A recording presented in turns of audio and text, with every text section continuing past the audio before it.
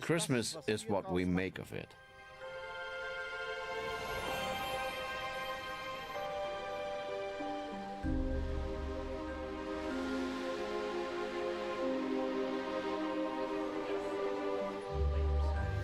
Oh, how joyfully, oh, how merrily, Christmas comes with its grace divine. Christmas comes with grace in this of all years? Really? Krieger, is that you? Erika! What are you doing here? How about a bit of Christmas in these troubled times? Come on in, we can decorate and we can chat.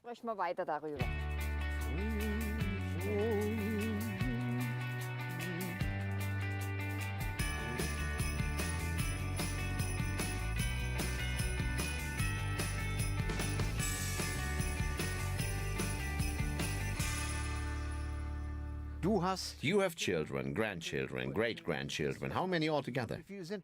I have 3 kids of my own, 2 girls and a boy, 5 grandchildren and 4 great-grandchildren. What's your favorite Christmas memory? My childhood, with my parents and grandparents and with my kids when they were little, in the Ore Mountains. And who helped decorate? Just me. Alone? Yes, I start putting up the decorations in early December, but I wait until the 23rd to get the tree ready. Not a day earlier. No one helps? I don't want any help. How about the food? Really? Yes, absolutely. Christmas Eve is lentils with sausages. The next day, potato salad and maybe roast goose with red cabbage and kale from this garden. From your garden? Yes. So tell me, Krieger, how is Christmas with your family? Do you spend Christmas at home or do you go somewhere? I'm going to try to be with my mother, but it might not be possible. She's in a home, and I may not be allowed in. But we hope that whatever the conditions, we can celebrate Christmas and be together. We can make that happen somehow. I hope. But suppose we can't meet up the way we used to at Christmas. Yeah, if my son comes, we'll sit together with him and my daughter-in-law and my grandchild. And for everyone else, we have the phone. Our Christmas lights.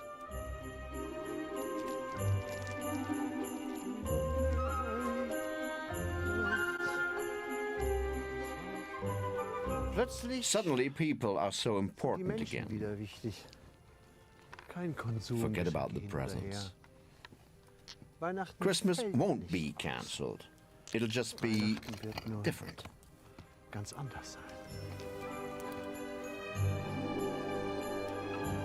Let's have more light.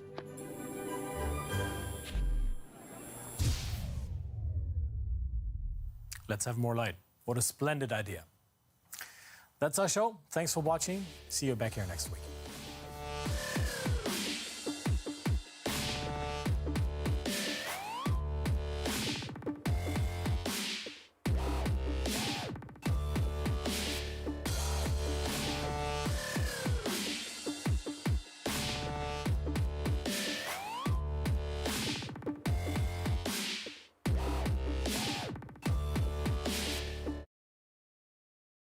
The Oshafa Pottery Center lies in the ancient village of Oshafa in Bwari Area Council on the northern axis of the Federal Capital Territory, Abuja. It was established in 1991 as part of Mariam Babangida's Better Life for Rural Women project during her tenure as First Lady, showcasing the skill and creativity of women potters in Oshafa community. Sadly, the center, which was a major tourism attraction site and could boast of visits from former U.S. President Bill Clinton, former Egyptian military and political leader Hosni Mubarak, one-time British Prime Minister Tony Blair and the former Swiss Vice President Ruth Mesler, has now become a shadow of itself. PLUS TV Africa, in collaboration with Google Nigeria, alongside media practitioners, journalists and social media influencers, visited the famous Pottery Center to showcase it as one of the important landmarks on Google Maps in Abuja, Nigeria. Google Maps has transit information for nearly several thousand agencies, which means transport agencies for all around the world who provide transit for people, and more than 3.8 million stations in the world. Over 1 billion kilometer worth of transit results every day. And that's mind-blowing. We were given a demonstration of the local way of making a pot such that designs are achieved using local tools. For example, twisted strings or notch wood over the surface of the clay.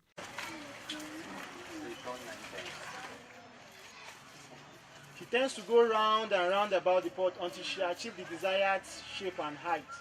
Then there are some tools equally here she has that she used to equally design it, then shaping it, then smoothing it. You have to turn and turn. She has to turn around so that the wall will be even. If you don't turn, the wall will not be even. The essence of she turning is for the wall to be round, for the clay to be even round. You can see one other tool here. That one is like a rag.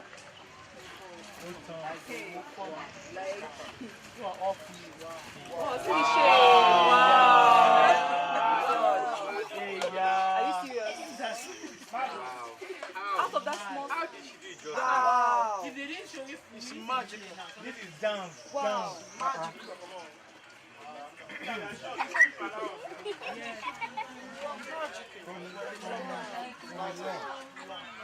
That's how stars do.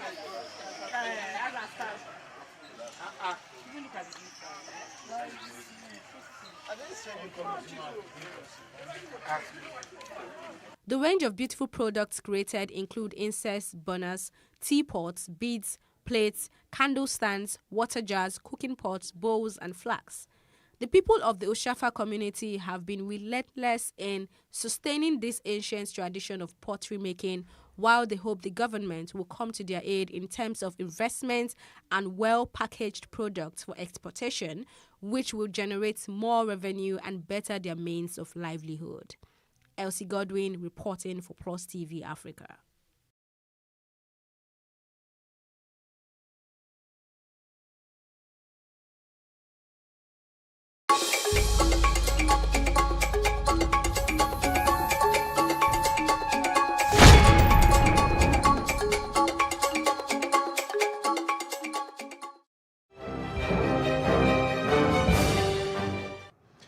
Well, many thanks for joining us on the news on PLUS TV Africa. I am Justin Akadonye. President Muhammad Buhari has told his Republic of Benin counterpart, President Patrice Talon, that Nigeria will continue to work with its neighbors on the importance of good neighborliness. The president stated this in Abuja when President Talon of the Republic of Benin paid him an official visit. He recalled that on the assumption of office for the first time in 2015, one of the very first steps he took was to visit neighboring countries, Chad, Niger, Cameroon, and Benin, all towards forging a common understanding on crucial issues, including security, trade, and development. President Talon disclosed that he was in Nigeria to show gratitude to President Buhari for the robust leadership he displays in Nigeria, in Africa.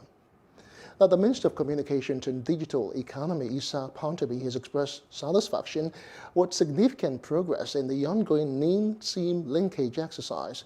The Minister expressed the federal government appreciation for the commitment demonstrated by all stakeholders and the citizens. He further urged everyone to submit their NINs before the 9th of February this year deadline. Apatami spoke at the end of a review meeting on the 18th January 2021, where the Technical Implementation Committee under the Ministerial Task Force reported significant progress in the ongoing linkage exercise. According to the report, so far a total of 47.8 million NINs have been collected by the mobile operators. Now, the federal government has warned telephone subscribers to protect their subscriber identification model SIM and their national identity numbers NIN, as it would now use the NIN to trace people for either good or bad reasons.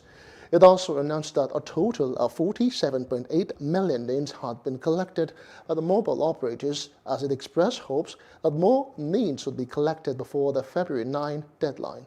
Minister of Communications and Digital Economy, Issa Pantami, reminded Nigerians to secure and protect their names, urging subscribers to desist from selling their names or allowing others to use their names for registration. Pantami gave the warning in a statement issued in Abuja by the Director of Public Affairs, Nigerian Communications Commission, Ikechukwu Adinde. In other news now, a section of the Sokoto Central Market has been gutted by fire. Although the cause of the fire is not known, an official of the State Fire Service said the inferno started as early as 5 a.m.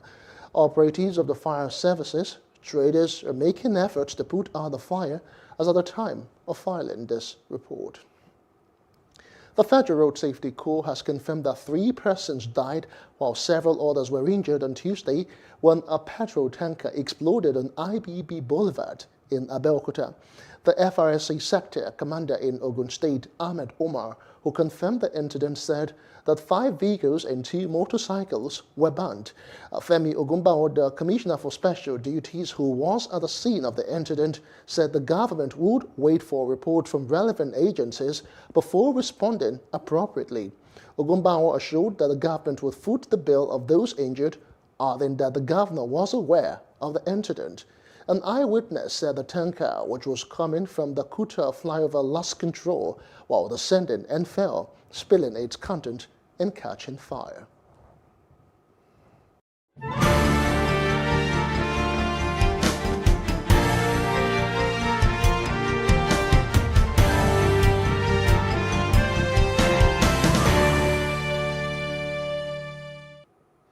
Talking health now, medics in Nigeria have been exhausted waiting for COVID-19 vaccines as the country requested 10 million doses from African Union on Monday. One of the doctors on the front line, Oluwajoba Oroge, was bracing himself for the week ahead on Saturday. Another long line of coronavirus patients at Abuja's private EHA hospital and another long wait for news on the vaccine. Now, Europe has been inoculating its people since early December, but African health authorities say it could still be weeks, even months, until any of the continent gets its first shot. Dr. Oroge said cases had been mounting daily while stocks of protective gear dwindled, and the number of his colleagues with the energy and health to keep fighting has been falling. Cases will continue to rise if we don't have a vaccine to stem things, a vaccine to even produce, to give us some herd immunity. So that continues to mean more work stress, more mental stress, more stress on all the resources that I as an individual and the facility has to offer. From treating patients with medical conditions, we are now treating patients that actually have COVID-19. So it has been challenging because this is a new illness. So we don't even know what to expect when we come to work. We have depleted numbers even before this COVID-19 pandemic through brain drain. And even during this pandemic, a lot of doctors have left the shores of this country. So we are depleted every day by the minute. And yet we are combating a lot of cases, as you see that, as it is now that the cases are rising.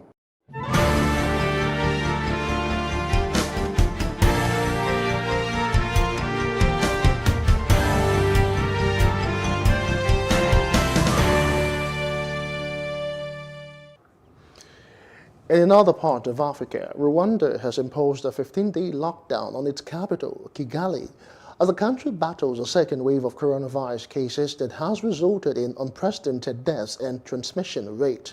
Now, this is the capital's second lockdown since the outbreak of the pandemic.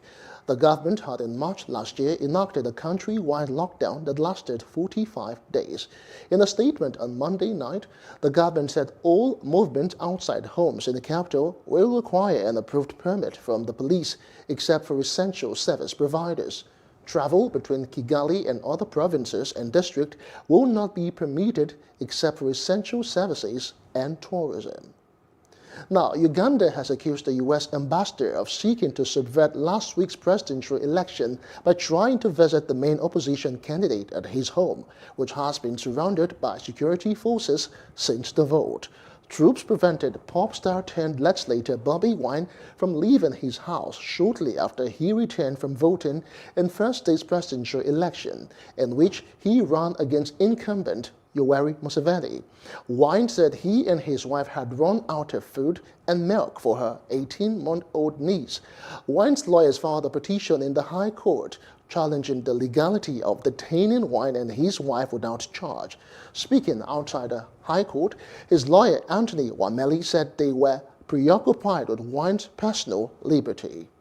We have filed an application for habeas corpus from election day, that was in the night of 14th.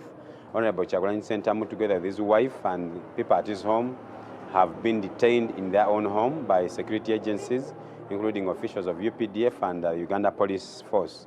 So in our communication with him on phone, we agreed that we filed for this application for habeas corpus so that he can be allowed to have and enjoy his liberty with his family. In outside Africa, British Foreign Secretary Dominic Raab says the confirmation of Joe Biden as the next president of the United States has shown that democracy could not be challenged by a violent minority. The U.S. was shaken on January 6 when thousands of incumbent President Donald Trump's angry followers marched on Capitol Hill, rallying behind Trump's false claims of a stolen election.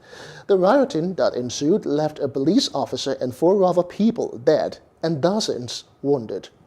We made clear that the scenes by a small but ugly minority in Washington were disgraceful. We also made clear we had the full confidence in the system of checks and balances in the US to provide a definitive result and a smooth transition, and we look forward to working with the new administration. And in business report, as the deadline for telephone subscribers with national identity numbers to register their SIM cards with identity numbers elapsed on Tuesday, mobile operators have said that SIMs with unlinked but submitted needs would not be blocked.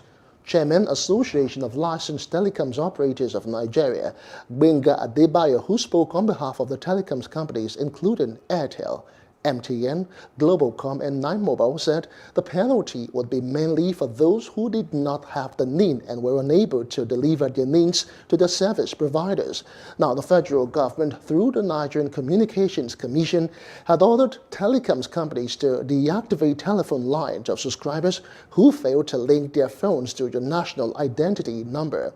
Now, subscribers would need have until January 19 as deadline to link their NIN with their SIM cards, while subscribers without NIN have until February 9 to do so.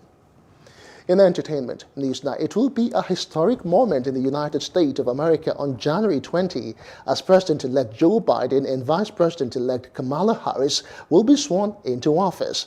Ahead of the inauguration ceremony, the duo have released their 46-song playlist in honor of their upcoming administration. The song Destiny is about the power of providence and divination. The song is off Burna Boy's Grammy-nominated album, African Giant. Now, the playlist was put together by American music producer and rapper DJ D-Nice and actress Issa Rae's Radio in partnership with the presidential inaugural committee. And on sports news, 2 more Australian Open tennis players have tested positive for COVID-19 after arriving in Melbourne. It comes after a player was believed to have tested positive on Sunday amid growing controversy over the event. 1 more non-playing participant also has COVID, bringing the overall total linked to the Open to 7, including a flight attendant. Some 1,200 people have flown in for the tournament, which begins on February the 8th. And that's the news at the Azar. For more update, please follow us at Plus TV Africa on Facebook, Twitter, and on Instagram. And do subscribe to our YouTube channel at Plus TV Africa. Well, we'll be back again at 9:30 with a comprehensive package. I am Justin Akadonye. Many thanks for watching.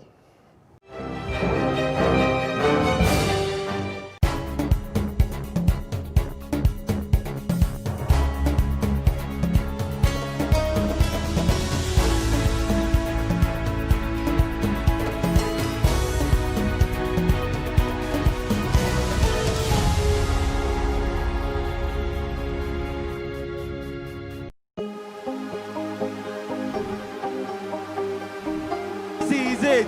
for upcoming artists to blow in Nigeria.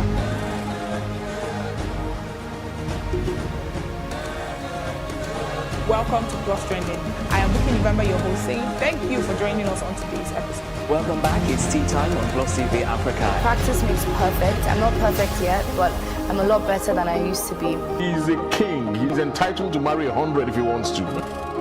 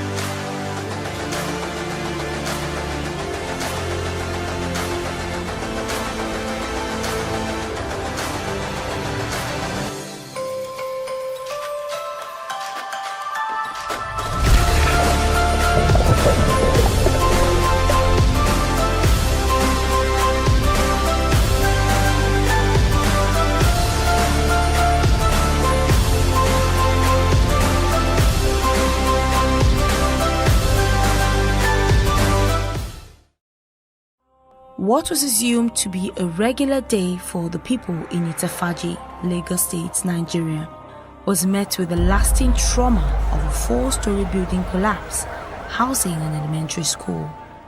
This was one of the 43 building collapse incidents in Nigeria in 2019. The building caved in seconds with no time to escape. Some of the victims share their encounter as they live with the indelible scar of the collapse. I tell from our teachers, they own that school. I tell for them, until this school have want to collapse, they not beat me. I tell for my teacher too. This school have want to collapse, they too beat me. When I'm writing, that school now collapse. So when the school started bending, so our head internet said that some people could come and plaster it. So after they plastered, it was not still straight, it was still bending. So I was not afraid to go to the school. Àwọn ọmọ tọ̀dọ̀ tèmi dẹ̀ ni twins ni wọ́n, Táyé àti Kọ́hìndé ni. So inú àwọn méjèèjì, Táyé ni kíní ẹ̀ ṣe léṣe jù ló bá lórí. So ó gbabẹ̀ kú síbẹ̀. But Kọ́hìndé ó sì wà alive fún tiẹ̀. Over the last 10 years, the incidence of building collapse in Nigeria has become so alarming and does not show any sign of abating. In Lagos State alone, which is Nigeria's largest city, there were 17 building collapses in 2019, recording the highest number of collapses of the 36 states, followed by Anambra State. Consequences of these building collapses cannot be overemphasized, as they include loss of physical properties, destruction of movable properties, injury and loss of life. In a whole, it has economic, financial, psychological, and sociological implications, as each collapse carries along with it tremendous effects that cannot be easily forgotten by any of its victims. I was not breathing, I was only breathing sand. I was under the umbrella for 4 hours. I spoke with experts and disaster experts who shared reasons for the recurrent collapse. Our people are engaging in sharp practices. Sharp practices deals with the type of material that they are using to build their building. Look at the engineers that they are using. You will discover that some of the builders that they are using, they are not professionals. You get what I'm trying to say? They are not professionals. Secondly, if you look at the materials that they are using, they are substandard. The blocks are substandard. The integrity are substandard. Now, when we now look at where do they obtain government permits? No. 95% of them are not taking government permit. The other thing that could have also been responsible for building collapses, deviating from what has been designed. For example, you could have designed a building for a story building, and getting to site, you said you want to take it on the additional floor. Most likely, you're already signing up for a collapse. Items which are very important and salient in the construction may be omitted, and this would cause distresses in the building. According to Ayinuola and Olalusi, building failure in Nigeria is attributed to 50% design fault, 40% construction fault, and 10% product failure. Of the many collapse incidents, occupied buildings are more affected than those under construction or newly completed. This begs the question, who are the builders and how skilled are they? Who shares the responsibility of building collapses? I see one block, she have room there. And I say that this school, we are going to collapse. And I go up and I tell for our teacher. Despite the signs of a soon-to-collapse building, experts say building owners and engineers sometimes do not carry out appropriate tests on their buildings. If you don't maintain your building, if you don't use it properly, if you don't do integrity tests of your building, it will definitely collapse. Engineering being a lifelong experience, we're supposed to move along with the innovations and the technological changes. While individuals have a part to play in ensuring safety standards are adhered to, governmental agencies have also been put in place to ensure building codes are implemented. We've put a lot of regulations in place to check and to prevent building collapse. Now, what are the things we put in place? We have a viable Lagos State physical planning in place. We have building controlling agency in place. We have the material testing agency in place. We have engineers in each of our local government. Apart from that, the building controlling agency has decentralized their activities in each of our local government, in each of our central district. Regulatory body is also doing so much, having to curb so many lapses, and so many unprofessionals are also doing these jobs. As the government officials grapple to fight against the incessant building collapses, as well as the engagement of building consultants and the adherence to building codes, according to IISTE, it's important that specific tests such as electrical services efficiency test, mechanical services efficiency test, cracks and dilapidation assessment, waterworks efficiency test and quality assessment are all carried out. Primarily, and this is on a general note, we find that cracks appear on buildings, and for every tenant or every owner of a building, then you find cracks in your buildings, be it on the floor decks, on the side, the walls, diagonal cracks, any type of cracks that you see. It should be a good advice to give that this be checked out by qualified structural engineers. Secondly, you find for old buildings which have gone past, they begin with cracks, but the building begin to have spalling. Spalls is the chunks of concrete begins to fall from the deck, which is the floor slab. And people try to patch them up. People just try to do some palliatives, but these are actually much more than that. The causes are much more than that, and these are just surface protection. The scars of collapse still dig deep in the psyche of its lucky survivors, who say they would never step foot in the vicinity where his elementary school was once founded. I feel sad when I'm passing that place. I don't want to enter that place again. I said that I will never enter the building again. I'm so traumatized. The reality remains that major victims are those with no power or influence and cannot afford properly structured houses, hence are made to pay the heaviest price, most times with their lives. With the high number of building collapses and the level of reoccurrence in Nigeria, would this serve as a good enough prompt for all the relevant authorities to swing into action and bring the perpetrators to book? For Plus TV Africa, Irene Ubani.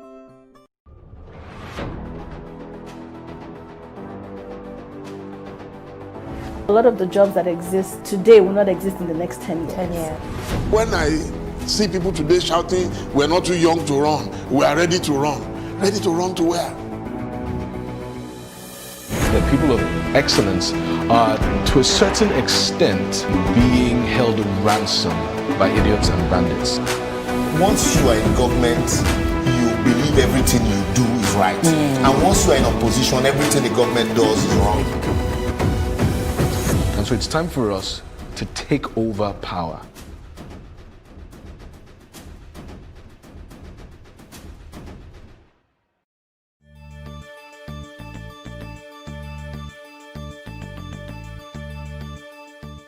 To an extent, the reading culture of Nigerians is not too good. A lot of people believe that every other thing is much more important than buying a book to read. Apart from the fact that people just want to read books for the purpose of passing their exams or going through school, hardly do people believe that reading outside that purpose still will help them to an extent. It's been full of ups and downs. Nigerians don't read. I dare to disagree because, we're 16K followers strong on our Instagram account, on other platforms as well. We also have a huge following. So if at all people are not interested in books in Nigeria, we don't have people follow in the first place. And it's so exciting to find out that there are so many people outside of Lagos in deep core parts of Nigeria that buying and shopping for us, and they are just so excited that this book is locally available and it's sort of like within reach for them. So it's been exciting. It could be better, but again, we do it for the culture, you do it for the passion, and hopefully more stakeholders get interested in it, and it gets better.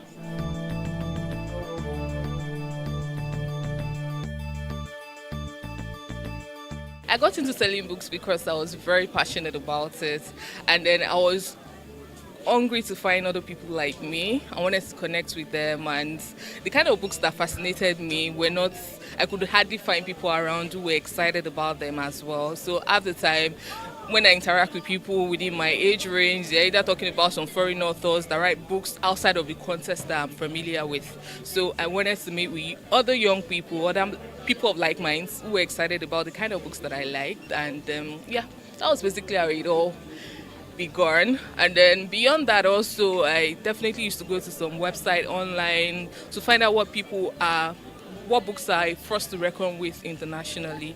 And then most of those books are not available locally, so I had to either shop from some big names out there. And then I thought, if these books are available and people are actually talking about them, reviewing them, perhaps there might be young people or people in Nigeria as well that would really want to read about them. So I end up bringing a few copies, see if I can circulate within my circle, publicize, use social media, and see how far it goes. And so that was how it all started. It's actually more like one of the out of inspiration, and then the drive to bring books closer to people, because at some points that I loved reading, I found it hard getting the kind of books I really always wanted to read. So it was like, you could get this for other people, and then it's been there for me. So I'm having fun doing what I'm doing, and I'm the fact that I can have access to books too as a bookseller is fantastic for me.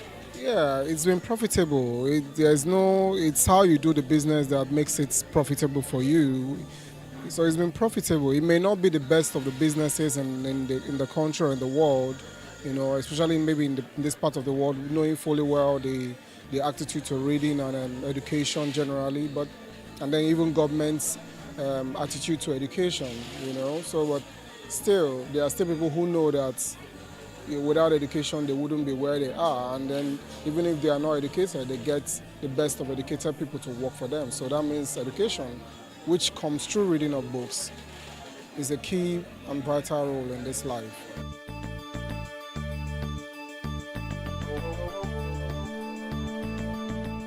It has enhanced reading, but what I realize is that even for those who normally would not like to buy a Bible before, because of the ability to read their Bibles from their phones, a lot of people are beginning to dump reading Bibles on their phones with buying regular Bibles, because they've seen the importance of having to carry a Bible or read a hard copy Bible. When people read from their phones, most times they can't easily go back or even highlight certain things. But with the hard copy Bible, they are able to do some highlighting, go back, make references and all that. So technology, to an extent, it has its own advantage and its own disadvantage to our business. Advantages are the fact that people could, read at any time they want to, in the dark, wherever. But disadvantage is the fact that it's handy, when you have your books on your media, electronic media. But for those who still cherish the hard copy books, they still come back, to pick up the hard copy books from us.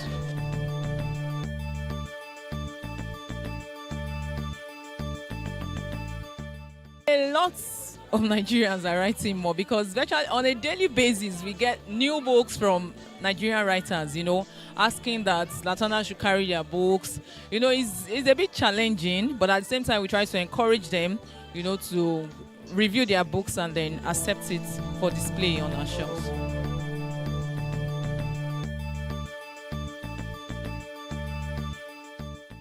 We still battle with issues of piracy. There are times where royalties are not paid the way they are supposed to. Publishing houses don't put enough effort to promoting books the way they are supposed to. So that way books, and people are not even aware that some Nigerian authors are writing really, really good books. I think sometimes more books written by Nigerian authors are sort of like accepted in the Western world better than they are locally. And also, in terms of marketing, publicity, locally, more effort still needs to be put in place to help us combat issues of piracy, and then ensure that people are more able to access so many of these books as well locally.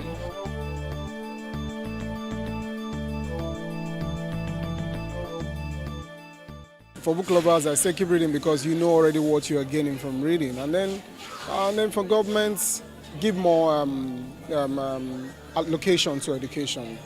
Allocation to education is very important, and you can't have a government that just places less emphasis on education, and every year you expect your people to be better, and then there are fightings. Any small thing, any little thing, there's fights, and it's all because of the level of exposure and education of the people, and it's playing a role in every facet of the economy, every facet of the society, because people are not well enlightened about their rights, about the opportunities that they can actually get, and many of those things come in through parts of education, and reading is part of it.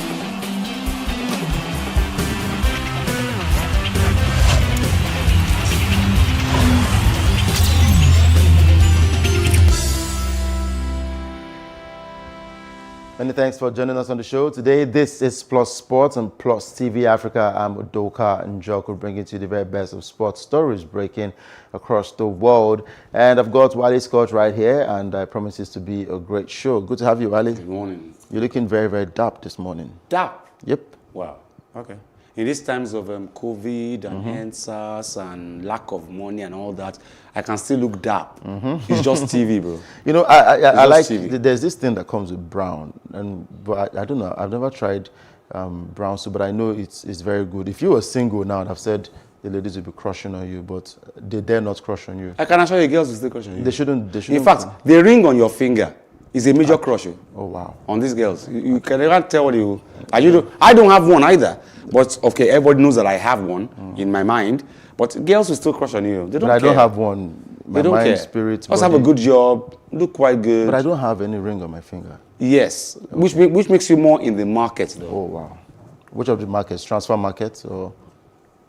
in the major markets. You know. But do you think, let's talk about sumo wrestling now. Do you think this sport will be a good one in Nigeria? First off, I don't think we're big enough. Yes, some particular tribes in Nigeria actually grew to be that big. Yeah, but do you know why I don't like sumo wrestling?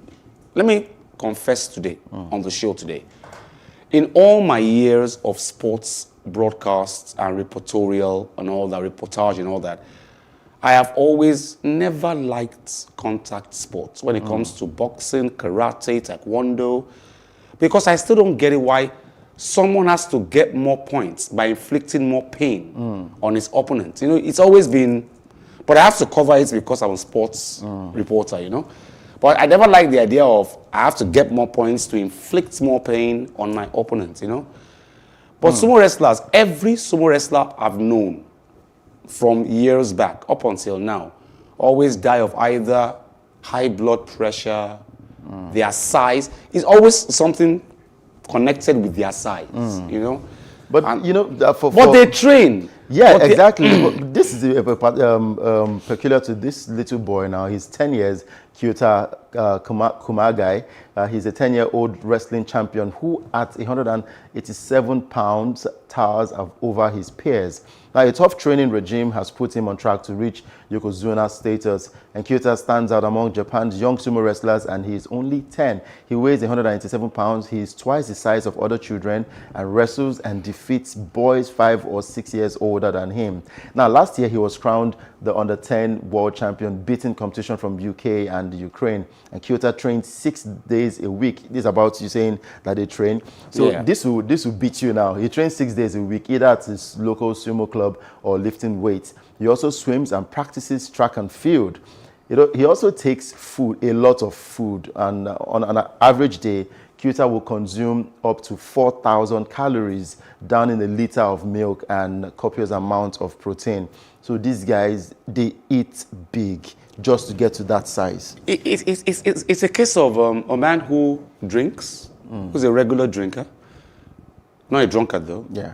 And then he goes to church, confesses his sins every Sunday morning, and then goes back to the bar and drinks and gets drunk every night.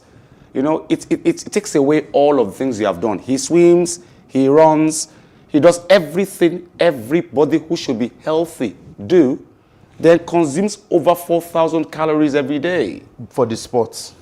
For the sports. So consuming 1,000 calories a day, all the exercise you have done in a day is already wasted already. Let's get that clear. You know, so and then you consume over 4,000 calories a day, and then you go swimming and go jogging. It's like going to church and saying, okay, God forgive me, but I still get drunk that night. You know, same thing. Good one for the 10-year-old. And he's big enough. Hopefully he's already 10. He's doing so well already. He's going to be a great. But unfortunately, this is my opinion though, every sumo wrestler I know dies of weight-connected issues. That's my problem.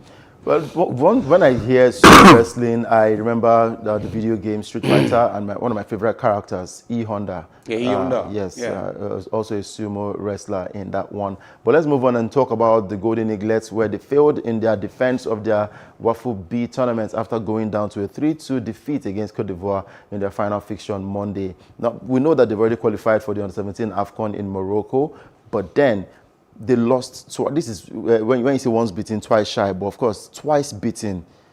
I mean, it's quite ridiculous knowing that the same boys that lost to Cote d'Ivoire in the group stage lost again in the finals.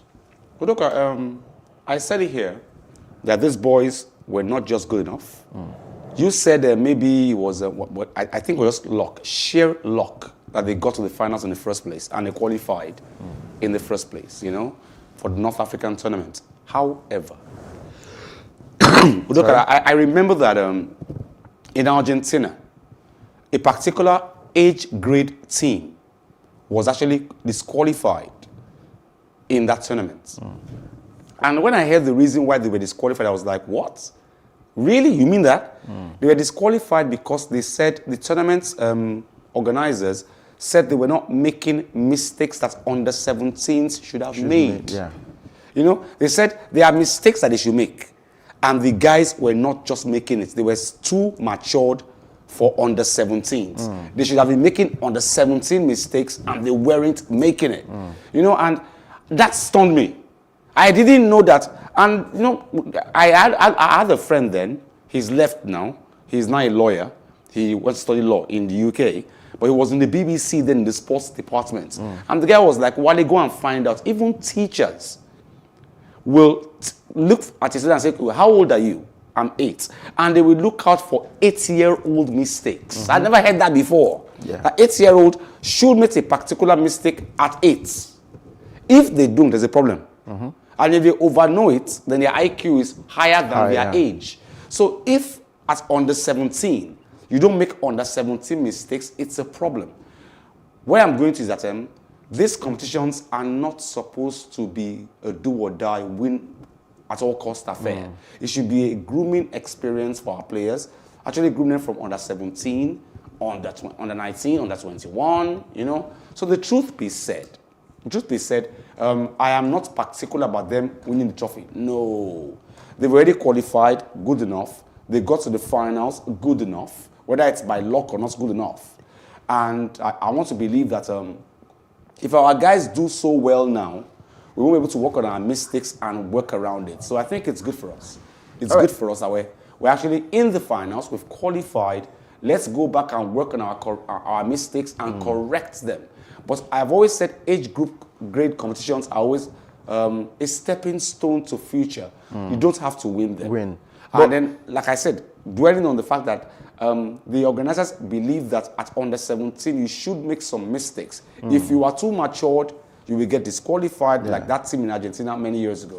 Well, they lost the finals to Cote d'Ivoire, and they've qualified for the next tournament, that's under 17 AFCON in Morocco. I just hope that they can go back to the drawing board, which is actually filled up at the moment, but they can go back to the drawing board and make corrections and, of course, come out strong again. The likes of Kanu Nwankwo showed support to the Golden Eaglets, hoping that they would get to win that one and defend their title, but, of course, they lost that game.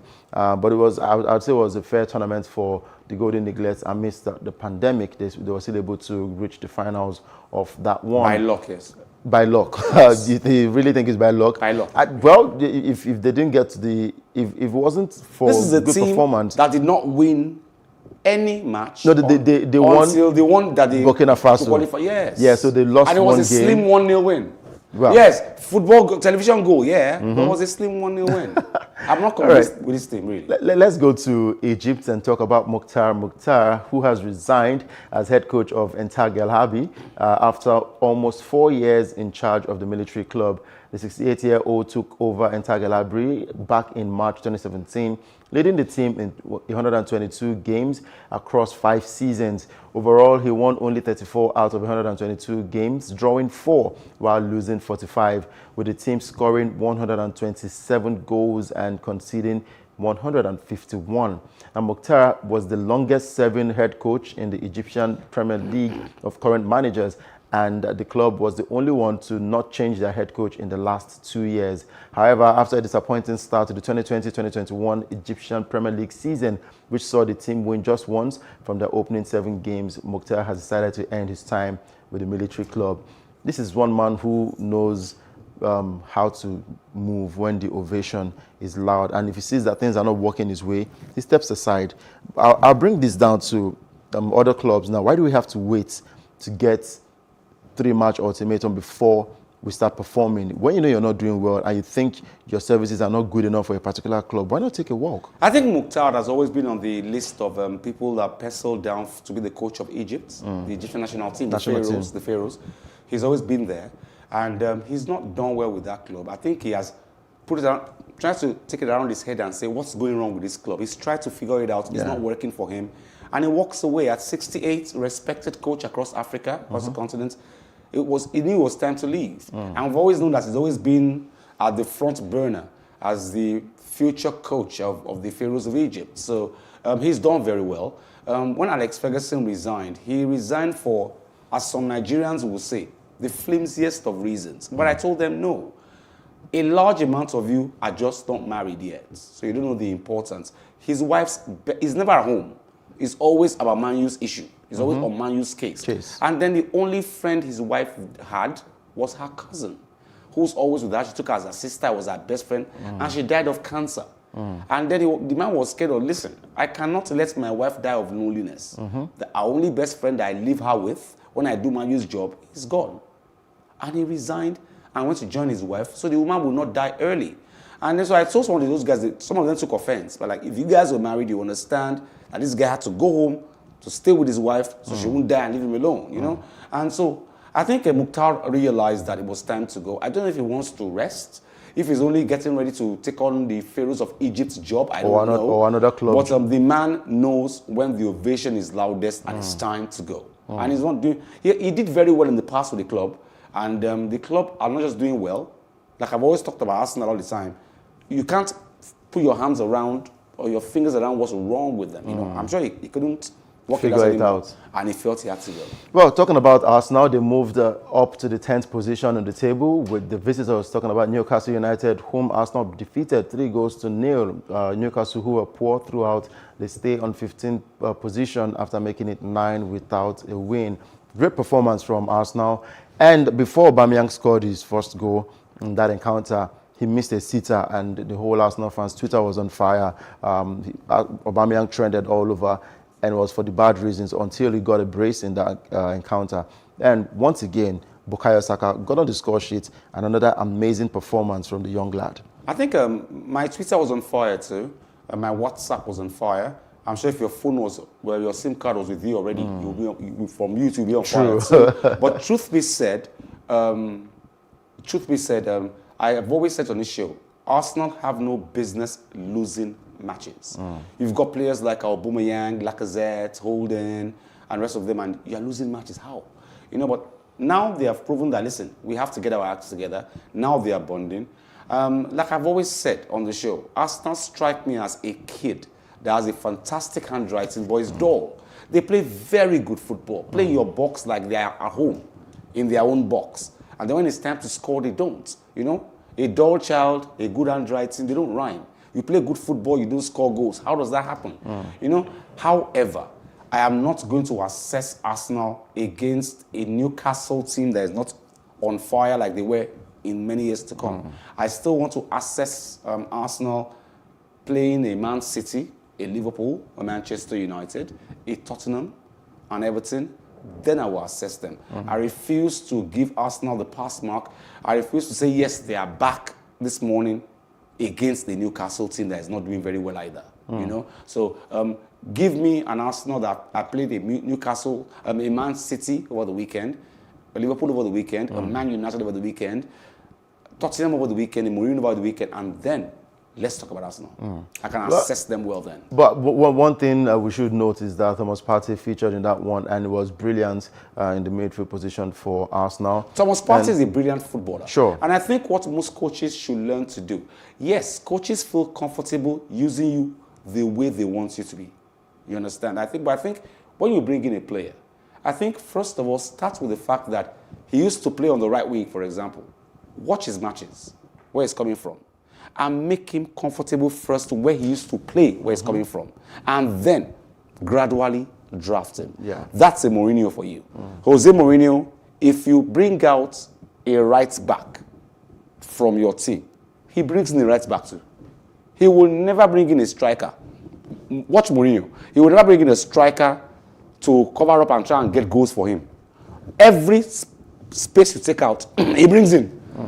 That's it. And so I think coaches should understand that, listen, yes, you need this player in this place, and you know he can play there. But for the first season, possibly the first 1.5 seasons, play him where he was comfortable playing before, and then gradually during training, draft him to what you want. Okay, and for Arsenal, finally they've let go of Mesut Ozil. But then the former manager of the club, Arsene Wenger, says that the midfielder needs a warm environment to succeed, and that he should find a lot of that at Fenerbahce. Let's listen to Arsene Wenger.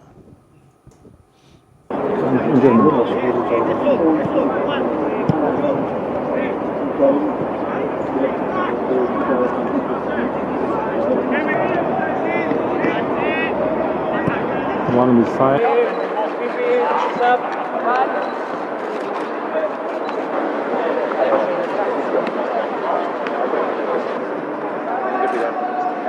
Li hanno dicho?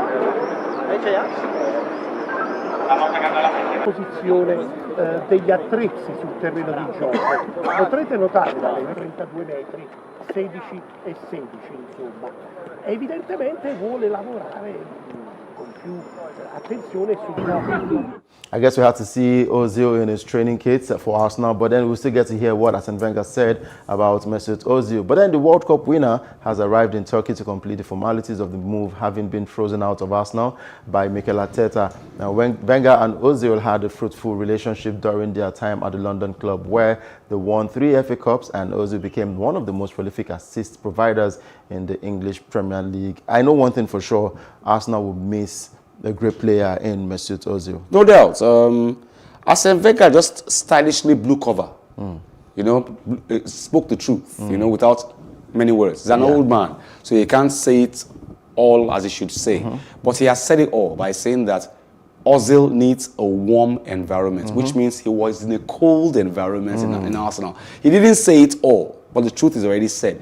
We all know that Ozil's problem is not on the field, it's political. True. And I said on the show, I said, listen, the only thing Ozil will do, I was sure, was go to Turkey. He had MLS offers, he had different offers in Spain and all that, but he would choose to choose Turkey just to spite the German Federation. You know, the Germans insisted, listen, don't go to Turkey, don't go and see Erdogan. That's their president. And I was like, no, my mother is Turkish, and I have a right to go and see them. And we're like, okay, good, if that's the issue, you are banned from the Diamannschaft. You can't even come into Germany for now. They didn't make that obvious. And all the clubs or the sponsors of Arsenal will not get involved with it. Now, how do you sponsor a jersey of 11 players on the field of play for the Gunners, and you say Ozil alone should not wear it? So they put him on the bench, and then from the bench, off the list totally. It was all political. So I knew, just to spite the German Federation, he would go to Turkey, his mother's country, and he has gone there. His mother is still there. And I think this is Ozil living his dream. I told you before, Fenerbahce will give him a blank check, which they've done. Arsenal have agreed to say, okay, good, we can't give you all of your money at once. We'll give you tangible sums instrumentally. So it's a win-win for Ozil. He goes to Turkey, makes his point, spites the German government, still gets his money altogether instrumentally from Arsenal. It's a win-win for Ozil, really. And I also look forward to a fixture that have Fenerbahce against Arsenal. Maybe in the Europa League or in the Champions League. Why can't it be Champions League? Must it be the Europa League? Why do you dislike Arsenal so much? I don't dislike Arsenal. Why not put them where they should be? I'm always at awe at how you guys dream large. No, how Arsenal build castles in the sky. You know how you guys do it. I don't know. You guys are very patient. You are an Arsenal fan now. You guys are patient, extremely patient for me, if you ask me. You guys build castles in the sky. You are, which position are you on the log? What, number 10? Arsenal is number 10. And we are hoping that Fenerbahce would meet Arsenal someday. I'm saying maybe in the Europa. I've said Europa. In the Champions League, in the Club World Cup. Yeah. Udoka. Yeah. By the time Arsenal get to the Champions League in the nearest future, Ozil would have retired. Wow. Honestly, that's he would have retired. He'll be too old to play. That's a strong one, and I'm sure. Maybe he'll be there as a coach, though. Really? Assistant coach. I don't have a dream of coaching Arsenal. I'm not planning to die young. No, as in maybe Ozil will be a coach of Fenerbahce then. Oh, okay. Or something. Going to be a coach. But he will not be a player. Okay. Talking about the English Premier League, we'll see games that will be going down later today. 2 games, actually. West Ham United will be up against West Bromwich Albion, and Leicester will take on Chelsea. I'd love to see that game. And I saw something on social media yesterday. I just hope it's a rumor that Chelsea want to sign Haaland from Borussia Dortmund. And I'm wondering, look, you've got Timo Werner. You're not even done with him. You're bringing in Haaland. I just hope it doesn't happen for Chelsea. I don't know what their problem is. They've got Timo Werner, you've got Pulisic, you've got Haaland, you've got Hakim Ziyech. You've got regular players who are doing very well. However, I don't see a Chelsea team defending well against a Jamie Vardy. I don't see it happening. You know, Vardy is an English striker. They don't fall easily. They don't get free kicks easily. They run through you, run you ragged until you get tired and they get their goals. And then when they get one, they get it all. They can get the hat trick, you know. So I'm going to say Chelsea having a major problem against Jamie Vardy tonight. However, Chelsea have still got the acts together. From the midfield up front, they are actually a sight to behold. You watch them play and it's angelic, if you ask me. Timo Werner, Hakim Ziyech, all of them coming together. Pulisic, Olivier Giroud. You know, and it's a fantastic mix when they're going up front. But their defense is not something to write home about. And Jamie Vardy will give any defense a run for their money, no doubt. All right, let's go back to Arsene Wenger and hear what he had to say about Ozil's move over there to Turkey, talking about the club Fenerbahce. Fenerbahce is a big Turkish club, and it's the Asian side of Istanbul. And of course, I know Fenerbahce quite well because I know the chairman, Ali Koç, and I know I played a few times against Fenerbahce in the Champions League, and there's a huge fan base there that they must be absolutely excited to have a player like Mesut playing for their club. Yes, I believe so, because as you said, 2013-14, Mesut arrived at Arsenal in 2014, so now he leaves in 2021, so that means basically 7 years later, and I'm sure that first of all, is frustrated of not having played, you know. Yes. That means his hunger must be absolutely fantastic to play football again. And Mesut is as well a guy who needs a warm environment. And I believe that he will find that better than anywhere else in Turkey now. And overall, he can provide the final balls that the strikers need to win football games, and if they do that well, they have a good chance to win the league. Yes. At least, I must say, I will follow that with a huge attention. Yes. You know well, Mesut is like, if you imagine. Yes, Mesut Ozil needs a warm environment, and Fenerbahce is the right move for him. And talking about Mesut, he spent about 7 years right there at Arsenal with a lot of ups and downs. His move goes beyond just football. It's political. People are going to be at the airport, welcoming him and saying, you know, it's going to cause a little tension too, because it's only going to say that Mesut is big in Germany. He's a major player in the D-Mannschaft, the German machines, German national team, and actually telling Germany, I'm not going to be with you guys anymore. I'd rather be in Turkey, even if I don't play for the national team. In Turkey, I'll be with them. So the Turkish guys are going to be like, oh, he picked us over you guys. Yeah. So you guys are not all that. They accepted. So you guys are not all that. Just like leaving Barcelona, Catalonia, and going to play for Real Madrid. The Real Madrid guys still be. That's why I say that. I've always said it. The El Clasico goes beyond football. The Catalonians want a republic on their own. Just like Nigeria want Biafra. You know, and then the Madrid guys are saying, listen, we're not going to give you guys Catalonia. You're going to be with us, we're all going to be Spain. And Catalonia wants a republic of their own. They want to be Catalonia country out of Spain. So whenever Real Madrid and Barcelona play, it's always a country that wants a republic on their own, Catalonia, and Real Madrid, who are Spanish, who will not let Catalonia go. And that's what Ozil has done now. Ozil has done this. I don't want Germany. And the Turkish guys will be like, oh, so you guys aren't all that, you know, so he wants us instead of you guys. And the Germans will be like, good, he doesn't know what's good for him. You should go to Turkey if you want, you know. All right, and for Ozil, he says he's ready to play. He was never injured, and he said he's ready to play and bring in the trophies right there at Fenerbahce in Turkey, to be precise. But that's much we can take today on Plus Sports and Plus TV Africa. We were out of time, and we need to run.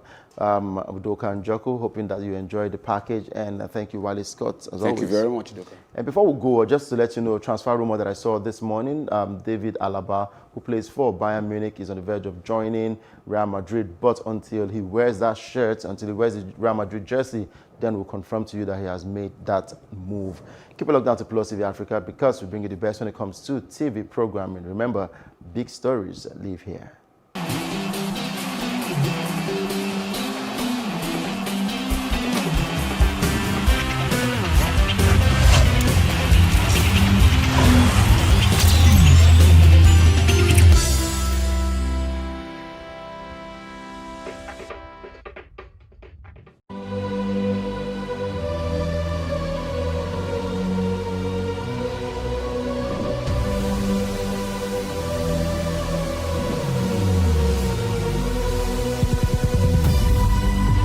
What we do not understand, we will stigmatize. What you can see is the remaining of the tanker that exploded. The suspect equally confessed.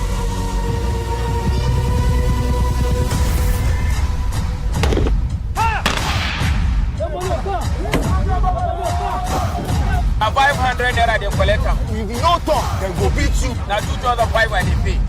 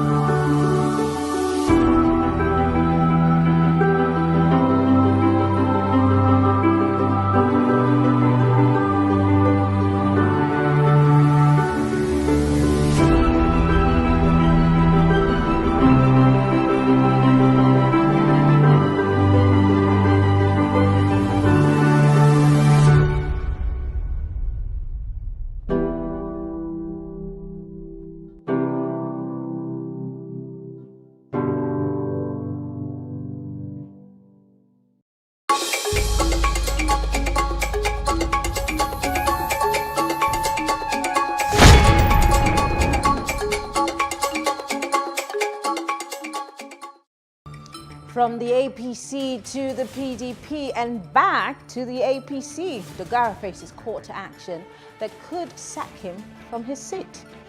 And children voting in the Kano local government elections, Nigerians are not happy. Why is this happening yet again?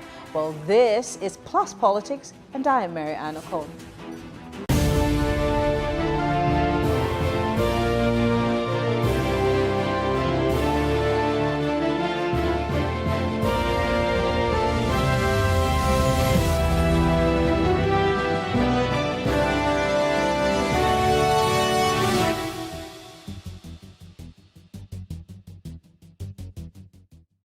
The People's Democratic Party, PDP, is asking the Federal High Court in Abuja to declare vacant the seat of the former Speaker of the House of Representatives, Yakubu Dogara.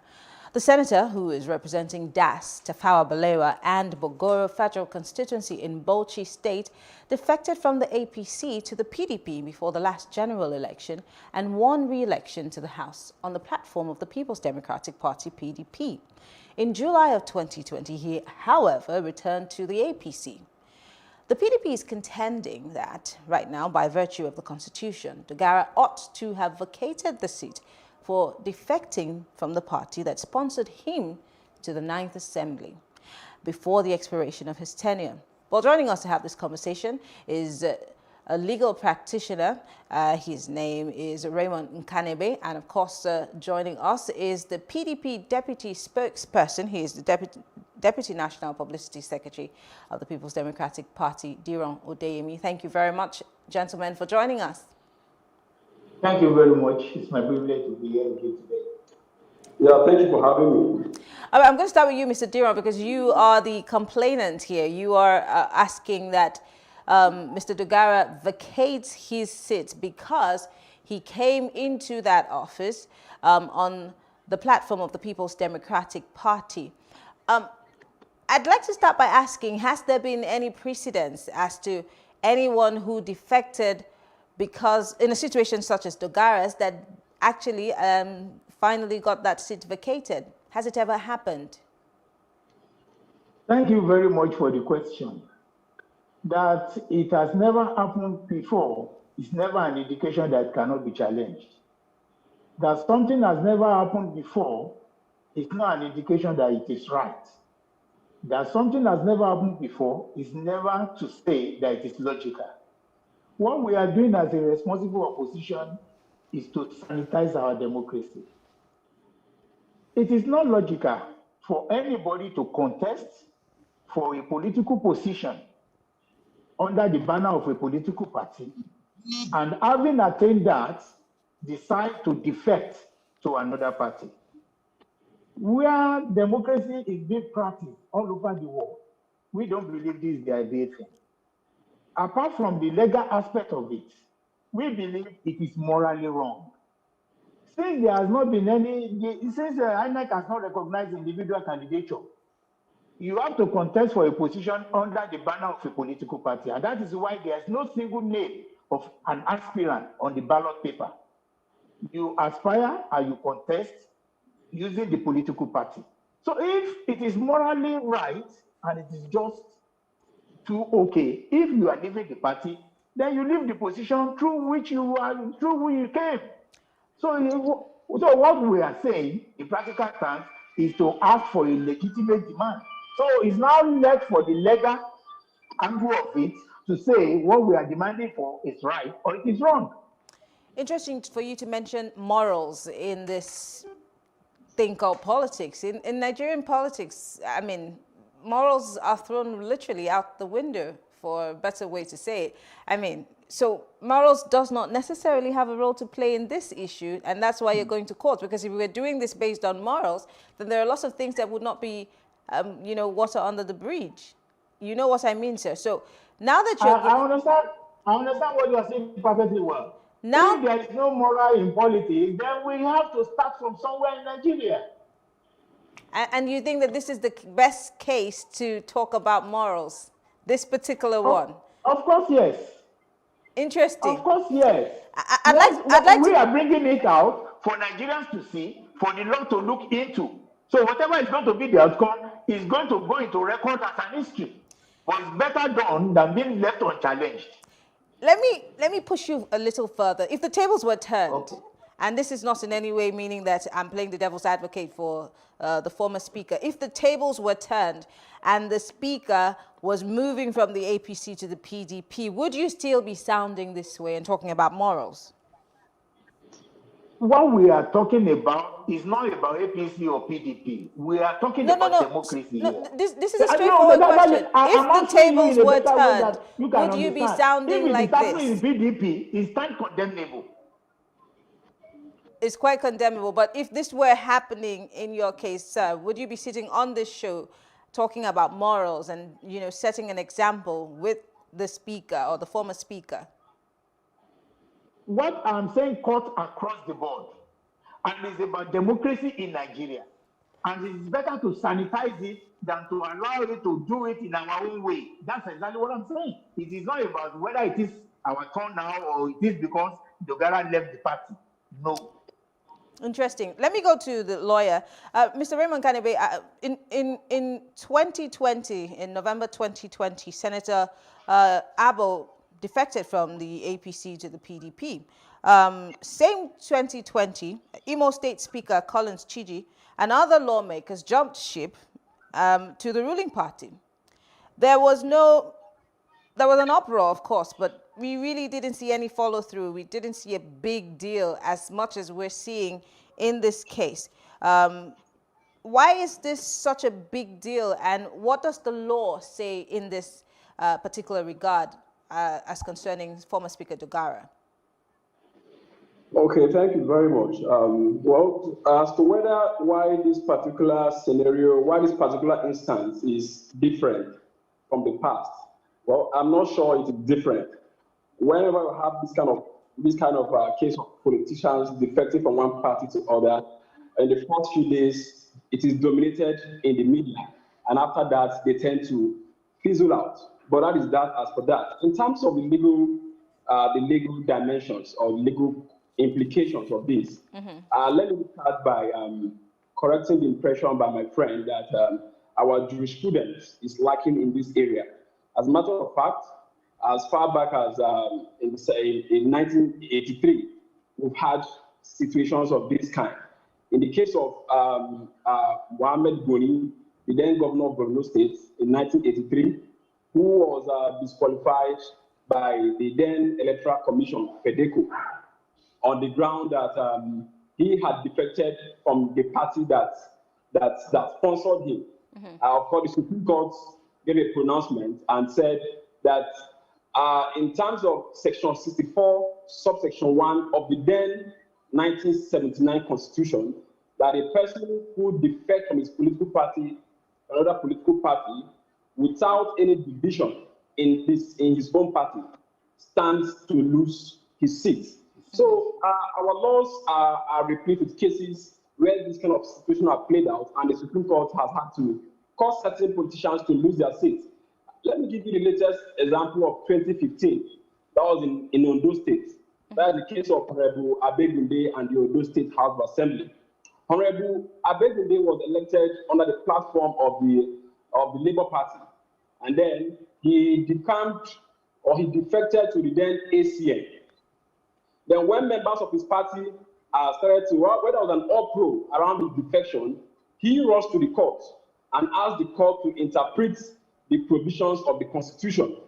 That is, Section 68, subsection 1G of the Constitution, asking the court to determine that in the circumstances in which he left his party, that is the Labour Party, to ACN, is he to lose his seat?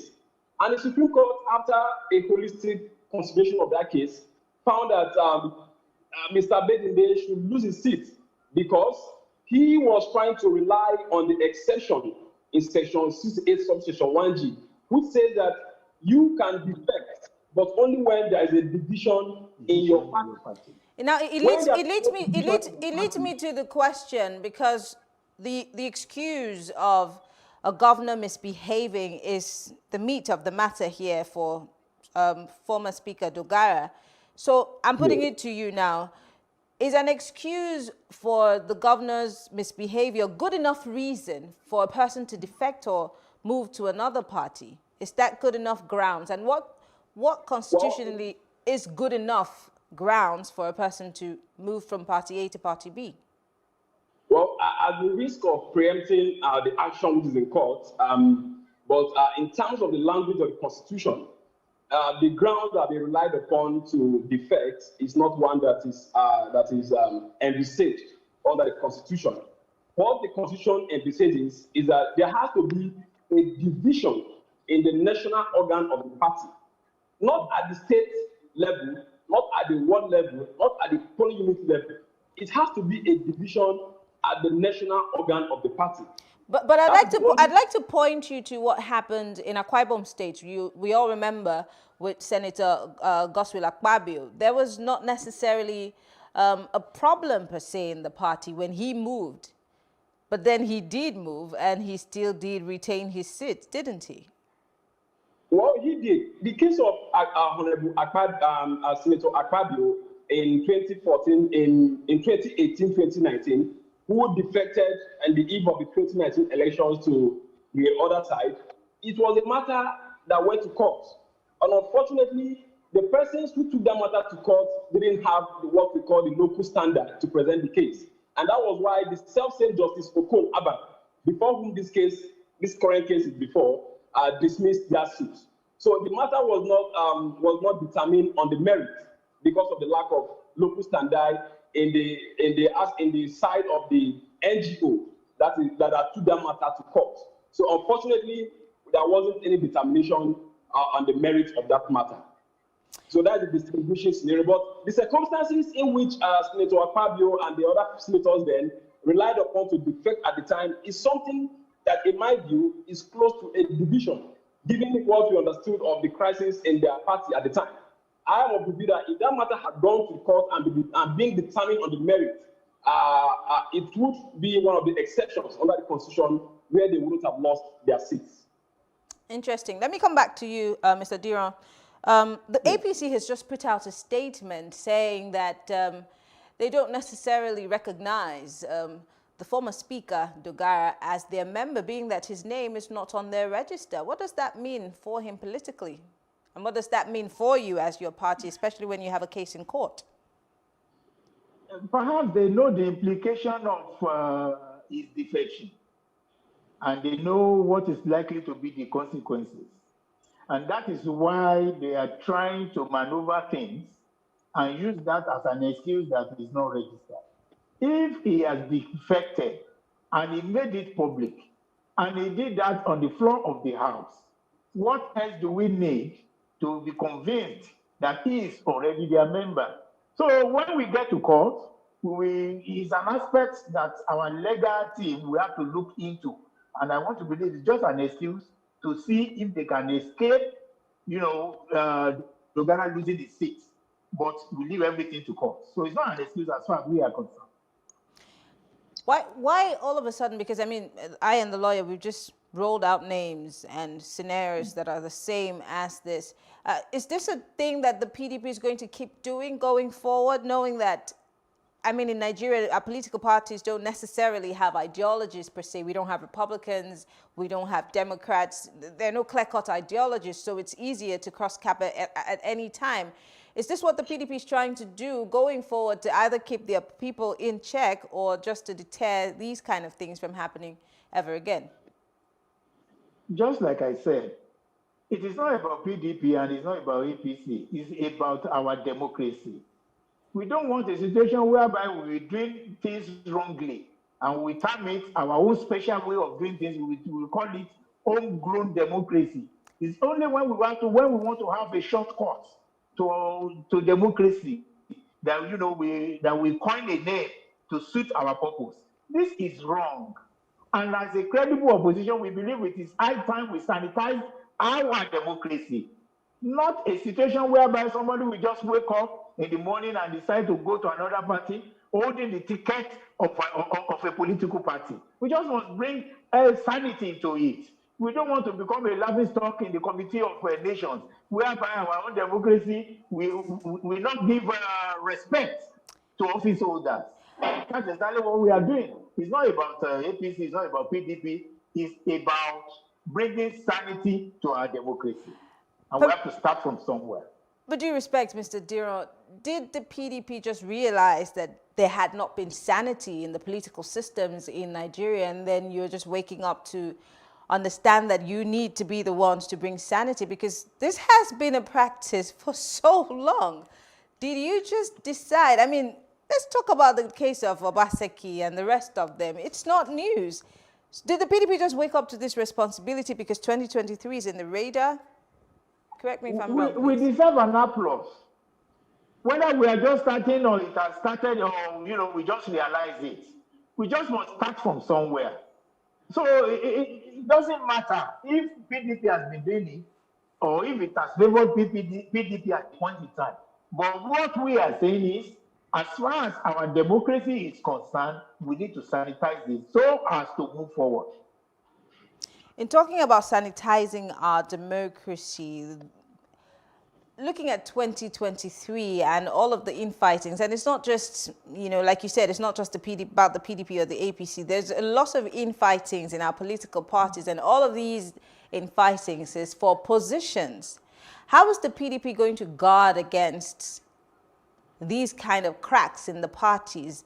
Is there any form of reconciliatory process that is going on now to keep everybody looking in the same direction, agreeing on the same things, without us sitting down here in the next 3 months or the next 4 months talking about the same thing from another perspective?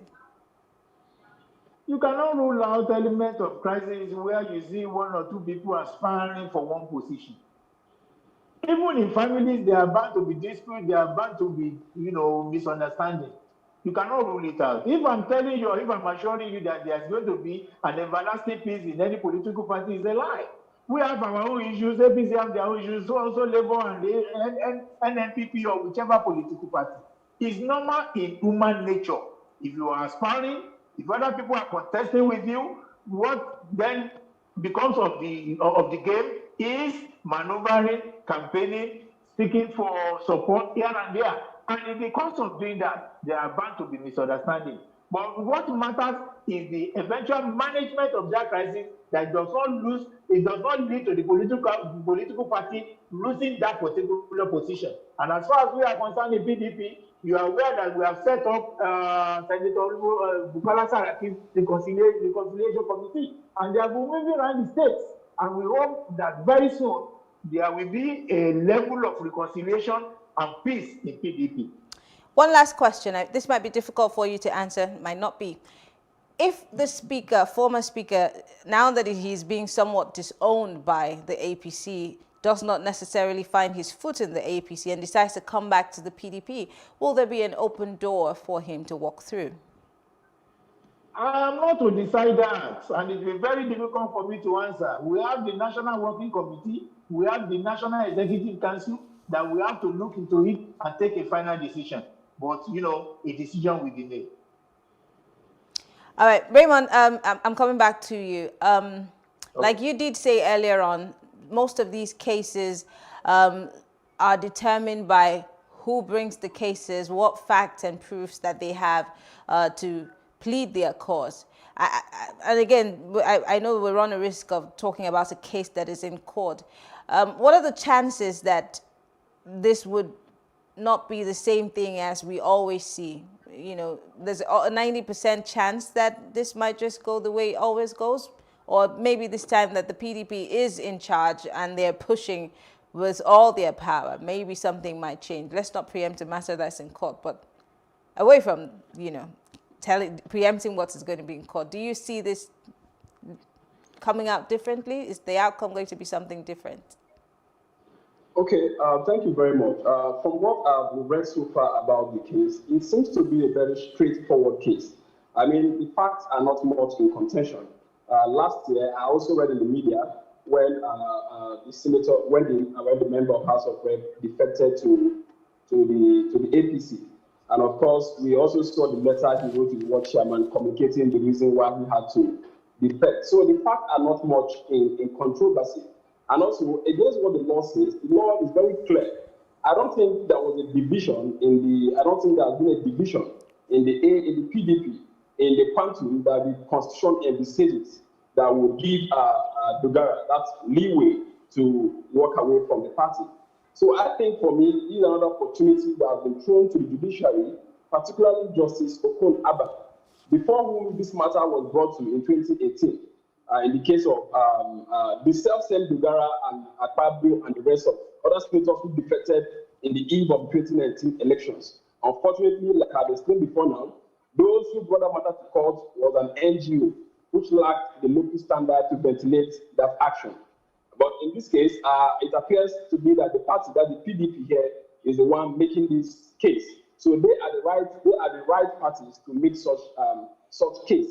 So when you put what the law says and against the facts, I think, and I want to be optimistic that the PDP might have a chance in getting the Dogara losing the seat. Finally, because we live in a country where trust is a very, very expensive thing, no matter how the case goes, there's always someone who will cry foul, and then fingers will be pointed at the judiciary for not being balanced. And, we say that the judiciary is the last hope of a common man, but in these, in certain cases, sometimes it never is.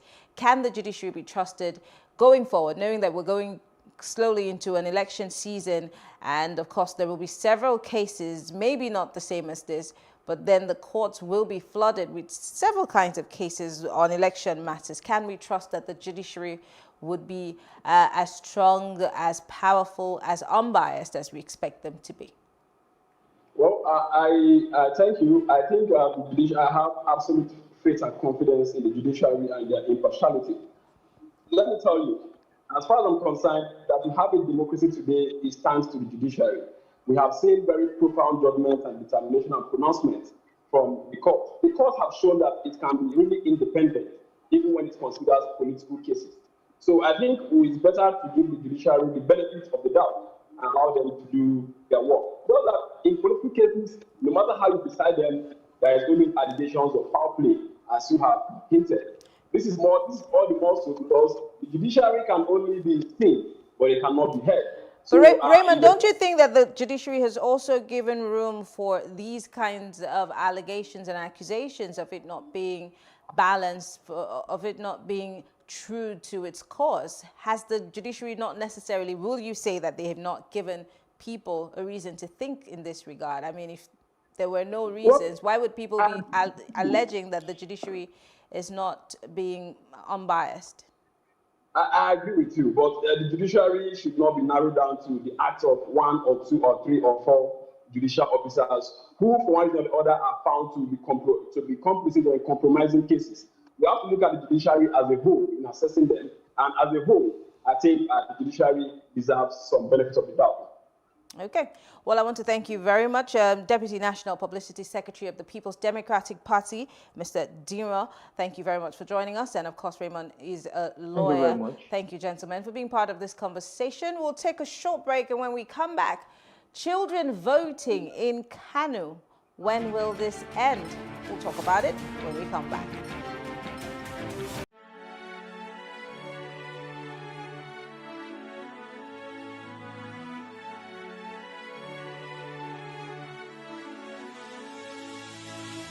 It is engagement we need to have. Those who suffer miscarriages are never taken into account. Members of the National Assembly are also influence peddlers. You are sitting on Nigerians' money. From the Babin, I pay my rent.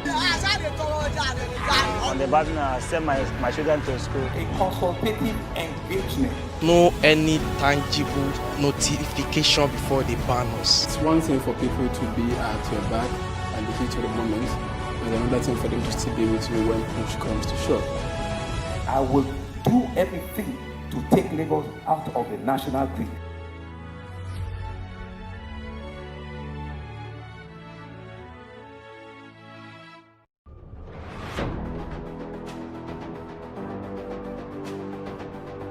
A lot of the jobs that exist today will not exist in the next 10 years. 10 years. When I see people today shouting, we're not too young to run, we are ready to run. Ready to run to where? The people of excellence are, to a certain extent, being held ransom by idiots and bandits. Once you are in government, you believe everything you do is right. And once you are in opposition, everything the government does is wrong. And so it's time for us to take over power.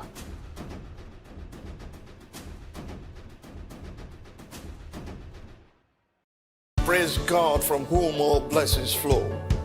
Welcome to your favorite program, The Moment of Truth, brought to you by the Citadel Global Community Church.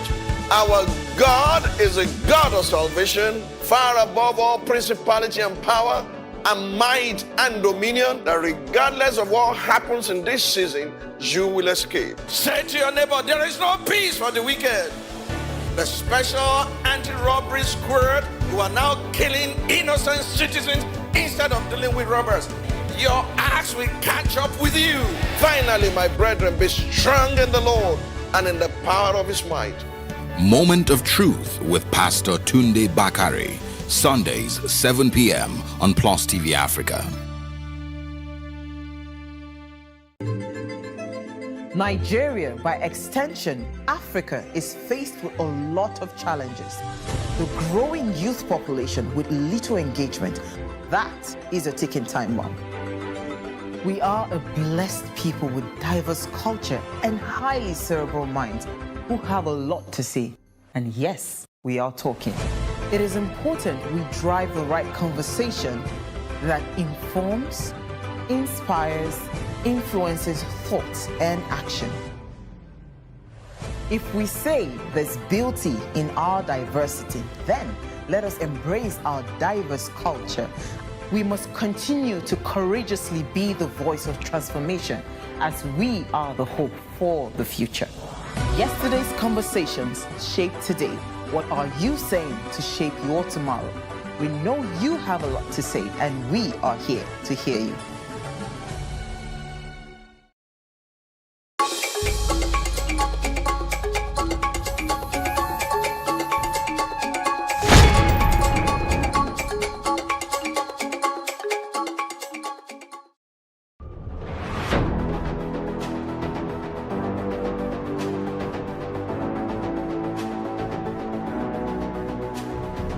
First point of accountability is asking questions. Hello and welcome to Plus Sports and Plus TV Africa. I am Udoka Njoko. Hi everyone, welcome to Plus Training.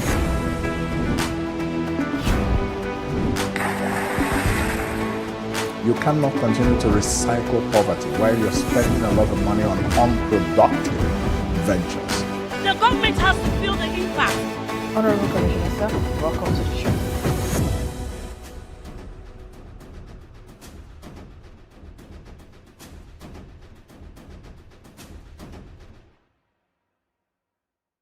The Breakfast, dissecting and analyzing top stories in the news. The mess of 16 years cannot be clean. And so for 2 years, they also started adding mess to the mess. If the terrorists killed 100 people, that is probably not news. If they killed the governor, that is a big achievement. Nigerians are really upset. Labour cannot go there to discuss for the generality of Nigerians. Join the conversation online on YouTube, Facebook, Twitter, and Instagram. Send us your comments via WhatsApp on 0906 000 5719. If you have an opinion, share it with us. Plus TV Africa. Big stories live here.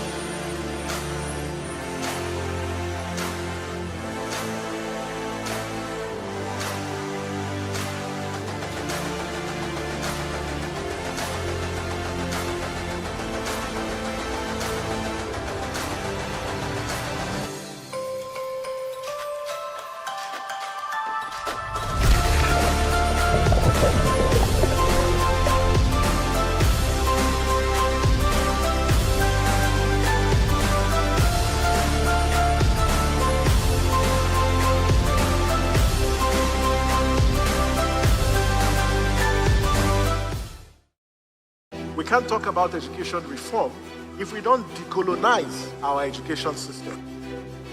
What we do not understand, we will stigmatize. Because it's just cultural. And I think it's just human nature. They stop paying us salary. I don't like remembering it. I am angry at Nigeria. I'm angry at this government which seems to be letting us down. I am angry at us as a people. In the process of struggling to free myself from his hand, he tore my pants and he raped me.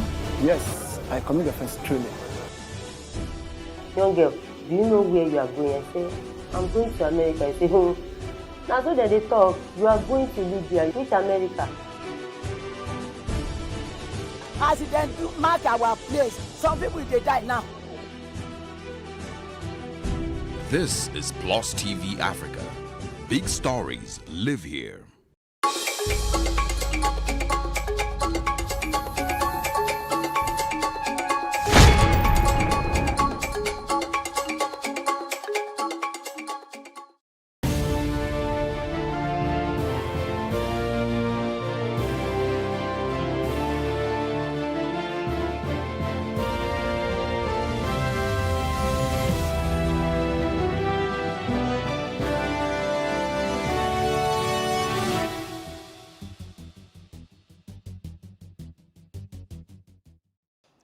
Nigerians have taken to social media to lambast the Kano State Independent Electoral Commission for allowing children to vote in the local government elections that took place in the state on Saturday.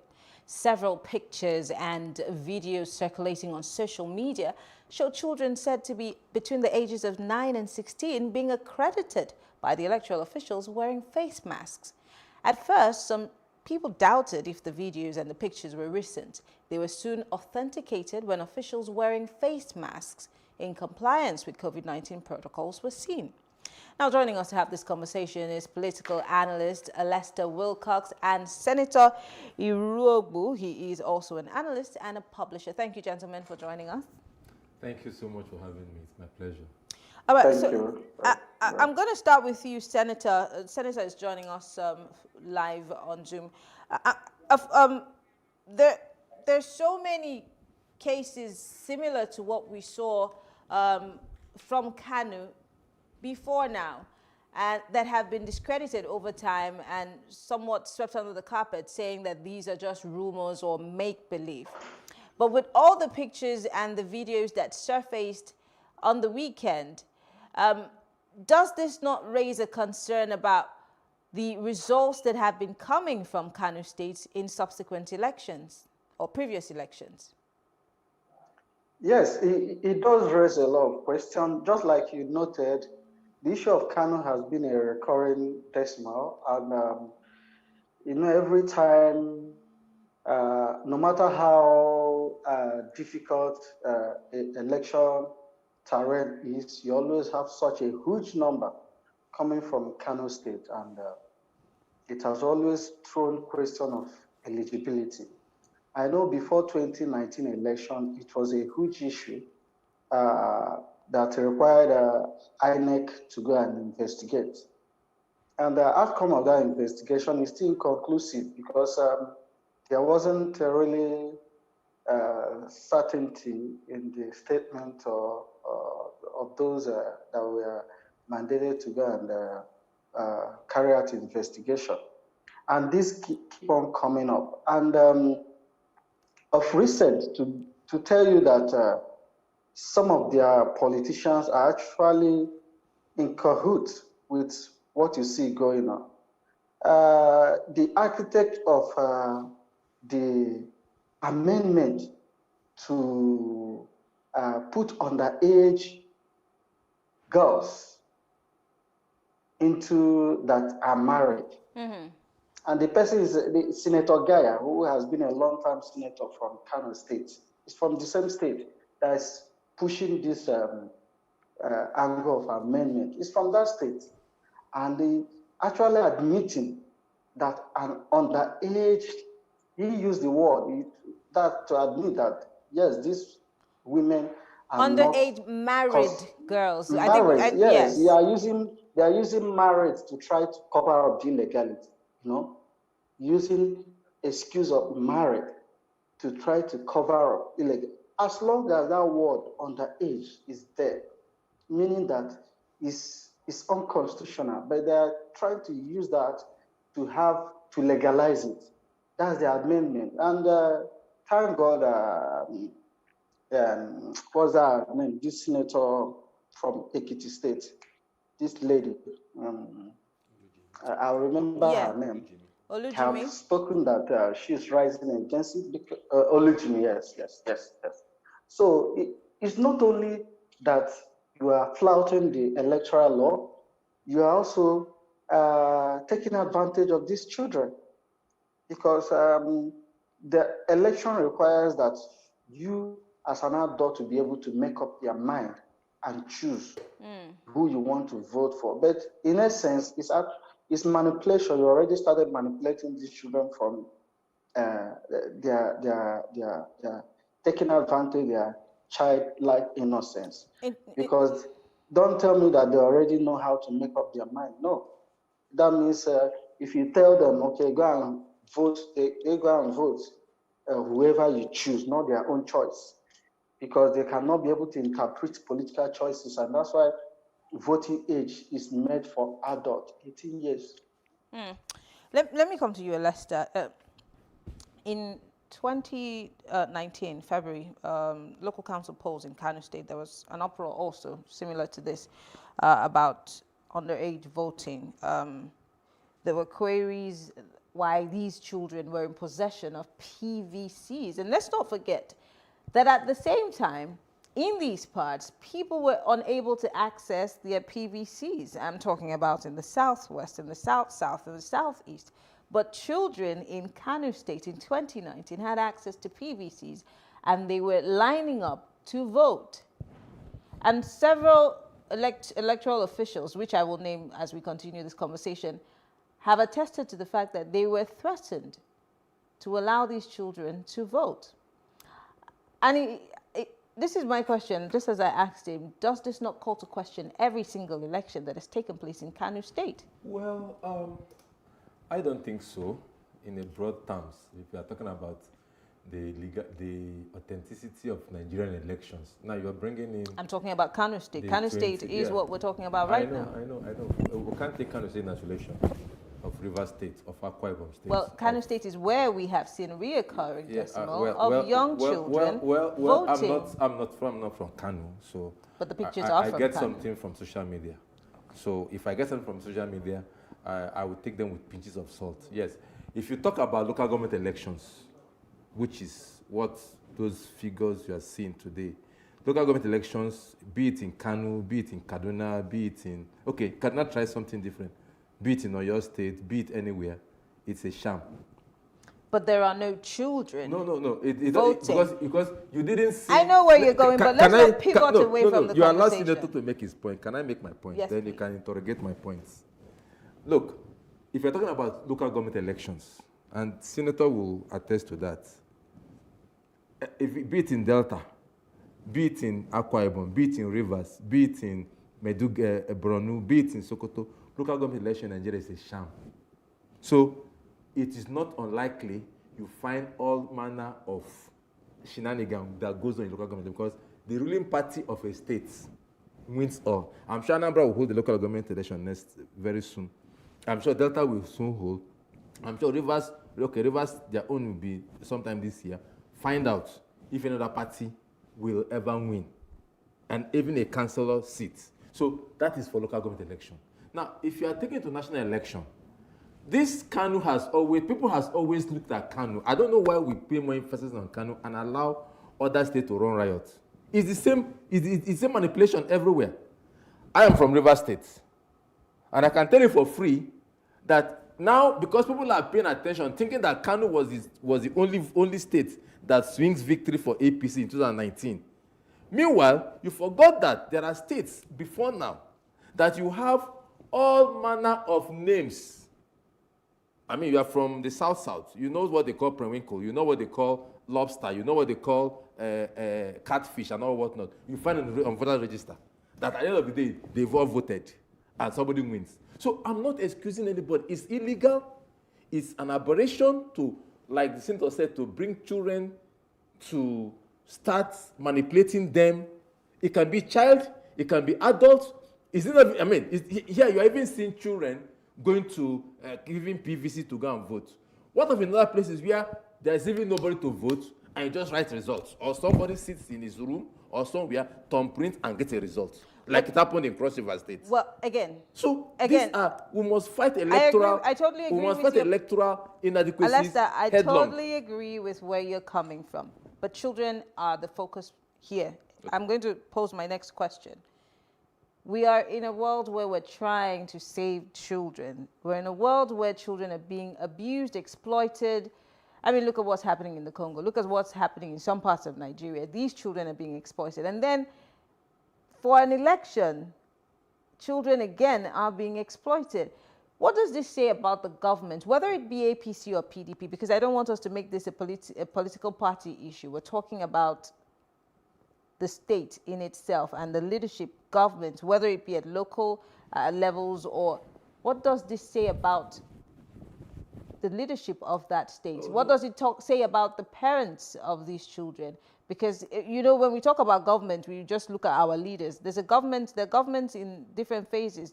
Yeah. You know, government in your houses, government in communities and societies. This makes every single person in Kano State somewhat complicit and bereft of some sense of responsibility, doesn't it? I totally agree with you. That's why I said we're looking at a monster that we are building. That is, that it's not helping us in terms of our political movements. If we keep creating situations that are at variance with norms, like you have said, exploiting children, I totally condemn it. Now, those cards may not have belonged to those children.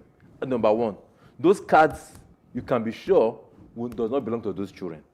INEC, during registration, will not register children because there's going to be thumbprint and everything. Those cards do not belong to those children.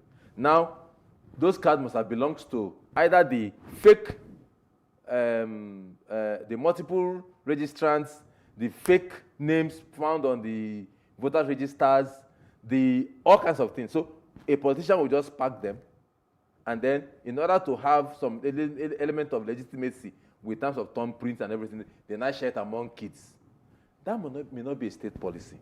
That may be one individual who wants to prove he can deliver, or who wants to be over-exhibited. You know, some of these actions that we see may not be a function of state policy, but like you said, it's levels of responsibility, levels of governance. It might be from the home. It might be the father of some of the children, or all these Amajeris, one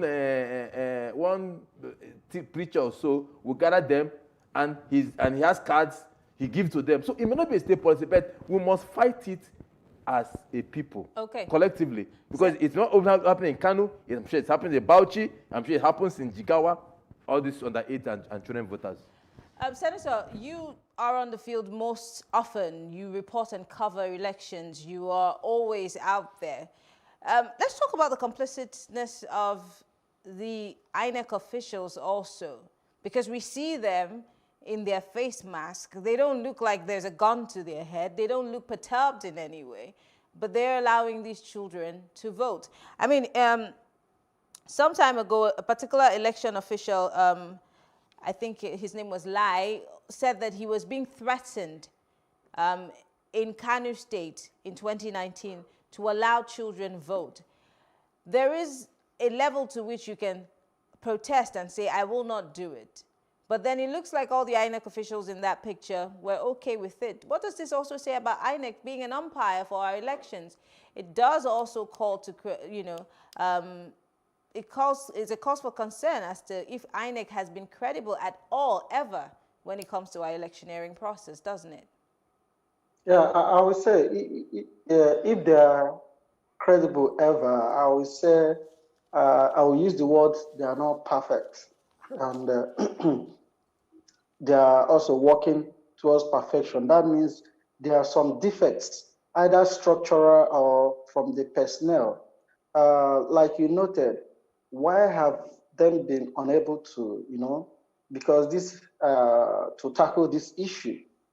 I just don't want us to go beyond, drag us beyond the topic we are discussing, because there are many issues confronting our electoral system. The issue of vote buying, the issue of perjury, but I'm sure what we're talking particularly today is about underage voting, and it has been an issue, especially with Kano State, just like I noted, and you also stated while you're asking me. The issue of intimidation is there, and there's something that is called political culture, and yet it may not be political parties or a state, like my brother have said, that it's not as if a state is sponsoring it, but if it's not tackled, it becomes a political culture. Because over time, the same issue has continued coming out in this same state. And like I said, before the 2019 election, it was just like there's opera now, it was also I don't know whether it's a local government election or before that. Senator, we're out of time. Quickly, what do you think can be done? Quickly, in a sentence, how can we tackle this? Because it looks like nobody's answering questions. Every time these issues come up, the government of the state, shoots it down. Going forward, will this be stopped, and how? Quickly. It can be stopped if there's political will. If INEC stamp is grand and look, we are not going to.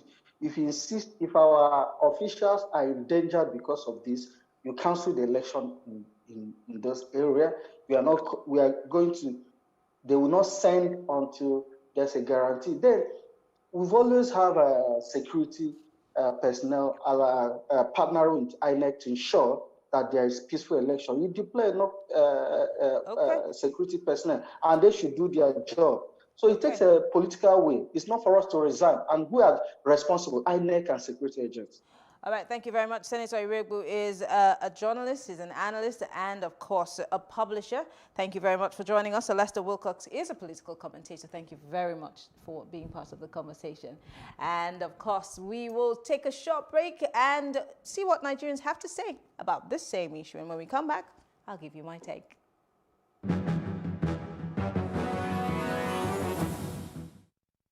I think the blame goes to the INEC. Personally, I blame the INEC. First and foremost, how would they register those children? How do those children get the voter card? Those children didn't steal these voters' cards. Someone registered it for them and someone issued the voters' card for them.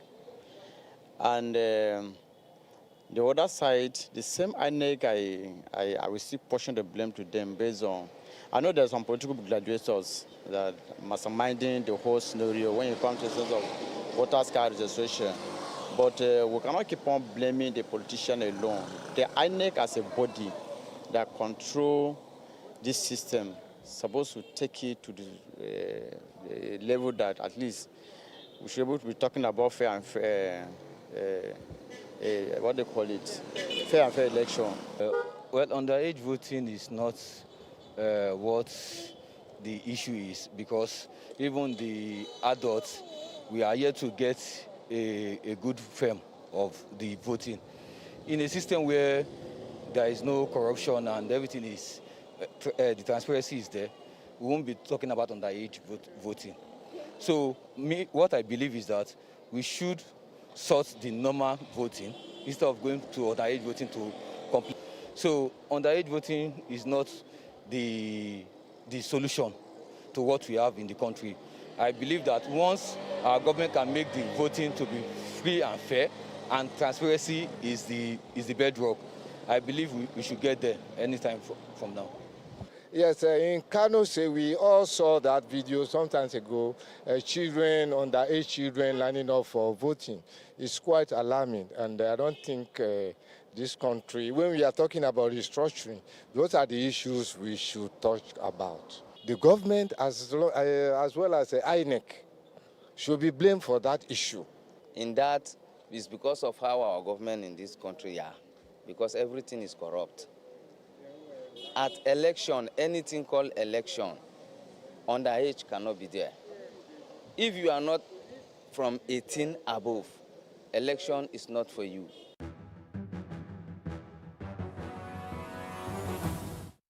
It's time for my take. Here we go again. Defections from Party A to Party B. No clear-cut ideology. Nothing that the people can truly trust or hold on to. Elections are on our politicians' radar once again, and so the games have begun. Tempers will flare, friends and enemies will be made. But where do we, the people, come in? Are they fighting for us? Have they kept the promises they made before the last elections? Have they given us the change and good governance they promised? Now, as we gear up for 2023, will our voices be heard? Or will it become business as usual? Only time will tell. Well, that's my take. I'm Mariana Cohn, thanking you for watching. Don't forget, you can follow us on social media at Plus TV Africa on Facebook, Twitter, and on Instagram. And you can watch a replay of the show on our YouTube page. Have a good evening.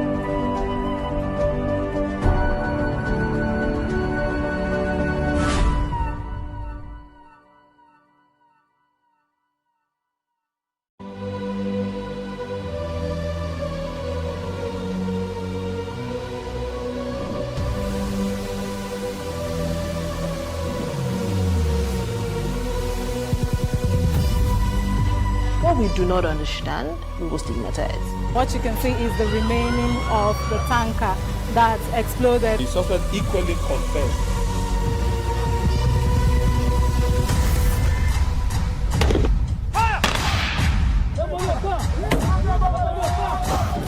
A 500 naira they collect them. No talk, they go beat you. Now 2,500 they pay.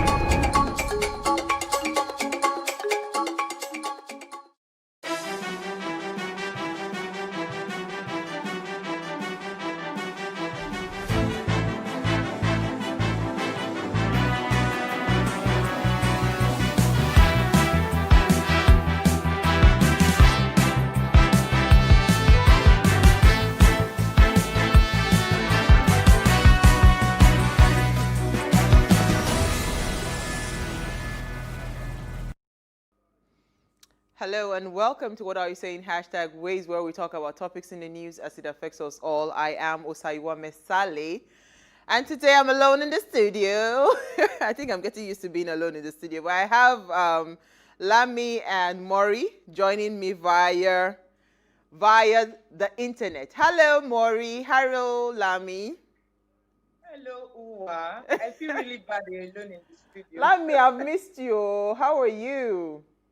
I'm very well. What about you? I've missed everyone. I went on a first holiday. Serious holiday, oh. Do you want to share some details with us, or we should still keep it under wrap? No, it's fine. Everybody in my family contracted COVID, and except for me and my husband. How did you even escape? Is what I do not get. You know, I've always I've always believed in boosting my immune system. I'm not saying that may be the reason, but maybe one of the reasons. Anyway. Can you guys hear me? Hi, Lami. Hello. Sorry. Hi, Maury. Maury, give me a minute. I'll come to you. Let me conclude with Lami. So, Lami, you were saying? So I've always used vitamin D and vitamin C, even way before the advent of COVID-19, and I take a lot of smoothies. So I might want to ascribe it to that. But now, going forward, hey, you don't want to see me in the morning. Turmeric, garlic, pineapple. I just load my immune system with it. Everybody, about 10 people around me contracted COVID-19. Wow. And these are places I put my daughter when I'm not around. They're the closest people to me. And everybody, inclusive of a newborn baby, my nephew, a newborn baby. Wow. I was a tough one. And I was the only one going back and forth, getting drugs and it's very expensive. In fact, I was going to, you know what? Maybe we'll take it when you are taking your story, because I was going to talk about the expenses with COVID. COVID is not cheap. To do test alone is 50,000 naira. For goodness sake. That's why the poor man will say that. 400 for each person. Yeah. That's why the poor man will say that COVID is a big man disease. But let me come to Maury. I'll come to you again, Lami. We'll talk about this when you're taking your story. Maury, how are you doing? Maury, are you there? Did we lose her again? I think we lost Maury. But you know what? Today we're discussing something very juicy. I hope our network will cooperate with us. But if not, we'll open the phone lines to our audience. So here's what we found as today's quote. You can tell a real beggar from a fake beggar. That's Joey the poet. That's the quote for today. Today we are talking about online begging, offline begging, all the begging. So online begging has become a big deal, and it's almost impossible as a public figure not to have constant requests from your followers. So tonight on Ladies Night Out, is our Ladies Night Out, we want to ask, who would you help? Would you help an online beggar or a street beggar? But first, we'll take a break for what's in the news.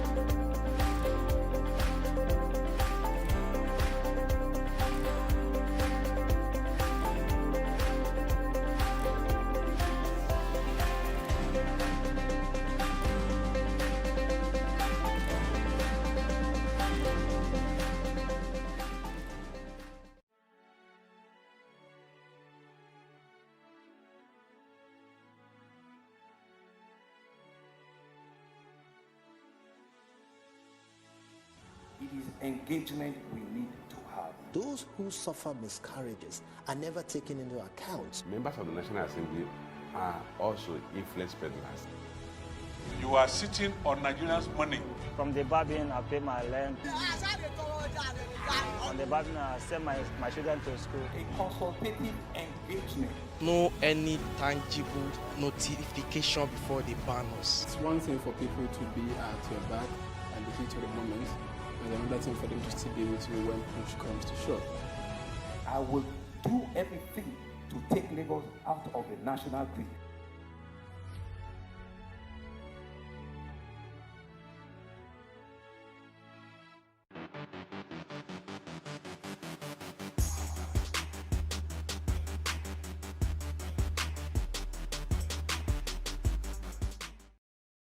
You're still watching Ways now. In the Orthodox Church, Epiphany is celebrated on the 19th of January every year. Now, Epiphany is one of the three major Orthodox Christian celebrations along with Christmas and Easter. In the Orthodox churches, Epiphany celebrates the baptism of Jesus rather than the arrival of the three wise men, which is celebrated on the 6th of January as Epiphany in other Western churches.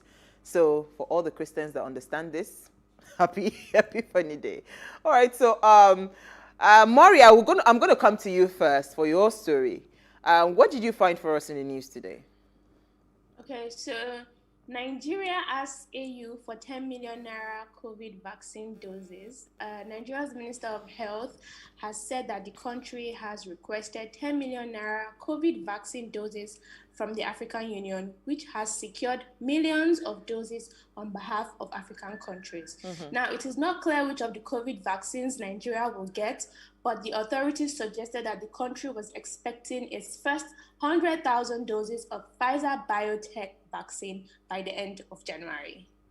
And the question that I have for we ladies is, if they start distributing these vaccines, would you guys, submit yourselves to collecting, or would you wait until other people have collected? Let me answer that question.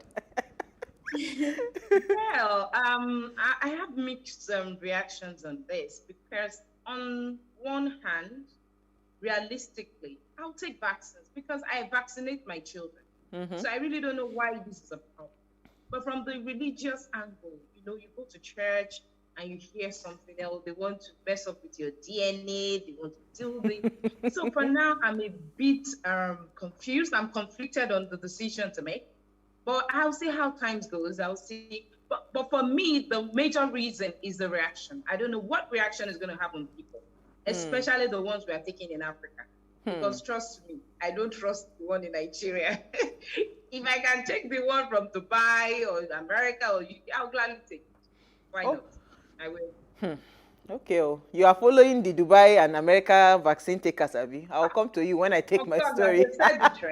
Let's see. What did you find for us in the news, Lami?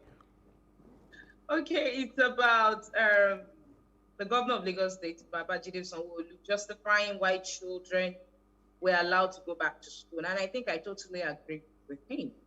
Keeping children out of school. He was talking about the first lockdown, that about 24,000 children are still missing in school till now.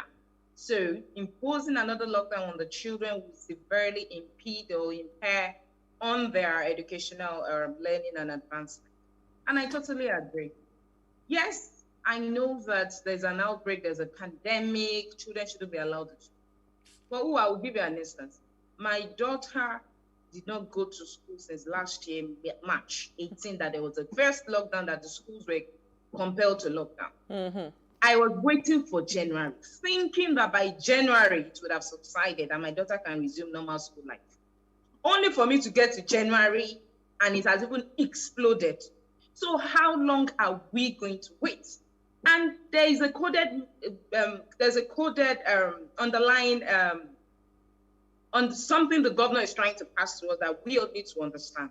And that is the fact that the Nigerian government, whether it's the federal government or the state government, is a colossal failure. They cannot afford to keep children out of schools because they cannot provide the infrastructure for children to learn remotely. We people are talking about people who have their children in private schools can afford to do remote learning. But what about the children that are in public schools? They don't have the infrastructure. And the government knows they cannot cater for these children. They are going to be on the streets. They don't have the capacity to take them off the streets. They don't have the capacity to give them food. Well, so that is why they would rather expose them, go back to school, herd immunity. Now I've always said it. Yes, you've always said it. Everybody load your children on immunity. They will have to go Immune back to school. boosters. Because if you're waiting for another 3 months, what do we know will happen in 3 months? You know, you've always said it that, you know, it would actually get to that point where it is your immunity that keeps you, you know, that keeps you safe, that keeps you standing. You know, I just want to ask this question because I think all of a sudden it's now looking like I think boarding houses are even a lot better, idea of going to school right now than day students, you know, because for me, I mean, we've submitted our children in the school. They are all confined there, you know, before just this week, they had a 7-day isolation where each student was put in a bubble, right? Where they would make sure that the child does not exhibit any symptoms, nothing. So they were all in a bubble, in their enclosed bubble, until after 7 days when there was no symptom, no nothing, then they were now able to, they just resumed, you know, now interacting with their classmates. So, you know, with that kind of confined environment, don't you think that a boarding house would have been a lot better, you know, in this time? So it's more of students that are like maybe primary students and all of that. To be candid, yes, maybe it's safer. But what about the workers in the school? Are they going to be confined to the school? Oh, yes. There are some schools that every worker lives within the premises. You understand? My school is one of such because it's out of town, you know. So I don't know. Maybe, I don't know. I'm just trying to find ways because I honestly cannot have my children stay at home. Putting your children in school. Yeah, I can't have them stay at home. I'm sorry. You know, so I want to come. You know, I want to come back to my story, and I'll probably tie it up with what Maury, if Maury is there. You know, the first lady of Anambra State. I don't know if you guys, if you ladies saw the video of the first lady of Anambra taking her vaccine, you know, in the United States of America. First of all, it was such a seamless process. She brought out her phone. I think it was scanned to see that she is on the queue for the vaccine. She took the vaccine, and somebody was interviewing her and talking, and she was saying that, in fact, that even the governor has not been opportuned to have a vaccine date for him to be able to take his own vaccine and all of that. So this video has been generating a lot of tension online. Everybody is saying that, what kind of thing is this? I said, well, Atiku had already started it now. He went to Dubai and had his vaccine. According to Lami, she doesn't trust Nigerian vaccine. So Atiku went to Dubai and he had his vaccine. And now we're seeing the first lady of Anambra State, you know, being vaccinated in the United States. So when you hear poor people saying that COVID-19 is a rich man disease, you don't blame them. I was having a conversation with AK and Jennifer, and we're just talking about, you know, the cost of testing for COVID-19. For instance, 50,000 naira, please, for goodness sake. How many people, if you give some people 50,000 naira to go and do COVID-19 tests, they would rather, you know, take that money and go and eat because of hunger, right? So how many people can even afford it? So do you think the government is serious? Now, if they give, from Maury's story that says they want to pump in money for vaccines, if they bring that money, you know, to get these vaccines, shouldn't these vaccines be free? Shouldn't the government be try as much as possible to give these things free? I thought the test should be free. If COVID-19 is something that you are complaining that it's going to be a pandemic, why would the cost of testing alone be as high as 50,000 naira? Are you really ready to solve the problem? It should be the cheapest thing, maybe 500 naira or something. 50,000 naira, for goodness sake. So it is really, really alarming. And I don't even know if they are really ready to solve this COVID-19 problem. So now it will now become the game of the richest who can quickly go abroad and go and get vaccinated. Then the rest of the people that cannot afford it should just die. Let me hear your thoughts. Me, my take on the issue is the sheer, I think the audacity of televising, and why she didn't have to publicize it, because our husband is still in government. So I really do not think she had to do that. You were trying to juxtapose it with what Atiku also did. But don't forget, Atiku is not in government anymore. He's a private citizen. She is a public citizen. She holds a public office. And some will punch an argument. Some will punch an argument to say that she did that video in the bid to encourage people to say that taking the vaccine is safe. That's the argument that people are going. But she did not take it in Nigeria. I get you. Hello? Yeah, I get you. Where's Maury? Why didn't she wait for the doses that we're expecting? Why did she have to go all the way to the United States of America? But you know, even this doses thing that you're talking about, is it not also the distrust within the government? Because a lot of these government officials, maybe I don't know what party she's in now. She might be in the opposite. What she's doing. She's telling us she does not trust the one emanating from Nigeria. It's not even that. It might even be that the opposing party, we don't know whether the allocation will come to my state. So let me just quickly go and do, because it's also a party thing. Somebody is in PDP, somebody is in APC. So I don't trust that the. I don't find it ridiculous that we only have 100,000 doses. That's not even enough for a local government in Lagos. I've not heard more in a minute, but we're going to take a break. This is not our hot topic, but I just thought to mention it because I saw the video there's a lot of noise all over social media on it. But we'll take a break. It's our ladies' night out where we're going to be talking about begging, online beggars. Stay with us. We'll be right back.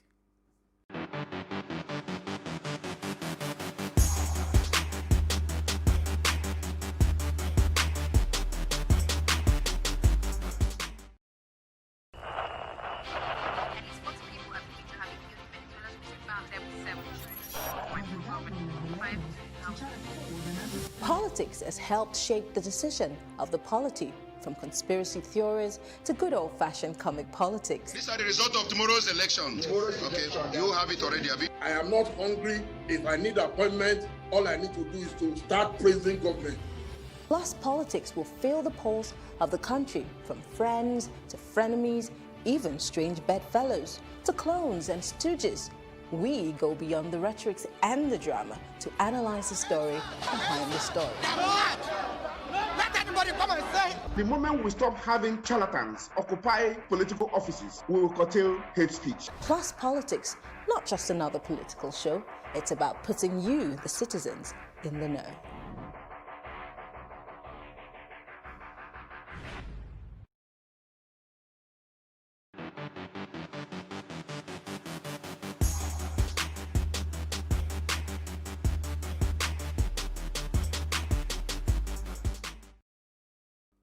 Now, thanks for staying with us. Begging has become a menace, both online and offline, as the conventional begging style is no longer as effective as it was. So today, beggars have found new ways of securing the bag, as it has become a huge profession.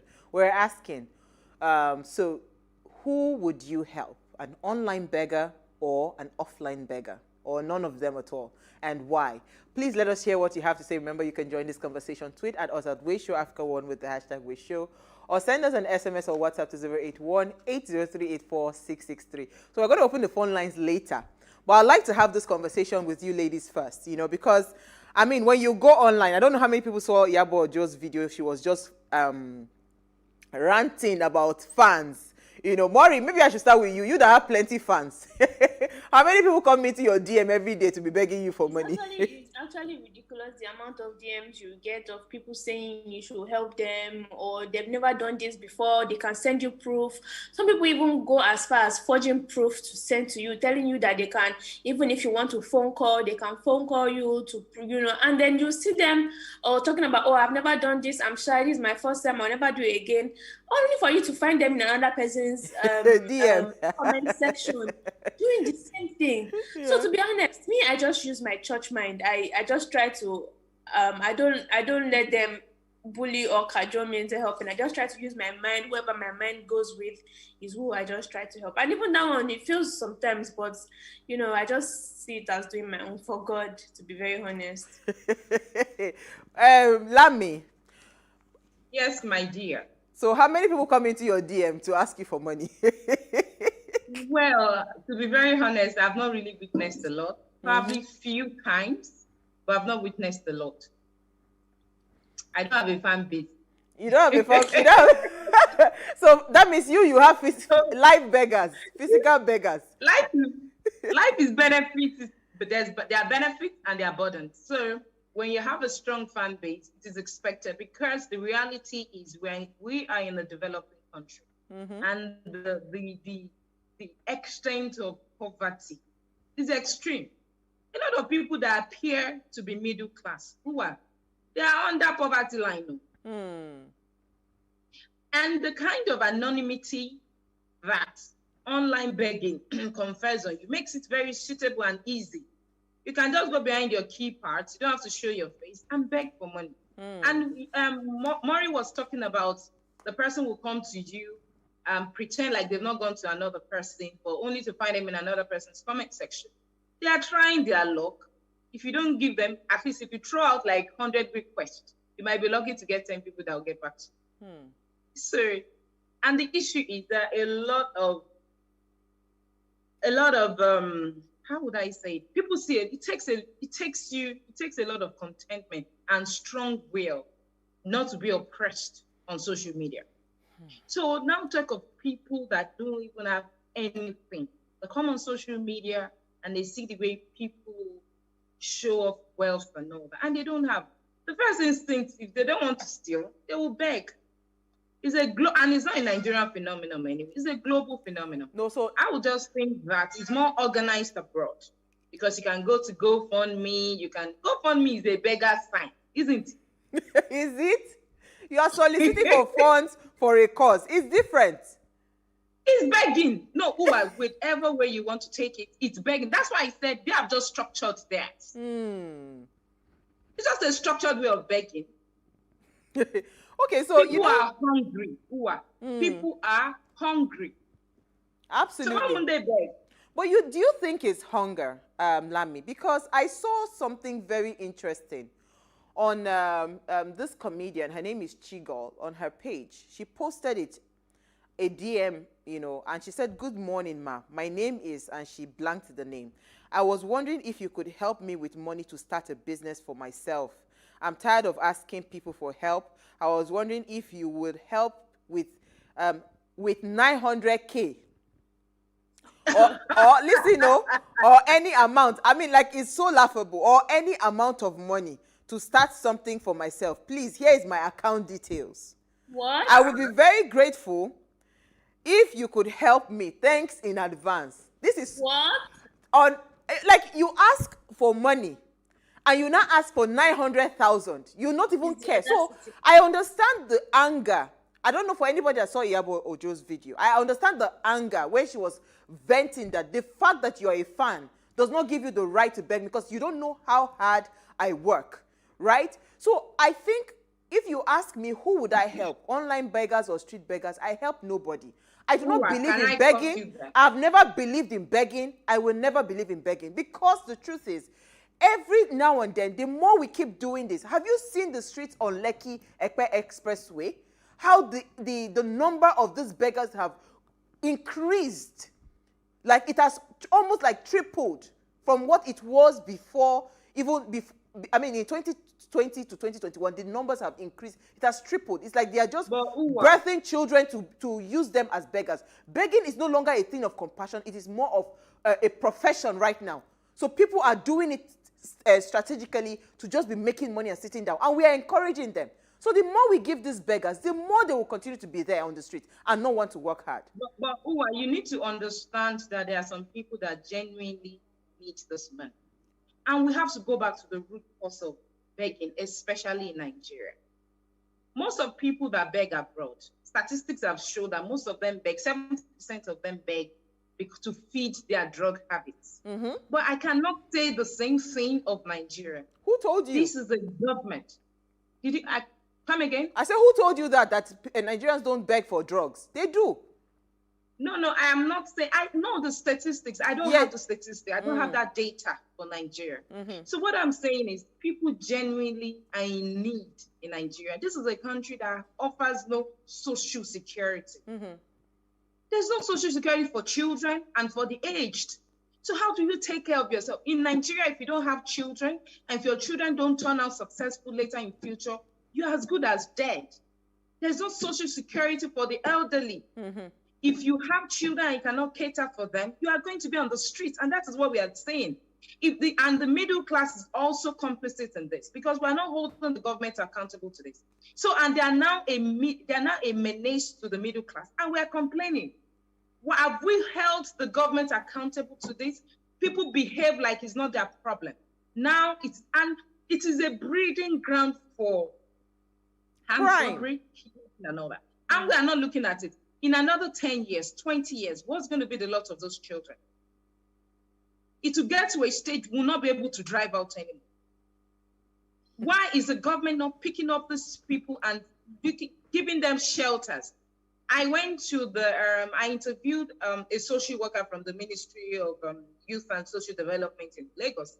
And I was asking them, children, because I saw them in court, they brought these children to court. And I was asking her that these children, who are these children? She said, oh, they are here for some reasons, there are different reasons, some for juvenile reasons, crimes, some because they are homeless, they want to take them into care. And I said, really? I said, where do you put these children in the absence of, alternative arrangements? And they said they put them in orphanage homes. I said, they're not supposed to be put in orphanage homes because they're not orphans. There should be a shelter for children that need emergency care. They are not orphans. Where do you place them? So they don't have. And this is Lagos State. So you can imagine what obtains outside of Lagos. And this is Lagos State and most of the states that have signed the Child Rights Law. Act, yes. The Child Rights Law is just there. You can go and read it. It has about 200 and something sections. I bet you, I can tell you categorically that maybe 20 or 30 of them are ineffective. Most of them are just in abeyance. You sign a law you do not intend to keep.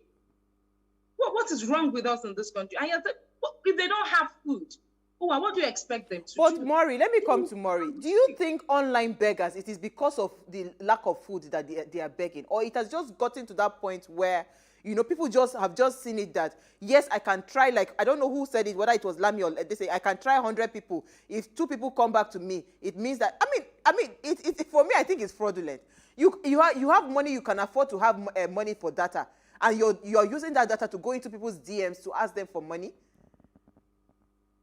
That's one I always find laughable. Maury, go ahead. Okay, firstly, let me say that it's sad that these bad people are already overshadowing the good people who genuinely need it, because there have actually been cases where you would see that people have like very serious ailments, ailment that requires transplant, and they've been able to source for fund from asking for money online. There are people who actually genuinely need it, and it's very, very sad that the people who are using this thing for their own personal, fraudulent use are already overshadowing them. Some people I have from a reliable source actually that begging on and offline is kind of like a business, especially the one offline, the ones on the road. Yes. So there's somebody somewhere, and this is a reliable source, there's somebody somewhere who's bringing children, adolescents from the north and putting them on the road to ask for money with the agreement that at the end of every month they will deliver their quota. So that is why if you see that these kids on the road, they beg you aggressively. If you don't give them money, they are rude to you. They hit your car. You have to be very, very prepared, because that's how you know that it is more than just begging. It's a business. They have to deliver. So it actually is a business. It is. So if you're giving somebody money, just know that you're just giving them to just give them. You're necessarily not helping somebody who is in need. It actually is a business. So how do we now curb this thing? Because you know why? What you have said, it hit me. Look at this during the NSAS protest and all of that. When I was going home, at a particular junction, it was so interesting. All these guys, they come out, they're the ones that are begging on the road. Next thing, by my window, I saw somebody with a gun. If not because me, I'm not those kind of people that is moved. I can't be panicked. The guy was knocking my window with a gun, pointing a gun at me. And these are the people that will stand on that junction at the Freedom Way junction to beg for money and all of that. There was a gun he was trying to point a gun at me. What did you do, Uwa? I didn't do anything. I was just looking at him like, are you normal? Are you well? I can't be moved like that. Maybe I have some military blood inside of me. I don't know. But, hey. I wasn't moved. I wasn't stuttered. But I noticed that the next day, by the next day, that same junction, they had put mobile police, the RRS and all that. So I'm sure that person that was doing all of that maybe successfully robbed some people that day. But me, I wasn't perturbed. I'm just saying that, you see, outside of all of these things, yes, we are saying we are helping these people. We are giving them money. But you see, the more you give them money, the more you are encouraging them to come out more. now we are doing this, a lot more are coming in their numbers. Look at what you've just said now, confirming from a reliable source. Now, this is why I'm asking, should we really be helping, whether it is online beggars or it is offline beggars? Are we not the ones fueling this begging spirit and making them to come back again? If we cancel them, if we cancel all the beggars, so what about the cases where people actually need the money? Because Nigeria is not a country where you can have a plan and succeed. It's not a country where you say you work hard in school and you get a job. Nigeria will frustrate you if you don't know anybody. You will suffer. So the reason why some people actually come to beg online is because they are hungry and they need help.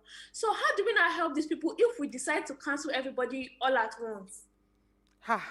Lami. And the government will not do anything. I was hearing you say the government, Nigerian government is not going to do anything. They don't care about us. Okay, can I cut you? Can I cut in? Come in. Maura. When I was doing my research on this topic, I read about the fact that this is a global phenomenon. It doesn't just happen in Nigeria. It happens world over. But what other governments are doing in the developed world is they are going into the root cause of this phenomenon, of this menace, and they are trying to attack the reasons and trying to take these people off the road.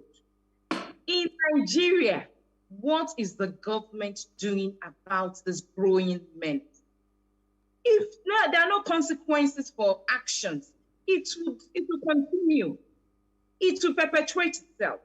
The government does not see it as a problem. So what do we do about it? It is going to grow. It is going to explode in our faces. I can tell you categorically that one of the solutions is every child under the age of 16 should be in school. You will see that this thing will reduce drastically, significantly.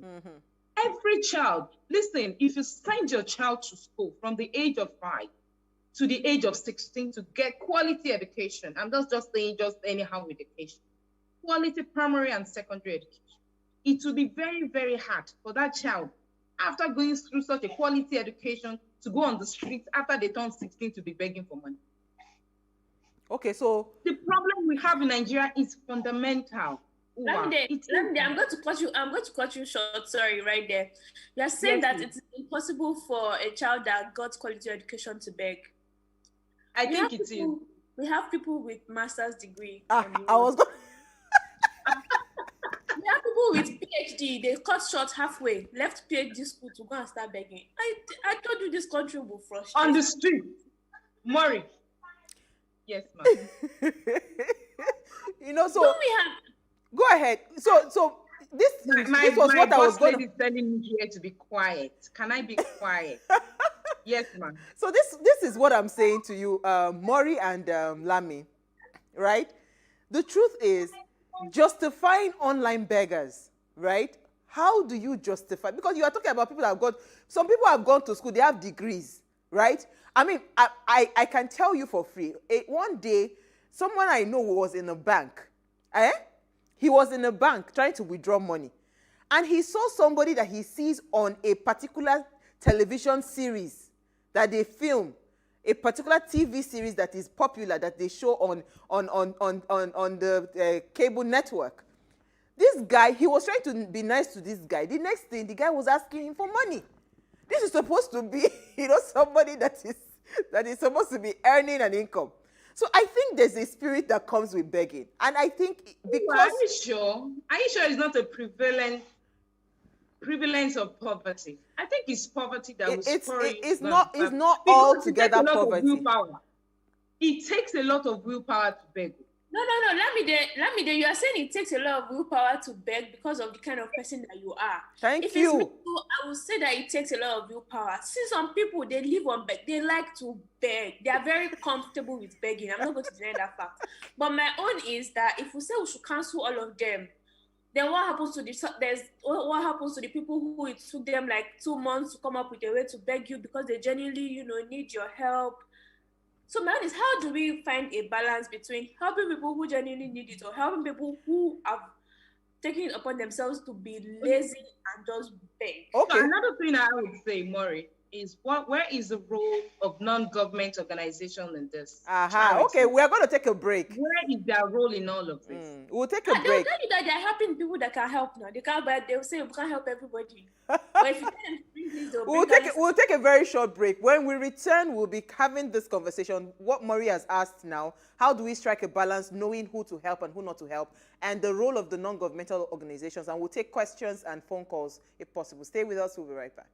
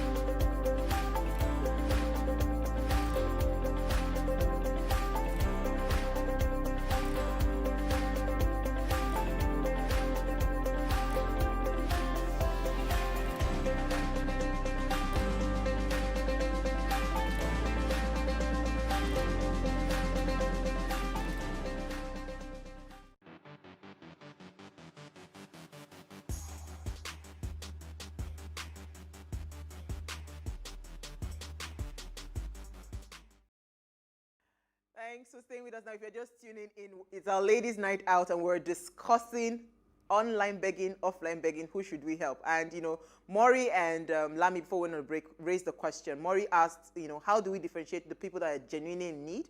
And Lami is saying that where is the role of the NGOs? And we're going to bring in a lot of comments also from our audience, to join into the conversation. But I was going to ask you, I don't know how to answer that question, Maury, but let me try to answer the question. So there was a guy that when I was, when church there was no COVID and everything, many years ago. This boy will come after every service to come. He wears a particular T-shirt and a particular trouser. I'll tell you how his mother is sick, how is this one is that, and all of that. In the hope that you give him money. As soon as you give him money, he moves on to the next person. Begging is a profession. They have a way of looking very staggered and whatever. But you see, there was a time, it now got to that point where the church authority took it upon themselves and said, okay, you know what? You say you want to buy drugs for your mother, Abi. What is the prescription? Where is the drug and everything? We'll go to the hospital, we'll pay the hospital bill at the hospital, we'll buy the drugs, we'll give you the drugs and all of that. The matter changed. So I think it is also the patience to be able to say, you know what, but how many can you really listen to? That's the question somebody else will now ask me. But the truth is that if you truly listen into some of these conversations, they have a particular pattern, right? They'll tell you a story and all of that, but they know that we are not patient to want to hear that story and all of that. Let's just quickly give what we can give and we go. Because now this is the method that they have adopted. So what if we, on the other hand, try to now start to, Oh, sorry, I think we have a call from someone from Lekki. Joy, I think. Hi, hello, thank you for joining us. Hello? Is she there? Okay, yeah, I'm here. Good evening. Oh, I can't hear her. Hello? Oh, I can hear you now. Let's hear what you have to say. Okay, I'm calling in respect of the begging. Yeah, go ahead. Thank you for calling. Yeah, I'm really happy that you guys are taking this topic because it has been a major challenge. Because most of the time there, when I'm coming back from work, you see those children around that Lekki area. The Freedom Way, yes. Harassing somebody. There was a day that a car almost knocked down a little boy in front of me. I was around that Freedom Way. The boy was just lucky to have escaped. Yeah. Just because he was like jumping from car to car to beg for money. Yeah. And like you said, it's just as if their parents, they just give back to them just to make them to just be begging around. And it's very, very unfortunate. So I think Lagos State government, they really need to intervene because it is really, really annoying. Absolutely. Fine, I know we're supposed to help, but this one now, they are not doing it as it has gone beyond that. As if it's profession. Yes, it has gone beyond that. So I think Lagos State government really needs to intervene. Thank you so much, Joy, for your call. For the safety of those children, especially, number one. number one. Then those other, you see their mothers just hanging around, sitting down, as if they sent the children to Absolutely, to go and get the money. You know, to go and work. Absolutely. Thank you and so much, even Joy. robbers have even been attacked too. In fact, Yes, absolutely. They rob you as well. I mean, this is what we're talking about. And that's what we're asking. Should we continue to encourage it? So, Maury, I don't know if you got my explanation. Maybe it is that patience that we need to be able to, you know what, let us try to listen in and find a way to, you know, if you say it's hospital bill, you want, let's go to the hospital together and pay the job. They know that you don't have that time. You rather just give them the money. And this is what has made the begging culture, you know, multiplied. As in, the way it has multiplied is in thousands. How many people do you even now want to say you want to stand and listen to? Because obviously you have your own day to go about, you have your stuff going on for you. So how many people do you want to, instead of just listening, you just quickly give them the money? You know, yeah, okay. And you know, to mention this, I don't know how related it is, but do you know that some beggars will even reject your money? Like, you cannot give some beggars 10 naira for what? If you give them 10 naira, they will make you feel like you're the one begging. Absolutely. Maury, let me take another call. Let me take another call. Thank you for joining us. I think it's easy from Abuja. Can you turn down the volume of your TV set, please? Hello? Thank you for joining us. Let's hear what you have to say. This is from Abuja. Thank you for joining us. Yeah, you know, some people like begging, whether you like it or not. Even if you give them, they like begging naturally. There was a time I was somewhere, me and my friend, we went to hospital to greet somebody. So we stopped. I saw one small boy. He was selling either a carousel. Then the boy said he lost his money. I was looking at him and said, how do you lose your money? He said, it was kind that they lost his money. The money. I said, come, how much is it? He said, 600 naira. I said, okay, I'm going to give you the money. Then I called him. I said, come close. He came close. I said, in which of the pocket did you put the money? He said, the left pocket. I said, what happened to the right pocket? Why don't you put it there? Before I knew it, this one was wearing two trousers with, he was having a lot of money inside the inner pocket, inside the inner trouser. Almost 7,000 naira. Yes, he's begging, crying. So these days, it's hardly for you to differentiate the real. Let me tell you something. Do you know that the real beggars don't even come out to beg? The real beggars don't even have the guts and morale to beg. All these things that you see, that are crying, help me, they are not the real beggars. They are all professional beggars. Thank you so much. I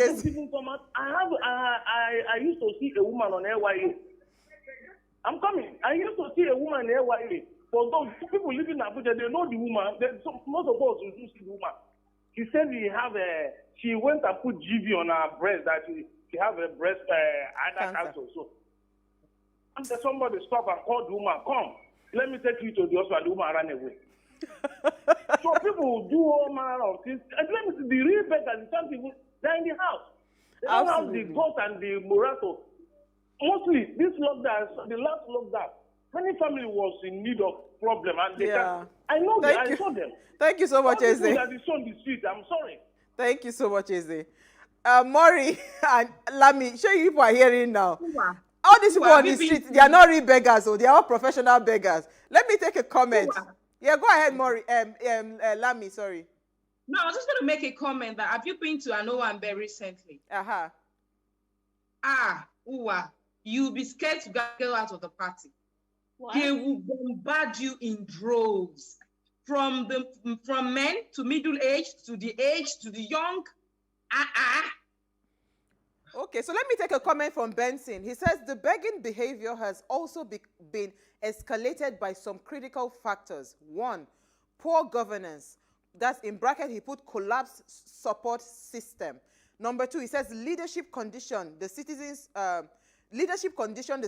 to hand out orientation. You see where our political leaders will be throwing money on the streets. Orientation for the purpose of perpetuating themselves in power. That's standby thugs. That's what he puts in bracket. Then 3rd, he said the ironic disposition for entitlement mentality, almost a vogue in some instances, just to mention a few. That's from Benson. You know, so these are some of the issues, right? where you see the culture of this hand me. A political leader goes into the place, he's throwing money in the street, so everybody feels like, so I think this thing is deeper than we think. For me, Maury and Lami, the truth is, anybody that will go online and be begging in my DM, or anybody that will go on the street and be begging, those people are not real beggars. They have taken begging up as a profession. If I'm in need, Maury, if I am in need, who would I meet first? I will come to you. I will come to the people that I know. This is the problem I'm having. I'll go to my family members, right? I will not just go to a total stranger and send a DM to their DM to say, please, help me with money. I will not do that if I'm truly in need.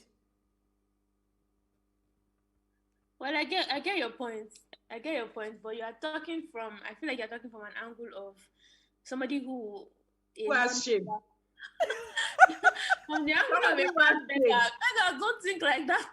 Beggars, after beggars have finished meeting their family members, they will now go and meet strangers and add on top of it. So I don't think you are talking from the angle of. No, but you people are not getting the point.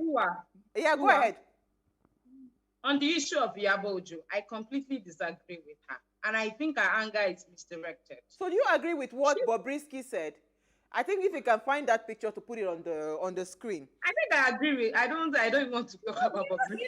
So he said no. Let me read it out to you, ladies. He said, "I'm not in support with celebrities insulting their fans because they beg for money. Without Instagram, these are no fans. Without fans, there's that come together to make millions. No brand will sign you on. So stay humble." So he is looking at it from the point of humility. He's saying that a lot of these fans, if they had a job, they will not keep your page busy to the point where brands want to associate with you. Like, I disagree with that. I disagree with if they have a job. People with good jobs make up fan bases too. And they engage. So, now, let me also come from this point.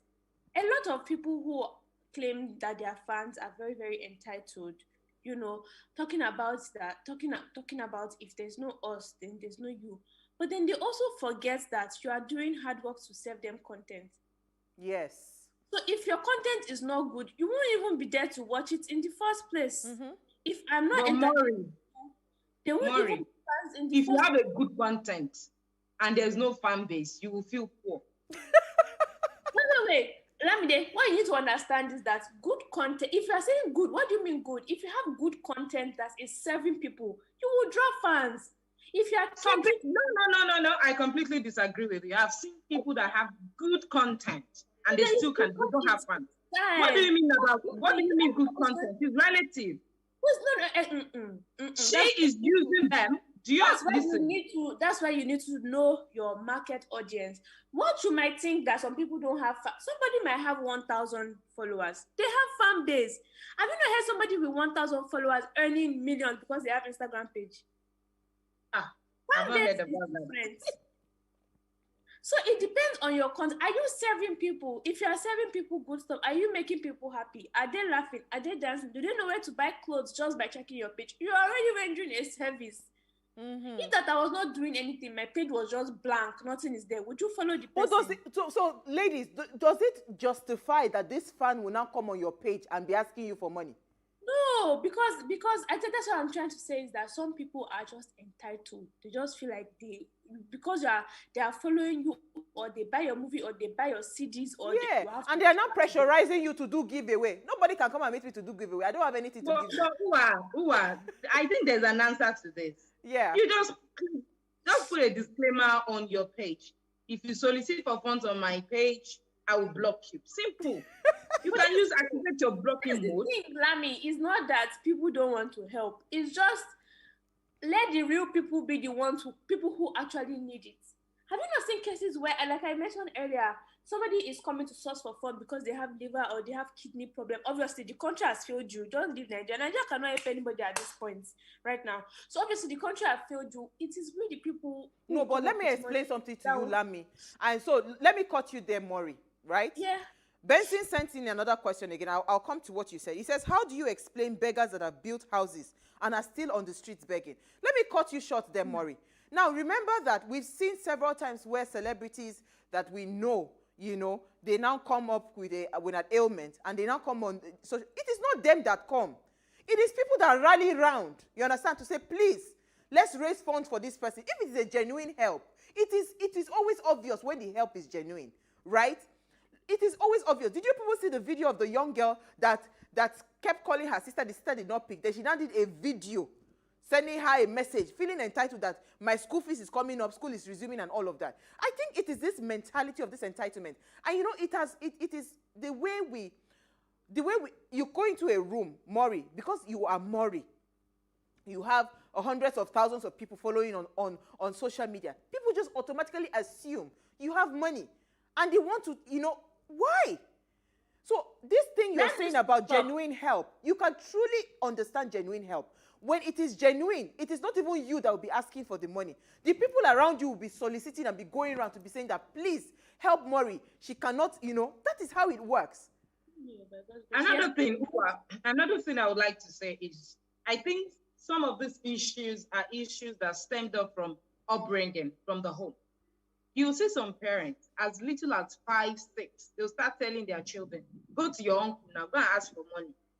Do you understand? Yes. How do you think that child would grow up? Of course, that child will grow up with an entitled spirit. Well, and let me hold that thought. Let me take a call. I think Chris from Warri, thank you so much for joining us. Let's hear what you have to say. Hello, Chris. Oh, yeah, hi. Thank you for calling. Let's hear what you have to say. Good evening. Okay, yeah, I just tuned into your station and I just got to understand the topic that you guys are talking about and how people are entitled and, you know, stuff and everything. And I think it's something I've actually noticed without something like in the Niger, you know, I live. You know, I wasn't born here. Actually, wasn't. I wasn't born and brought up here. I've actually lived a lot of places in Nigeria, but I noticed this case particularly, you have that very huge entitlement mentality. I think it's not good to be so. The fact is, there are actually a lot of issues around here, so I'm not actually just only blaming the people. There's a lot of, you know, we know what's going on in Niger Delta, the pollution, the illegal fish, and a lot of things, you know, and the recklessness of oil companies and the rest of it. But still, I think Nigerians should actually stop this entitlement mentality. It's not going to lead to progress in any way. Okay, I'm having a bit of difficulty on this. Sit down and hustle and add value by themselves. Absolutely. Fine, if someone gives you something, like it's fine, but it's not something like it depends on, you know, people to give you things. For me, it's a very lazy way of thinking, the lazy mentality, and I think we should actually stop this in this country. Thank you so much, Chris, for calling. So let me. I couldn't hear so much of what he said, but I think I got a sense of what he said. Go ahead. So you were saying? I was talking about from the family home, and another thing I think it's an African problem. Africans are more is it communist? No, it's not communist. We believe in a communal style of living, yeah. Communal style of living, excuse me. While in the Western world, they believe in individualistic style of living. So I think that's part of where the entitlement really comes up. An average African is entitled to their family or a member of their family's money or a friend's money. So I think that's part of the problem that we have a begging culture in Africa. So automatically, to be honest, maybe it's just the African in me though. But to be honest, I honestly don't have a problem with if my family member has problem, you come and meet me. I don't have a problem with helping my family member. No, Mari, that's not what I'm saying. I'm not saying it's wrong, but I'm saying that that's where it's coming from. Yes. So that spirit of entitlement is embedded in us right from the young. Do you understand? What they say, your uncle will take care of you. As a problem. I get you totally. I get you. I think this conversation, you know, it's been a very good conversation. It's something that we might have to keep talking about, because for me right now, what I'm even more scared about is these people are breeding. You see all those babies that they are carrying now today, you know, to use to beg. Those are future beggars. So multiply all those babies, you know. Then the ones that are teenagers, they will get pregnant and they will go to the street because it is lucrative for them. begging is no longer a thing of compassion and in need. It is a lucrative business. How do you think this thing can be curbed? Because don't put Nigerian Let government there. me mention something very profound, where she said that if the government says that any child below 16 must be in school, that is the number one. So it means that you dare not be on the streets. Okay, do you understand? Okay. I said you didn't let me finish. I was saying, how can this thing be curbed without the intervention of the Nigerian government? Because the Nigerian government is not going to do anything. I think that's absolutely impossible without the intervention of the government. We have to make them see this problem. We have to hold them accountable. Yes, we have to hold them accountable. They are making our streets unsafe. The government is not holding up to their own responsibility. They are not holding up to their own responsibility. Okay, ladies. Under the Child Rights Act, their law, every child has to go to school. All right, and it's even child labor. Do you understand? It's child labor. Why is the government not picking up these children? Let me tell you something. If the government should do a task force and start picking up children, wherever they find any child begging, they'll pick up that child and you will not see your child again. You will see that it will reduce. I'm talking of the conventional, traditional style of begging on the street. Yeah. And after that online one, cyber begging, I don't think there is anything we can do about it. Let me tell you, for cyber beggars, just block them. What did you say? How many do you want to block? To open Instagram account is free. You block one, they open another one and beg you. I will keep blocking. So our culture of spraying. So I think that's part of the burden of social media. And I don't think there's anything we can do about that. So let's take this final comment. Our culture of spraying money in occasions has also given many the disposition to beg. Obviously, you must have excess money to spray it effortlessly like that. Why work for it since I can pick it up freely without working for it? So I think on that note, we're going to wrap up. Uwa, please, can I just say something quickly? 1 second. Uwa. Mama. You want to see that? I watched Owambe yesterday. Uwa, if you don't have that spirit of contentment, you would beg. You will be astonished. There was a particular couple. The husband was spending $100. The wife had bail. Listen, she had a bail of about $1 million. Allow me, you did not come in for the party. We are out of time. So Ways, thank you so much, ladies. We're out of time. Ways was birthed from the need to inform, inspire, influence life towards action. And this year, we're starting our own CSR, focus on curbing unemployment, so you don't have to beg in Nigeria. Now, if you're a company, please partner with us and by allocating us internship slots for job seekers. Now, if you're a job seeker, keep watching Ways. Tell your friends to keep watching. And this is going to be an all-year-round engagement, so follow us on all our social media handles for more information. Now, in case you missed today's quote, here it is again. You can tell a real beggar from a fake beggar. It's very easy. We've already explained it to you. So we'll see you live tomorrow at 8 p.m. as we bring another great conversation to your screen. Enjoy.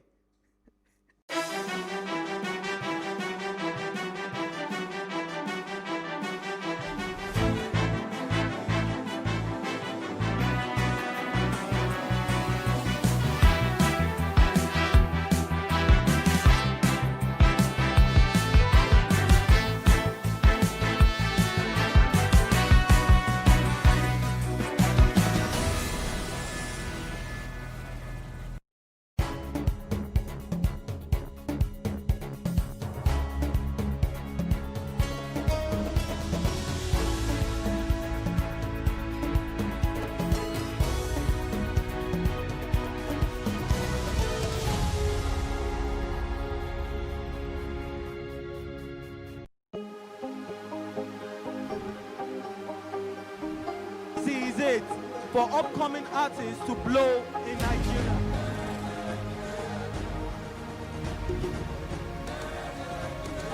Welcome to Plus Trending. I am Bukky November, your host, saying thank you for joining us on today's episode. Welcome back. It's tea time on Plus TV Africa. Practice makes perfect. I'm not perfect yet, but I'm a lot better than I used to be. He's a king. He's entitled to marry 100 if he wants to.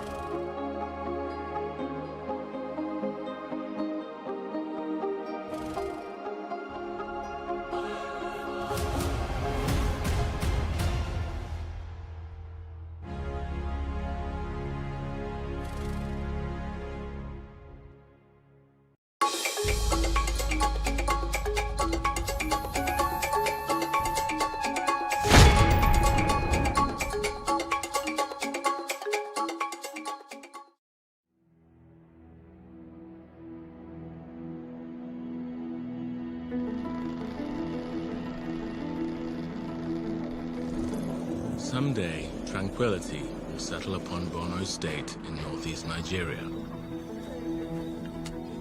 The ordinary rhythms of life in the rural areas will return, as will the everyday bustle of the city. But for now, a restless tension lurks beneath the surface. Not a moment goes by without the threat of violence. Without the fear that the militant Islamic group Boko Haram might unleash an attack. A grim reminder of a conflict still to be resolved. A country's struggle with extremism. An unfinished journey from evil. Yet there are Nigerians who've stood up to the terror, who've shown the courage to fight back, the determination to go forward, and the resilience to forge a new future for their nation.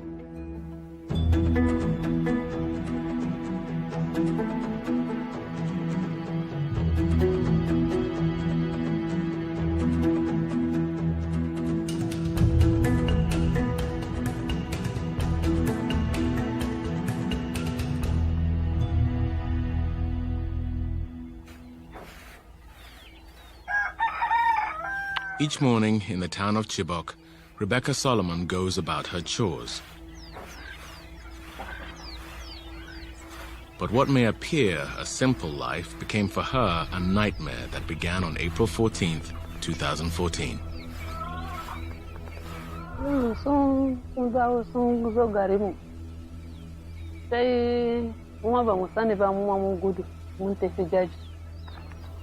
That evening, Rebecca's daughter, Deborah, was staying overnight in a government school dormitory preparing to take exams the next day. The exams never took place.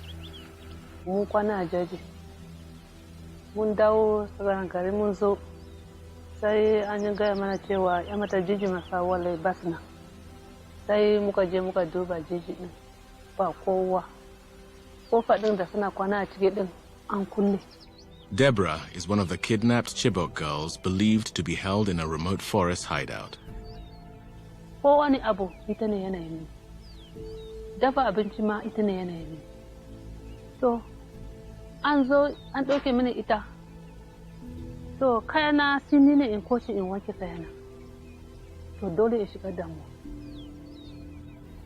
It's been 1,000 days since Rebecca has seen her daughter.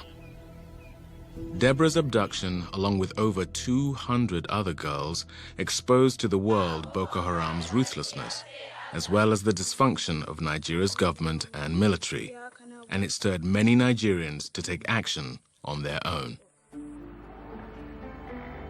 Buki Shonibare had planned a career as a human resources consultant in Abuja, Nigeria's capital. But then 2014, April 14 happened, and that just opened me up to another life entirely. Buki became a frontline campaigner for the Bring Back Our Girls movement. Last night I could not sleep, and for once I felt what it meant for those girls to be out there. And then we came out to stand in solidarity with these girls, and then we are being blocked off. Nothing will stop us. We will keep coming out until our girls return. What do we want? Action! Aided by social media, the Bring Back Our Girls campaign sparked worldwide condemnation of Boko Haram. Our girls! Bring back our girls! Our girls! Bring back girls! Bring back our girls! Bring back what we want! Our girls! Like millions of people across the globe, my husband and I are outraged and heartbroken over the kidnapping of more than 200 Nigerian girls from their school dormitory in the middle of the night. Boko Haram's leader, Abubakar Shekau, capitalized on the group's sudden notoriety, threatening to convert the girls to Islam, marry them off to his commanders, or sell them into slavery. For Buki, it was personal. It's simply because I was once that girl. Even though I've not been abducted before, but I know what it means to be sexually molested. I know what it means to have to do something because you want to stay alive. With the international community watching, the Nigerian government issued promises to save the girls, but the lack of swift action angered parents. If the government cannot take action, we are asking for the United Nations to come in and help us. Or if the United Nations reject us, we just don't know what to do. Within 2 weeks of the Chibok kidnappings, Bukky had made up her mind to stay on the front lines and keep protesting until the girls came home. And we were screaming like 15 whole days. Some parents have not seen their children. 15 whole days. Where are they? And then we had to commemorate 30 days. And we could not live with that reality. In truth, the reality was worse. Bukky had no idea at the time, but the 30 days would eventually stretch into more than 3 years. Nigeria. Rich in oil and natural gas. A nation seeking to present itself as the image of modern Africa. But a country that is far from united.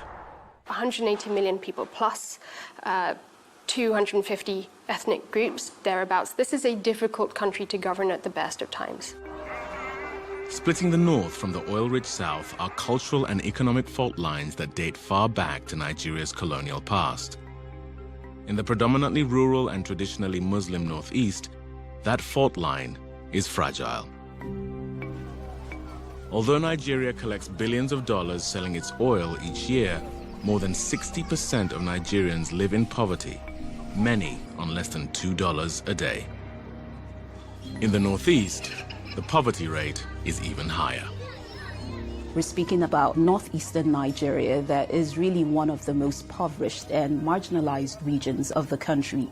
This is a region that had one of the lowest literacy rates in the country, one of the highest infant mortality rates in Nigeria.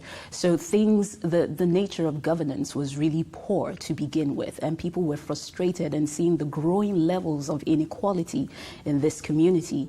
Poverty and inequality, along with neglect by those with political power, helped sow a rebellious brand of Islam in the Northeast. Its leaders took as their model one of the world's most brutal and dogmatic Islamist movements. It was at that time in 2003 that there was a community of individuals that moved to the borderlands of Nigeria and Niger in an attempt to create a purist Islamic society based on the model of the Taliban in Afghanistan. Originally, the group was peaceful and its message inclusive. What they preached was, we have an alternative system. If the system you believe in does not value you and leaves you out, we will not do that. We are more inclusive, we will take care of you, we are doing Allah's will, and we will define our own society, an alternative society that is just and good. So that was very appealing, especially for people who felt left out. But eventually, this alternative society split.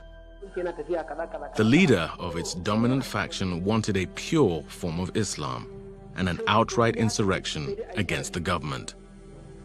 His name, Muhammad Yusuf. Yusuf was intelligent and charismatic, but bent on confrontation.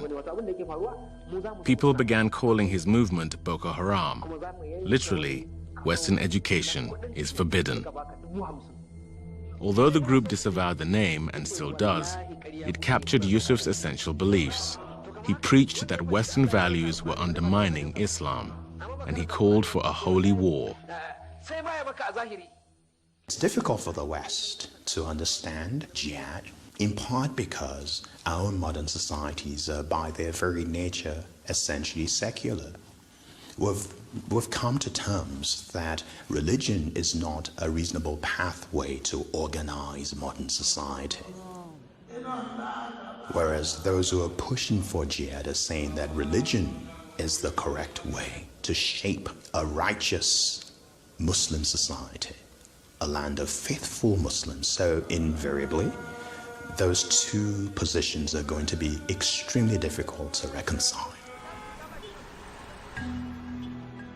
Yusuf's base was the northeastern city of Maiduguri, the capital of Borno State. As his sermons became more militant, tensions with local authorities grew. Then, in 2009, Boko Haram exploded into Nigeria's wider consciousness. That June, police clashed with some of Yusuf's followers on their way to a funeral, wounding more than a dozen. Kuma waɗannan mahaukatan sojojin in ba ɗauke su a cikin gari ba za a zauna lafiya ba. Yusuf denounced the government actions, and a few weeks later, his followers struck back. With guns and grenades, they attacked police stations in several cities, with the heaviest assault in Maiduguri. Over 4 days of fighting, the police response was merciless. They rounded up Boko Haram suspects, killing them in the street.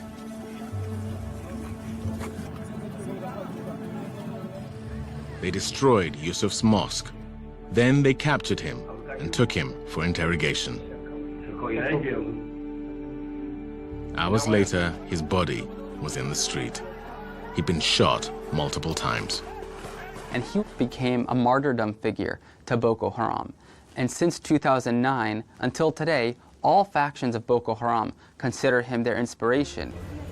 More than 1,000 people died in 4 days of fighting that July. Afterward, Boko Haram disappeared. But when they returned a year later, it was with more weapons and a new leader. A bombastic and violent Yusuf deputy, Abubakar Shekau. He proclaimed all-out war. Their argument is a very simple one. You've come after us. You've killed many of us. You've killed us literally by the thousands. You feel you've decimated our community. We will fight back. Now we will take jihad to you. Over the next 4 years, Boko Haram put the Nigerian military and civilian security forces on their heels. Within that period, the militancy and the insurgency of Boko Haram grew stronger and stronger, and it's in this context that Boko Haram was able to acquire land, acquire territory, with limited Nigerian response. Boko Haram expanded its domain, but Maiduguri remained ground zero. The city of more than 500,000 had a teaching hospital and a university. Before the insurgency, Maiduguri was a very quiet, peaceful town. Fati Abubakar was a nursing student living with her family in Maiduguri at the time Boko Haram began its assault in 2010. We were known for being very traditional, conservative people, and we all knew our neighbors. It was a very diverse community before Boko Haram. Within months, Fati became a witness to the wholesale destruction of her hometown. I watched everything happen, from the tension, the bomb blasts, the dead bodies on the streets, the houses burning. Sometimes our house would shake because of a bomb blast. People soon fled. Fati and her family left in late 2012. At the time, they were killing boys and kidnapping girls, so my parents were not comfortable with that. And then we moved to Abuja, and I lived there for 6 months before I went to London to study. Fati completed her studies in London, writing a dissertation about the effects of war on the psychological health of refugees. And she found an outlet to help her cope with the loss she felt as a refugee herself. I really took up photography around that time that I was struggling with all that was happening around Maiduguri, and I was really interested in how you can do visual storytelling and still have an impact on the community. Fati returned to Maiduguri in 2015. But when I came back, people had become desensitized.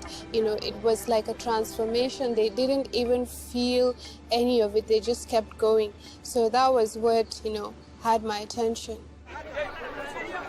Fati imagined another side of the place she called home, a humane side she wanted to show the world. It was the opposite of the images of war and destruction flooding the global news. and from the deluded propaganda of Boko Haram.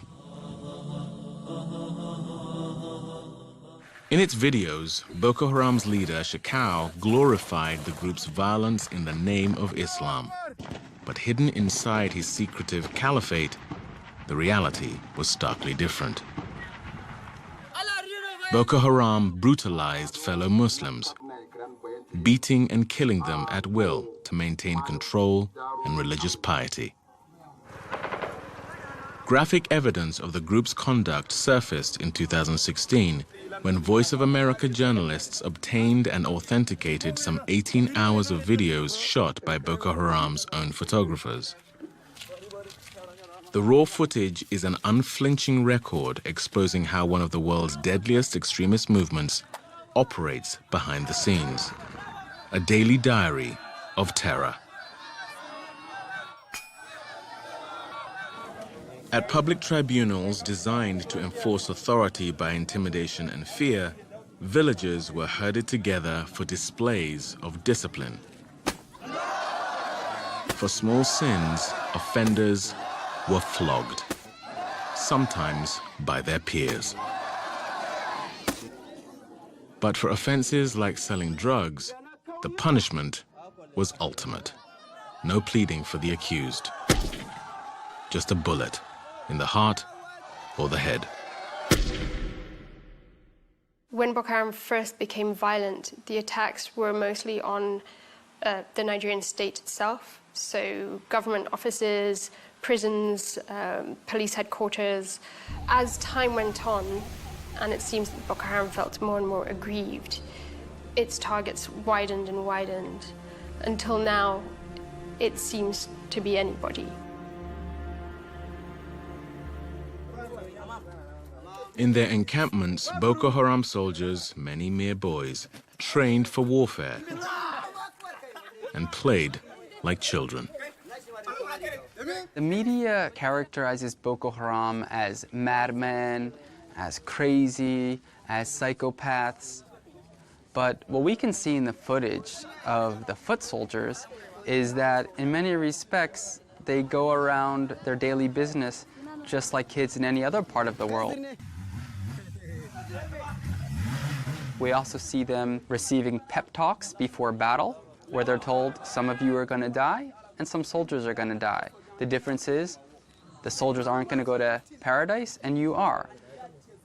And this goes to show that ideology plays a very important part of motivating them to engage in acts of killing.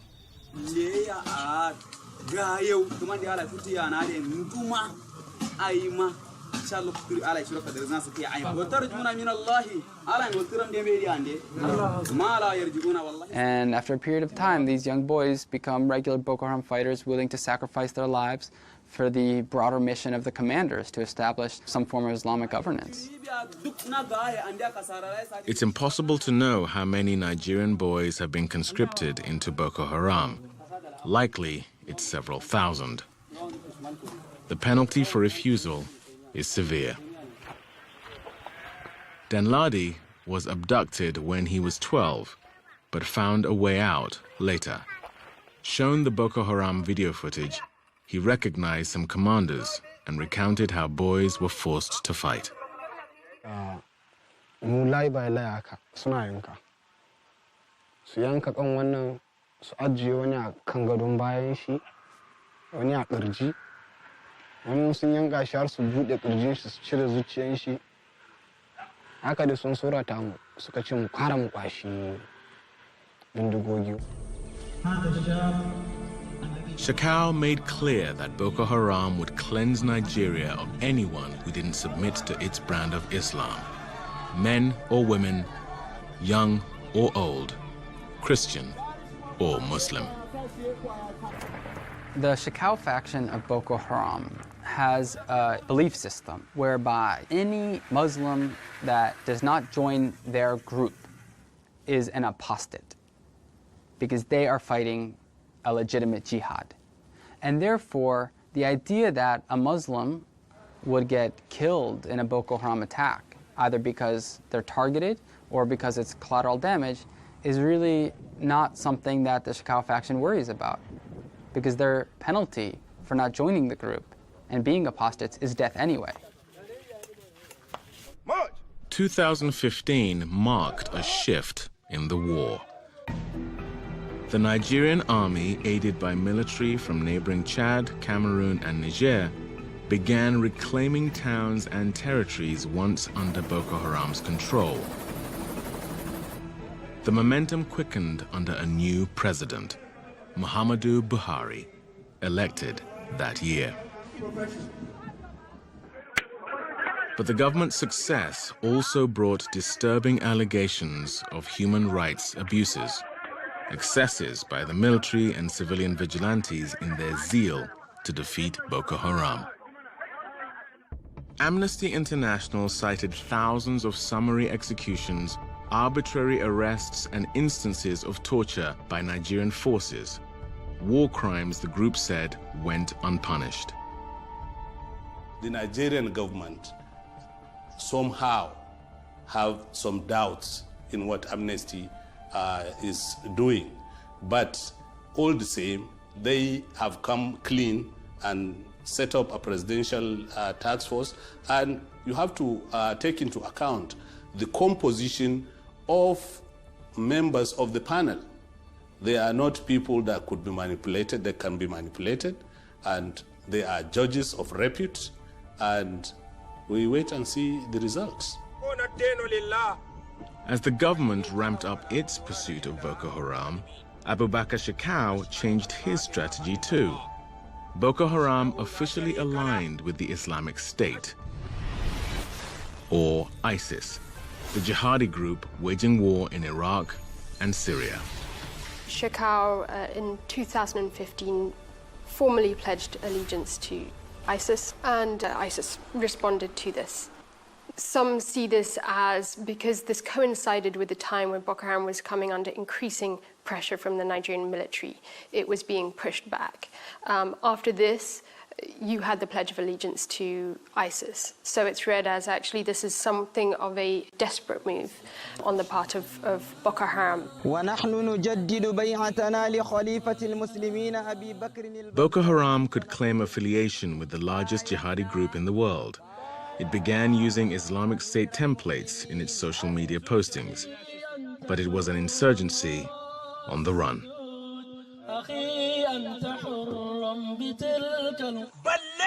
At least 3 times the Nigerian military claimed Shekau had been killed, yet each time he survived, reappearing like a ghost in new videos, recorded in a remote hideout somewhere deep in the northeast bush.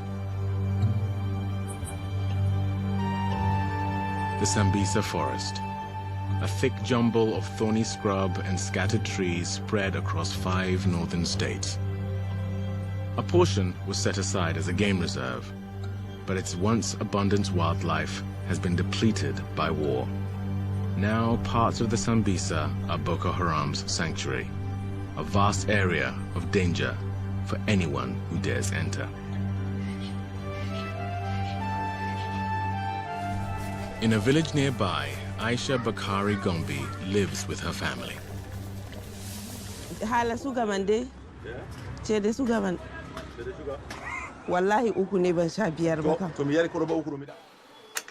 In her part-time job as a seamstress, she works with hands and feet in creative concentration, at peace, away from the violence that prowls in the countryside.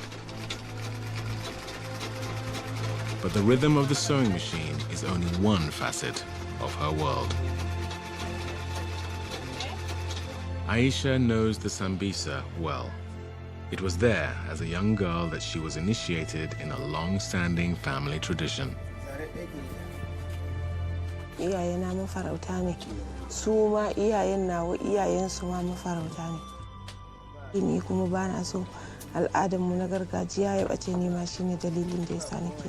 Boko Haram raided her village 3 times before the Nigerian government allowed people to fight back on their own. Now, instead of hunting antelope, baboons, and birds, Aisha goes after a different prey: Boko Haram militants. She is part of a group of hunters who go out in search of insurgents, ready to fight if the situation arises. Gaskiya Boko Haram dai ba mutum bane. To Boko Haram ne ya isa zai kama mutum da ransa, ya kama shi ya yanka shi da zarton da ake yanka katako. Boko Haram zai kama mace da ciki, ya yanka ta, ya fidda da a cikin cikinta, ya jefar da shi. Boko Haram zai kama yaro jinjiri, ya karya wuyansa ya jefar, ya kama yara ƙanana ya murda wuya ya jefa a kogi. At the start of their patrol, the hunters take part in spiritual rituals. They believe it will protect against enemy bullets and other dangers in the forest. Akwai abubuwa irin namu na gargajiya waɗanda muke amfani da su. Wani muna amfani da shi don mu sha, wani mu shafa, wani mu sheƙa, wani mu yi hayaƙi, har ma wanka akwai.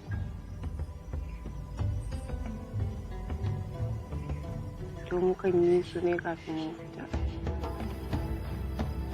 To ai dajin dama shi muka riga muka saba. Babu wani abun da yake ba mu tsoro a cikin daji. Duk lokacin da muka shirya in za mu fita ko dare ko rana ne shiganta muke yi babu fargaba. Aisha and her team not only search for insurgents, they're also on the lookout for captives fleeing from Boko Haram camps. Their stories can be heartbreaking. Akwai matar da muka bari yanzu haka tana kam namu mu a inda muka yi sansani mu a cikin garin Lasa. Suka zo sace ta, suka sace ta da yara 6. Da aka tafi da su aka je aka ajiye su a can sun kai watanni suna wajen. Ranar da Allah ya taimake ta ya bata nasarar za ta gudu ta dawo. To su wayannan yan ƙanana guda biyu, ɗaya ta goya ɗaya kuma ta ɗauka ta rataya a kafaɗanta. Haka ta haƙura da wayancan saura guda 4 ta ɗauko biyun ta kamo hanya ta dawo. Aisha's efforts fighting Boko Haram earned her the respect of fellow villagers. They call her the Queen Hunter. Gaskiya ba zan iya sani ba, don an kuɓutar da yawa. Na kwanakin nan ko kuma in ce na shekaran jiya mun kuɓutar da 9. Later that day, Aisha and her band apprehended 3 Boko Haram fighters. They delivered them to authorities by truck. A commotion of curious villagers parading behind them. Success like this inspires her to continue the work, despite the danger. Ani dai ina son duniya ta sani. Aikin da muke yi dai mu aiki ne na ceto da nema wa ƙasar mu zaman lafiya. Zaman lafiya nake son wa Najeriya. Ina so in ga Najeriya ta zauna lafiya kamar yadda sauran ƙasashe suke zaune lafiya.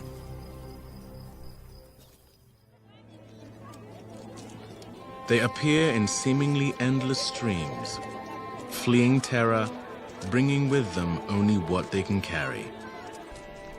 Day and night, they've lost their homes, their farms, their livestock, in the worst cases, their children. And for now, they've no hope of returning.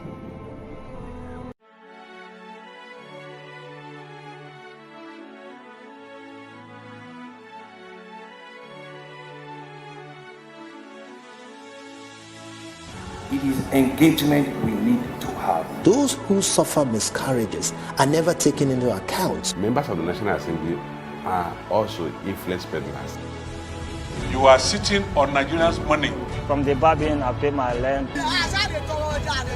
On the Babin, I send my children to school. A consultative engagement. No any tangible notification before they ban us. It's one thing for people to be at your back and the heat of the moment, and another thing for them to still be with you when push comes to shove. I will do everything to take Lagos out of the national grid.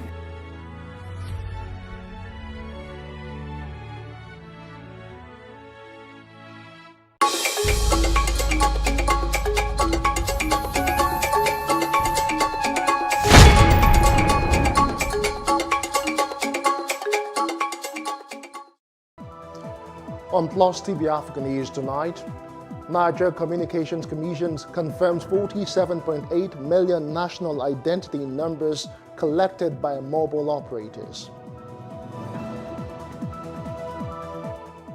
As Uganda accuses U.S. envoy of subversion by attempting to visit opposition leader Bobi Wine under house arrest. Security beefed up in Washington, D.C. ahead of U.S. President-elect Joe Biden's inauguration. Many thanks for joining us in the news. I am Justin Akadonye.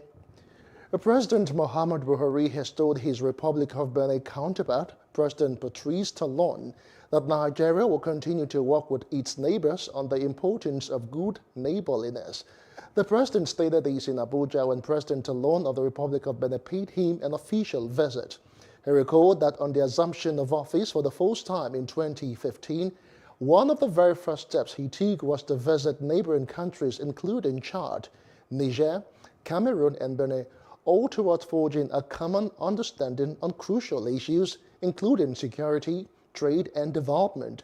President Talon disclosed that he was in Nigeria to show gratitude to President Buhari for the robust leadership he displays in Nigeria and in Africa.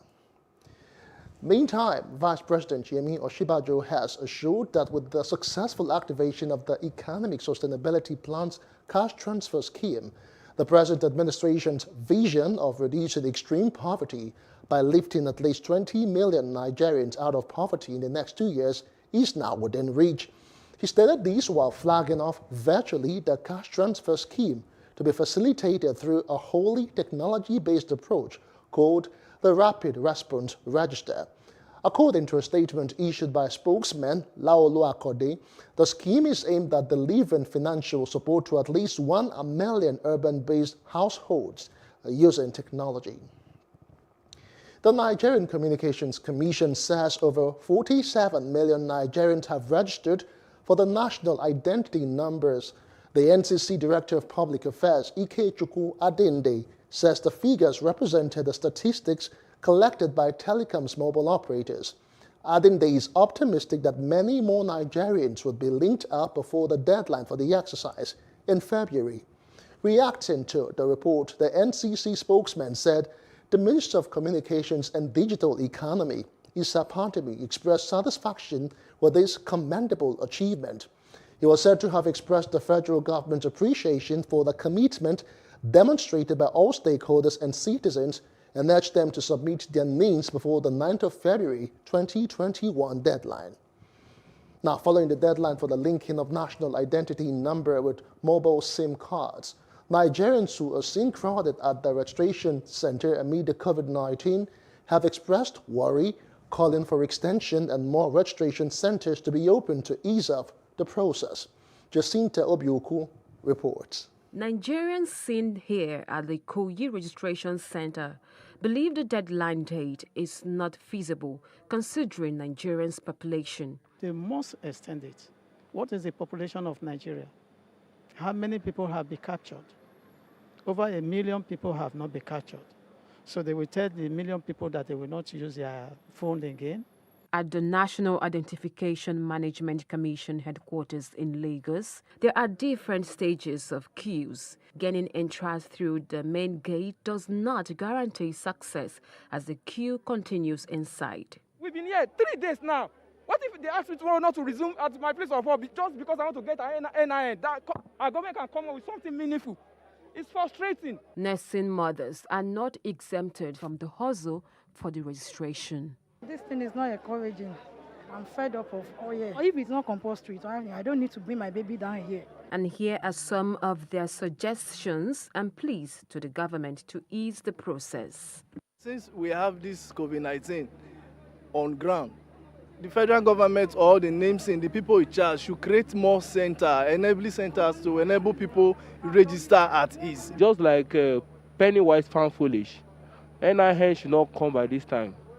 Because I won't lie to you, the number will continue to be jarring off. It's not about prayer. Government can do better than this. They can take it online. people can sit down in their houses. We're talking about shelter in place, stay at home, and people, because they want to register for a number to get a slip, they have to come here in the morning, go away in the evening, and queue up like this and exposed to all the risks. We don't have yet the vaccine in Nigeria. On trying to get update from the officials on deadline agitation, we were given the contact of the head corporate communication NIMC, and this is what he said. We are just involved in the process, Ministry NCC, but it's the Ministry of Communications and Digital Economy and the Honorable Minister that issued the directive since last year February. You understand? So he is the only person that can also talk on the deadline or extension or otherwise. The tension seen here might be understandable, but it should also be a thing of worry, seeing that the preventive directives of the pandemic have been violated. From NIMC office Ikeja, Jacinta Obiuku reporting for Plus TV Africa. In other news now, following the fire incidents that claimed 3 lives due to fuel tanker explosion in Abeokuta, the state governor, Dapo Abiodun, has banned tankers and other articulated vehicles from flying flyover bridges in the state. Governor Abiodun gave the order during an on-the-spot assessment of the damages at the scene. The governor also vowed that stiffer punishment will be meted out to any tanker found culpable. I've discussed with the Ministry of Transportation. We will begin the enforcement,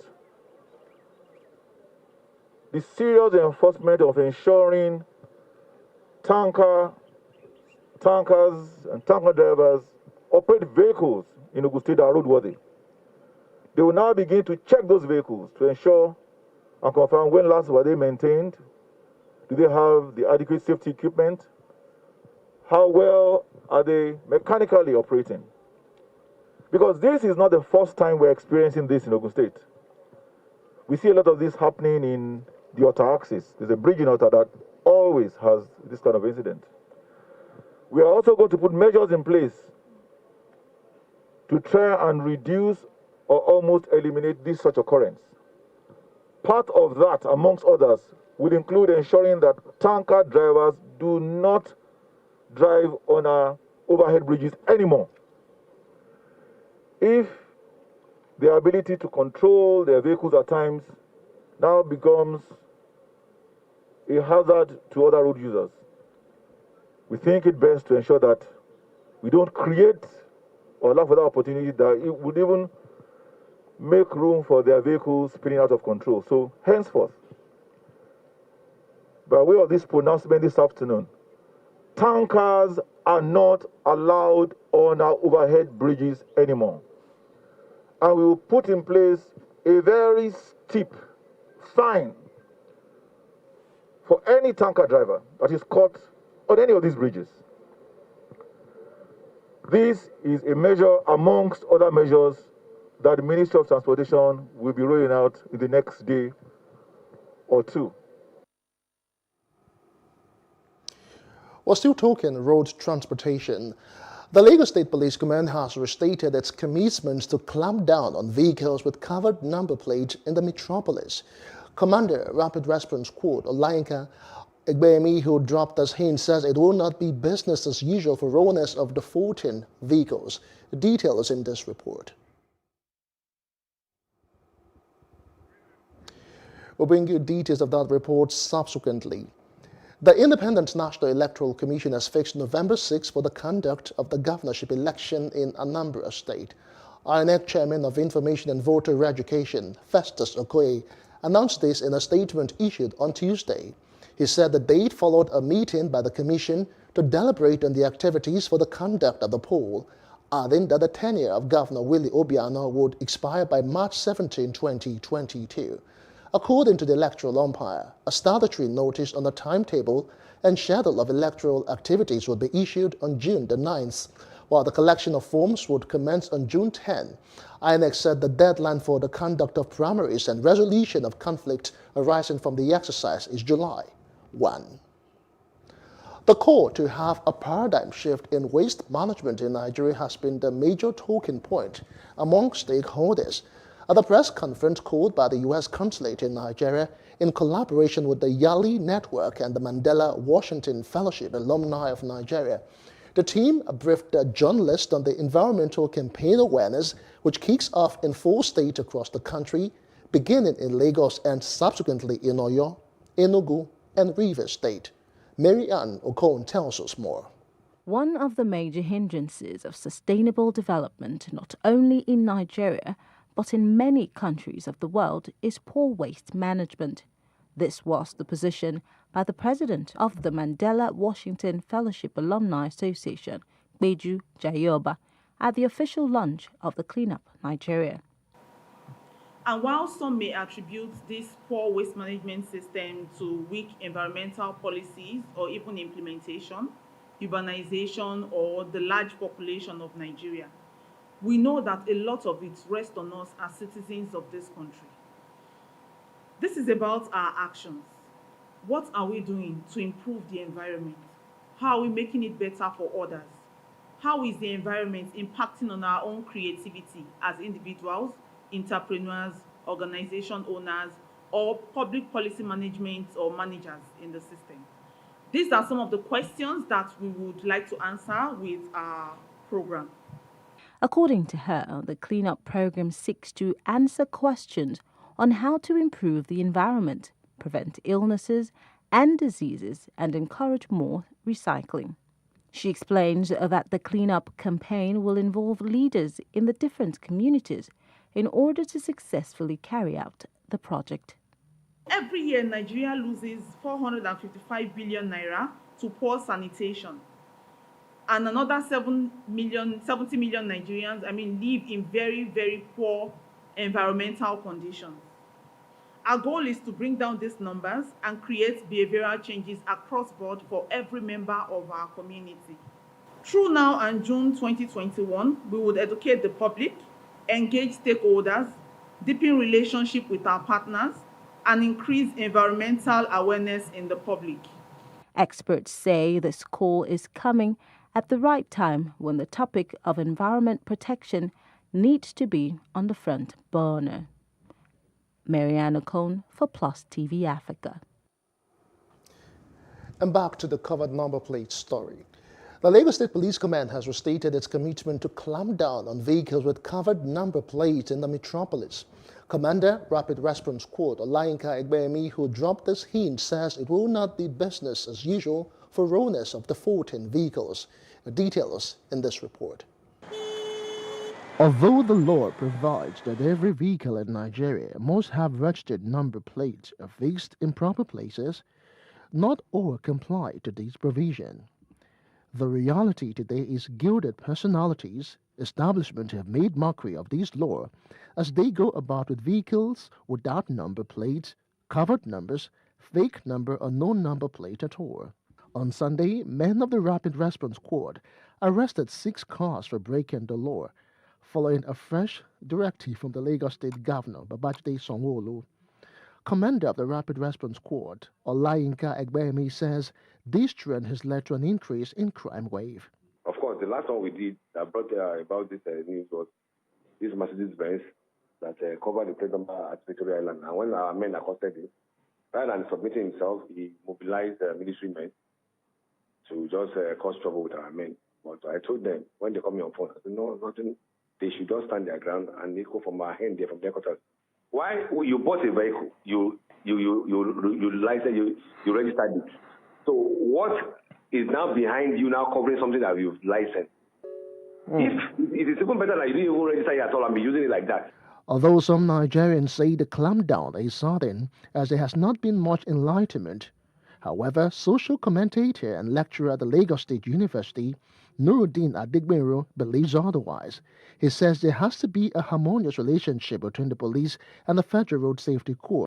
Well, the problem we always have with Nigerian agencies is that everybody are working apart. They are not working together. They do as if what the Lagos State Command and the task force need to do is that they need to work in hand with the Lagos Command of FRSC, because they are still issuing that kind of licenses to car owners.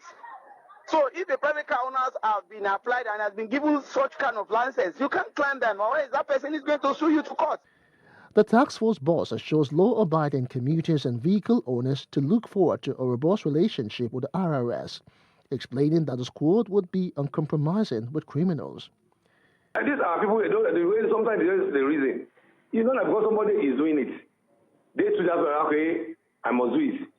And to me, you must have criminal intent for you to avoid the vehicle and cover it.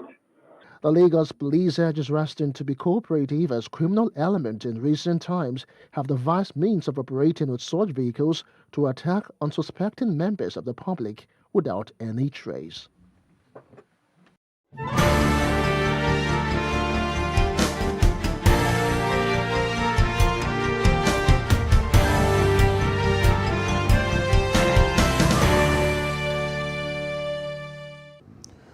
We're talking health now. The federal government says it has put all modalities in place to receive its first tranche of about 100,000 COVID-19 vaccines. Executive Director of the National Primary Health Care Development Agency, Dr. Faisal Shaib, while taking newsmen on a tour of a facility put in place by government to store the vaccines, says the federal government is committed to ensuring citizens and residents are adequately vaccinated in a bid to tackle the ongoing coronavirus pandemic. Our correspondent Amadine Uyu tells us more. With the approval of several COVID-19 vaccines by the World Health Organization, several countries around the world are currently in a cutthroat competition for who gets the most vaccines for its citizens and residents. Nigeria is also not left out. While the federal government prepares to receive its first tranche of procured vaccines, there have been concerns on the availability of adequately equipped facilities to store the vaccines. As you are well aware, in the next few weeks, we'll be in receipt of the Pfizer's mRNA vaccines. I know there have been conversations about whether or not we have the right equipment to store them. So this ultra-cold chain equipment and two others right there makes them 3 ultra-cold chain equipment that we currently have. The 100,000 doses of the vaccines, of the Pfizer vaccine we're expecting, will occupy just 500 liters of space. Each of these ultra-cold chain equipment has a capacity of 700 liters. So 3 of them have a total capacity of 2,100 liters. The Executive Director of the National Primary Healthcare Development Agency, Dr. Faisal Shaib, while taking newsmen on a tour of already put in place facility for the expected vaccines, says the federal government is expecting about 100,000 doses of the Pfizer RNA vaccines before the end of February. Dr. Shaib says government will not take chances for granted, but will leverage on past experiences to ensure the public are adequately sensitized on the importance of the vaccines in tackling the pandemic. Apart from the availability of the vaccine, there's also the issue around vaccine hesitancy.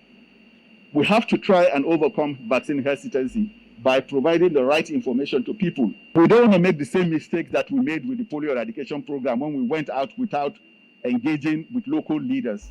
This is why we're engaging them very early in this activity. He says the federal government is also exploring alternative means of procuring the coronavirus vaccines for Nigerians.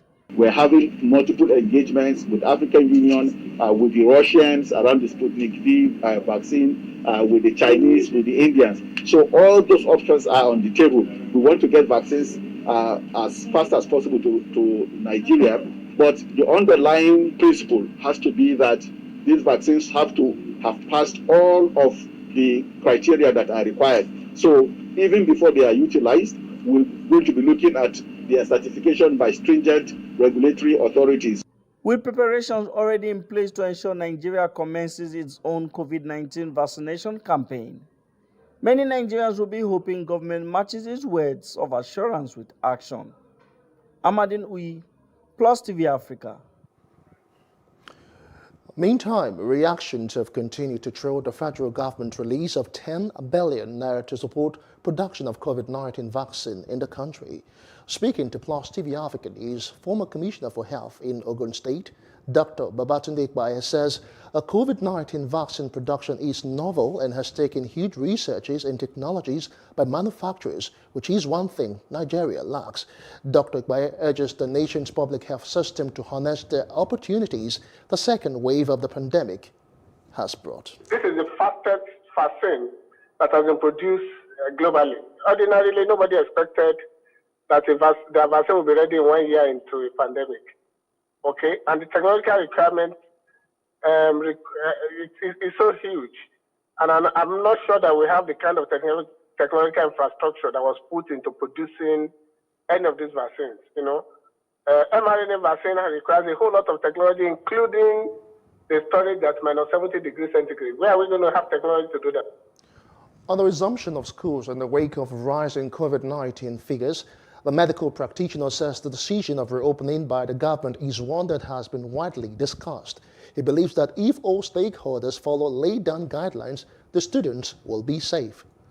I think the reason behind the federal government, agreeing that the school should open is that, one, if the necessary precaution could be taken and tests could be done in places where students are going to be put in boarding houses, and then transmission reduction can be guaranteed.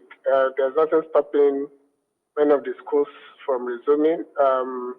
But the bottom line is that we need to, one, take necessary precaution, two, make sure that the students and the teachers and the managers of the school comply with all the NCDC guidelines.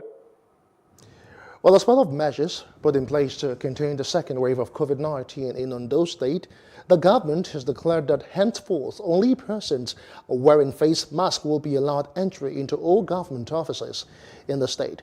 Special Advisor on Health to the Governor, Dr. Jibayo Adeyeye, announced this while addressing newsmen at the Cocoa Conference Hall of the Governor's office. Adeyeye expressed concerns that a larger percentage of people in the state are not complying with the simple precautionary measures against the virus, noting that government will begin to enforce the measures.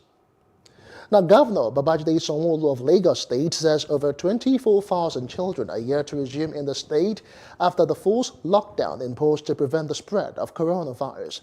The governor said this while briefing newsmen at the State House, Ikeja, on the COVID-19 update on Tuesday. He explained that one of the reasons for reopening schools was to protect students from social vices. Still ahead, Libyan leaders approve interim executive mechanism. Details when we return. To join us again.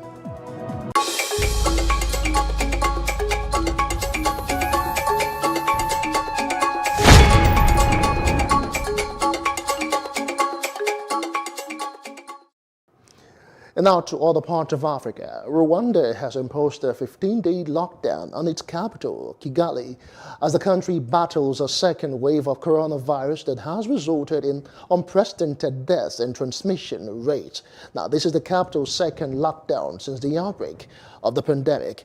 The government had in March enacted a country-wide lockdown that lasted 45 days. In a statement on Monday night, the government said all movement outside homes in the capital will require an approved permit from the police, except for essential service providers. Travel between Kigali and other provinces and districts will not be permitted, except for essential services and tourism. Uganda has accused the U.S. ambassador of seeking to subvert last week's presidential election by trying to visit the main opposition candidate at his home, which has been surrounded by security forces since the vote. Now, troops prevented pop star turned legislator Bobi Wine from leaving his house shortly after he returned from voting in Thursday's presidential election, in which he ran against incumbent Yoweri Museveni. Wine said he and his wife had run out of food and milk for their 18-month-old niece. Wine's lawyers filed a petition in the High Court challenging the legality of detaining Wine and his wife without charge. Speaking outside the High Court, his lawyer, Anthony Wameli said they were preoccupied with Wine's personal liberty. We have filed an application for habeas corpus from election day, that was in the night of 14th. Honorable Kyagulanyi Ssentamu, together with his wife and people at his home, have been detained in their own home by security agencies, including officials of UPDF and the Uganda Police Force. So in our communication with him on phone, we agreed that we file for this application for habeas corpus so that he can be allowed to have and enjoy his liberty with his family. Calm has returned to Sudan's Darfur region after troops were sent to help stop 3 days of inter-ethnic violence that has taken 155 lives and displaced tens of thousands. The transitional government in the capital, Khartoum, has deployed military units to the remote region, where the recent end of a joint United Nations and African Union peacekeeping mission raised fears of more bloodshed. Violence erupted on Saturday between Arab nomads and members of the non-Arab Masalit ethnic group in El Geneina, the capital of West Darfur, killing at least 100 people and wounding more than 130. The clashes prompted some 50,000 people to flee areas in and around a camp for internally displaced people who had been driven from their homes in previous conflicts. Now, Libyan envoys at UN-backed talks to end nearly a decade of war voted on Tuesday to pass the mechanism to choose an interim executive to govern until post in December. The UN called it a significant step forward. Libya has been torn apart by civil war since the NATO-backed uprising that ousted long-term dictator Muammar Gaddafi in 2011, with an array of militias filling the vacuum and civilians' bodies struggling to impose their authority. But talks held in the Swiss city of Geneva have brought together 75 delegates selected by the UN to represent a broad range of constituencies. Meantime, Somalia's Information Minister Osman Abukar Dube has denied claims that hundreds of Somali soldiers have been killed while fighting alongside the Ethiopian army against the Tigray People's Liberation Front. Appearing on Somali national TV, the minister noted that Ethiopia did not request any troops from Somalia. Referring to the report as rumors and nonsense, he said, quote, "It is unfortunate that people are trying to find political gains from our national army," end of quote. French investigators say Senegal's best student, Dari Sow, whom authorities declared missing in Paris since the 8th of January, may have voluntarily disappeared. According to investigators, Sow is safe and sound, and the criminal trial has been dropped. The brilliant Senegalese student in prep class at the Parisian high school Louis de Grand is now said to have disappeared voluntarily for reasons that have not yet been clarified. Sow's disappearance at the beginning of January caused a stir in Senegal, as in France. Now, with less than 3 months to go before the presidential election in Benin, President Patrice Talon has opened the election campaign with an announcement of his candidacy for a second term. A surprise for some in light of the president's declaration of wanting to serve a single term at the time of his election in 2016, but not so much for opposition camps who had no doubt that the president would file a candidacy bid, as they believe that he has had an authoritarian hold on the nation since he came to power. Malawi is set to roll out a full set of anti-coronavirus restrictions this week after overruling a court ban on lockdown measures to tackle a surge in cases. Unlike the rest of the continent, daily life had been unfolding normally in the southern African country since its high court barred the government from confining citizens to limit the spread of COVID-19. Judges ruled in April last year that insufficient measures were in place to cushion the loss of livelihood in one of the world's poorest countries where most people work informally. But Malawi, like many African states, is now grappling with an infection rise after a month of relatively low infection figures. President Lazarus Chakwera late on Sunday ordered a nighttime curfew and said schools would be shut for 3 weeks. In outside Africa, Central Washington is an armed fortress fenced up with razor wire and surrounded by 25,000 National Guard troops ahead of President-elect Joe Biden's inauguration on Wednesday. The COVID-19 pandemic had already cancelled the inaugural balls.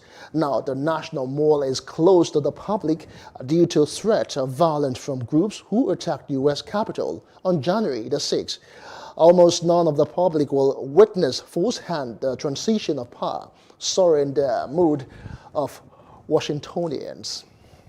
Now, as the inauguration ceremony of the President-elect of United States of America, Joe Biden, approaches, some Nigerians have placed high hopes on his administration, expecting that the new U.S. administration will render assistance to Nigeria. Plus TV Africa, in a cross-section interview with some residents of the FCT, says they hope that the foreign policies of Biden's administration will boost Nigeria-U.S. relationships, thereby helping in tackling its security challenges and economic instability. The incoming U.S. president able to render assistance to Nigeria as a third world country in the area of security. And I do know that very much can be accomplished by the use of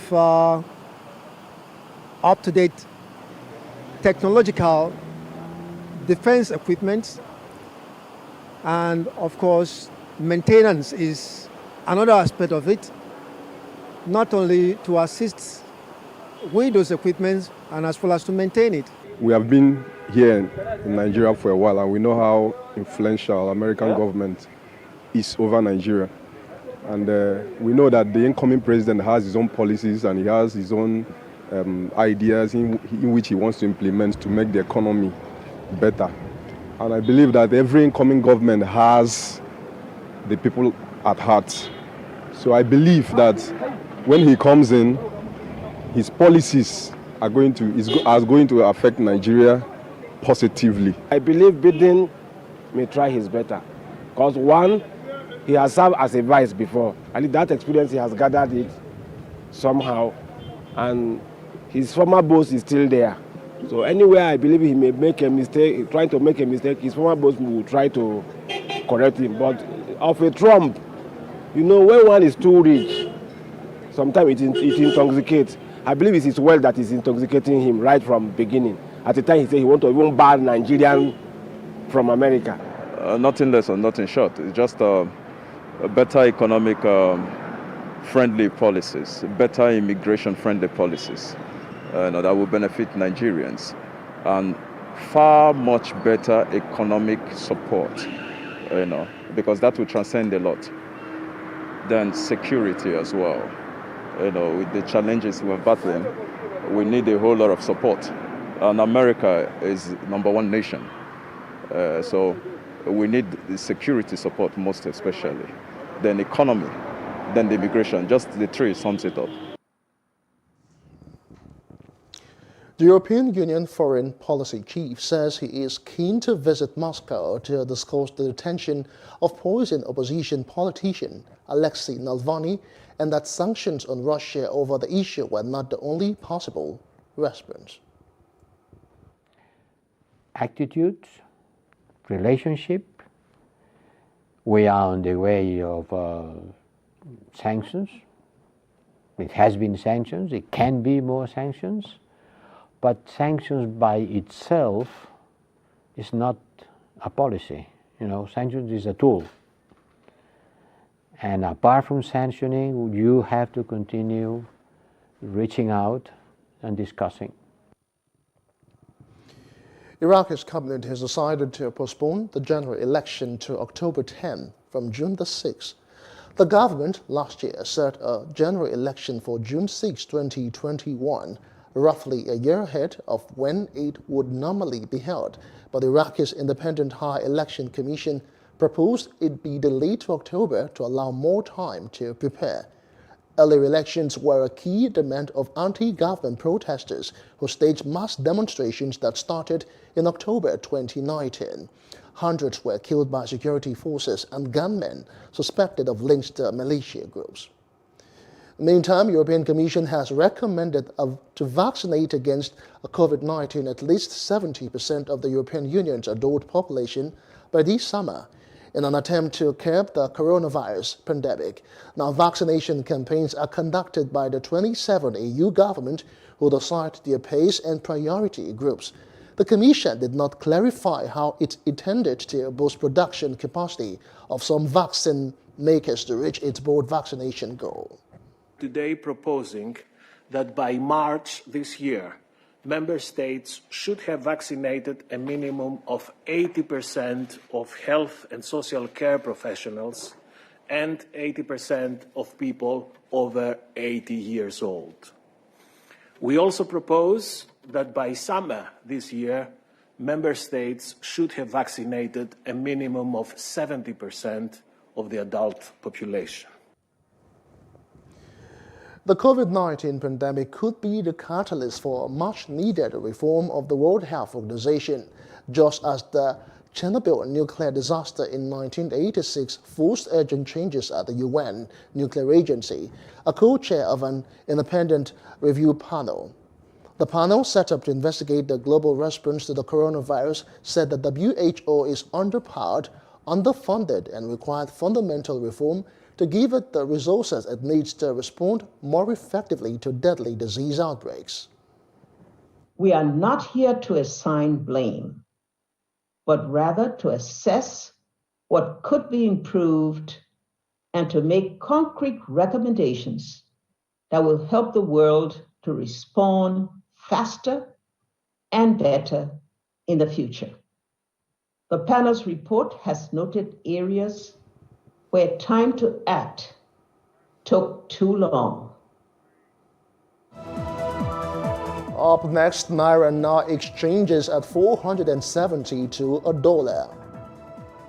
That's on business news. After this break, stay with us.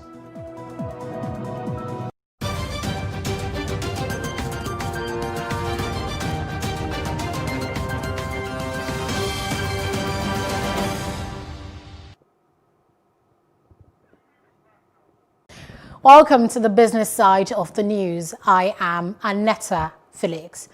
As the deadline for telephone subscribers with national identity numbers to register their SIM cards with their identity numbers elapsed on Tuesday, mobile operators say SIMs with unlinked but submitted NINs will not be blocked. Chairman, Association of Licensed Telecommunications Operators of Nigeria, Gbenga Adebayo, spoke on behalf of the telecommunications companies, including Airtel, MTN, Globacom, and Nine Mobile. Adebayo said the penalty would be mainly for those who do not have the NIN and who were unable to deliver their NINs to their service providers. The federal government of Nigeria has spent 29.3 trillion naira in the last 10 years on non-debt recurrent expenditure. The government has earned 33.2 trillion naira as revenue in this period. This is according to data compiled from the Budget Implementation Report of the federal government, compiled and published by the Budget Office of Nigeria. The country's recurrent expenditure includes spending on personnel expenses, pensions and gratuities, service-wide votes and overheads. It has consumed about 50.6% of total budget expenditure and 88.5% of revenue in the last decade. The federal government currently relies on about 33% of its actualized revenue since 2015, when oil prices started their sustained fall. It was about 55% between 2013 and 2015. The average fare paid by air passengers for specified routes single journey increased by 0.40% month-on-month. It increased by 18.54% year-on-year to 36,454 naira 59 kobo in December 2020 from 36,301 naira 74 kobo in November 2020. States with highest airfare were Anambra 38,700 naira, Lagos 38,550 naira, Cross River 38,500 naira, while states with lowest airfare were Akwa Ibom 32,600 naira, Sokoto 33,500 naira, and Gombe 34,750 naira.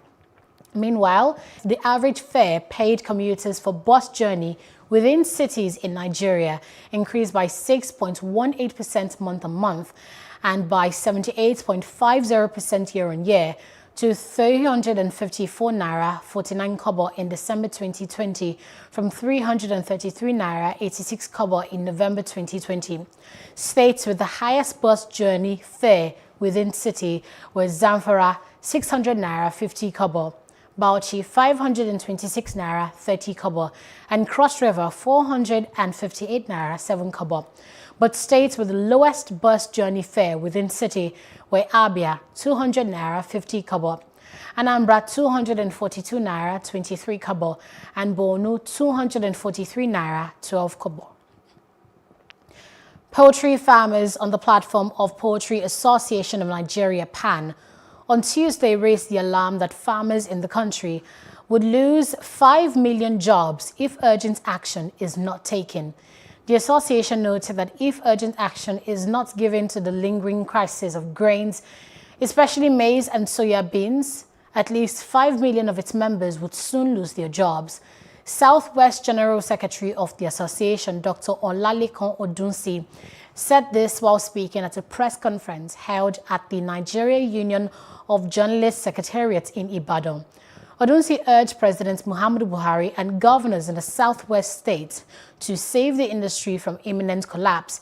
He further urged the federal government, under the leadership of President Muhammadu Buhari, to approve importation of animal feed grade of maize to sustain the over 50 million layers, 100 million broilers, 1 million breeders, and other classes of poultry until the next harvest season.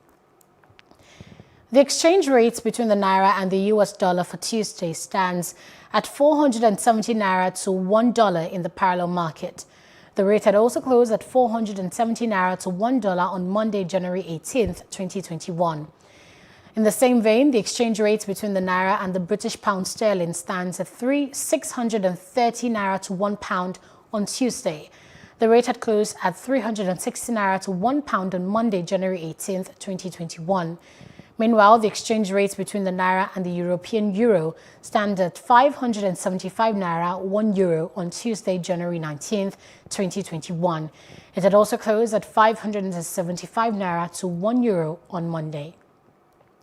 That's it on business. I am Annetta Felix. Thanks for watching. And away from business, report entertainment news is next with Ife Omai.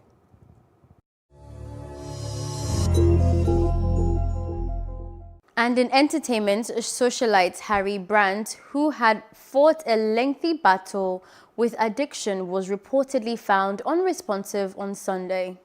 His family confirmed his death of an accidental overdose of prescription medication, tragically just days before Harry was due to enter rehab. Born August 3rd of 1996, he was the son of Seymour, 52, and billionaire husband and industrialist Peter Brandt. His family had hoped for him to complete his stint in rehab before embarking on a larger creative role in his father's Interview magazine this year. Brandt and Seymour have another 2 children together, Peter, who is 27, and Lily Margaret, who is 16. Kim Kardashian and her husband, Kanye West, have binned off marriage counseling amid reports of their looming divorce. The reality star and her rapper husband have reportedly stopped going to marriage counseling as they are not on the same page.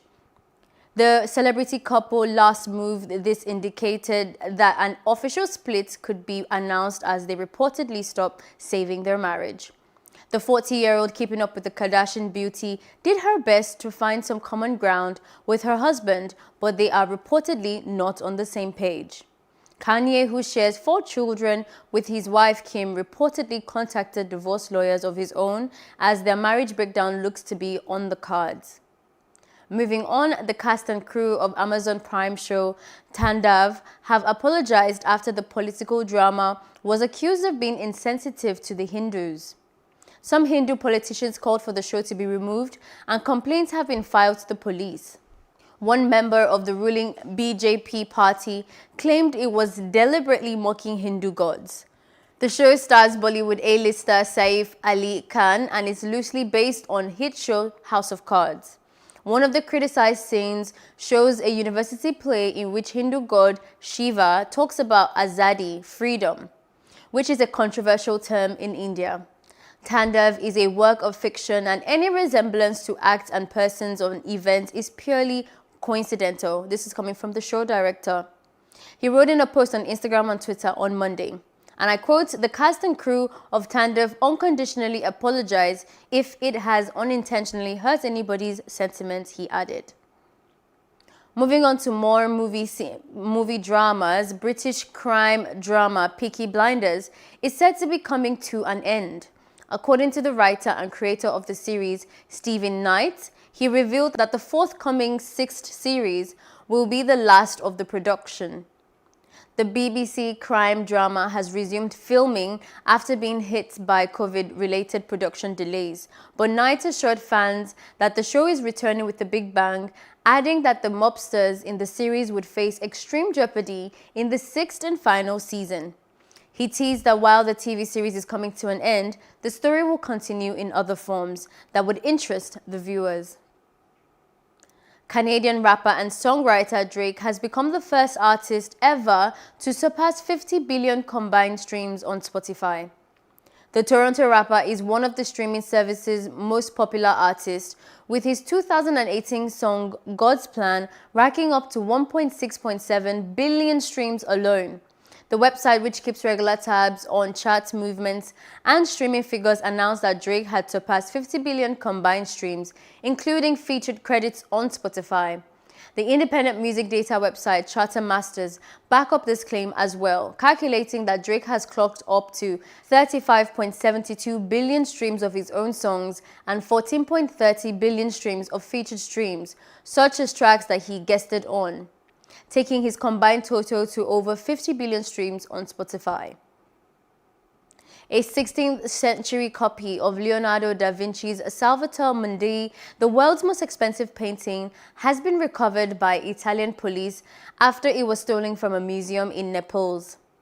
The artwork, which was said to have been painted by one of the Renaissance master students, was discovered at an apartment during a search in the Italian city. The property owners was found nearby the apartment and taken into custody on suspicion of receiving stolen goods. The portrait was modeled on Leonardo's famed depiction of Christ, with one hand raised in blessing and the other holding a crystal orb. Numerous copies of the work have been made during the artist's lifetime by his students and assistants. Also, Leonardo's original Salvator Mundi made history in 2007 when it sold for $450.3 million at Christie's in New York. Once dismissed as a copy, it sold in UK for just £45, which is an equivalent of $61 in the 1950s. And that is all on entertainment news. The best in sports is coming right after this.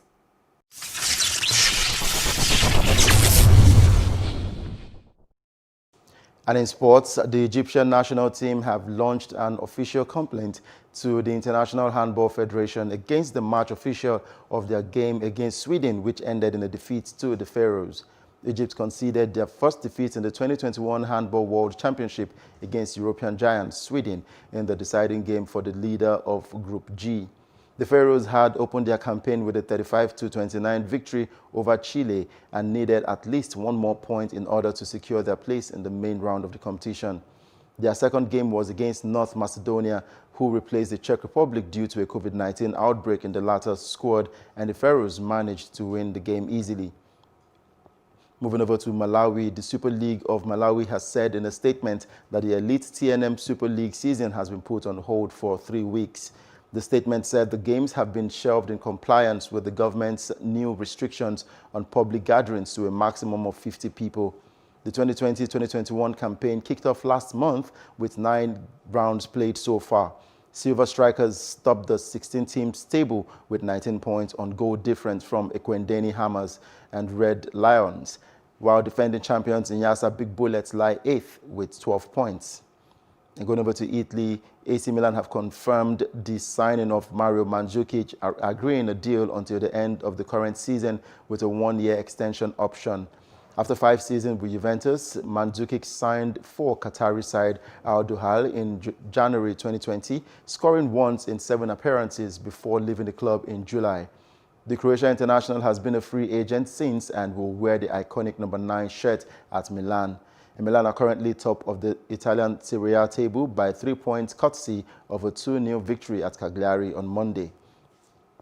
And in Spain, Lionel Messi has avoided a 12-match ban for punching an Athletic Bilbao player in the final minute of Barcelona's Spanish Super Cup final defeat on Sunday.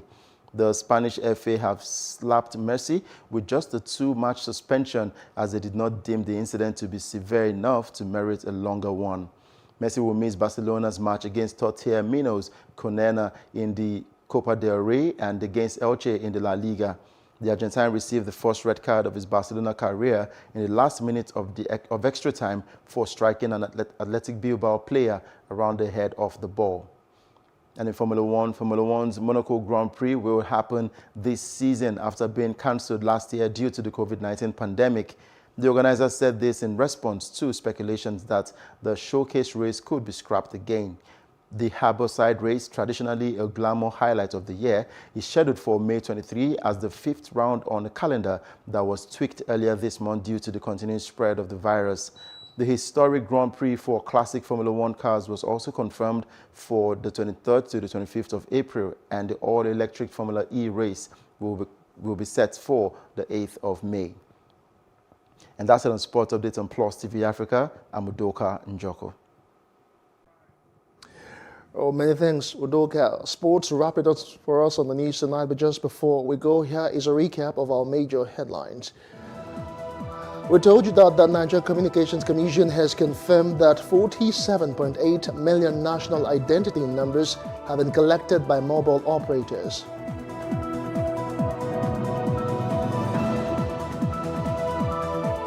We also told you that Uganda has accused the United States envoy of subversion by attempting to visit opposition leader Bobi Wine under house arrest. And we brought you a report that security has been beefed up in Washington, D.C. ahead of Biden's inauguration tomorrow. And that's the news at Azar. For more updates, please follow us at Plus TV Africa on Facebook, Twitter, and on Instagram. And do subscribe to our YouTube channel at Plus TV Africa. We'll be back again later with more stories. I am Justin Akadonye. Many thanks for watching.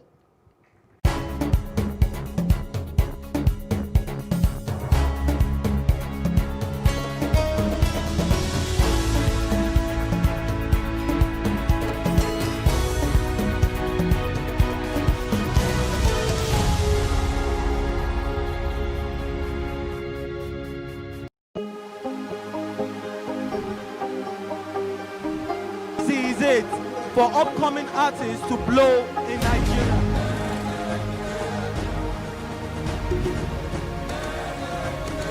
Welcome to Plus Trending. I am Buki November, your host, saying thank you for joining us on today's episode. Welcome back. It's tea time on Plus TV Africa. Practice makes perfect. I'm not perfect yet, but I'm a lot better than I used to be. He's a king. He's entitled to marry 100 if he wants to.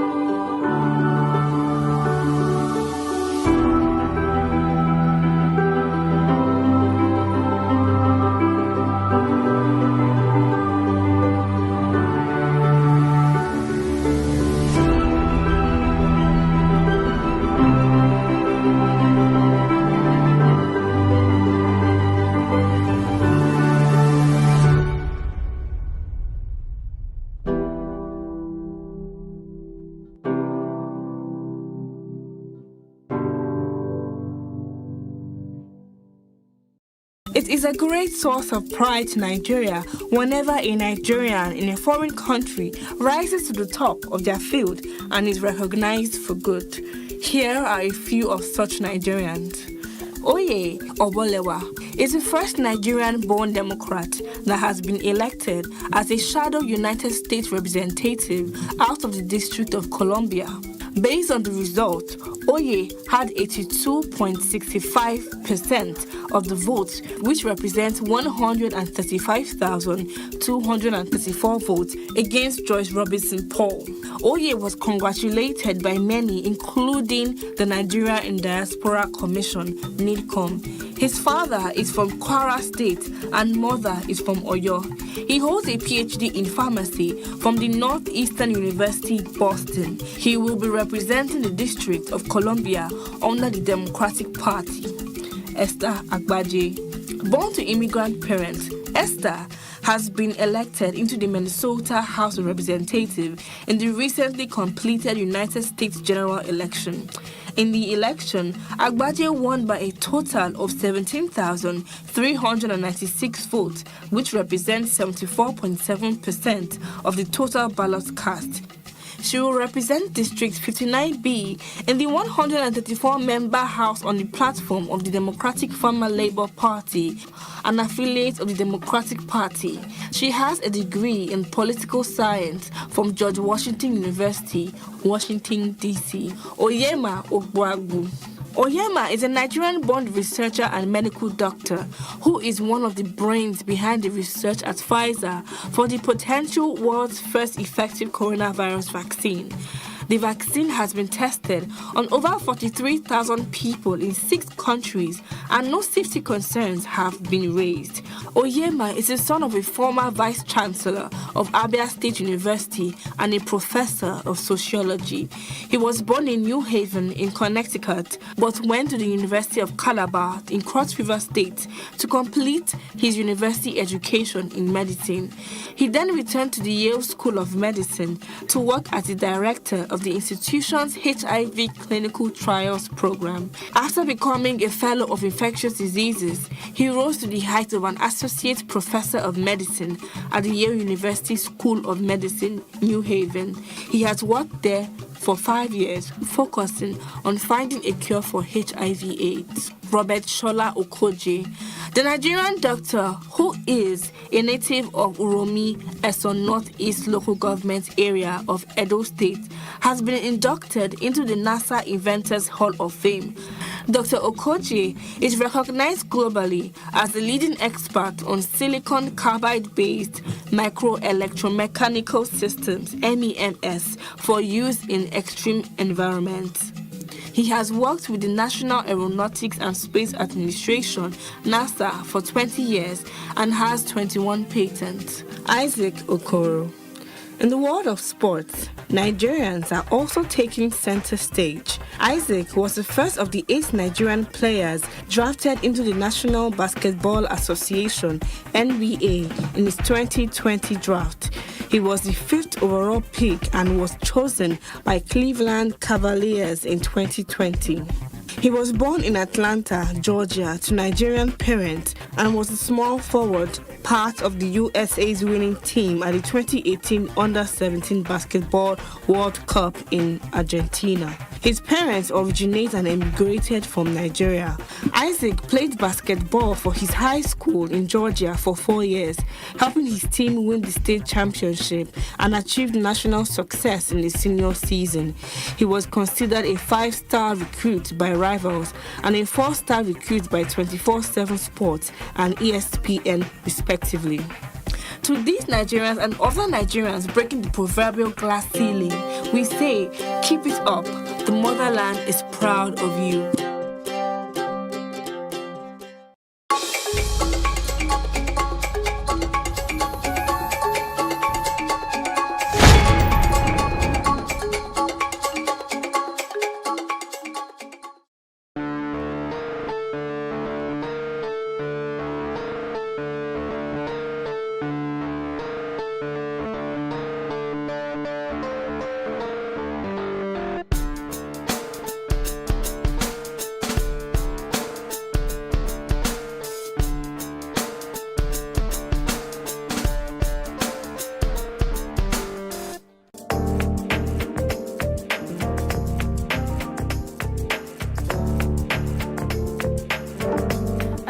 on this show, Not Your 9 to 5, we bring you incredible stories of individuals who have left their primary disciplines and ventured into something completely new. Today, we are with Tunde Balogun, who is an entrepreneur, serial entrepreneur, doing something incredible no one ever thought of.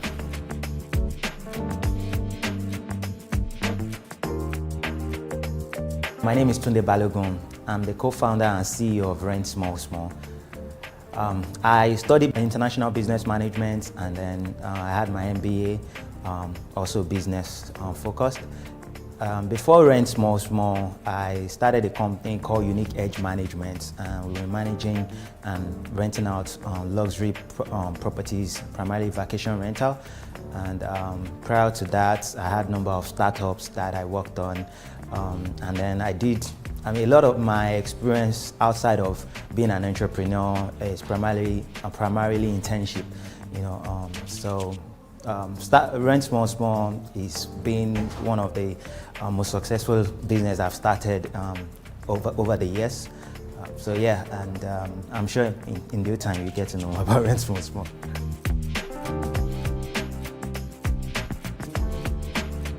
When we were going to start, we just moved back to Nigeria, and I knew that I needed to gain some, experience or understand the real estate market in Nigeria a bit better.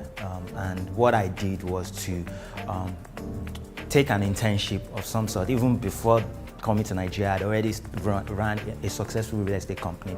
But I am the type that I like to gain as much knowledge before I venture into anything. So I interned at a company, a real estate company in Nigeria, a regular 9 to 5. From while I was there, I understood what the real estate market in Nigeria was or is. I understood what drives the market, the factors, the metrics that people look at, both from investment side and every other thing that goes into the real estate market in Nigeria. And primarily, I wanted to play in a space that really is solving a major problem, and that space for me was the rental market. I love development. When I was moving back, I wanted to go into development. That was the old plan. But when I saw the need in the rental market, I just knew that I needed to start from there, and I gained wealth of experience in the short time that I interned voluntarily, no salary, and from there I kickstarted Rent Small Small with my partners, and here we are today.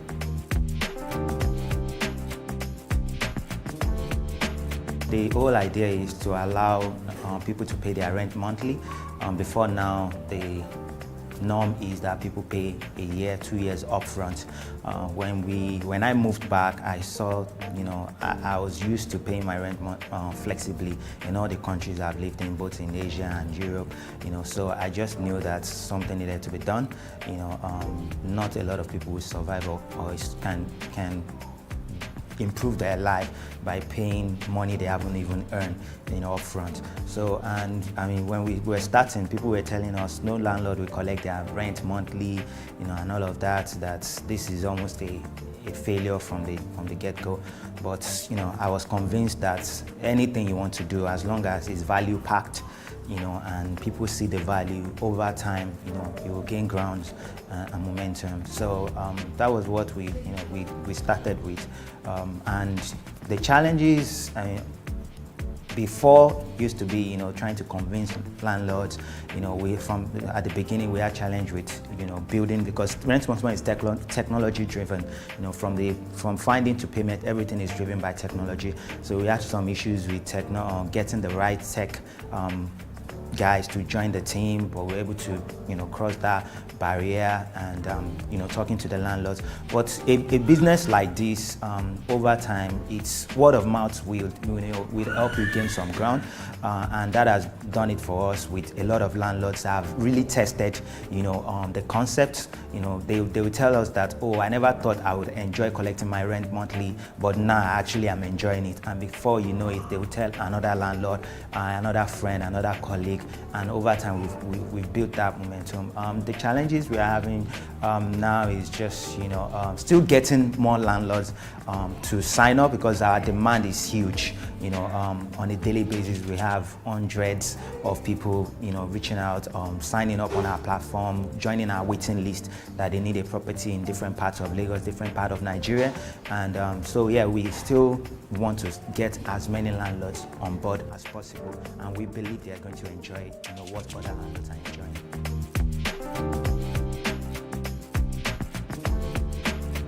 We don't pay any landlord upfront. It's a direct relationship with the landlord, you know, where they subscribe to the monthly model, right? And I mean, it's interesting that the story went from one landlord signing up with one property and say, okay, I'm going to give you guys a try.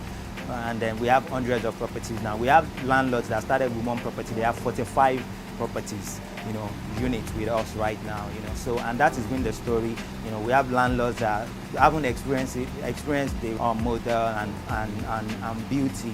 You know, they come back to tell us that, oh, I never thought I would enjoy this, but now, you know, because before I would collect my money up front, and before I know it, I've exhausted it, I've used it, you know, everything. But now I have something to look up to every month, you know, and it just gives me steady cash flow, right? And because of that, it will refer us to other landlords, to other friends, colleagues, and all that. So we like hearing stories like that, and it gives us the, you know, the boost and the confidence to keep doing what we are doing. This is a one-bedroom. All the units here are open plan kitchen, which a lot of young professionals that stay in our property, they like the idea. It's cost effective also when building, so we don't want to charge ridiculous price, so we try to, you know, make do with space and use you know, less stuff but quality stuff. So this is the bedroom, the wardrobe, and the bathroom is big. Some work is still going on here. You can see the length of the bathroom. You have the shower here, the toilet here, and the basin is going somewhere here. But this should be ready today and tomorrow for someone to move in. So, and we have several units like this here. Like I said, people have started moving in. It's beautiful. Everyone have their parking space. It's labeled, so it's dedicated parking spaces. And you have, we have units on the ground floor, on the first floor, and there's a penthouse also. So far, 2 years officially, and we found the company was founded in 2017, so that makes it about 3 years that we, you know, conceived the idea of Rent Small and we start working on it. We turned 2 years officially last month. We started from just 2 of the founders, and now we have about almost 20 staff. And the story has been, I mean, from the tenant side, people telling us that, oh, I got a job in Lagos, I don't have any relative, no family, no, you know, but I needed a place, a good job. So we have, you know, young professionals that have had to move from Abuja to Lagos, and because of the flexible payments that we have, they were able to get a place, you know, almost immediately, and moved into their own space and started going to work. And it boosts their productivity. It allows them to be on their toes, you know, get to work on time, you know, and all that. And for landlords, the same story is that, oh, I enjoy collecting my rent monthly because I have steady source of income now. I don't have to wait until 1 year before, you know, I see or smell money. And we just want to see more impact, and more impact for us is housing more people, helping a lot of Nigerians to have a roof over their head. You know, shelter is one of the basic needs, just as food. You know, so when people have shelter over their head, they can think right, they can think creatively of what to do. You know, and we want to define how space, you know, are created in Nigeria, functional spaces. Would I go back to the regular 9 to 5? No, I don't think so. By nature, I'm an entrepreneur. I enjoy what I'm doing, even though it's more tasking. It puts you on your toes, but I want to solve problems. The only way I can do that is to be in control of my own time. This is not your regular 9 to 5. This is my life.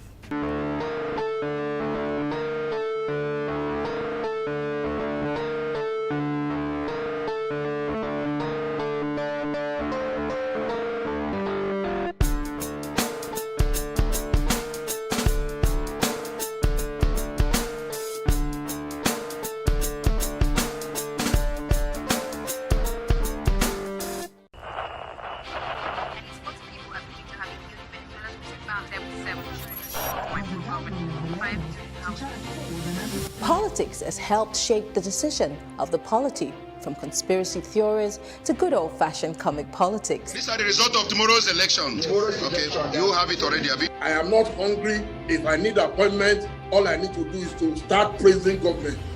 Plus, politics will fill the polls of the country, from friends to frenemies, even strange bedfellows, to clones and stooges. We go beyond the rhetorics and the drama to analyze the story behind the story. Let everybody come and say. The moment we stop having charlatans occupy political offices, we will curtail hate speech. Plus Politics, not just another political show. It's about putting you, the citizens, in the know.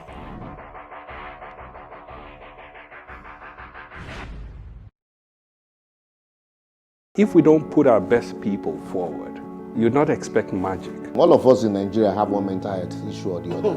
And so, by the time you bring up these children not to understand what challenges are, the first challenge they face, they want to just end it all.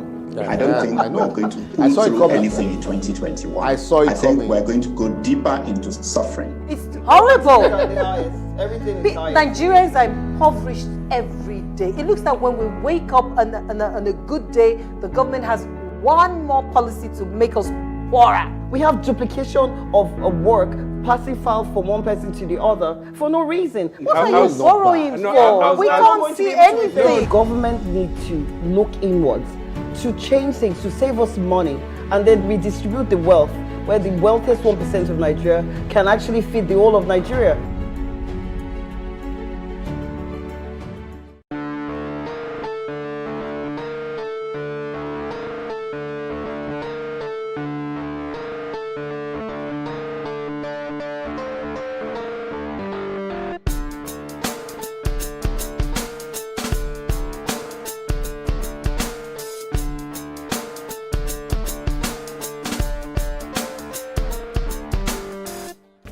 And from Tunde Balogun of Friends Small Small, we go to Jude, who left the walls of HR consultancy in Canada to become a writer. He tells us his exciting journey and movement from being a HR consultant to becoming a writer, leaving your regular 9-to-5 to a not your 9-to-5.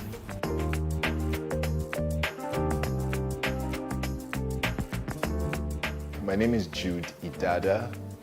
I'm a writer, filmmaker, and a dramatist.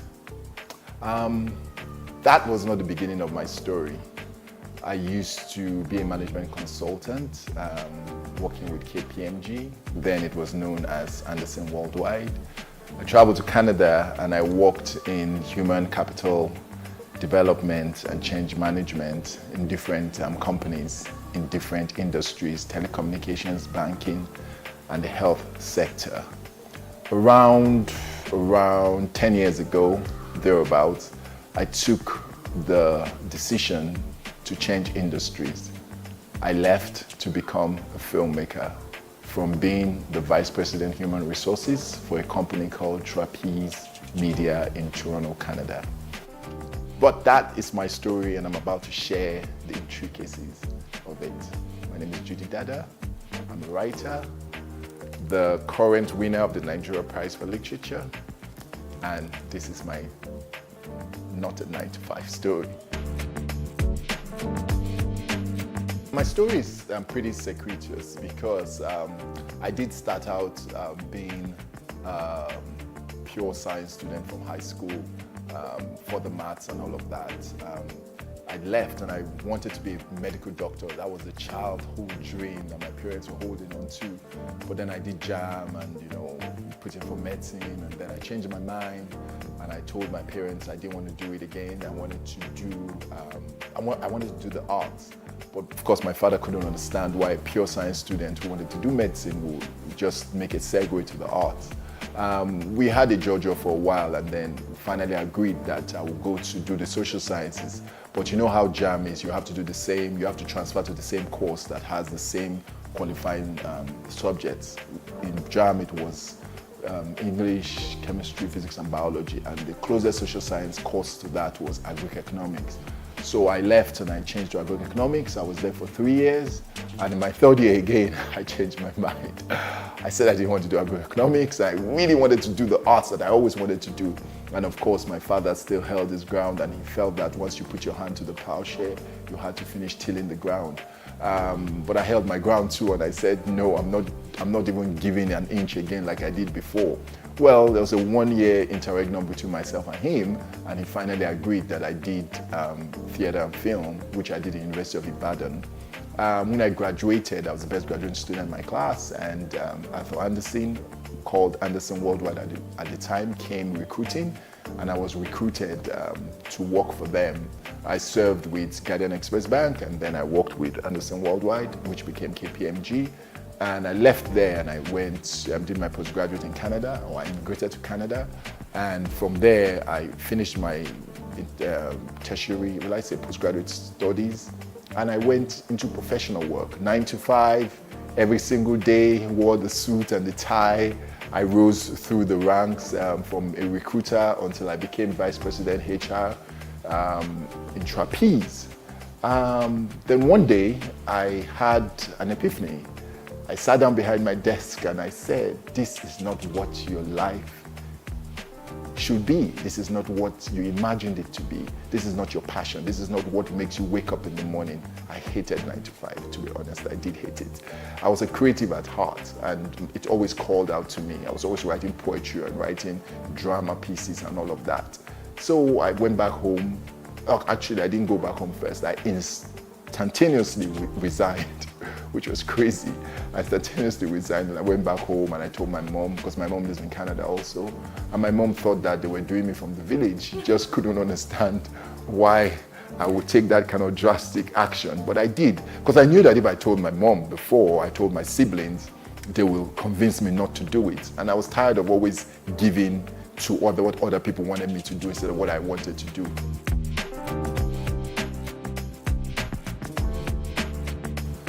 And I used to work 9 to 5 at this company in Toronto. I was Senior Vice President, HR.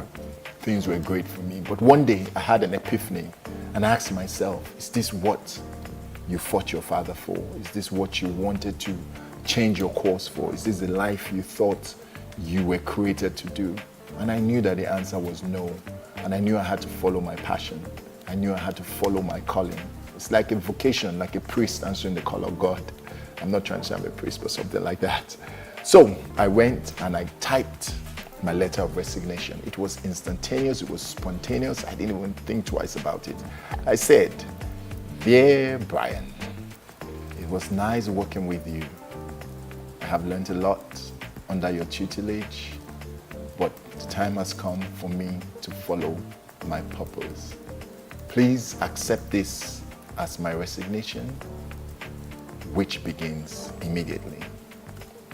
Just like me, there's someone out there, it might be you, who is at that junction asking themselves, this 9 to 5 that I'm doing, is this what I was created for? Is this what my purpose is? And if the answer is no, then just like I did, you should write that letter. You can start by saying, "Dear to whomever it may concern, please, I want to step out of a life of regimentation to a life of true purpose." And then you get on with it.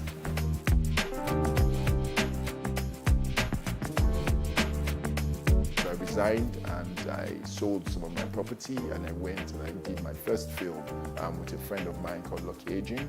We did a film called The Tenant. And what my mom had told me to do at that time, even when I resigned, was that I should not close the door to 9 to 5. I should just go do this first film and see how it will be like. So I went ahead, I did it. This was 2008, 2009, finished the film, came to Nigeria. We put it up in the cinemas, it did really, really well. And then I went back to Toronto and I told my mom, I said, this is it, I'm not going back. And it has been 10, 12 years since then. I've made a couple of more films, I've put different plays on stage, I've written 8 books, I have won the Nigeria Prize for Literature, And here I am, going strong, doing what I know how to do best, what I'm passionate about, adding my voice to the tapestry of the change-making of the world. And I'm so happy that I took that choice 12 years ago to follow my heart and be the person I was created to be.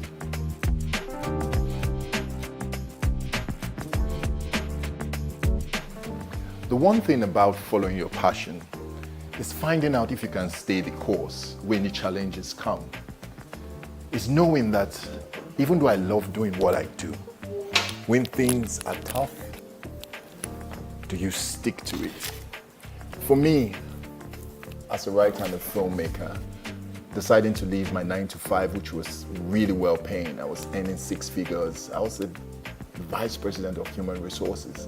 I was right there in the executive cadre of the company. But I asked myself, if at the age of 70 you look back at your life and you ask yourself, what did I do with it? Would I be able to say that being the top of my class and the top of my field was what I really wanted to be? No. It was more about how did I help humanity. But yes, I left all that money, which is a challenge. Writing hasn't been too rosy as it were, but I still love what I do. Winning the Nigeria Prize for Literature has helped. Being sponsored by NLNG, the engagements I've had, they've helped financially, but there's no stability as it will be if I had a 9-to-5. But that is not enough. My passion is what keeps me moving, keeps me doing what I do. Also, the distribution networks, the people who buy your work, who actually want to read your work but don't want to pay for it. So you have all that amorphous challenges that bedevil you, but you still keep to it. And that's what I keep doing. I am not rich by any expanse of the word, but I am rich in terms of my experiences. I'm rich in terms of fulfillment. I am rich in terms of happiness. And then I'm rich in terms of sense of purpose, of knowing that every day I wake up and I start to create. I am touching a life. I am making the world a better place than I met it.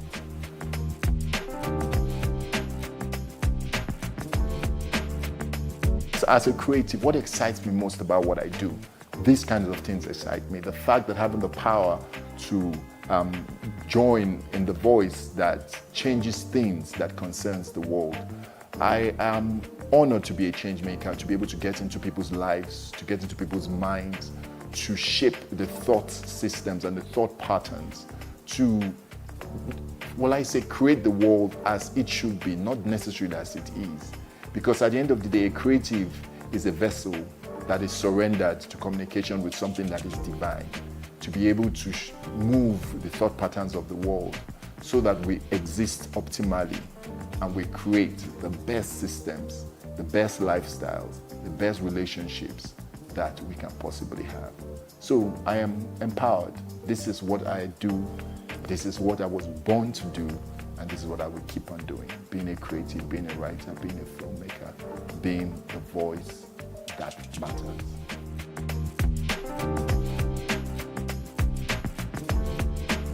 So I'm reading from my latest book. It's called Boom Boom.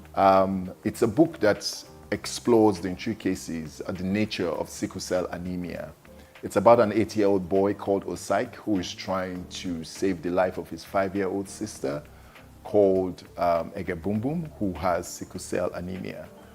I'll be reading from chapter 3, which is called Boom Boom is her pet name. I remember how much my mom cried the day she was told that my sister would be like her. My dad didn't cry at all, but his silence was just like tears. It was heavy and very sad. I was too young to understand what was wrong at the time, and no one bothered to explain it to me.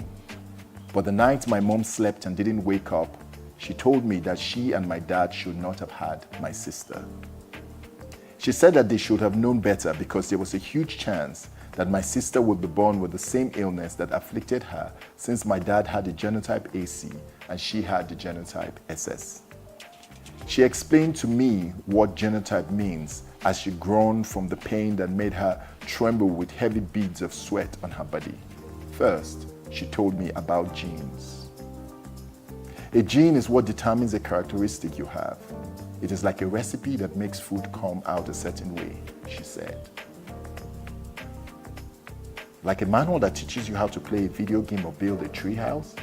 Yes, aren't you a brilliant boy?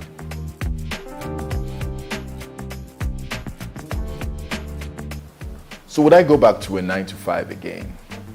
I doubt that. But it depends on what a 9-to-5 is. Is it regimented? Is it so structured that there is no space for the expression of self?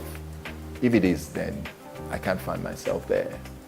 But would I leave what I'm doing right now to go back to a 9-to-5 in a different industry? That is a definite no. Imagine if I didn't do what I'm doing right now.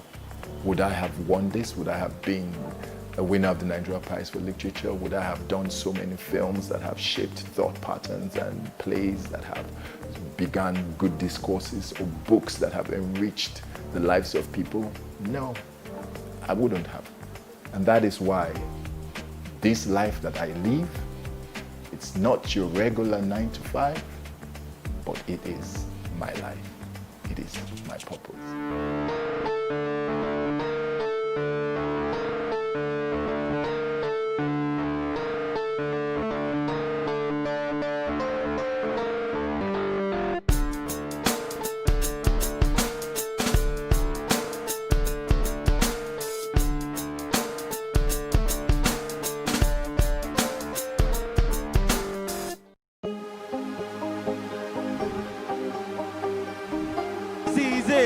For upcoming artists to blow in Nigeria.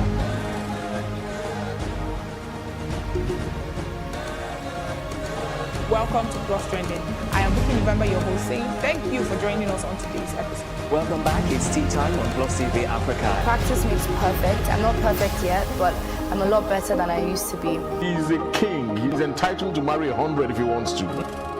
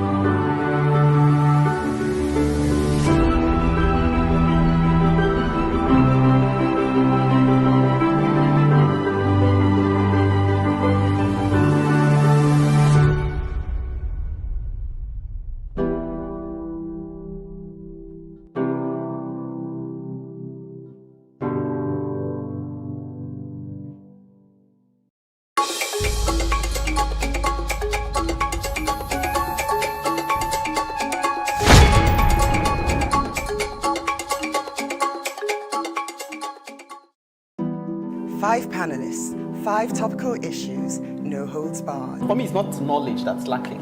It's that greed, it's that mentality where you feel you deserve to take your own and take it infinitely and let everybody else just manage however they will manage. We're almost becoming hardwired to try and cheat.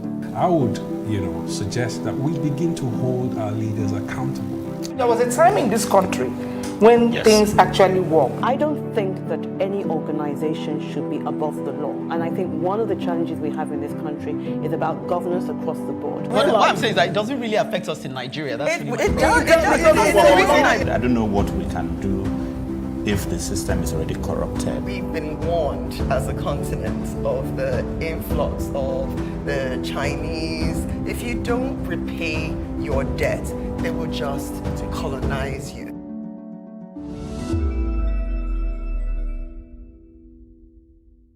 Again, we say Happy New Year. It is the second edition of your regular program this year, The Advocate on Plus TV Africa. Ours is to raise the issues, and yours is to join us in creating awareness about them. So together, we all can advocate for a better society. And like we say here, the issues are no hold bar. Today, I'm discussing insecurity, and I'm requesting the government to put words into action rather than a consistent presidential vow to deal with same. Rukewe, a women rights advocate, is not discussing just women today, but an issue that's a bone in all our necks, but largely neglected, mental health issues. Chuka, who is ever ready to come to the rescue, is true to type as always. Today, he's wondering why government should borrow money from her people when public funds are consistently, allegedly stolen. You'll hear him on that. Our First Lady, Treasure, is not one to be left out as she lashes out at our politicians for placing personal interest above national interest. One of our regulars, Seidu, who is fresh from Niger, is admonishing us to be prudent this year, 2021, as the financial figures are not looking too good. I guess you don't need an engineer turned accountant like Seidu to tell you that the signs are very visible. Don't go anywhere. We'll be right back if you stay.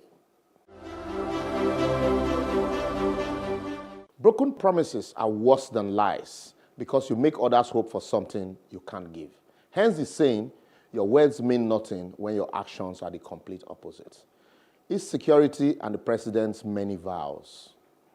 President Muhammadu Buhari, in his 2021 New Year address to Nigeria, again vowed to tackle the multifaceted problems of the country, particularly poor economy, corruption, and insecurity.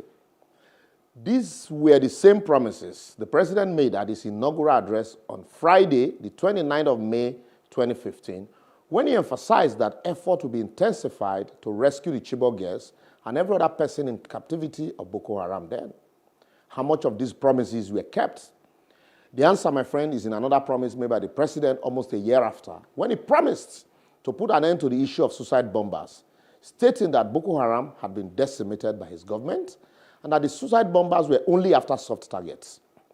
Again in November 2017, during a separate courtesy visit by Christians and Muslim leaders at the State House, led by Reverend Samson Ayokule and Dr. Khalid Aliyu, the president vowed to address the rising concerns of insecurity and corruption in the country. Also, in 2018, the president vowed with a renewed pledge to tackle insecurity in various parts of Nigeria, following bandit attack on residents of Goronyo local government area of Sokoto State, where 27 persons allegedly lost their lives. I don't want to remember the many vows made by the government to tackle insecurity after the various attacks in Kaduna State, including Gona Rogo and Mayali in Idon ward of Kajure local government area. Or is it the beheading of farmers in Borno or kidnapping in Katsina? Also, speaking at the graduation ceremony of course 27 of the National Defense College, the president once again vowed to tackle terrorism, insurgency, and national security. I think these vows are now one too many without commensurate actions. Anyway, waiting I know self. Presently, one would need the blood of Jesus to travel by road from Benin to Lagos. You would require your tesbih, chaplet, rosary, Quran, and the Bible to embark on a journey from Benin to Abuja through Auchi, Okene, and Lokoja. The story is the same in most parts of the country, as kidnapping and armed banditry are now the twin pillar of our daily occurrence along these highways. At each of such attacks, the president will vow to tackle the insecurity. The security agencies will ask us to go about our normal duties as they are on top of the situation, And soon, another one will happen, and there will be another vow. When will the government be tired of vows and put words to action? Well, yet the president's supporters believe he had fared far better in tackling this security problem in Nigeria than any other government. But you, what are your thoughts?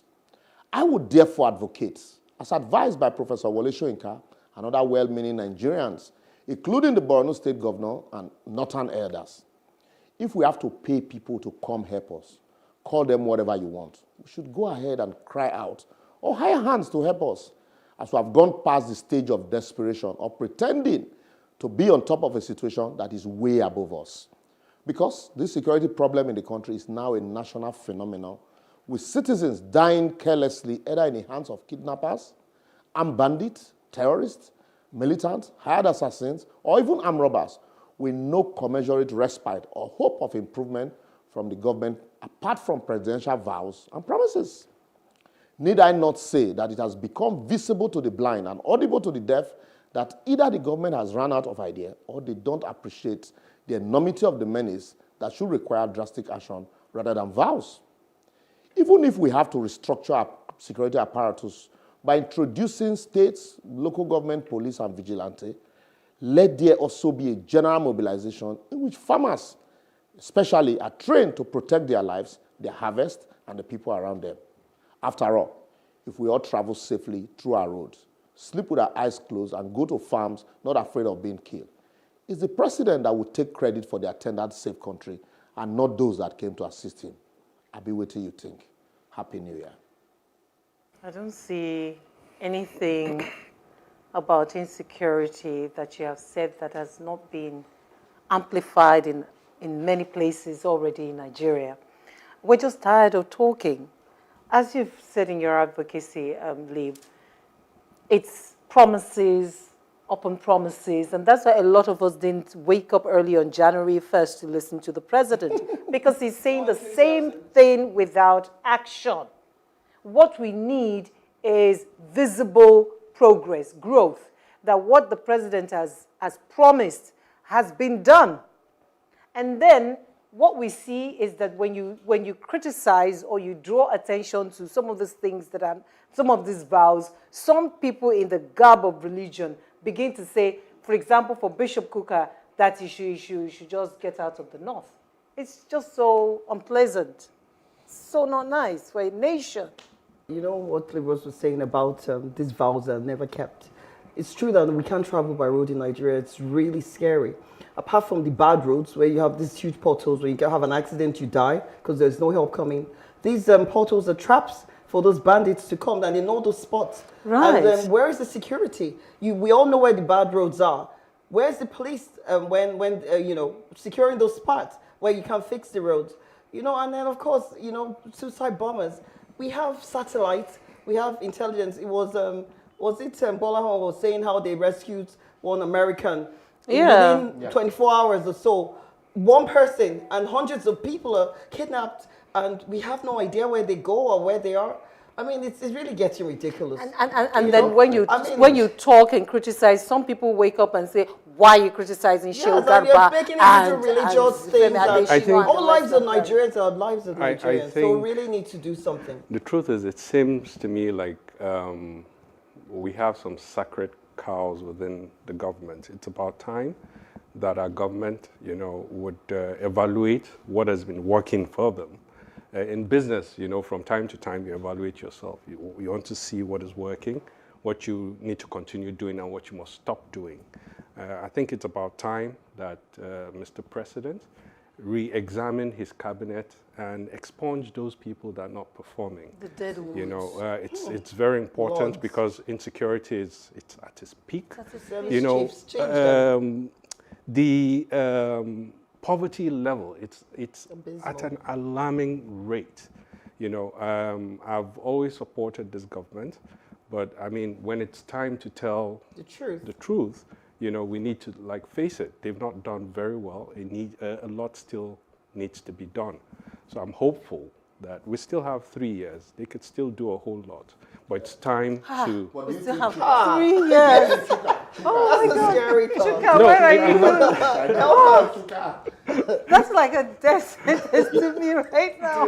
You know, I think A lot can still be I think done. what the part of what our problem is that you know, when you take over power, you can make promises because you've only just started. Buhari actually is not aware that he's been there for 5 years.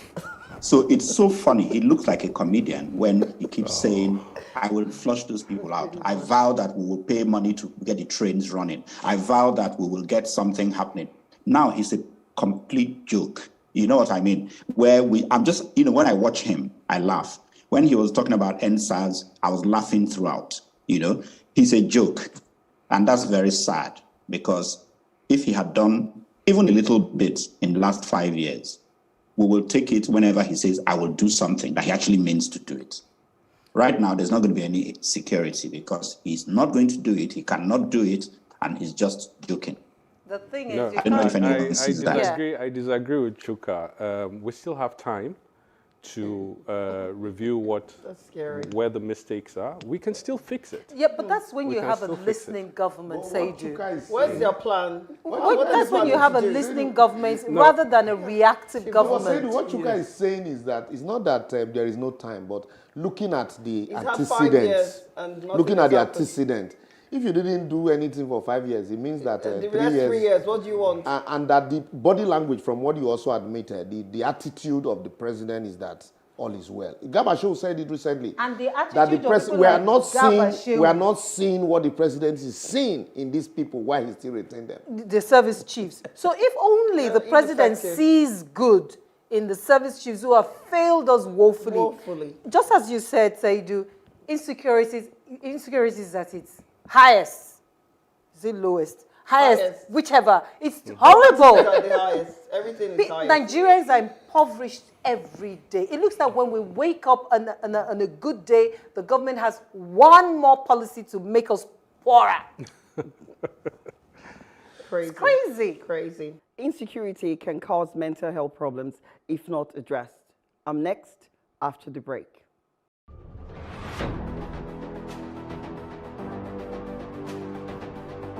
A lot of the jobs that exist today will not exist in the next 10 years. 10 years. When I see people today shouting, we're not too young to run, we are ready to run. Ready to run to where? The people of excellence are, to a certain extent, being held ransom by idiots and bandits. Once you are in government, you believe everything you do is right. And once you are in opposition, everything the government does is wrong. And so it's time for us to take over power.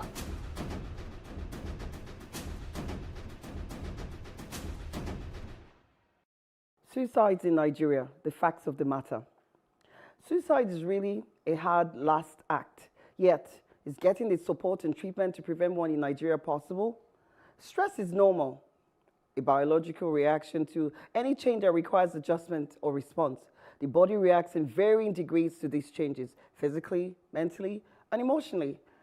Taking action to reduce or manage stress is very possible. With so much being out of our control, what can we do for ourselves to retain control? Now, stress becomes depression if not properly managed. And major depression, actually unchecked, can lead to suicide. So why do people get depressed? Loss, a death, divorce, jobs, loss of your finances. Any loss can trigger insecurity, actually can trigger it. And so what about substance abuse? The highs for the use and then the lows from the withdrawals, making you cuckoo, is a major source of depression in our society, and many people commit suicide under the influence. And so what about Nigeria? Where are we in all of this? The WHO suicide ranking, with 17.1 suicides per 100,000 population in a calendar year, Nigeria ranked 30th most prone out of 183 nations in the world today. Imagine that. You know, we all heard recently in the social media about the suicide of a young woman supposed to board a flight just last week from United States to Nigeria, and then she was blogging about it. She said, please check my apartment for my body if I do not board my flight to Nigeria. And indeed, she had killed herself. She had written some hours before that in Instagram, if you really want to die, the trick is to mean it. My sisters taught me that. with a smiley face emoji. And actually, she did it. I'm like, wow. You know, why did she not get any treatment? Is it because of misconceptions? Was it due to the misconception or misbeliefs that a mental illness is caused by HT, also known as home trouble, or witchcraft, or is it cursed from our ancestors? Or is it a simple case of hereditary or drug abuse or other non-scientific causes? So why do people get so fed up and want to end it all? And why all the fail-safe systems failing them? Is it because of all the red tape, access to healthcare? I mean, she was in the United States and we were talking about Nigeria, and she actually did it. And there was no checks at all. Is it our shambolic health systems in Nigeria, as I've obviously talked about previously, with access to real medical issues, how much more mental health? Why are people unwilling to seek help? Why are their loved ones not crying for help either? Is it fear of being stigmatized or ostracized? Why is mental health illness considered considerably underdiagnosed, under-recognized, and undertreated in Nigeria, and indeed everywhere in this world? Is suicide another global pandemic, be it a non-infectious contagion? The matter of suicide, which occurs when normal reaction to stress becomes abnormal, causing major depression, leading to hopelessness, is getting too frequent for comfort. Abba.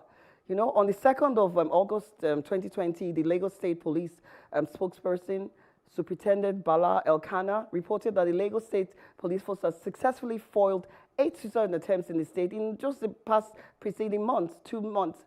And then the Daily Trust reported that no fewer than 264 suicide cases were recorded in the country within the last 4 years. Now, the World Health Organization estimated that 9.5 suicides per 100,000 people in Nigeria kill themselves. Can you imagine? These numbers are known to be really low because they are significantly underreported for a myriad of reasons, mainly because suicide is still considered a taboo and stigma to the family. Although it's not a widely known fact, our section 327 of the Nigerian Criminal Code states that, and I quote, any person who attempts to kill himself is guilty of a misdemeanor crime and is liable to imprisonment for 1 year. Can you imagine that? A carry-over colonial law from Britain. Why does it still remain in Nigeria, even though Britain changed their laws in 1961? And with the incidence so high, Lagos amended its laws in 2015 to say that we should hospitalize people who have attempted to kill themselves, which makes more sense. What about our mental health facilities in Nigeria? Do they even exist? Is it Uselu in Benin or Aro in Abeokuta? And in what condition are they? Are there discrete private sector facilities where people go to? And where are they? What are our suicide helplines? Do we have one? Do we have to rely on NGOs like MANI, Mentally Aware Nigerian Initiative, or is government responsible? I beg, make una not ask me. In Canada, where I practice currently, the government actually has a helpline called 811, very easy. 911 is general emergency. 811 is specific for mental health, and it's a district number when you call from anywhere in Canada, and boom, you get action. You get the Canadian Mounted Police with mental health institution coordinated and prevents lots of suicides. So where are our section codes? How can we enforce involuntary admission for a mental health facility when someone wants to harm themselves or harm others? When is it clear that they are not well or under the influence to impound them to their safety? Now, the increasing rate of suicide should be a major cause of concern for everyone because suicide cuts across all spectrum of society. It's not based on your money or your age or your sex. I mean, the question can be asked, if millions of people are suffering from the same challenges leading to depression, why do some succumb to it? Is it genetics? Is it substances? You know, we can go on the debate. But remember, where there is a formal inquiry, whenever you want to marry, I'm sure in your village you say, is there madness in that family? That's stigmatization. My advocacy, therefore, is for the federal government of Nigeria to modernize our Mental Health Act and upscale the laws to reflect the best practices seen in the developed countries, and with a combination of non-drug, such as counseling groups, therapy groups, and CBT, something called cognitive-based therapy, to involuntary or actually mandated hospital admissions, to drug treatments, and to talk to the society, removing stigma for mental health so that people can speak up, whether by seminars, public health awareness campaigns, you know, various ways we should talk about it. Village chiefs calling town hall meetings, that it's not something that cannot be treated. And Nigeria finally should be a statistic as the last, where 183 over 183 is a good number instead of 30/183. Wow. So one well done. Well done. Well done. Thank you. I just wanted to point out that I would say that a good number of Nigerians have mental health issues. And why wouldn't you? With the kind of traffic we encounter, with all the myriads of problems we face every day, you must have, some, psyche moments like that. However, the other thing we have is we have a good support system. We have family. People that can, hang it. So you find that suicide will not be as prevalent as you find in other climes, because it's here high, nevertheless. It's still high. Yeah, not as you'd find in other places, because you have a lot of people who check up on you. You have somebody you could go to. So that plays a very significant role as well. However, do we have mental health issues? Oh, facilities are a different issue entirely. But an average Nigerian I would say would definitely, with the kind of matters we're going through here, would definitely have that issue. The facilities and that we have available to deal with this is another discussion. I would say we're not really prepared to manage those issues. However, the support we get from family, friends, and community goes a long way, to kind of suppress it would have been a major emergency if it wasn't for this. Nevertheless, nevertheless, you say we have support. It's the same family and friends who stigmatize at the end of the day. Exactly. So while they're there to support you before you go bunkers, once you go bunkers, they're the ones who are going to be pointing at, don't you know, in their family, this one has done it, she'll be the first, or he'll be the first in the family, and then it's going to go on like that. So we also need to talk about stigmatization, just as you've raised in your advocacy, Rukewe. We need to understand that it's not because you're perfect, that's why, or you're outstanding, that's why your life is without major crisis or a major challenge, that hitherto will drive some people into suicide. These things happen in a twinkle of an eye, and then you're gone. So let nobody rejoice over another for having mental health issues. And if you see someone who's already, at the farther end of it, tending towards suicide, it's not for you to stigmatize or backbite or, all these things. People are not ashamed to say they have hypertension or diabetes. Yeah. Mental health should be the same. Depression is real. We can treat you to be cured. Depression is real. Yes, we can treat depression. I will weigh in on it to compare statistics, maybe after Chuka, so that I will... Chuka is in the UK. Chuka. There's problems in the UK with mental health, suicide there. So maybe after Chuka, exactly. If there's still time. I'm not an expert on mental health issues. I have to admit that I'm even one of those who, maybe because of upbringing, I always thought, why would anyone get to the point of killing himself or herself? And I think it's only because, one has to be more intelligent than that I have begun to think, okay, there's possibilities why this would happen. Otherwise, it's still I can't really get into it. I just, it's shocking to me when it happens, and I just can't think how to get there. So, but now I understand that it's nothing strange there, and there's so many reasons and all that. Another area that we're not looking at is the way we bring up children these days. You find that loneliness is a big problem. All of us in Nigeria have one mental health issue or the other. And so, by the time you bring up these children not to understand what challenges are, the first challenge they face, they want to just end it all. You find situation where all a child's life, he's never known failure. Even when he failed, they will promote him. You manage him. You tell him, he just needs to work harder. He's no real consequence. You look for a name for it. Yeah. But he gets out in the real world, and then maybe his boss tells him, "Look, this is failure. This is crap. This is crap. In fact, who brought you here? Yeah, how did you get here?" And then it's like, and there's nobody to talk to. Maybe the parents are no more. And then everybody, you know, we live a societal life now where we all, you know, are locked up in our... So all of this thing, and that's why now the young girl you refer to said the sister taught, her sisters taught her. Yeah. And then sometimes, you know, you want to also learn some things. There are some things that there are no opportunity for experience. You say the best way to experience death is to die. The best way to handle a camera, to do a video is to handle a camera. At least that's an experience. Experience is the best teacher. Yeah. But in this case, this is too final. Yeah, this is final. So nobody tells you, that you can't come back. There is no opportunity for a repeat or narrate your experience. So, but it is good that we begin to create this awareness now because, you know, we have so many problems that we don't even bother about this one.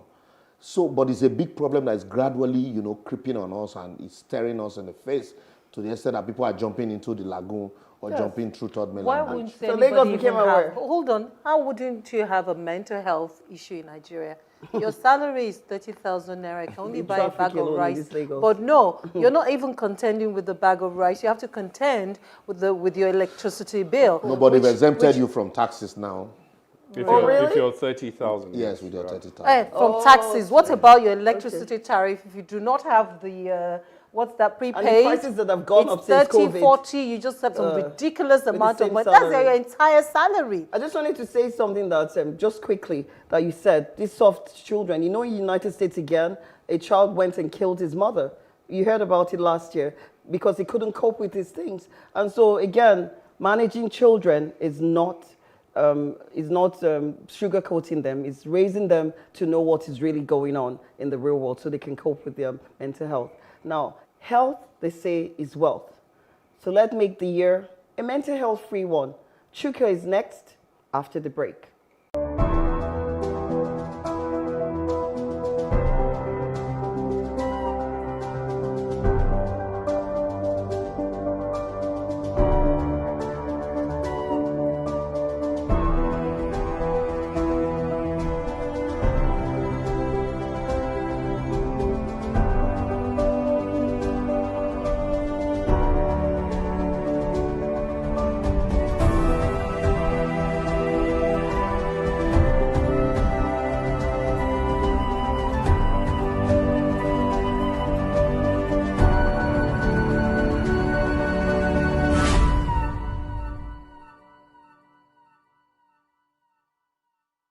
Today I'll be talking about comedy, ignorance, or desperation.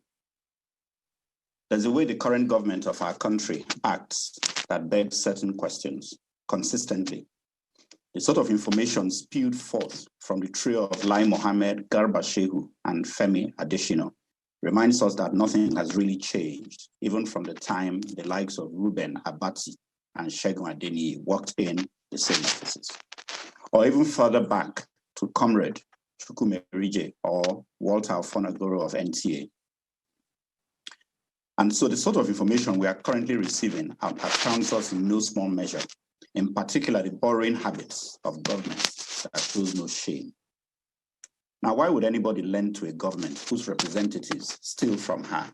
Simple, it may seem, but the more you lend to this nation, the tighter you make the stranglehold you have on her. And that's why ill-intentioned banks and aid organizations continue to lend to Nigeria. But lately, it's actually the ideas for borrowing or taxation that really raise eyebrows. There's a choice between stupidity, comedy, or brigandage as appropriate terms to describe a government that will now borrow pension fund money, tax Nigerians in diaspora, borrow unclaimed dividends, or borrow money in dormant bank accounts. My goodness, what is all this about? Why do you take this route only to steal at least half these sums and then be unable to repay in the long term? As banks in this country are run by government chicken boys, to borrow Fela's terminology, there has been no resistance to these measures. After all, the chief executives all aspire to be central bank governor, and that's the story of Nigeria, and the reason the current CBN governor is also tongue-tied. Our nation's debt profile is now very poor. We inflate all contracts from roads to rail, from information to industry. The government has no plans to be productive, but pretends to seek to stop dependency on importation. Now, how will this be achieved if all we do is steal? Nigeria's debt stands at $86 billion as at June last year. And when you consider that the economy is underreported and under-indexed, and that the informal economy is not recorded, our debt actually exceeds that. And especially when you consider things like opportunity cost. My wish is for a reduction in public expenditure on staff, reduction of numbers on salary package, the sheer number of legislators, federal, state, and local government, the president, his vice, governors, their deputies, their assistants and advisors, parastatal executives and their assistants and advisors, party infrastructure and staff, outrageous gifts to judges, Ghana must go bribes, dual-level forex rates, a petroleum industry steeped in corruption, a power sector that is now a cash cow for private sector investors. There are huge problems we face, and the banks are complicit in all these transactions, but will not speak out. So let's start the process to stop others laughing at Nigeria.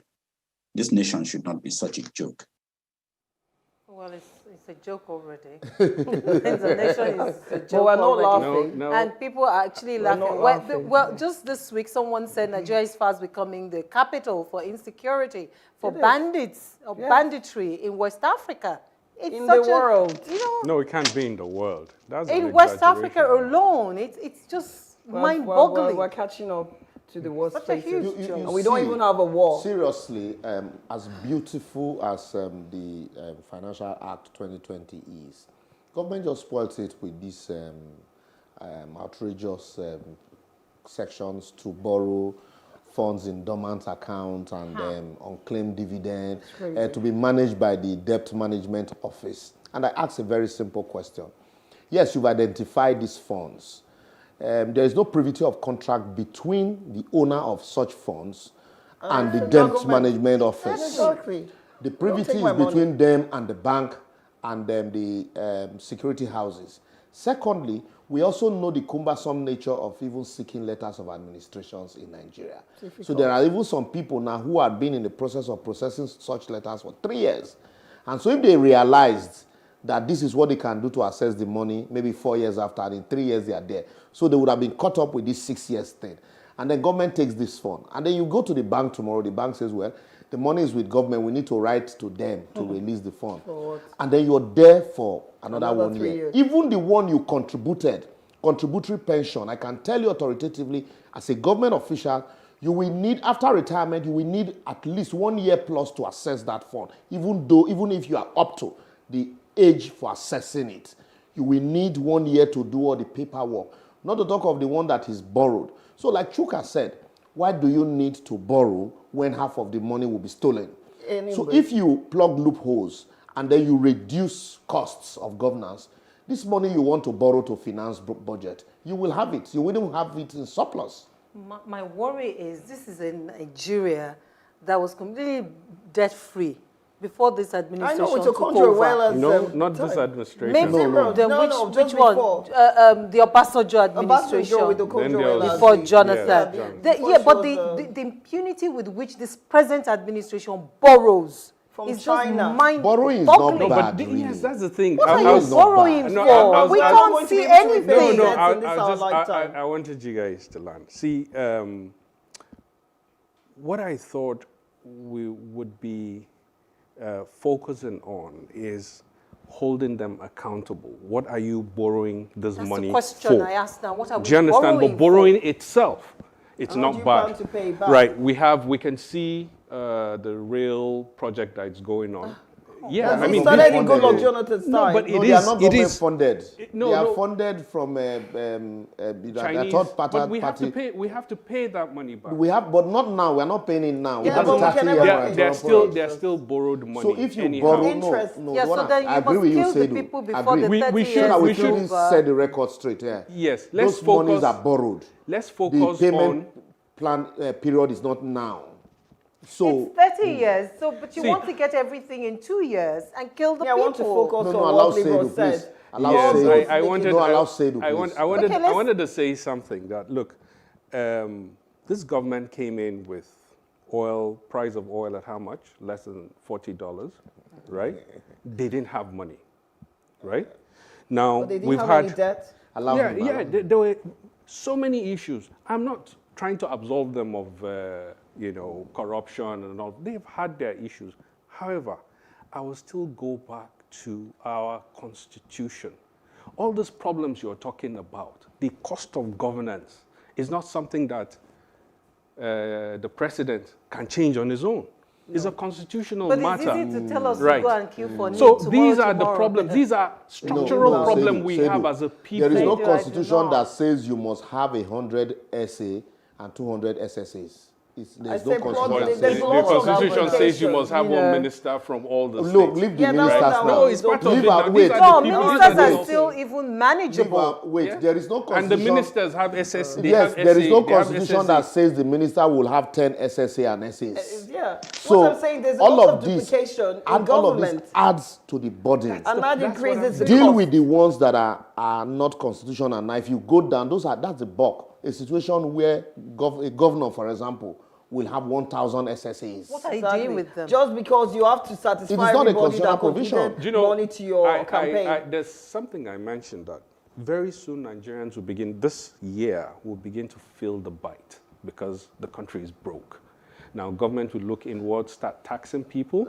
Now, would expect that, would begin to hold our leaders from local government right down to the presidency. So I haven't really said hold anything. them accountable. So when you COVID, in this COVID situation, we found out that we could do business from anywhere you were. And so that reduced the cost, for example, of having huge offices. For example, I'm just saying, so why are we still retaining large numbers of people? The civil service is a huge drain, just the civil service, not the political class. Alone, we have duplication of work, passing file from one person to the other for no reason. Makes no sense to me. So I know that we can change even by reforming and reorganizing what it is now, billions of naira, if we really are serious to reform. Well, Rukewe, however we look at it, government needs to create innovative ways to fund projects. I'm discussing strong institutions after the break.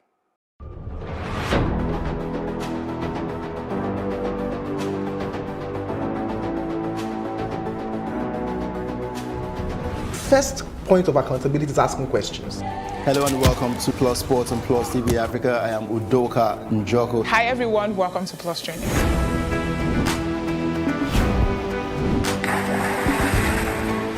You cannot continue to recycle poverty while you're spending a lot of money on unproductive ventures. The government has to feel the impact. Honorable Commissioner, sir, welcome to the show.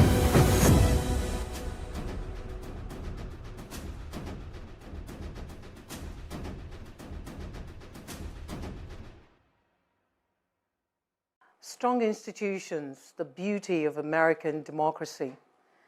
The world watched in utter amazement as a mob, who has since been tagged domestic terrorists by the United States Congress and the media, invaded the seat of American democracy, the Capitol.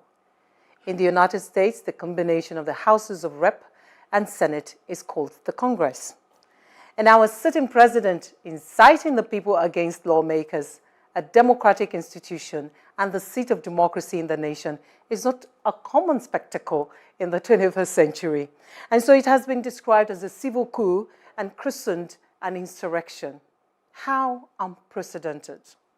What I have admired relentlessly in the whole unfortunate saga is first, how almost everyone involved in the pre- and post-election matters in the US is placing nation over self. Secondly, the almost unanimous decision to prevent such an insurrection from happening again with actionable steps by the legislature. And thirdly, how everyone sees the development as a grave breach of national security and democratic integrity. How I wish Nigeria has strong institutions like the US. But what do we have? A National Assembly that cannot summon the president. A National Assembly that can't do anything about incompetent service chiefs and continual siege across the nation by criminals, bandits, and terrorists. A National Assembly that wields no influence and did nothing about the fight of the youth against police brutality. A National Assembly that lends itself to the whims and caprices of the executive arm. a National Assembly that has lost its bite in the principle of the separation of powers. What I cannot understand is how Nigeria took what was convenient for them from the American presidential system of government and left certain beneficial and critical areas. For instance, the vice president in the US is the ceremonial head of the US Senate, and he presides over the certification of election results. Trump may have succeeded in thoroughly embarrassing the United States as the bastion of democracy globally. Yet we see the beauty of strong institutions. We see how the judiciary consistently stood up to the president and the Republican Party, although many of the judges were appointed by Trump. For the records, he appointed 53 judges to the federal appeals courts in 4 years, while former President Barack Obama appointed 55 in 8 years. Trump has appointed roughly a quarter of all trial-level federal judges, which is why Judge Stephanos Babers, on behalf of a unanimous U.S. Third Circuit Court of Appeals panel, wrote, and I quote, "Free, fair elections are the lifeblood of a democracy, of our democracy," he said. "Charges require specific allegations and then proof. We have neither here."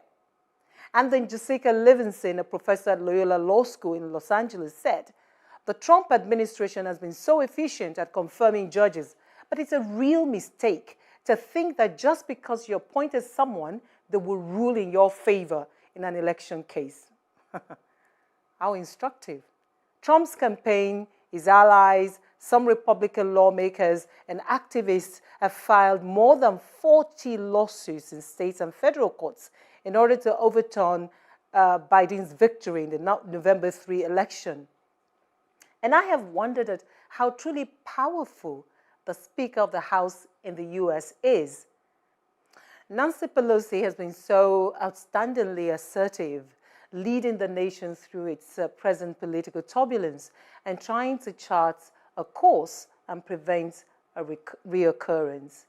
Now, the question for me is why and how is Nigeria's own presidential system of governance so different? Why has it been so hard making our institutions strong and independent? People make institutions and not the other way. Right. So it is the people that will make these institutions.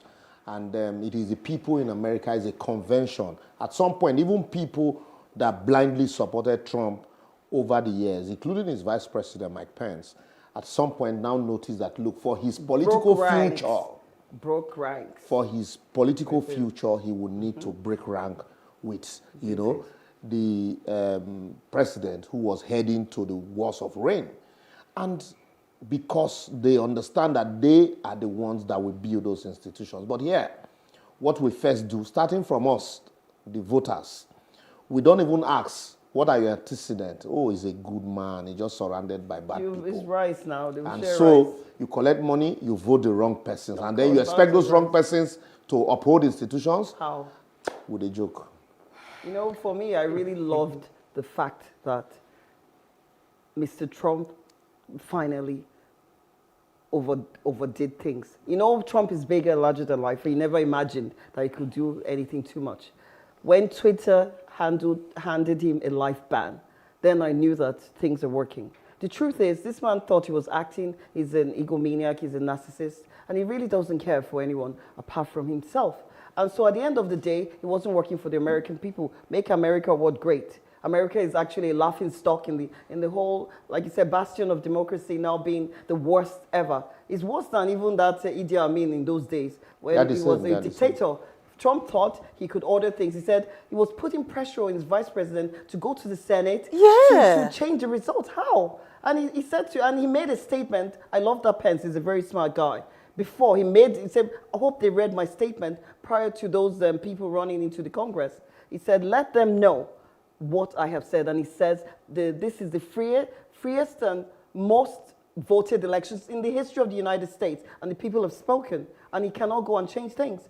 And so Mr. Trump, seeing that everything that he did, including appointing all the judges that he could, even the last one that he rushed through, even a few days to elections, No, they threw out the case in the Supreme Court. So I'm very, very happy that democracy actually works in the United States. It's actually separation of powers, which is a joke. From the state level to the federal level, the House of Assembly people are pandering to the governor so that they can get their allocations and their money. Is it the Senate? They're waiting for the president. The House of Reps, House of Reps. I mean, come on. We're talking. By the way, it's good to have you back on the show. Allow him. You have not. I can't wait to hear you. You have not even heard. You have not heard me out. You shouldn't sit in the midst of women. I see that. You're in a safe corner. No, I was just going to say that it's interesting we're talking about American democracy. This is a very matured democracy, century. Yeah. Nigeria is an evolving democracy. Would have challenges, and like Libros said, democracy is going to be strengthened by people, by us. Now, if we don't put our best people forward, you'd not expect magic. So what it means is that we have to go back to the drawing board and ensure that we begin to advocate, do those little things to ensure that we put the right people, ensure the right people lead us. Otherwise, we'll come back here 10 years, 20 years later and still be talking about this. And then when it's done, because the way I see Nigerians, you just want a ready-made country to be thrown at you. You know, it's not going to happen. You have to build that country that you want. And if you don't participate, you'll not get it. So it's now. I will not reply you now, Seidu, but I is on the hot seat for the government. Just very quickly. Chuka. Just very quickly, I disagree with you, Seidu. It's not that Nigerians want a ready-made good country. Right. It is that Nigerians have been disenfranchised, they've been emasculated, and can no longer demand a good country without maybe losing their lives, and all that. That is the risks are too great to push for a decent country. So it's not that we just want it thrown to us. We just can't do anything. We're powerless now. Most of these democracies were not, they fought. People lost their lives. Absolutely. So it has to be persistent. If you want it, you can't sit back and say because they killed some, you'd not push. It's a persistent. Let's not talk about the NSAS. No, we're not. I'm not. So you know that you have to. You can lose your life in certain cases because they're very serious. The condition in Nigeria is not serious enough to lose one's life. We should do better. The government should do better to hand over some of this power back to the people. We don't have to die yet. This is not apartheid or any other very serious. Are you sure that if we don't die first, things will change? Are you sure? This looks like life and death to me from where I'm sitting. Seidu, you have to come back on the show. I will. And I will reply you with another advocacy. No problem. But we hope to hear from you on these topics as you advocate with us on our social media platforms on Facebook, Plus TV Africa, #TheAdvocateNG, or on Twitter and Instagram at Plus TV Africa, #TheAdvocateNG. To catch up with previous broadcasts, you can go to plustvafrica.com/TheAdvocateNG. And don't forget to subscribe to our YouTube channel, Plus TV Africa. Next up is Seidu. Seidu, I'll reply you. You've been looking into a crystal and talking about Nigeria's financial future. Now, I can't wait to hear him after the break.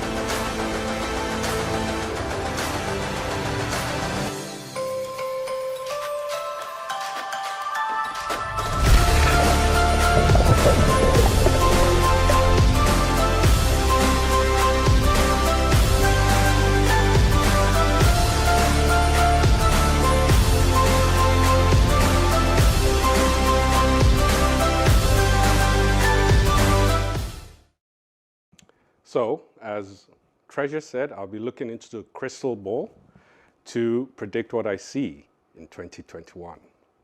Nigeria as I see it in 2021. The year 2020 will for a long time be remembered as a year of multitude calamities and a distinct change in the way we live our lives. It has been a very challenging year with crime rate at its peak, the corona pandemic ravaging the whole world, the EndSARS riot, which culminated in avoidable deaths, subsidy removal, and many economic policies that impoverished many. Year 2020 also witnessed crisis in the oil sector as we continue to lose our market. We are losing our share of the European market to the US. With potential drop in oil prices, Nigeria is likely to face a foreign exchange crisis as crude oil, its main foreign revenue, is selling less than $40 a barrel. Forex liquidity squeeze will continue for as long as oil prices are down and Nigeria fails to diversify its economy. So, 2021 13 trillion budget proposal is based on a benchmark of $40 per barrel, an exchange rate of 3.79 to $1. Projected oil revenue of 1.86 million barrels per day. However, the resurgence of COVID-19 pandemic in Europe could affect this 2021 budget. So, how does all this affect you and me? I would like to put it in 4 buckets: personal, family, business, and community. So personally, you may want to review your personal spendings in 2021 and give yourself less treats because 2021, you'd have to tighten your belt. Family, if you do not have a budget, this is the time to implement one and stick by them. Careful planning would ensure provisions are made for the important things like shelter, food, school fees, medicals, and so on. Business. Processes must be put in place to guarantee survival. Also, best corporate governance practice must be implemented. Government will go hard on tax and other revenue defaulters this year, so be prepared. Community. Say, be your brother's keeper. Participate and help those in need. A lot of people will need intervention this year. Now, the good news. It is in times like this crisis that you see the best of Nigerians, and 2021 will not be an exception. We are fighters. 2021 will see the best of Nigerians. I am certain that we'll pull through the challenges ahead. God bless you, and God bless Nigeria. Wow. That was really good. I want to hear what Chuka has to say also, because before I say something. Please. Chuka, over to you. I don't agree with Seidu. I don't think we're going to pull through anything in 2021. I saw it coming. I think we're going to go deeper into suffering. And the government is going to go stronger into wickedness and everything else that they've always been doing. Wow. And we're setting up for a massive fight that can happen one day. I don't know if it's going to be 2021, 22, but definitely if Nigerians don't act in 2023, they're a bunch of idiots. And that's really where I'm heading. But I don't see any change in 2021. The country is exactly as it is, and it's going to be like that for many years, but we're going to fight. That's what is going to happen. I expected this. I saw Seidu's advocacy, like an advice from a bank MD or a corporation MD, and then at the end of the day, now spoke like a government official.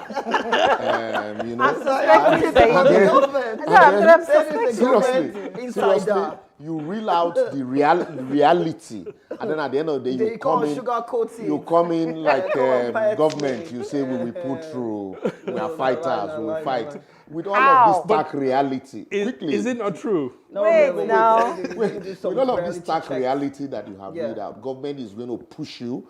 Government is going to go after taxes. Government will not, but mind you, you know and you avoided it. Government is not going to cut costs. No. They will need more money. They are not cutting costs.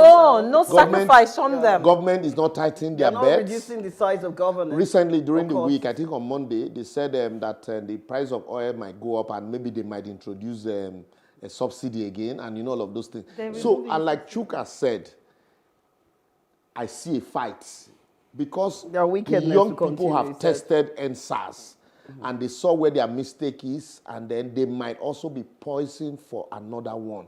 And government can best do well to cut costs. It's going to be difficult, but government should cut costs. It shouldn't be all about money, money, money. Find a way of also making sacrifices. When you lead by example, by making sacrifices, reduce some of these things, all these unnecessary travels, reduce them, and then let us also have transparent bidding processes for contracts. A situation where you over-invoice and yet you are telling people come and pay. If you do this willingly, people would see, that you're genuinely interested in building bridges. But otherwise, let me just add to that. This is a COVID pandemic here. A COVID year where we are saying do not move if you don't have to move. So only essential movement so that the virus does not move and cause more variants and people dying. We see people dying all over the place. So what am I saying? Government need to look inwards to change things, to save us money, and then redistribute the wealth, where the wealthiest 1% of Nigeria can actually feed the whole of Nigeria. And the wealthiest people are actually the government. So what am I saying? Seidu, I like the fact that you broke it into 4 parts, talking about personnel. So you say I shouldn't go on holiday this year. No problem. They said we shouldn't move. You said that our family should only budget for our shelter, our food. I agree to all those things. But what did you say about the government? How can they help us? Because that is where, we have missed it. The private sector is crumbled because of COVID-19 pandemic.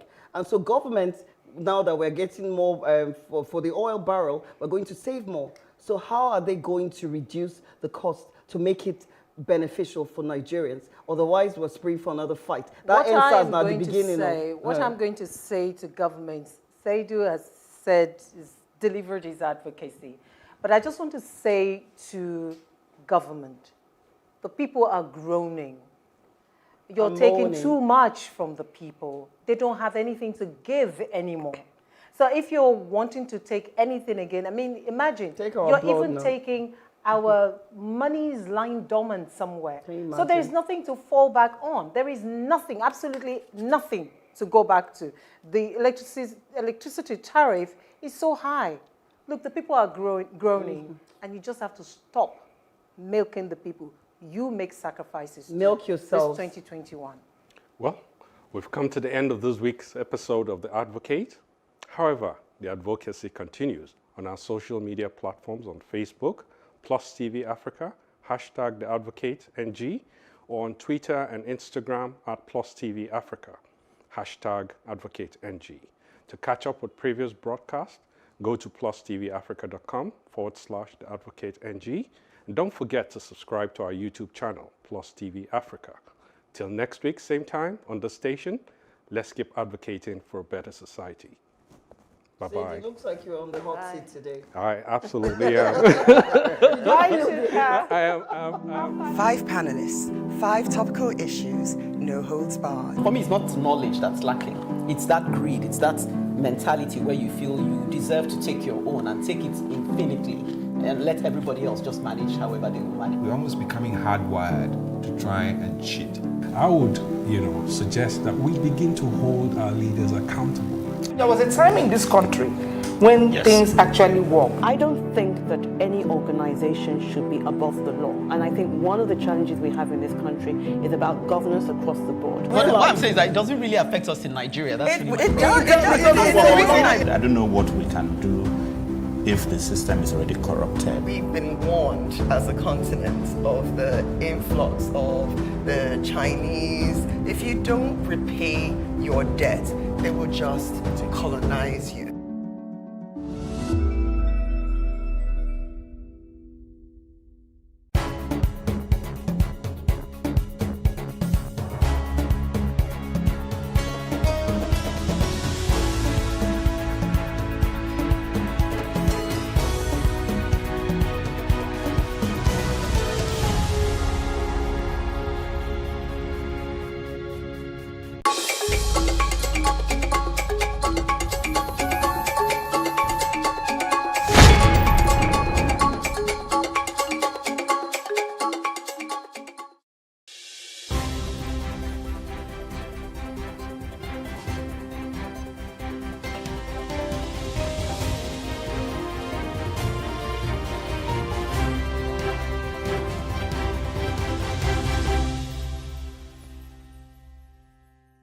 Many thanks for joining us on The Breakfast on Plus TV Africa. I'm Annetta Felix, and with me is my co-host Osaoge Ogbon, and we're both wearing blue this morning. I just noticed, it makes it look really, really planned, but it isn't. Apparently, she had called me at 5 a.m. this morning to say she was going to be dressed in blue, so I decided to follow suit.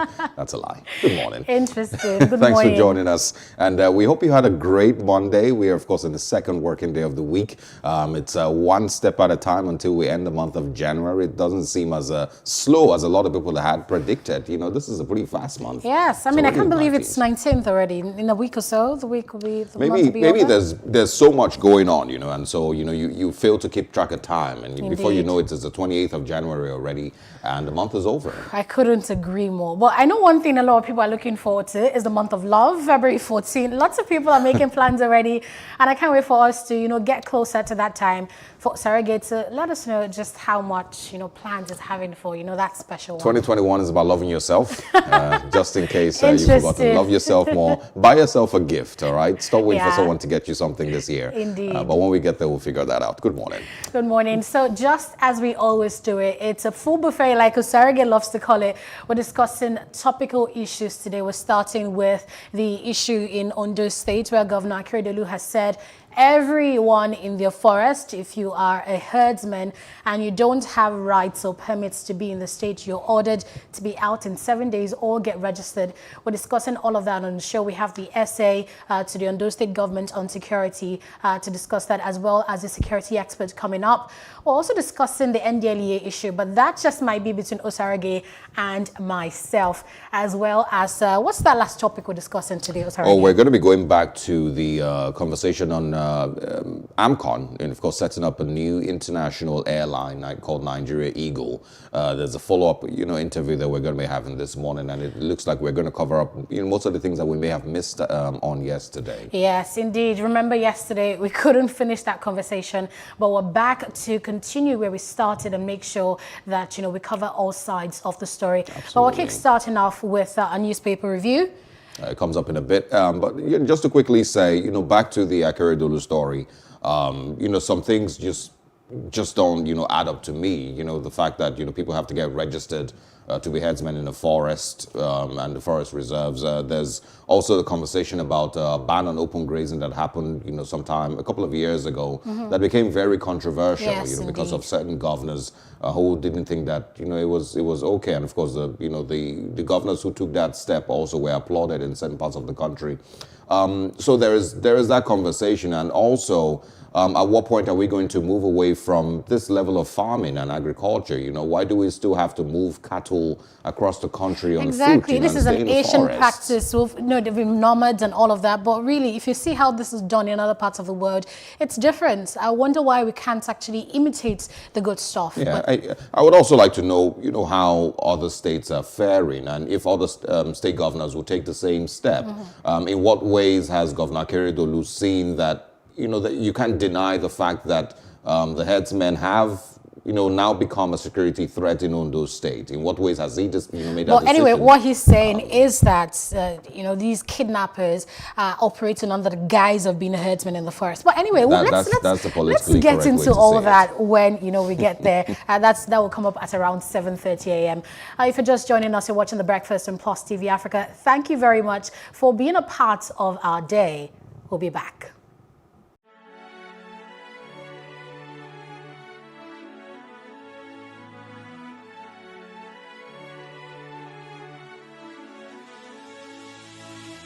It is engagement we need to have. Those who suffer miscarriages are never taken into account. Members of the National Assembly are also influence peddlers.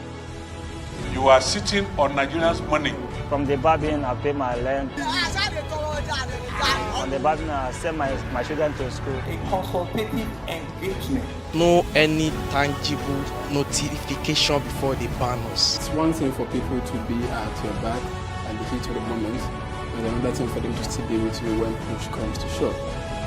I will do everything to take Lagos out of the national grid.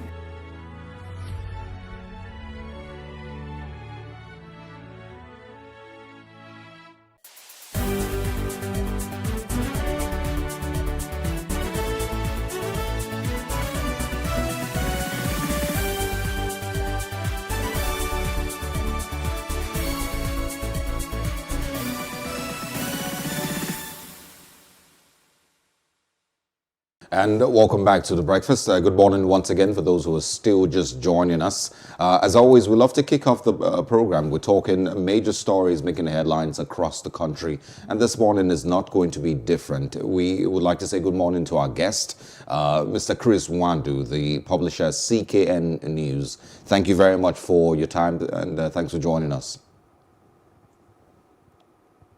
Good morning, gentlemen of the press. Good morning, sir. Thanks for joining us. So, okay, let's begin with the Nation newspaper. This story here says 20% of COVID-19 tests returns positive, says the PTF. They're basically saying 1 in every 5 cases, 1 in every 5 tests return positive. This one says, who is who on Nigeria's ambassador list? MNEK makes history. The details of that is found on page 2 of the Nation newspaper. This one says, anxiety lingers in Kwara APC after meetings and Niger governor to mediate. Also, Wole Soyinka, the Nobel laureate, has weighed in on the Kuka saga.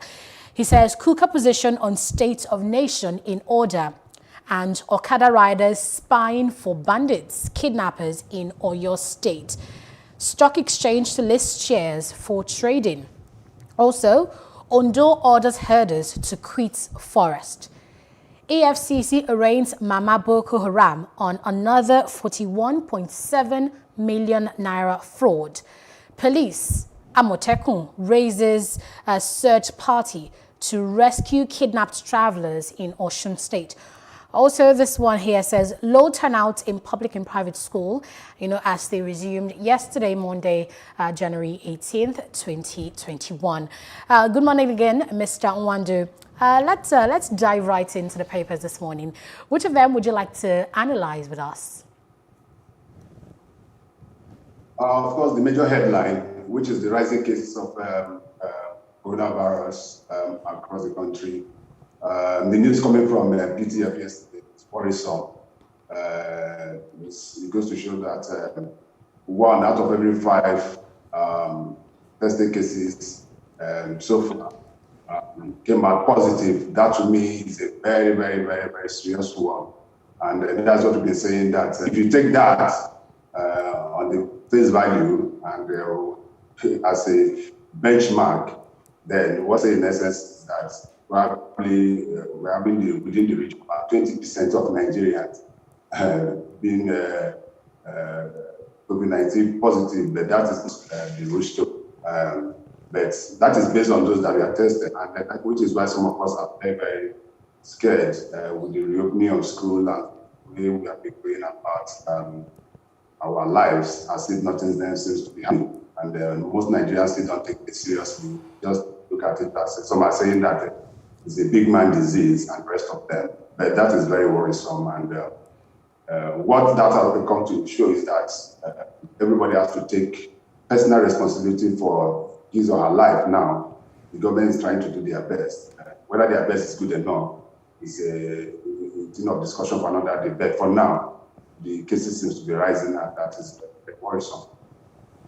How about this low turnout in public and private schools? Did you expect this? Seeing that parents are still worried, about the safety of their children. COVID-19 is still very much out there. Cases rising every given day, and there's a low turnout in public and private universities.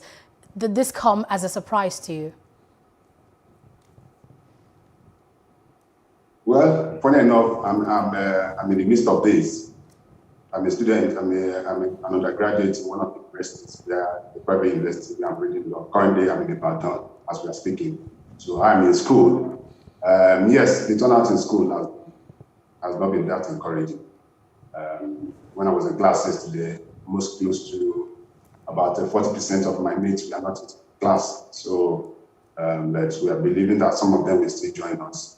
My worry is the various protocols being put in place by PTF and the government, which some of the schools don't seem to be adhering to. And that to me is a challenge. Because when you talk of social distancing, the classrooms are not spaced enough for such. Most of the schools, I'm talking of universities now. And also, funny enough, I also took my son to one of the private universities on on Sunday, where he resumed. But there was a bit much better because they conducted a COVID-19 test for them, but they were allowed to come in. And the result came out within an hour or so. And some of them are also doing very well. So, but my problem is not just the private schools. I'm sure the private schools can handle. Public schools is where the problem is going to be. Yeah. I don't know the level of what kind of assistance the government is giving the public schools. The private schools are taking care of themselves. The public schools is where the problem is going to be. All right. Also quickly share with us from a conversation we had yesterday. The person, school proprietor that we had spoken with, said the compliance to COVID-19 protocols, the wearing of a mask, having hand washing equipment, around schools, and of course hand sanitizers, is only protocol that lasts maybe a week. If we're lucky. Most of these schools, after a week, stop being able to afford these things. How do you expect that they would be able to continue with the same protocol for months if we are still dealing with this? Yeah, still talking about the school. My personal opinion is that we should have a bridge of both technology and physical in learning these days. The narrative has changed, whether we like it or not, across the globe.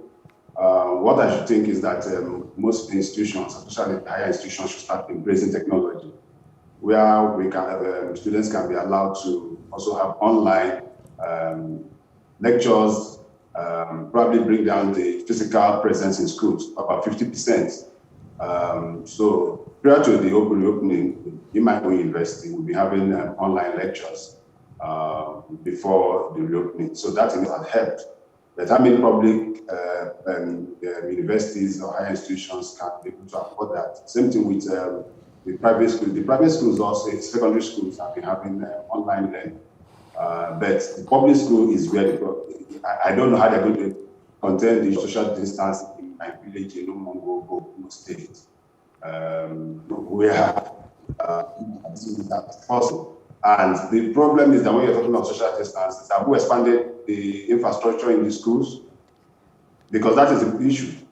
If you're talking that we should have some level of social distance, that means an average of about 50% students should be in the classes they are present. Have we expanded those? None of that has been done.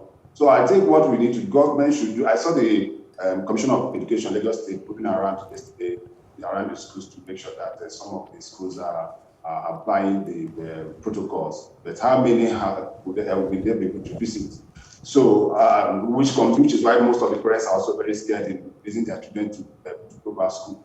I don't see any reason why 27 governors should agree the government to quickly open schools when they've not put all the necessary infrastructure in place to make sure that students coming back to school are safe. But let's see how it goes. Okay.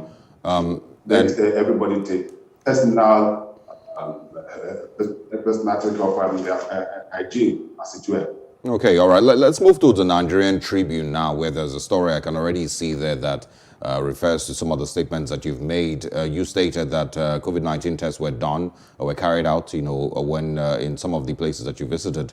But it says here, COVID-19 test not required for student resumption, and that's from the federal government. It's at the bottom of the page on the Nigerian Tribune. We also have IYC obeys clerk, Ateke Boylof suspend planned protest. 15 million Nigerians on drugs. That is from Buba Marwa, of course, the person now in charge of the NDLEA, former military administrator of Lagos State. PDP asks court to declare Dogara's seat vacant. Also on the Nigerian Tribune, food inflation, 300,000 metric tons of maize to be released in February. And then the big one you can find on the Nigerian Tribune, Akeredolu, the Ondo State governor, gives headsmen 7 days to vacate forest reserves. Bans night grazing, outlaws movement of cattle within cities and highways. Also, Amotekun OPC deploy men into forest as headsmen kidnap travelers in Oshun. Most Okada riders in Oyo spying for bandits and foreign kidnappers, Amotekun boss says.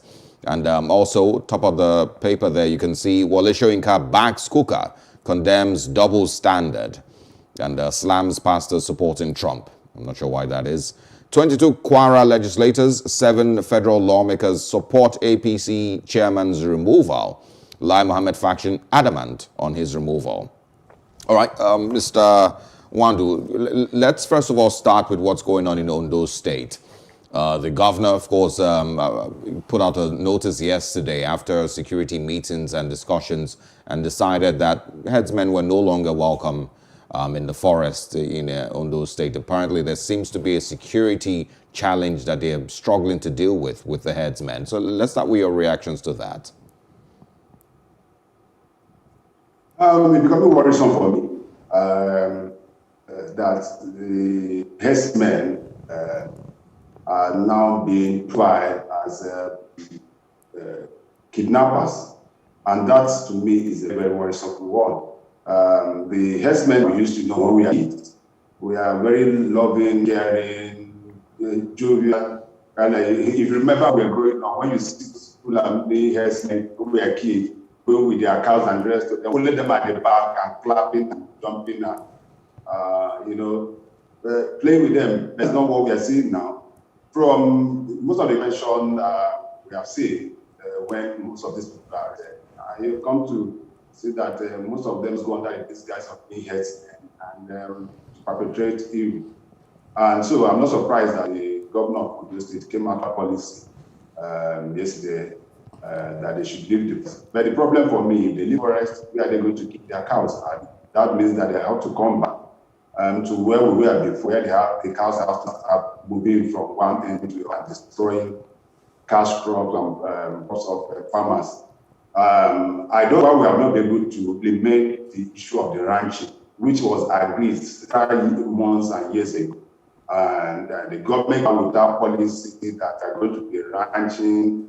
And that is, I thought, was the way to go. But now, nothing seems to be done about that. So I think we go back to what we do, so that any other person seen in the forest will be termed as a terrorist or a napper.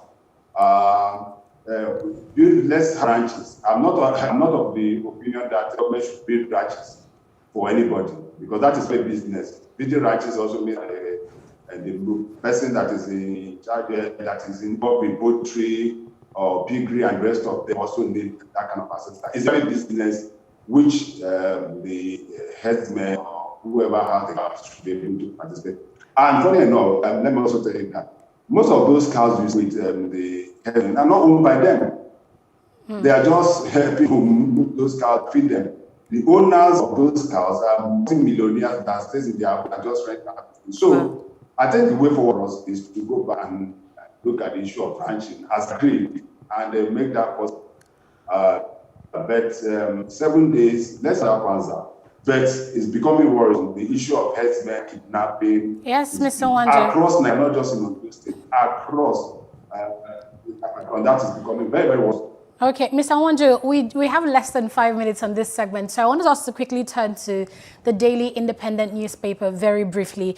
The big story here says FG releases 10 billion naira for domestic vaccine production, and it says they're assuring Nigerians of safe, effective vaccine distribution, and they're to sanction another 100 defaulters of safety protocols. Also, the FG is asking NCDC to conduct 450 tests per local government area, and we paid 900 million naira as ransom because of kidnappers in 2020, as well as this one saying worsening, just here below on the Daily Independent, worsening conflicts, interests, corruption, worsen Apapa Ports and gridlock. The rest of the stories here we've taken on the other papers. So would you like to talk about the vaccine that Nigeria is about to, the federal government is about to pump into now? They're saying they're going to focus on local vaccine production, or the one about insecurity, saying they paid over 900 million naira as ransom to kidnappers in 2020, or the one with the Apapa Ports and gridlock. Mr. Nwandu. Yeah, quick one. The vaccine, 10 million vaccine production. Have we been able to get the vaccine? Has it been approved? Because before you start using, it has to be approved. So have we gotten the vaccine? Have we made a breakthrough like other countries? And not just having, yes, I'm for local production of vaccine if we can. But that also forget that there's an international angle to it. You don't just produce vaccines, so you are just giving people. It has to be tested and also approved by world bodies. So that is very, very key. So if we are going to go in production of vaccine, which is good for us, which is good, we also have to make sure that those vaccines are very, very for us. Then the issue of 9 million to keep us, that to me is just put in mind. It can't be 900 million. It's more than that. Because if you see what, for an average of, most people kidnap, some pay 5 million, some pay 2 million. So, and so that is not enough. What are the ones that you are not aware of? The issue of insecurity is becoming a big challenge for us. I think the federal government should do something, which is why we are calling on President whose work stops on his table to help Nigerians. Nigerians are not secure.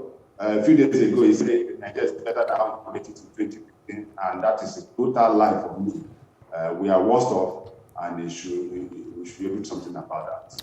In 30 seconds, Mr. Nwandu, in 30 seconds, yeah, we're out of time, but in 30 seconds, please, do you think Nigerians would trust a locally made vaccine? That is the problem with us. You will like everything. So not talking that. But we should be able to trust it. If someone are taking over the years and it's working for us, we have local production of drugs that making I for one like local drug, and I trust that. So if it's approved, which is why I said if approved and is tested, then why not? Nigeria, some areas will be able to take. And but what I think is that we need as many as we can as possible. Other countries are getting their people vaccinated, doesn't doing anything. Our job is postponed, and that is not good enough for us. All right. Thank you so much for your time and for sharing your thoughts with us on Off the Press this morning, Mr. Chris Nwandu. Thank you very much for having me. You have a nice day. You too, sir. All right, that's all we have. Unfortunately, we couldn't take, all the papers, The Punch and The Guardian, but very likely tomorrow morning we'll bring those papers to you. Yes. For now, we're taking a short break. When we come back, we'll tell you what happened today in history on the 19th of January, many, many years ago, maybe not even so far off ago. And remember also to do what you can so you can make history. So sometime in the future, we might tell your story on The Breakfast. Stick around. If we don't put our best people forward, you'd not expect magic. All of us in Nigeria have one mental health issue or the other. And so, by the time you bring up these children not to understand what challenges are, the first challenge they face, they want to just end it all. I don't think we're going to go through anything in 2021. I saw it coming. I think we're going to go deeper into suffering. It's horrible. Everything is high. Nigerians are impoverished every day. It looks like when we wake up on a good day, the government has one more policy to make us poorer. We have duplication of work, passing files from one person to the other for no reason. What are you borrowing for? We can't see anything. The government needs to look inwards, to change things, to save us money, and then redistribute the wealth, where the wealthiest 1% of Nigeria can actually feed the whole of Nigeria. Welcome back to The Breakfast once again. As always, we like to tell you what happened today in history. Sometimes it's sometime in the 16th century, maybe a lot earlier in the 90s. But today we are starting with a story from 2007. And it's about a journalist who was a newspaper editor named Hrant Dink. On this day in 2007, he was assassinated in Istanbul. He was a newspaper editor who had written and spoken a lot about the Armenian genocide and was known very well for his efforts at reconciliation between the Turkish people and the Armenians. But of course, that was one of the things that created a lot of hate towards him and a lot of controversy towards his person. Hrant Dink was, at the time of his assassination, on trial for violating what was called Article 301 of the Turkish Penal Code. And that article simply says that you can't insult Turkey, you can't insult the Turkish government, you can't insult Turkish leaders or maybe even their heroes. And so from some of his writings and some of his articles that he had spoken or he had put out in the past, he was accused of violating Article 301 and insulting the Turkish people or the Turkish government simply by talking about the Armenian genocide. And for those who do not know much about that, that happened between 1915 and 1920 and led to the death of between 800,000 and 1.2 million Armenians. So, of course, Hrant Dink took it upon himself and became a very popular newspaper editor because of the work that he did, putting, information out about the genocide and trying to unite the, Turkish people and the Armenians. He, of course, prior to his death, had endured loads of death threats and hate mail coming his way. And, just a week before his killing, he had already also written that he felt nervous because of the amount of hatred that was coming his way as a result of the articles that he had written. And so it was on this day, on the 19th of January in 2007, that he was assassinated in Istanbul. It led to, of course, loads of conversations about, the Armenian genocide. And, Turkish leaders, Armenian leaders also came together to celebrate his life. There was a, huge memorial. Of course, thousands of people also gathered after his death, to celebrate his life and to talk about the things that he did, via his newspaper. I really don't want to talk much about the guy who killed him because I don't want to celebrate a person like that. And so today we are celebrating a great man, Hrant Dink, and the work that he did in, reuniting the Turks and the Armenians simply by his, editorial work in his newspaper. Hearing you talk about the story just reminds me about how dangerous the work we do is, to be honest. I mean, journalism could definitely be listed as one of the most dangerous professions because just for speaking up for what's right, someone could have your head on a plate. It's just so sad. I mean, look, this is the United Nations Observatory of Killed Journalists. It said since 1993, 1,430 journalists have been killed simply for speaking up for what's right, simply for speaking up for the truth. Yes. And that's just a shame. Just goes against what countries claim to uphold when it comes to press freedom, free speech, and all of that. So sad. It also, makes you, or rather it puts, a couple of people in mind, Edward Snowden, and yes. What was this guy? I don't remember his name now, the one who, has recently been extradited. Is it Assange? Is that yes, Julian Assange, yeah. yes. And of course, Dele Giwa. Some of the most popular names that come to my mind. And of course, people who have had to bear the brunt and had to suffer a lot because of information that they put out in the world and had to, they basically, had their lives changed, simply by being journalists. But anyway, today is all about Hrant Dink and his death in 2007. I'm just happy we can move on to something lighter. This occurred January 19th in the year 1967. So what happened was a British-American rock band, it was called Fleetwood Mac. They were a band in the US, and on January 19, 1993, the band reunited to perform at the recently then elected US President Bill Clinton's first inaugural gala. The group had faced issues. I mean, they had faced so much intra-band squabbling. You know how this happens, when, groups come together to sing, and then at the end of the day, money issues and all of that caused them to split. But they eventually came together and, they released the biggest album of all time. And it was the candidate Bill Clinton's unofficial theme song during his 1992 presidential campaign. And at the end of the day, they played that song, performed that song.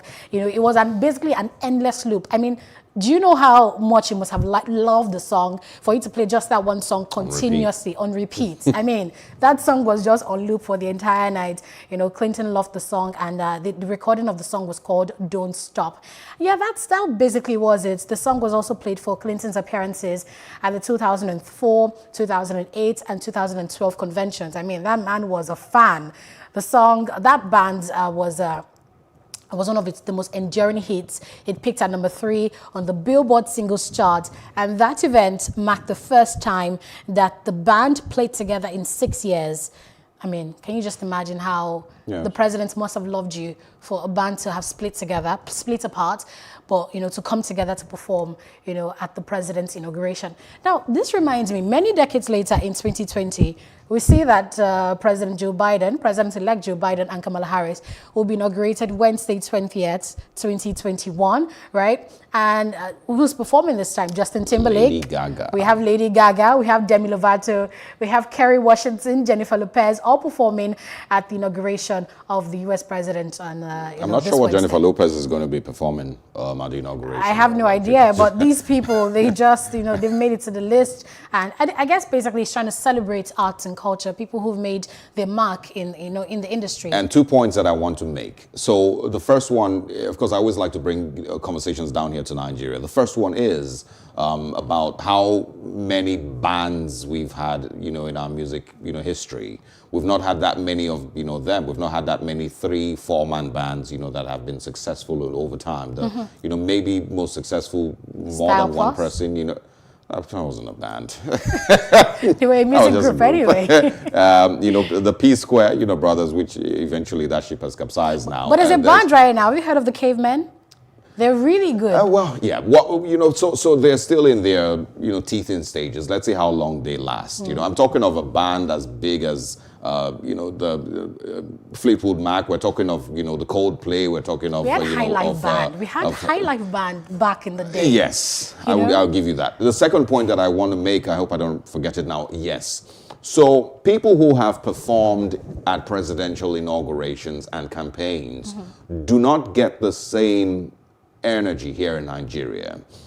For everyone who, you know, had campaigned, or, you know, every artist that was, you know, part of the campaigns in the 2014 elections, they have continued to receive backlash till today because people say, you brought in a government that we're not very, very fond of into power. And so when you decide that you're going to be performing at a president's inauguration, you need to be very sure in Nigeria that basically like an it's a great endorsement, right? Exactly. It's a great decision. And people would say that, well, you were getting paid then, you know, for bringing a government into power. You're almost, you know, the same thing as endorsing the government. But then, you know, you have the freedom to vote. You might have been persuaded, but it was a choice at the end of the day. Absolutely. But you better be sure that government does good. Yeah. You know, Let's move on from this. We've had enough small talk on the breakfast. Let's now go into deep, serious issues. We're talking about security here in Ondo State. Right after the break. Do stay with us on the breakfast. Praise God, from whom all blessings flow. Welcome to your favorite program, The Moment of Truth, brought to you by the Citadel Global Community Church. Our God is a God of salvation, far above all principality and power, and might and dominion, that regardless of what happens in this season, you will escape. Say to your neighbor, there is no peace for the wicked. The special anti-robbery squad who are now killing innocent citizens instead of dealing with robbers. Your axe will catch up with you. Finally, my brethren, be strong in the Lord and in the power of his might. Moment of Truth with Pastor Tunde Bakare. Sundays, 7 p.m. on Plus TV Africa. Welcome once again to The Breakfast here on Plus TV Africa. Now we're moving to Ondo State and we're having a conversation on security.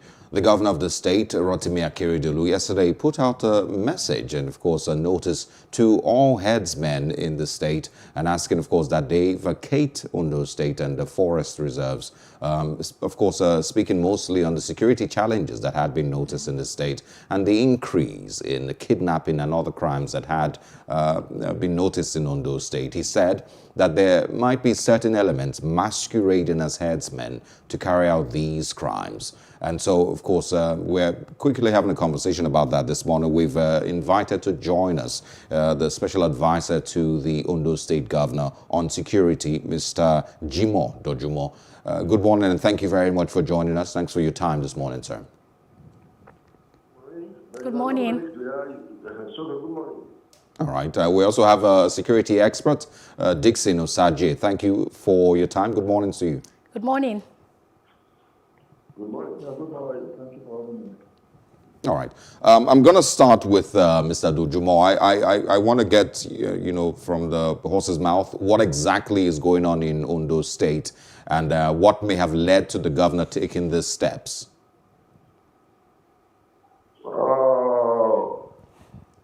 The truth is clear. Recently, you can realize that we are facing a very serious security challenges here in Ondo State, particularly this issue of kidnapping and traced to a particular tribe, which we know. But the problem now is that we have to come, we call a stakeholder meeting to address the issue. It was there, the governor made it clear that we just have to live in harmony. Sincerely, we have to live like brothers if we like it. But a situation where one we keep on kidnapping each other, creating problems, causing a lot of crises here and there, we have to talk. That's why they are leaders. We invited them, and we have to read the riot act that we are no cowards. We can equally defend ourselves. And enough of this issue of picking our people, demanding ransom, torturing them, raping them, doing a lot of things on them. So that's where we are now. Help us to be clear on what exactly is going on. The statement by the governor says that there are elements masquerading as headsmen to carry out these crimes. And so is that exactly the way it is? Or, is it actually the headsmen? We are on telephone conversation. You are not very clear at my end, yeah? So I want you to come up clearly to enable me to give an appropriate answer to what you are asking me. Okay, so this is what I'm asking. The statement by the governor, Rotimi Akeredolu, says that it is certain elements that are masking and masquerading as headsmen to carry out these crimes. So I want you to, help us understand what that means. Is it the headsmen themselves, or are there criminal elements, that might be making the headsmen look bad? I want to tell you something. What I want you to get right is that this crime are traced to a particular set of people that we know. Because the kidnapping is incessant, and the people kidnapped, they know when they are in their custody, they know the language they are spoken. They know the language spoken, and it's not, they don't speak any other thing. And even from their type of mode of dressing, and other, you know the type of people that have actually kidnapped you. So this is what, intelligently, this is what we are working on. All so, and at the same time, we have to at least call ourselves to a round table, talk about it, and let us put a stop to this act of terrorism on our people here. Because if anybody will have to come and stay with you as a tenant, there must be rule and regulation. They must have to live with you in harmony. That's what we are saying here. Okay, let's bring in Mr. Dixon Osaje into this issue. I mean, all over the news, you hear cases every day of suspected headsmen attacking innocent people, attacking even the recently constituted Amotekun Corps members. Now the governor has said that they want to tackle this by giving an ultimatum for all headsmen to leave within 7 days. From a security angle, Mr. Osaje, would this work? Sincerely, I'm having one problem with our communication. You are not completely very clear to me here. No, I'm talking and to Mr. Osaje. if I've gotten your, if I'm able to get you clearly, I'll be able to give an appropriate answer to your questions. Okay, hold on, Mr. Dojumo. Can you come in short? Just be very short with your question because you are not very clear here. Okay, Mr. Dojumo, could you kindly just hold on? Mr. Osaje, can you hear me? I'm hearing you now. Come up. Yes, I can hear you. Okay. Mr. Osagie, this question goes to you. I am saying, do you think from a security angle that this ultimatum that Governor Rotimi Akeredolu has given for herdsmen to leave the forest and leave Ondo State within 7 days, do you think this is the solution to the kidnapping issue in Ondo State? There was no, let us get something clear. He did not give any clear instruction that Icemen should leave Ondo State for 7 days. Don't let us mix things up. Well, I was in the meeting. What he said was that we should stop night grazing. Night grazing is banned. Underage grazing is banned. Then people should stop grazing along the expressway. Okay. And it's bucket breaking. If they have cause to graze, they should graze in the bush and not in people's farmland. Okay, hold on. That's what we are saying. Mr. Dojimo, kindly hold on.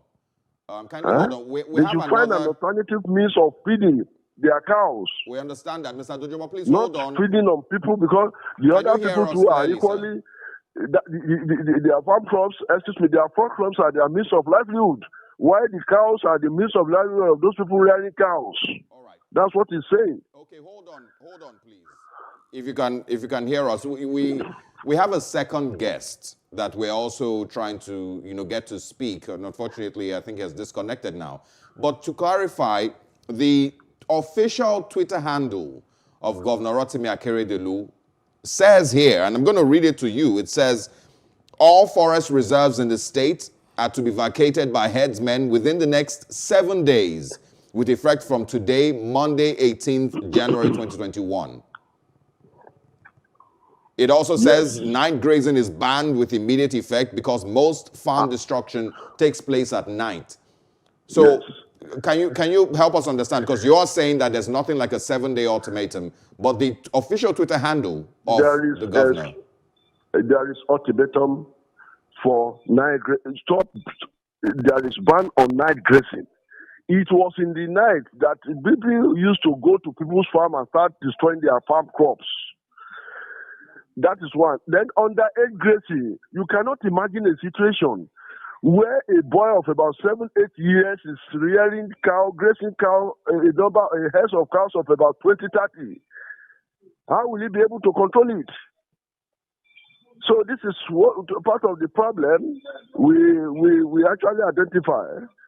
So that is why underage grazing, night grazing, totally banned in those states. Then grazing on the highways, that is where look at what happened at Osun, which I don't want to start relating here. So we should stop grazing on the highway. That apart from that it may metamorphose to kidnapping. At the same time, we have to be careful. It can cause accidents. All right, Mr. Dojimo, can you kindly hold on? We're trying to get our second guest back online, and we'll be back after the short break. Do stay with us on The Breakfast.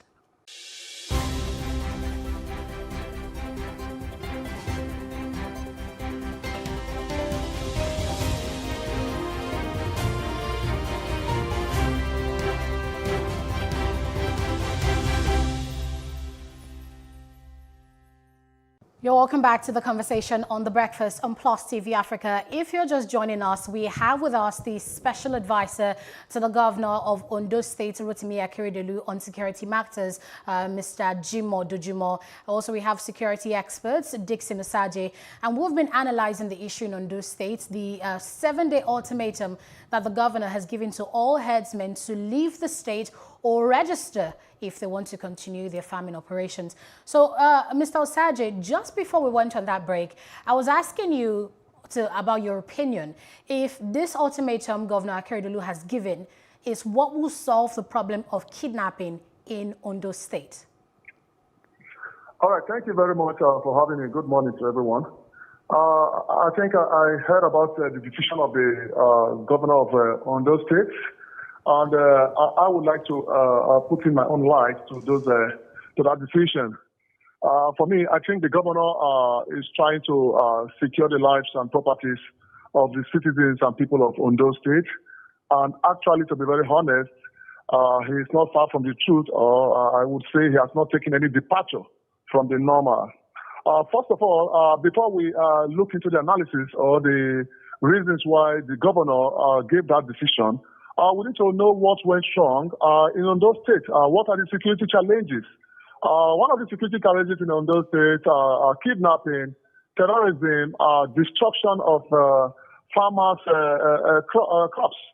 Now, who are the perpetrators of these activities? It is likened to grazing. It is also likened to Fulani herdsmen who carry their cows around the Ogovan space. Now, we need to look at the Ogovan space, Anita. The Ogovan space can be likened to state weakness. The Ogovan space offers multiple benefits to terrorist groups. The Ogovan space offers provision for safe havens for criminals and terrorists. Ogovan space also gives terrorists the opportunity to plan, train, indoctrinate, and secure access to weapons and equipment. The Ogovan space also creates room for illegal smuggling to generate income. Now, having looked at these characteristics, will you ask me if the decision of the governor is accurate? I would say a big yes, because the Ogovan space is not a place where we have the police presence. We don't have the military presence. We don't have police posts. What are you doing in the forest? Now, if you remain in the forest, you are a threat to the state. You are a threat to the society, because nobody is checkmating your activities. I am not going to say, the only point I'm going to say the governor went wrong was to specify that herdsmen should leave the Ogovan space, should leave the forest.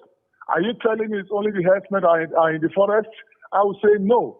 So the governor would have come and say the herdsmen or anyone occupying the Ogovan space, occupying our forest, should vacate that environment. All right, this should give room for us not to think that the governor is trying to stereotype some ethnic. Yes, we understand your points and they're well noted. The essay, let's bring you in now if you can hear us. Let's talk about the registration. You know, the governor has also said, you know, leave within 7 days, or if you want to continue operating in the forest, for your cattle to graze, you need to register. Can you tell us about this registration? What's the process going to be like? Where are they going to register? How long is this registration going to take place? Just what are the logistics that have been put in place by the government of Ondo State to see this registration come to light? I think let me pick from what the last speaker said, that where the government went wrong is banning or the illegal occupant of the reserve forest. Okay, go ahead. I said, let me put it straight. What the governor said is that if you are occupying that forest illegally, he is not saying that Nigerian you can occupy anywhere. That you cannot occupy that place without a permit.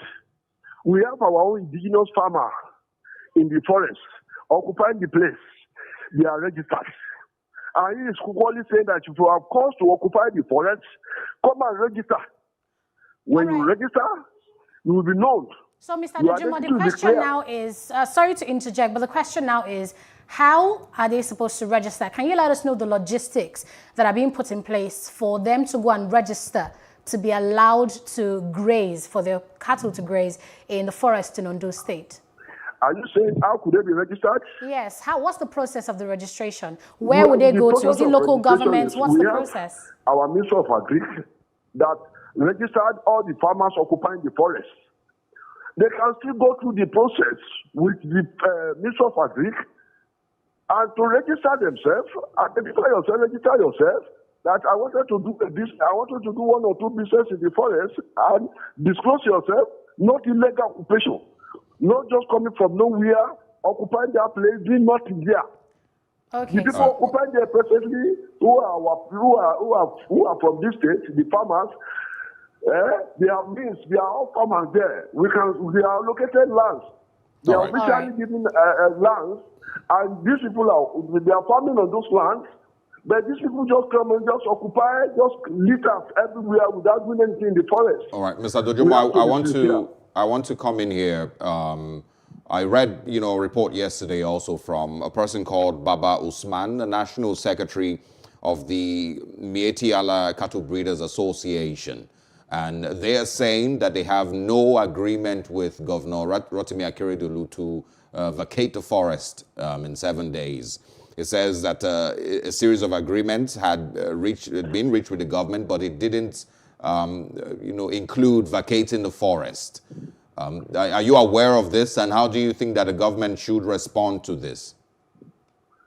If they are saying they have no agreement with the governor to vacate the forest, I think it's a source of new order. It was yesterday the order came out. It's the vacation. I want us to get something clear from this issue of vacation. Okay. Come and register if you want to occupy our forest, come and register. We want to know who's occupying our forest. What is the big deal about that? I don't think anything is wrong with that. If you have no ulterior motive, you will be able to come and register. Come out and register.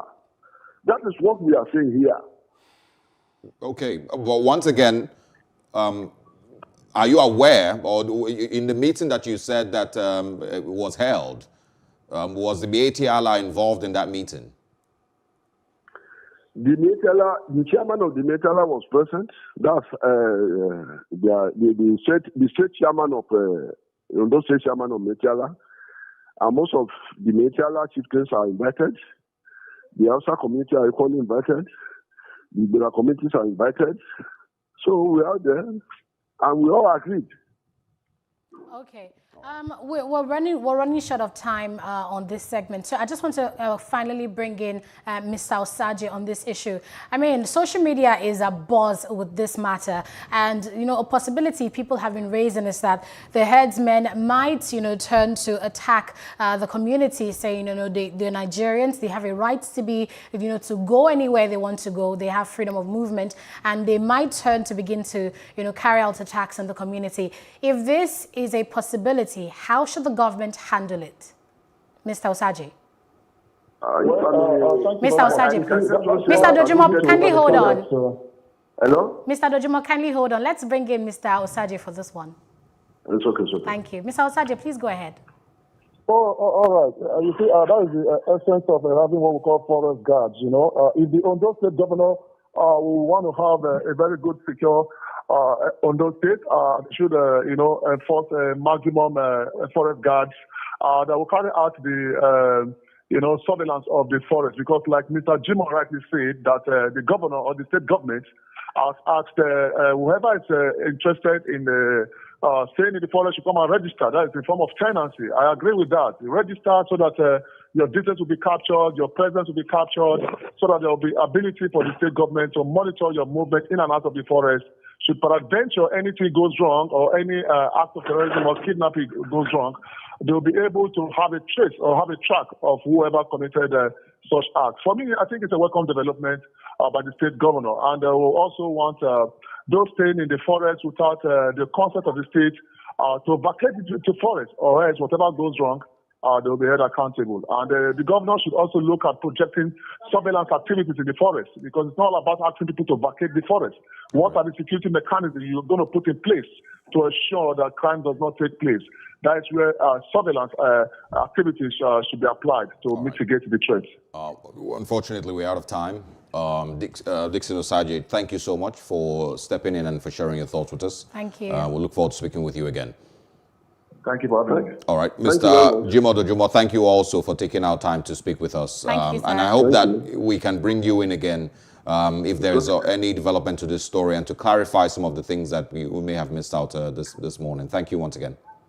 Thank you. Thank you. Have a great day. All right. Well, see, one question on my mind, Osagie, is these people have been asked to leave or register. How many of them are literate enough to register? For example, now the government is saying that they had, and Mr. Dojimo said they had stakeholders of Mietiala in the meeting, but now they're saying they were not involved. So if this is where we stand, how do they get the appropriate information across to the headsman that's in the forest right now? How did they get the information across to them for them to go and register? Now, if they're eventually forced to leave, which other states do they go? So there's so much issues. Like I think this is something that we'll need a national issue for, It's, because there are cattle rearers everywhere, there are headsmen everywhere, and one state rejects them, they go to the next state. Whatever issue happens, they blame it on the herdsmen. Maybe they did it, maybe they didn't. I don't know. But I feel that the government needs to, really think about this issue and find a solution once and for all to this issue. I totally agree. I also would say it's high time that we once again start to talk about ranching. Yes. And stop having people just roam around the country with cattle looking for how to feed them. Whoever buys cattle should make arrangements for how they will be fed.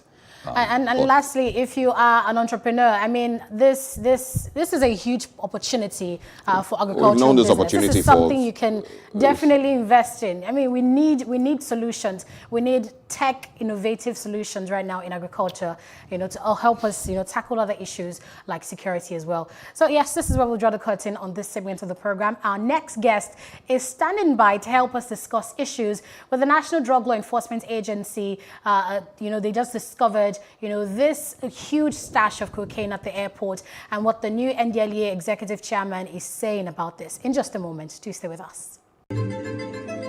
Nigeria, by extension, Africa, is faced with a lot of challenges. The growing youth population with little engagement, that is a ticking time bomb. We are a blessed people with diverse culture and highly cerebral minds who have a lot to say. And yes, we are talking. It is important we drive the right conversation that informs, inspires, influences thought and action. If we say there's beauty in our diversity, then let us embrace our diverse culture. We must continue to courageously be the voice of transformation, as we are the hope for the future. Yesterday's conversations shape today. What are you saying to shape your tomorrow? We know you have a lot to say, and we are here to hear you. You're welcome back to The Breakfast on Plus TV Africa. Right now is where we discuss the big issue, the next big issue on our agenda. Now, the National Drug Law Enforcement Agency, NDLEA, intercepted 21.9 kilograms of cocaine at the Nnamdi Azikiwe International Airport Command, Abuja, on Monday. The illicit substance was concealed in 2 suitcases, and it's the largest single seizure by the command. This came after the agency renewed its plans to clamp down on drug traffickers and dealers of illicit substances in the country. The new chairman and chief executive of the NDLEA, retired Brigadier General Buba Mawa, said that over 15 million Nigerians between the ages of 15 and 64 abuse illicit drugs, and this is 3 times the global estimate. Let's take a listen. I would like to today warn those who engage in the dastardly trade of importation, exports, cultivation, processing, manufacture, trafficking, sale, and consumption of illicit substances to stop forthwith, or they should be prepared to contend with the NDLEA. And that's the new chairman of the NDLEA, talking about how bad this issue is. We have a guest, Achike Chude, he's a social affairs commentator. He'll be joining us in just a minute. But Sarige, this issue really, we've been talking about this for years and years and years, and the NDLEA seem to have been doing, what they can, their best, so to speak. But what really strikes me about this discovery of, the 2 suitcases at the airport was that the suitcases had arrived Nigeria, at the Abuja airport, from Ethiopia. And the suitcases were unaccompanied. The 2 suitcases were there. They noticed it was there for about 2 days before they decided to check, and they saw that it was filled with illicit drugs. If someone had claimed, the day the flight landed, to pick up those drugs, to pick up those suitcases, we can imagine just how many youth, would have that substance in their houses or in their possession at the moment. Doesn't this scare you? Well, I don't think the drugs were forgotten on, because somebody, slept off. I think, they realized that they had gotten into, or the drugs had gotten into the airport in a way that they wouldn't be able to pick them up without being caught, and so they abandoned them. That's very likely what happened. They were there for about a week before it was finally opened up, and they discovered drugs in them. But about the drugs issue in Nigeria, we speak about it, but I don't think we have accepted that we do have a problem in Nigeria. Most times drug conversations only come up when Nigerians are arrested in Malaysia or in Indonesia, but the drug abuse problem in Nigeria has been a big problem for many, many years. Northern Nigeria, people have done numerous reports on how bad it is in the north. And so there's many, many, loopholes and angles to this that we would have to be addressing one after the other. How do they get into the country? How much work does the NDLEA need to still do? Is Nigeria a transit route for drugs? Why are drugs coming from Ethiopia to Nigeria? Where are the drugs headed? So there's numerous angles to this. What more, does the NDLEA need to do? What new laws need to come into play, so that we can sort out the problems that we have? And it's not just cocaine now. We're talking heroin, marijuana, even tramadol, the cough syrup, don't remember the name now. Codeine. So there's numerous issues of drug abuse in Nigeria. And it's a conversation that we need to take seriously. But I don't think that the government understands that we have a drug problem yet, or accepts that we have a drug problem yet. Well, then let's give us a sense of just how bad this issue is. We have now joining us Achike Chude via telephone line. Good morning, Mr. Chude. Mr. Chude, can you hear us? Yes, I can hear you. Yes, thank you. Thank you very much for joining us. So we've been discussing this issue.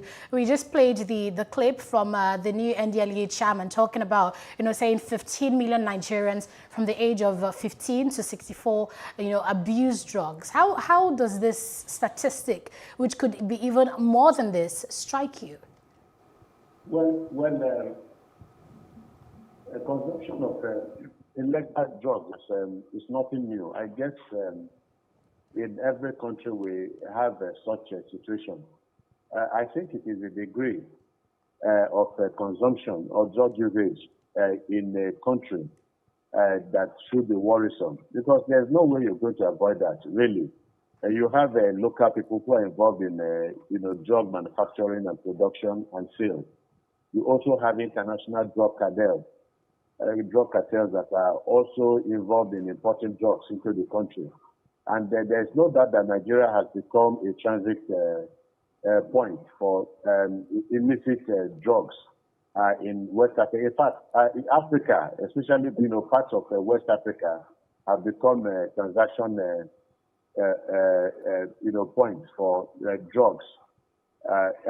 Not too long ago, I think a few weeks ago, Gambia witnessed its largest drug seizure ever, and I think drugs worth about $84 million or so was discovered, imported into Gambia by drug cartels. So it is something that is worrisome.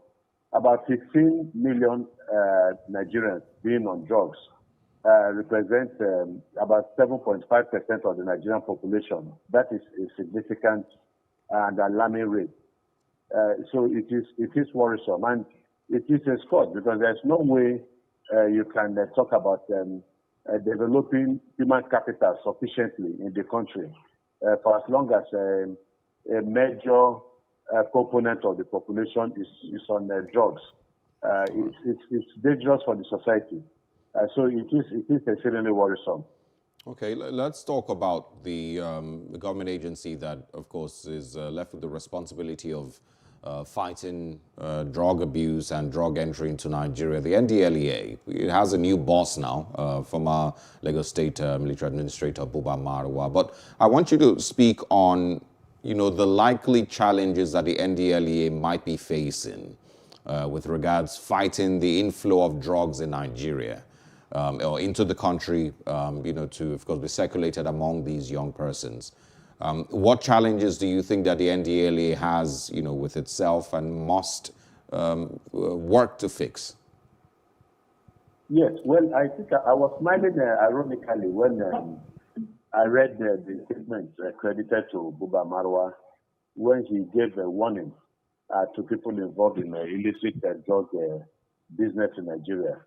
I smiled because I remember, the same time, I remember some time back when Bade, the late Bade, who was assassinated, former, I think, chief of army staff or defense, chief of defense staff, and was appointed by the Jonathan administration to fight the insurrection.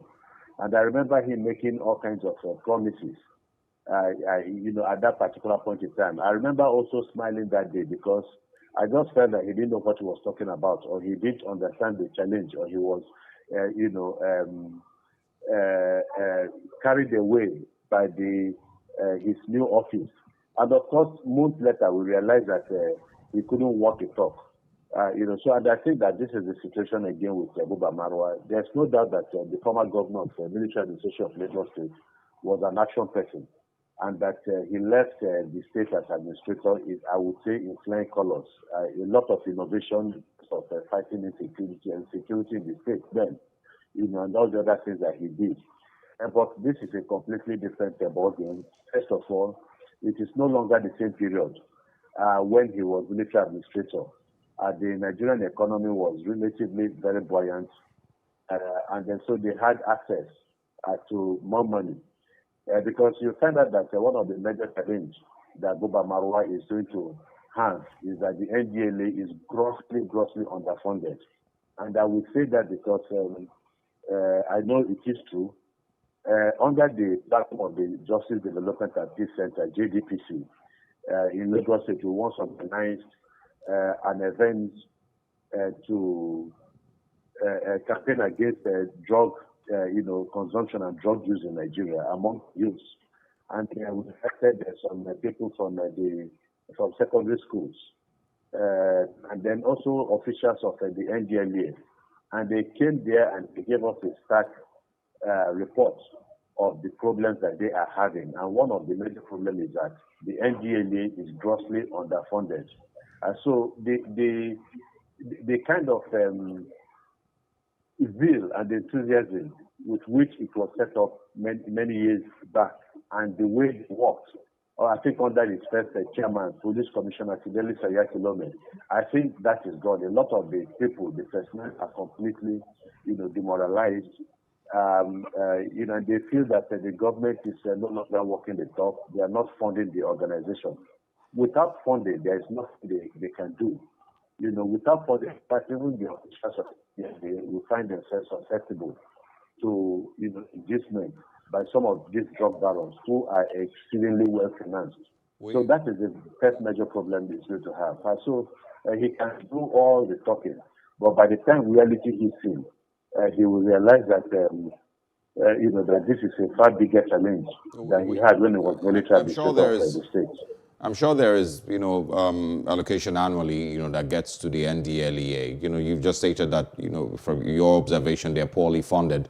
But I don't know if you would, also say that there is also a corruption problem, along with a porous border problem that we're also dealing with here in Nigeria, that might make this battle, a lot harder for the NDLEA to fight. And also, what other bodies may need to also come into play here, besides the NDLEA? Yeah, well, I'm struggling to, I think there's this echo at the background, so I'm trying to understand what you're saying. But I think you say something about porous borders and about corruption that is also, ongoing in the agency and the rest. Yes. Any talk of corruption in Nigeria is not a new thing. It is everywhere, it is endemic. Let's not, beat about the bush. So you would always find, because it's endemic, you find it everywhere. And you will find it even within the NDLEA. And it's not just because it is Nigeria. Even in the best of countries with a proper democratic culture, richer countries of the West, you also have, once in a while, compromised security agencies, working at the behest of criminal organizations. So that is the degree that we can actually talk about. So, yes, corruption will definitely play a part within the NDLEA. And I think in the past, some officials of the NDLEA had been arrested, by the authorities for corrupt enrichment. So it is there. Then, of course, the issue of border. the porous border will always have porous borders in the country. I don't know exactly what we're going to do about it, but you see, the issue of drugs, because they need certain quantum of drugs to be brought into the country from maybe other parts of the world. They have to come a lot of times either through the ship or through the airlines. And so what it means is that the NDLEA must have infiltrators. They must have an efficient espionage process that ensures that it's not just when you are at the airport that you catch people people who are involved in drugs, but it also needs a lot of surveillance over time, and serious detective work or serious work to be able to be one step ahead of the drug, traffickers. And we must also, and once that happens, you find out that a lot of the interceptions that they make are usually based on information or tips that somebody has given to them. So they must be able to increase their capacity to be able to have access to this kind of information, and that needs a lot of detective and surveillance, work over a period of time, and then they'll be able to get that done, regardless of the porousness of the border. We know that in itself is a worry, but then the border areas is not where a lot of this cocaine and so on coming through.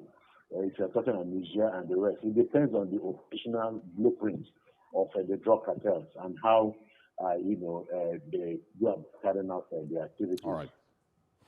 All right, Mr. Achike-Chude, thank you so much. We wish we had more time to discuss this because there's so much on my mind, for us to share about tackling drug abuse in Nigeria.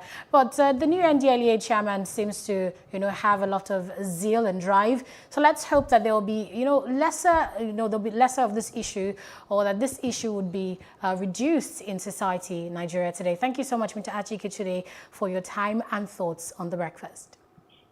Thank you. It's been a pleasure. Thank you, sir. All right. The multi-billion-dollar industry of drug trafficking. Anyway, we unfortunately have a fair share of every type of, illicit activity that goes on in the world. Nigeria has its own fair share. We're everywhere, aren't we? Good morning. Anyway, we'll take a short break. When we come back, we're going to, of course, do a follow-up conversation on the Nigeria Eagle. If you're eager, to get on that plane and, see what Nigeria's international airline feels like sometime in June 2021, we'll talk about the possibilities of that happening coming up next after the short break.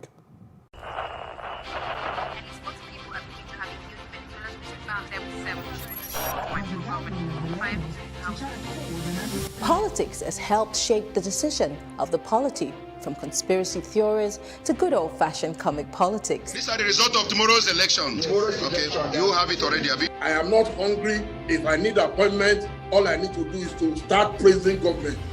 Plus, politics will fill the polls of the country, from friends to frenemies, even strange bedfellows, to clones and stooges. We go beyond the rhetorics and the drama to analyze the story behind the story. Let anybody come and say. The moment we stop having charlatans occupy political offices, we will curtail hate speech. Plus Politics, not just another political show. It's about putting you, the citizens, in the know.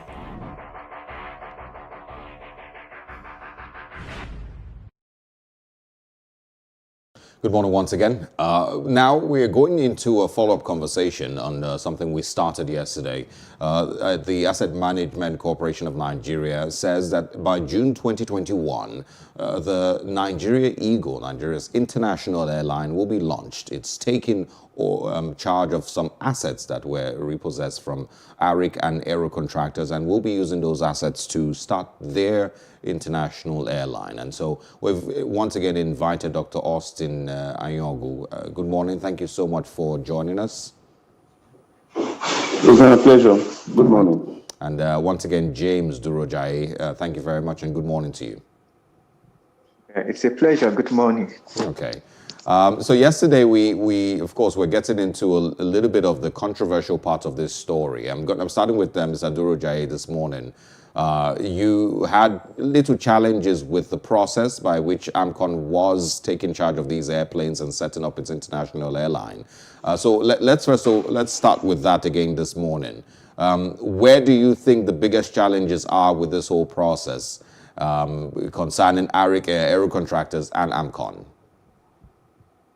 Well, the biggest challenge that AMCON is going to face is from the original owners themselves, because they feel that AMCON does not really have a right to dispose of their plane, whereas by the AMCON Act, AMCON has rights over the airplanes, and they can decide to dispose of the planes in order to recover their debt. So the law gives them that power. But the reason why it's going to create a legal hurdle for AMCON is because the original owners of the airline are not going to take it lightly with them. So there is most likely going to be litigations. Okay. From them. Okay, let's bring in the accountant now, Mr. Anyogu. The lawyer is saying that there's going to be a legal issue with this, that, the operators of the airlines will not allow AMCON do this. But we know that AMCON already owns controlling stakes in ARIC and Aero, and that they have the rights according to, they have federal powers to do that because ARIC and Aero are indebted to them to the tune of billions of naira. So can you kindly clarify just how much control AMCON has over the airlines, the fleets of ARIC and Aero?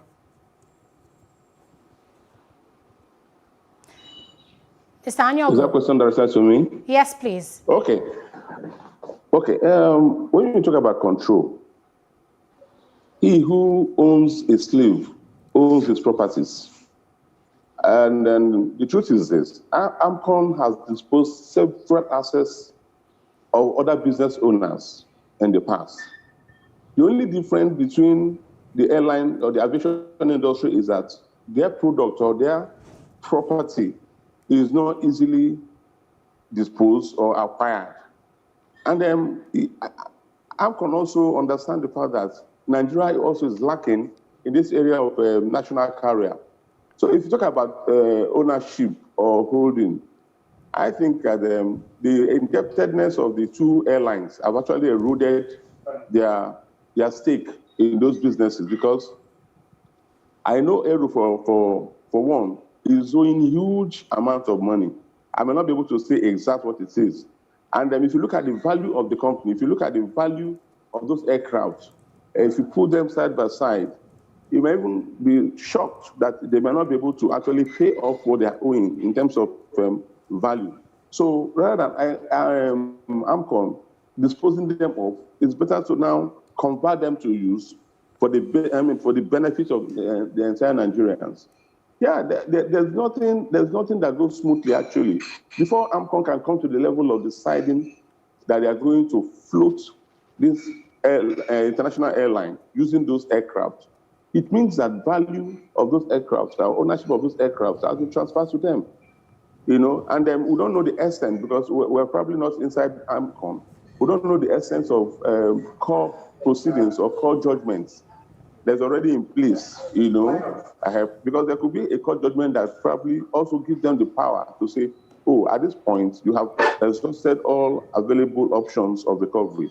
You can then now dispose or convert or acquire, So we talk about ownership, the percentage may not even come to bear here, depending on the valuation and depending on the due diligence, the values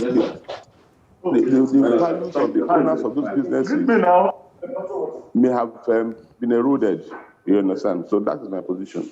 All right, I want you to both now, I want to have a quick conversation on the survival of the Nigerian aviation industry. For the last couple of years, of course, with Hadi Sirika in charge, there's been some level of stability. But Mr. Anyogu, I'll start with you. I want you to speak, mostly on how airlines in Nigeria are coping, how they've survived financially in the last few years. And, what are the chances of more of them also falling into this financial crisis now that we're, in a COVID-19, a pandemic? The economy has been terrible for them.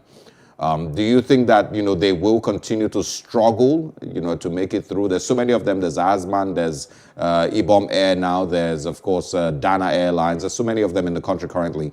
How do you think that they would cope, and what's the financial picture in the aviation industry like? Well, the truth is that the margins are getting thinner and thinner. The airlines are not, operating in Nigeria are not really making much money, I have to be honest with you. Because if you look at the composition, because it's very expensive to maintain those planes, and they are strictly regulated, And the truth is that Nigerians, most of our local flights, we're not really paying the value for those flights. It has been highly subsidized to the extent that the airlines are not truly or really making money. They are definitely going to struggle. And let me also say that apart from that, the pandemic has, like you rightly said, has also helped matters. We have, we're living in a situation where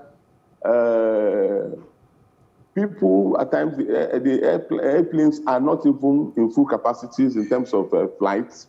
And the number of flights that is run is also very, very limited. And we are not even used to night flights in Nigeria to say, let them increase their operations and all that. So they are definitely going to struggle. The Naira's value has been devalued. There's no government subvention, so to say. There's no government intervention, so to say, in the airline, as far as I'm concerned. So, by and large, we just hope, apart from Air Peace, who probably have enough fleet in his coffers.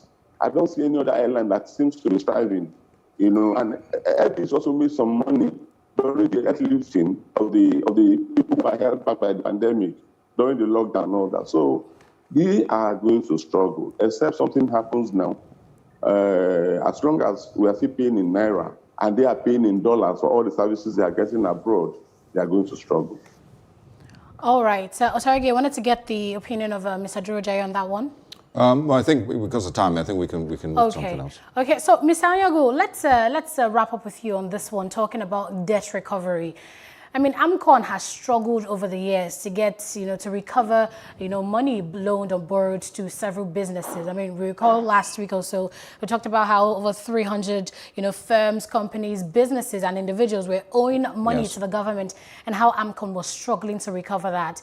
Is there one sure way to make sure that this issue doesn't persist and that the government gets back, what is owed to them when they borrow money to businesses? Well, if you look at the genesis of those loans or those bad toxic assets, it's actually emanated from the banks. So you actually have to take it back to the roots. And what is the root? The root is how there must be a stringent regulation from Central Bank of Nigeria on the issue of loans. In as much as we want to encourage business people, in as much as we want to make sure that the economy strives, we also have to think about recovery in terms of getting back your money, when you're giving out. So actually, we take it back to the banks and Central Bank of Nigeria. Because what AMCON did was actually a salvaging position. The banks were in a very precarious situation. The economy was going to be, was going to be collapsed, so to say. But AMCON came and rescued the banks. And what they did was that, I remember then, I was still in the bank then, what ICANN did was, we were asked to list our toxic assets, those ones that are very difficult to recover, because what the banks sold to ICANN, to AMCON, is those ones that are very difficult to recover. So AMCON actually bought this at a very cheap rate. For example, if the asset total liability owed to the bank in terms of risk assets is 1 billion, AMCON actually could have paid about 150 million. and take over those assets because they are already bad loans. You know, so AMCON acquired toxic and very difficult loans, you know, from Ab initio. So I think to stem the happening in the past, we need to go back to central bank to put a stiffer regulation in terms of giving out loans. All right. You know, there are conditions which you give loans. So that is actually where it will start from because we are one economy. You understand? So I want to believe that it has to go back to the genesis. Who are those giving out these loans?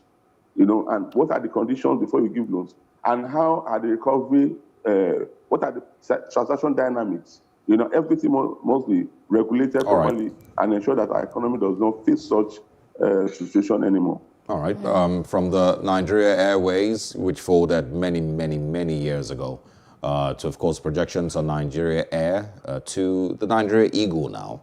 Let's see how this turns out. And, of course, looking forward to what June 2021 brings. Hopefully, we will have a national carrier, according to what AMCON has said. Thank you very much, Dr. Austin Anyanwu, for your time and for speaking with us this morning. Also, to James Duro Jai for joining us on the program this morning. Thanks once again. Thank you. Yeah, thank you very much. Thank you very much. All right. Stay with us. I'm really looking forward to seeing those green air hostess uniforms on the Nigeria National Carrier. But we have entertainment coming up next. Somebody has been body shamed lately, and we'll tell you about it. If you have stretch marks, why you should not care about what people say. Coming up next on the program.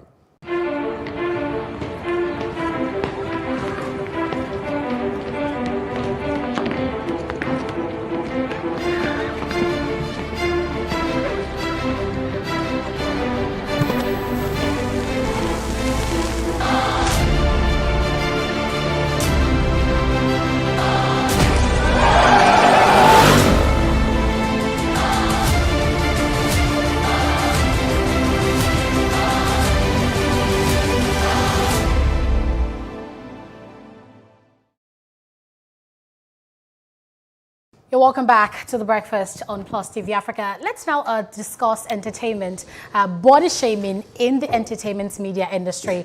Popular Nigerian blogger Linda Ikeji posted a picture on her social media which garnered admiration from a lot of her followers, and even myself liked that picture on Instagram when I saw it last night.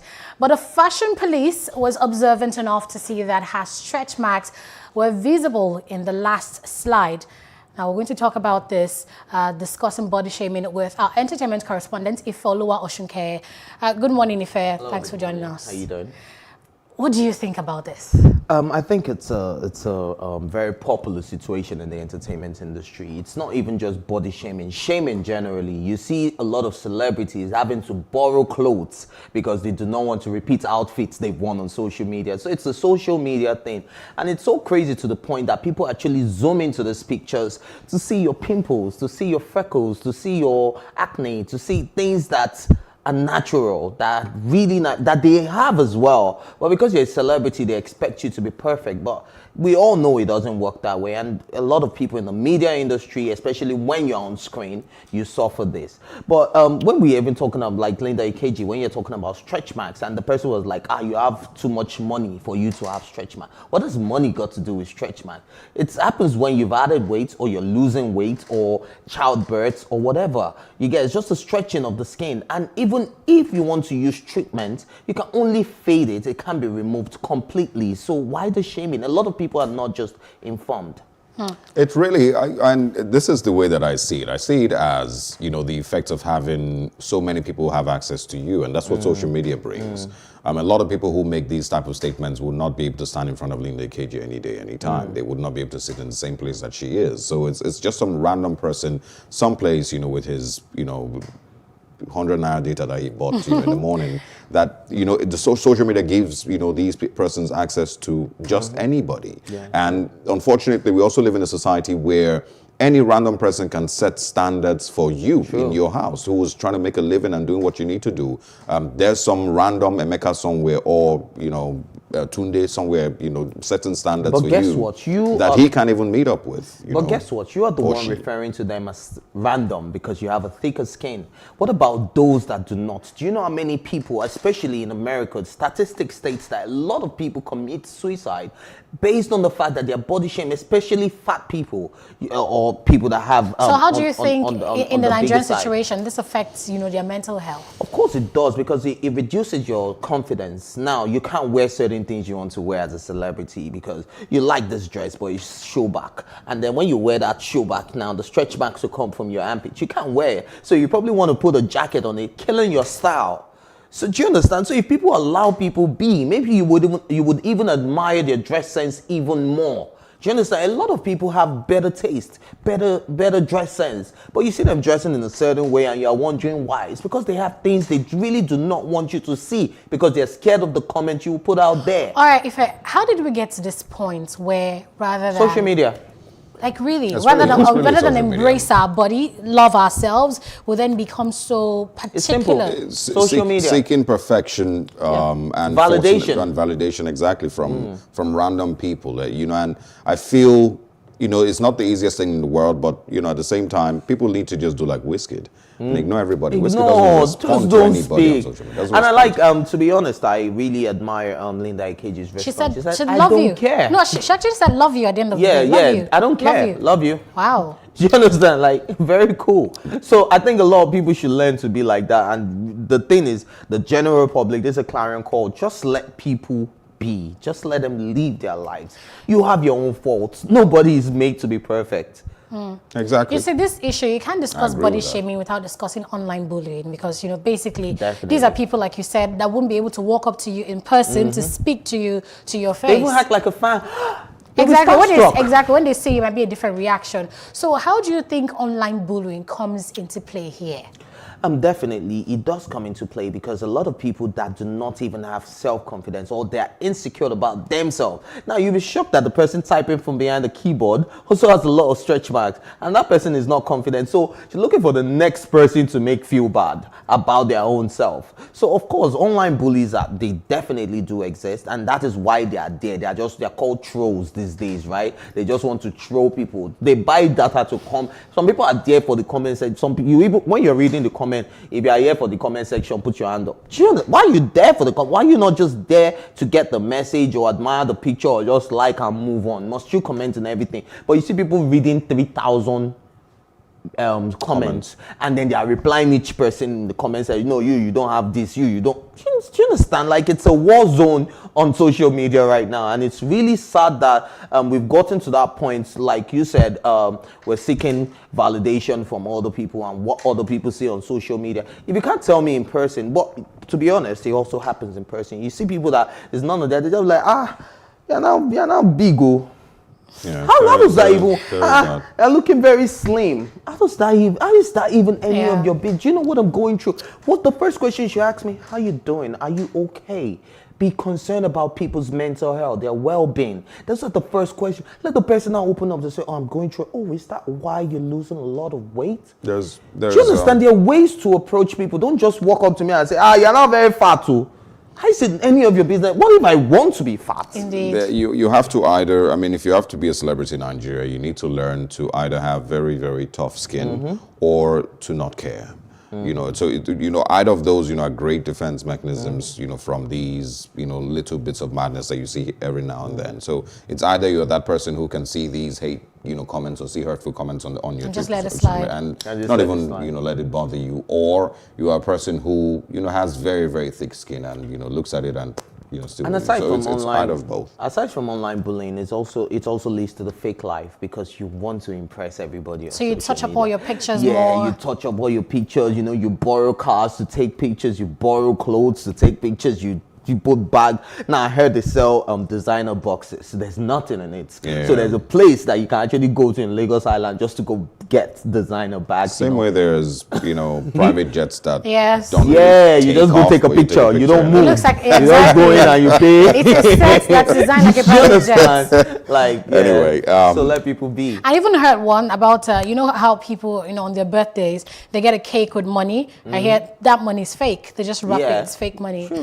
Oh my God! It things people do for the gram, yo. It's terrible. Do for it's the terrible. gram. And you have to be gram worthy. You know, I would also also quickly add that I think we as persons need to do better with giving other people, the standards that we've set for ourselves, body shaming people, using our own religious, beliefs to control other people. We need to do better. Stretch marks have never been a problem. They are beautiful in every way. There's, particular stretch marks that I like. There's some guys that like love to it see. when I like ladies stretch marks. I just think the bottom line is that we should all just be kinder to each other. Be kinder to especially one in the right places. Absolutely. Thank you very much, Ifel Shinkeye, for joining us. I have no idea what these men are up to, but thank you very much for keeping it today with us on The Breakfast and Plus TV Africa. This is where we call it a wrap for today. It's great to know that after all the discussions on security and intense topics, we're able to wrap it up with something on a very light note. So that's what it is right here on The Breakfast. Aneta Phoenix. I don't even want to go, but sadly, we will still have the news at 9 a.m. and that's just in about 6 minutes. Exactly. And if you missed out on any of the goodness that we shared this morning, you can join us on social media at Twitter, Instagram, Facebook, and of course, YouTube, all at Plus TV Africa. Search for us, like the page, subscribe, and be a part of this, very, very beautiful family. Have a great Tuesday ahead. Yes. And it's goodbye from me. See you tomorrow.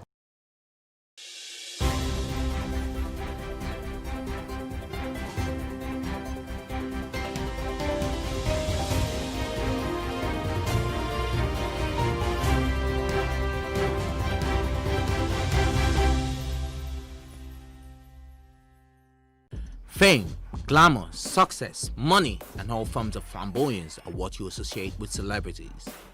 But with the recent pockets of reports of Nigerian celebrities revealing their battles with depression, it calls for concern of a thin line between fame and depression, between appearance and reality, and many rhetorical questions.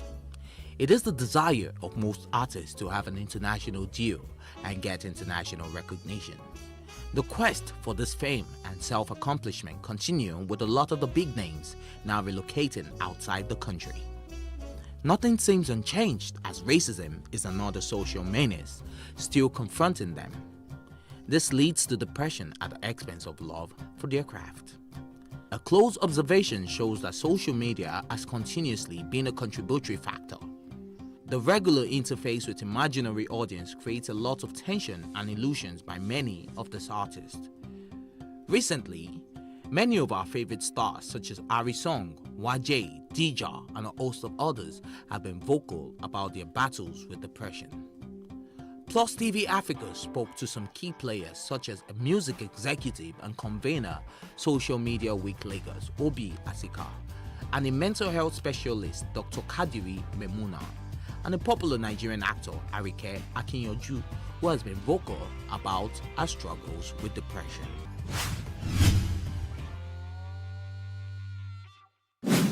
I think it is.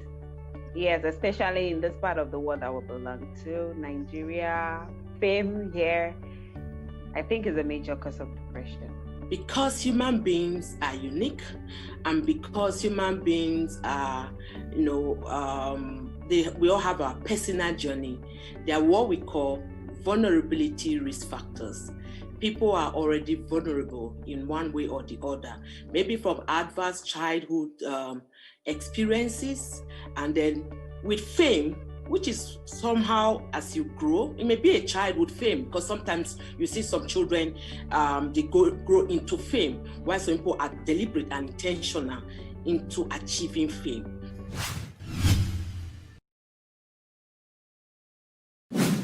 Famous people have to keep up with, entertaining us. Famous people have to keep up with a particular personnel. Famous people have to keep up with, with all the challenges, even if they are going through a lot. We do not want to see them down.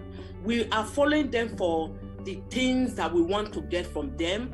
They are inspiring people, they're influencing people, they're empowering people, they're doing a whole lot. So whatever they may be going through, the society, we don't want to see that part of them, even if they know they may be going through that is it. So they have to just keep on being, that person we want to see. We should not be calling talents celebrities. Yes, they have become celebrities, but they became celebrities because of their talents, because of what they do. They are not just celebrities because they exist. So everybody, from my experience in life, all creative people have challenges in terms of putting together their process. And every time, it's like anywhere in the world, if you don't hear of your favorite actor for 5 years, it's one of two things. It's just A, they're not working, and B, they're not at this point in time getting offers. So what I would say is that a lot of people, if you work in the entertainment industries, if you work in those spaces, you will know that it is a high stress, high anxiety business. So therefore, the people who are working in these businesses are constantly seeking for affirmation and for support to see them through what they're doing. So in that regard, if you're in the public eye and you're constantly having to keep up appearances, it can become very, very difficult, especially if things are not going as well as they used to go in the past. There was a time in my life I passed through depression, but I think it's not because of my career. It's because naturally I'm not the type that, things people say get to. Fine, I feel concerned when they say things or they expect me to live in a certain way and I'm not living that life. I feel concerned and I feel like, but it doesn't really get to me. So if I ever had depression, it wasn't basically on my career level.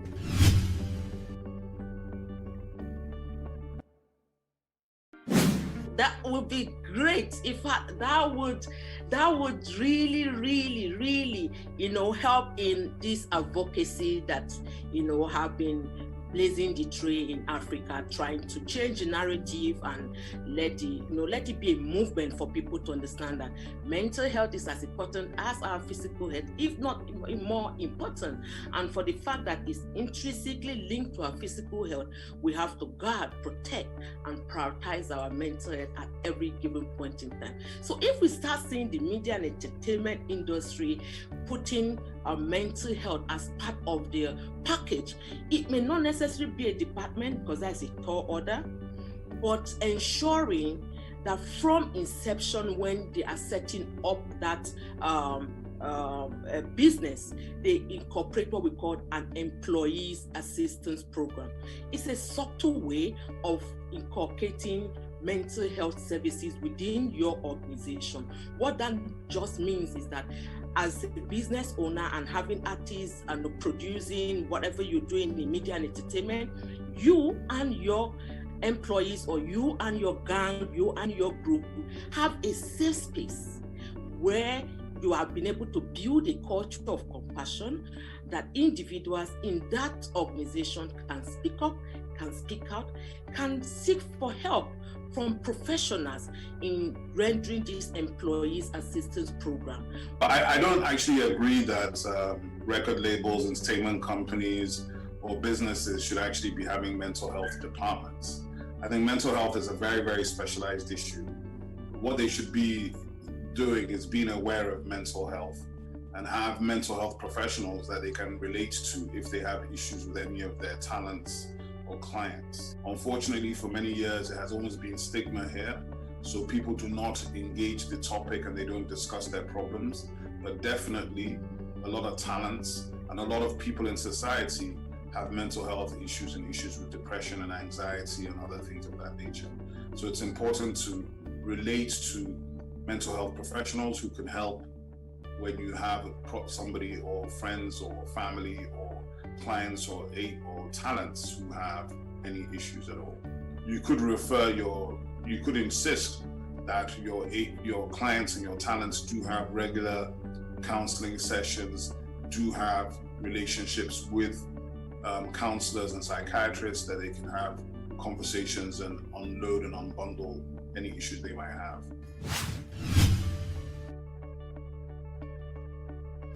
The best thing anybody can do is to stay engaged with the talent. So the talent, and that means that understand and know your talent very well. Understand what makes them tick, what makes them click, when they are happy, to be happy, or to be in a stable state of mind and frame of mind to enable them to produce their best work. And that normally is, if you're doing that, that means that talent has a strong manager. You know, strong management is key. And that doesn't necessarily come from the label. That could come from the artist side, where the artist manager, the person that really interfaces every day with the artist. A lot of times the label is literally just there to provide distribution, retail, marketing, and finance. One dominant recommendation is for this artist to live in their realities and not all about impressing fans who change loyalty at slightest disappointment by their so-called quasi-demigods, whose foibles are as real as any man on the street. The story of Michael Jackson, who died in 2009, and later Whitney Houston in 2012, are few of the sad reminders that despite fame and pageantry, one's mental health must not be ignored. Reporting for Plus TV Africa, Ife Oshunkeye.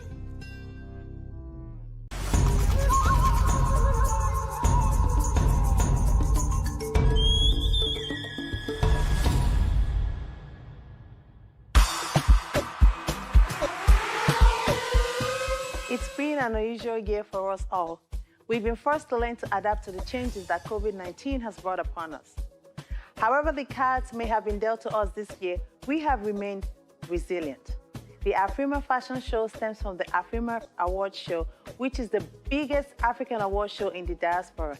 Every year, we have showcased designers and we bring together people from all over the world. This year, the Afrima Runway is graced by the top 3 African designers who have welcomed the challenge of doing a virtual runway show without any physical audience. Don Murphy, Ese Ezanabo, and lastly, Sai Sanko. Let the show begin.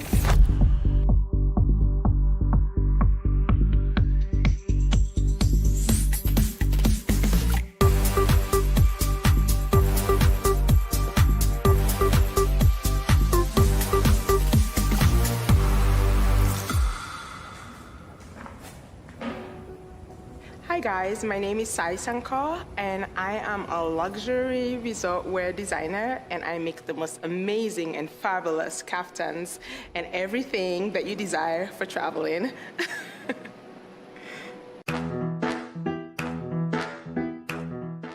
I just really love the way women carried themselves back then, you know, the Marilyn Monroes, you know. It was sexy, but there was still glamour to it, you know, and elegance and sophistication. And I feel that's what my designs are about, you know.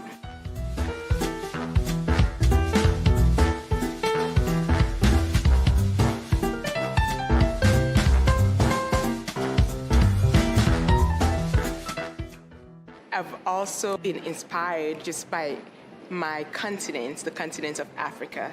Growing up in Sierra Leone, it's just this beautiful, bustling colors, you know, it's so vibrant, the marketplaces, you know, Christmas, it's just, everything about it is just so energetic and it's so powerful and colorful and it just makes me really happy. And so no matter what collection I do, it always goes back to that. And so that's why you see all this colorful prints and all these bold colors, you know. I feel women wearing it, it just makes them so extremely happy, you know, and they look absolutely gorgeous in it too.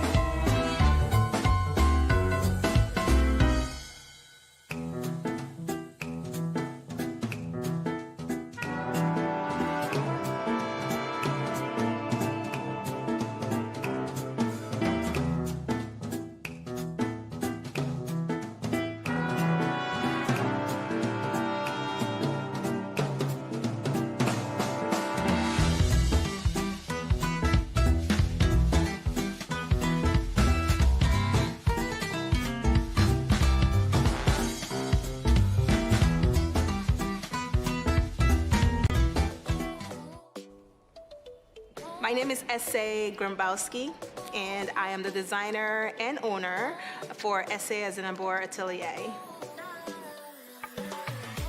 My source of inspiration for my designs, number one, to be honest, comes from God, because I go to sleep literally and dream about my designs. And that only has to be from God. So I always give credit to him for that.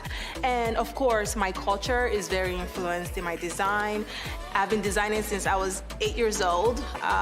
Even before that, my mom would tell me wild stories of me taking her fabrics and cutting them into pieces and making a dress or a skirt or pants out of her expensive African materials that she had in our home back in Nigeria when I was growing up.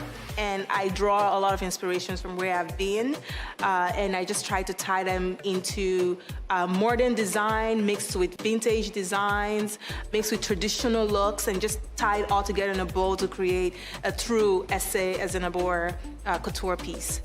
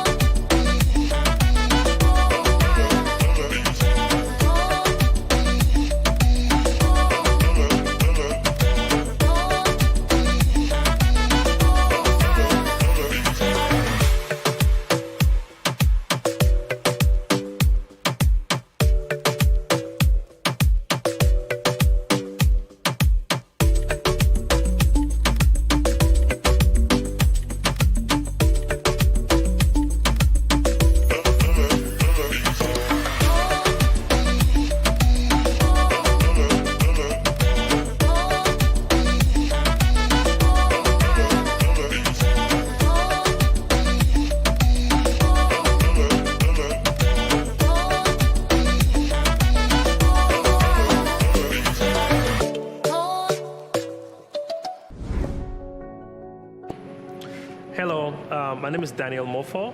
I'm the founder and designer of Don Murphy, a men's luxury custom suit clothing in Dallas, Texas. Fashion is color. In the past, men were all very scared of, the colors. They were used to the blacks, the grays. But now, if you look at fashion, men wear almost bolder colors than women, You see men in red suits, men in yellow suits, men in pink suits. So for me, fashion is color.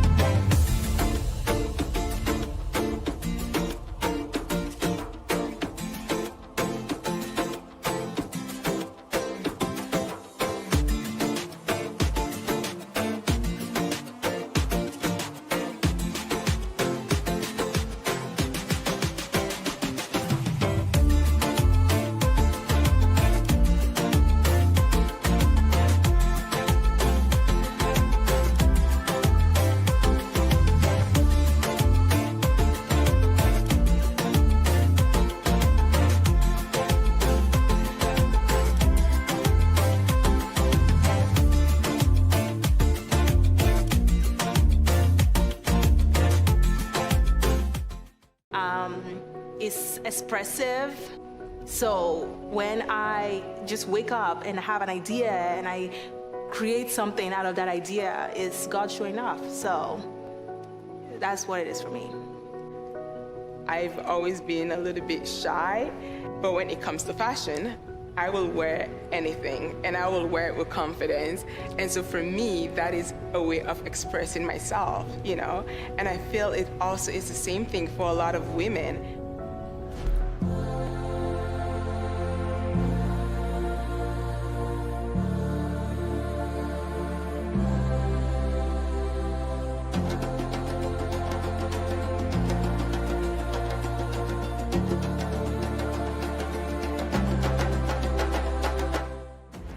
African for me means community. It means living together. If you look at Africans, they're all talking about the different countries in Africa. You know, it's all about our community. So for me, Africa means community. It means living together.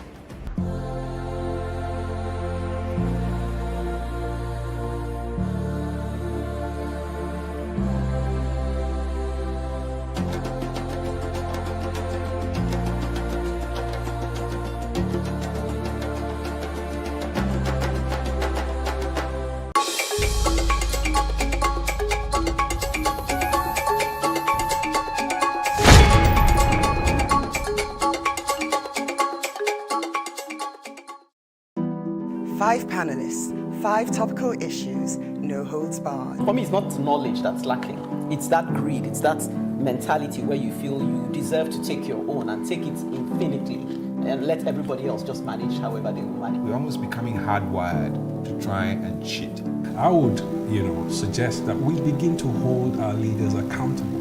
There was a time in this country when things actually work. I don't think that any organization should be above the law. And I think one of the challenges we have in this country is about governance across the board. Well, what I'm saying is that it doesn't really affect us in Nigeria. That's It does. I don't know what we can do if the system is already corrupted. We've been warned as a continent of the influx of the Chinese. If you don't repay your debt, they will just colonize you.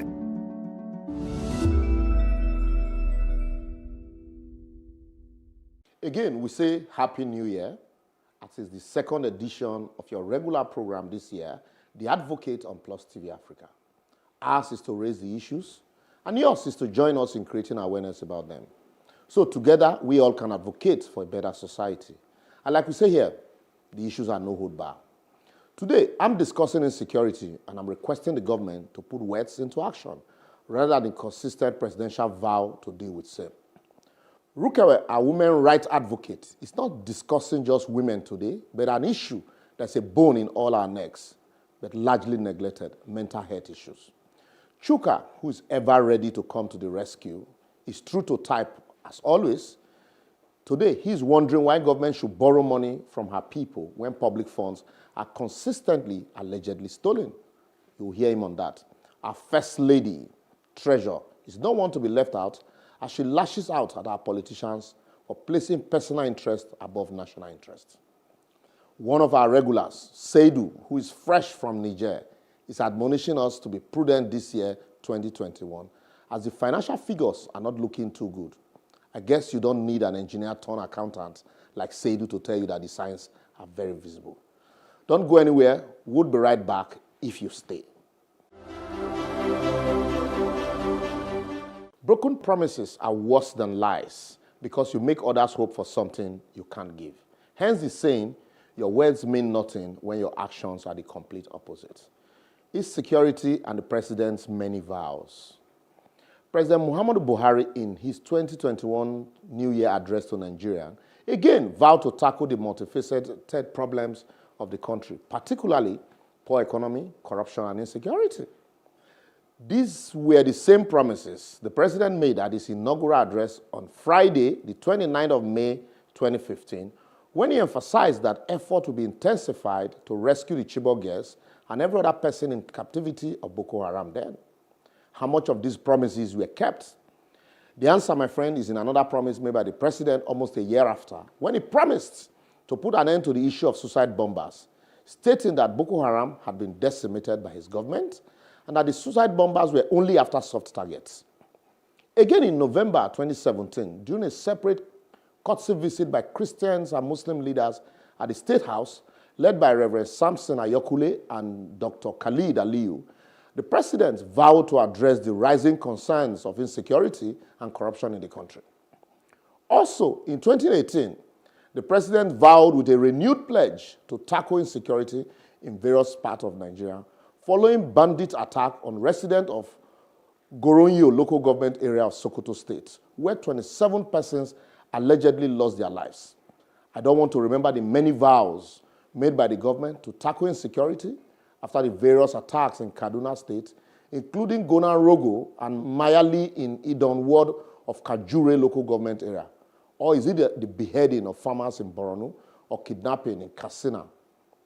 Also, speaking at the graduation ceremony of course 27 of the National Defense College, the president once again vowed to tackle terrorism, insurgency, and national security.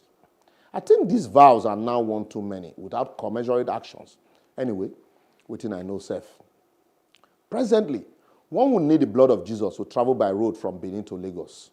You would require your Tesbih, chaplet, rosary, Quran, and the Bible to embark on a journey from Benin to Abuja through Auchi, Okene, and Lokoja. The story is the same in most parts of the country, as kidnapping and armed banditry are now the twin pillar of our daily occurrence along these highways.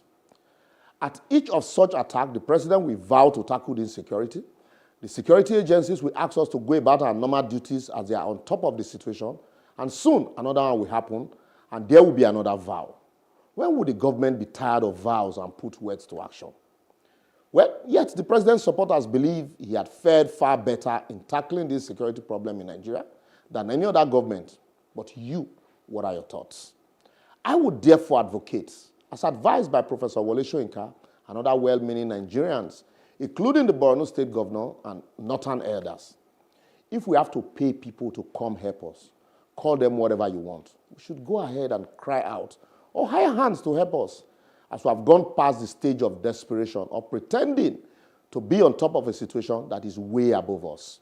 Because this security problem in the country is now a national phenomenon, with citizens dying carelessly either in the hands of kidnappers, armed bandits, terrorists, militants, hired assassins, or even armed robbers, with no commensurate respite or hope of improvement from the government apart from presidential vows and promises. Need I not say that it has become visible to the blind and audible to the deaf that either the government has run out of idea or they don't appreciate the enormity of the menace that should require drastic action rather than vows. Even if we have to restructure our security apparatus by introducing states, local government, police, and vigilante, let there also be a general mobilization in which farmers, especially, are trained to protect their lives, their harvest, and the people around them. After all, if we all travel safely through our roads, sleep with our eyes closed, and go to farms not afraid of being killed, it's the president that will take credit for the attendant safe country and not those that came to assist him. I'll be waiting you think. Happy New Year. I don't see anything about insecurity that you have said that has not been amplified in many places already in Nigeria. We're just tired of talking. As you've said in your advocacy, Lib, it's promises upon promises, and that's why a lot of us didn't wake up early on January 1st to listen to the president, because he's saying the same thing without action. What we need is visible progress, growth, that what the president has promised has been done. And then what we see is that when you criticize or you draw attention to some of these things that are, some of these vows, some people in the garb of religion begin to say, for example, for Bishop Kuka, that you should just get out of the north. It's just so unpleasant, so not nice for a nation. You know what Libros was saying about these vows that are never kept. It's true that we can't travel by road in Nigeria. It's really scary. Apart from the bad roads where you have these huge potholes where you can have an accident, you die because there's no help coming. These potholes are traps for those bandits to come, and they know those spots. Right. And then where is the security? We all know where the bad roads are. Where's the police when securing those spots where you can fix the roads? And then of course, suicide bombers. We have satellites, we have intelligence. It was Bola Hon was saying how they rescued one American within 24 hours or so. One person and hundreds of people are kidnapped, and we have no idea where they go or where they are. I mean, it's really getting ridiculous. And then when you talk and criticize, some people wake up and say, "Why are you criticizing Shehu Garba?" You're making it into religious things. I think all lives of Nigerians are lives of Nigerians. So think we really need to do something. the truth is, it seems to me like we have some sacred cows within the government. It's about time that our government, would evaluate what has been working for them. In business, from time to time, you evaluate yourself. You want to see what is working, what you need to continue doing, and what you must stop doing. I think it's about time that Mr. President re-examine his cabinet and expunge those people that are not performing. The dead ones. It's very important because insecurity it's at its peak. The poverty level, it's at an alarming rate. I've always supported this government, but I mean, when it's time to tell the truth, we need to face it. They've not done very well. A lot still needs to be done. So I'm hopeful that we still have 3 years. They could still do a whole lot, but it's time to. We still have 3 years. Oh my God, Chuka, where are you? That's like a death sentence to me right now. I think a lot can still be done. Part of what our problem is that when you take over power, you can make promises because you've only just started. Buhari actually is not aware that he's been there for 5 years. So it's so funny. He looks like a comedian when he keeps saying, "I will flush those people out. I vow that we will pay money to get the trains running. I vow that we will get something happening." Now he's a complete joke. You know what I mean? When I watch him, I laugh. When he was talking about NSAS, I was laughing throughout. He's a joke.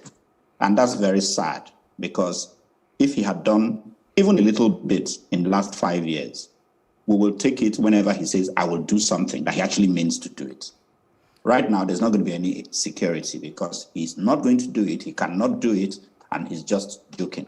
The thing No, is, I don't know if anyone sees that. I disagree with Chuka. We still have time to review where the mistakes are. We can still fix it. Yeah, but that's when you have a still fix listening government, Seydou. Where's their plan? That's when you have a listening government rather than a reactive government. What you guys is saying is that it's not that there is no time, but looking at the It's had 5 years and antecedents, nothing looking has at the happened. antecedent, if you didn't do anything for 5 years, it means that The 3 next years. 3 years, what do you want? And that the body language, from what you also admitted, the attitude of the president is that all is well. Gabashew said it recently. And the attitude That the of people we are like not Gabashew- seeing, we are not seeing what the president is seeing in these people. Why he still retain them? The service chiefs. So if only the president ineffective. sees good in the service chiefs who have failed us woefully. Just as you said, Seydou, insecurities at its highest.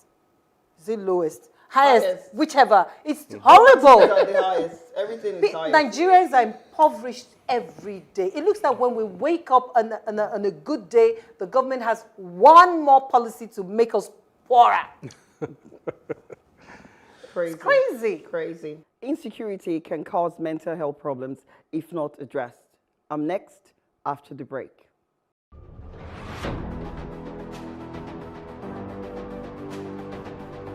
A lot of the jobs that exist today will not exist in the next 10 years. When I see people today shouting, "We're not too young to run, we are ready to run." Ready to run to where? The people of excellence are, to a certain extent, being held ransom by idiots and bandits. Once you are in government, you believe everything you do is right. And once you are in opposition, everything the government does is wrong. And so it's time for us to take over power.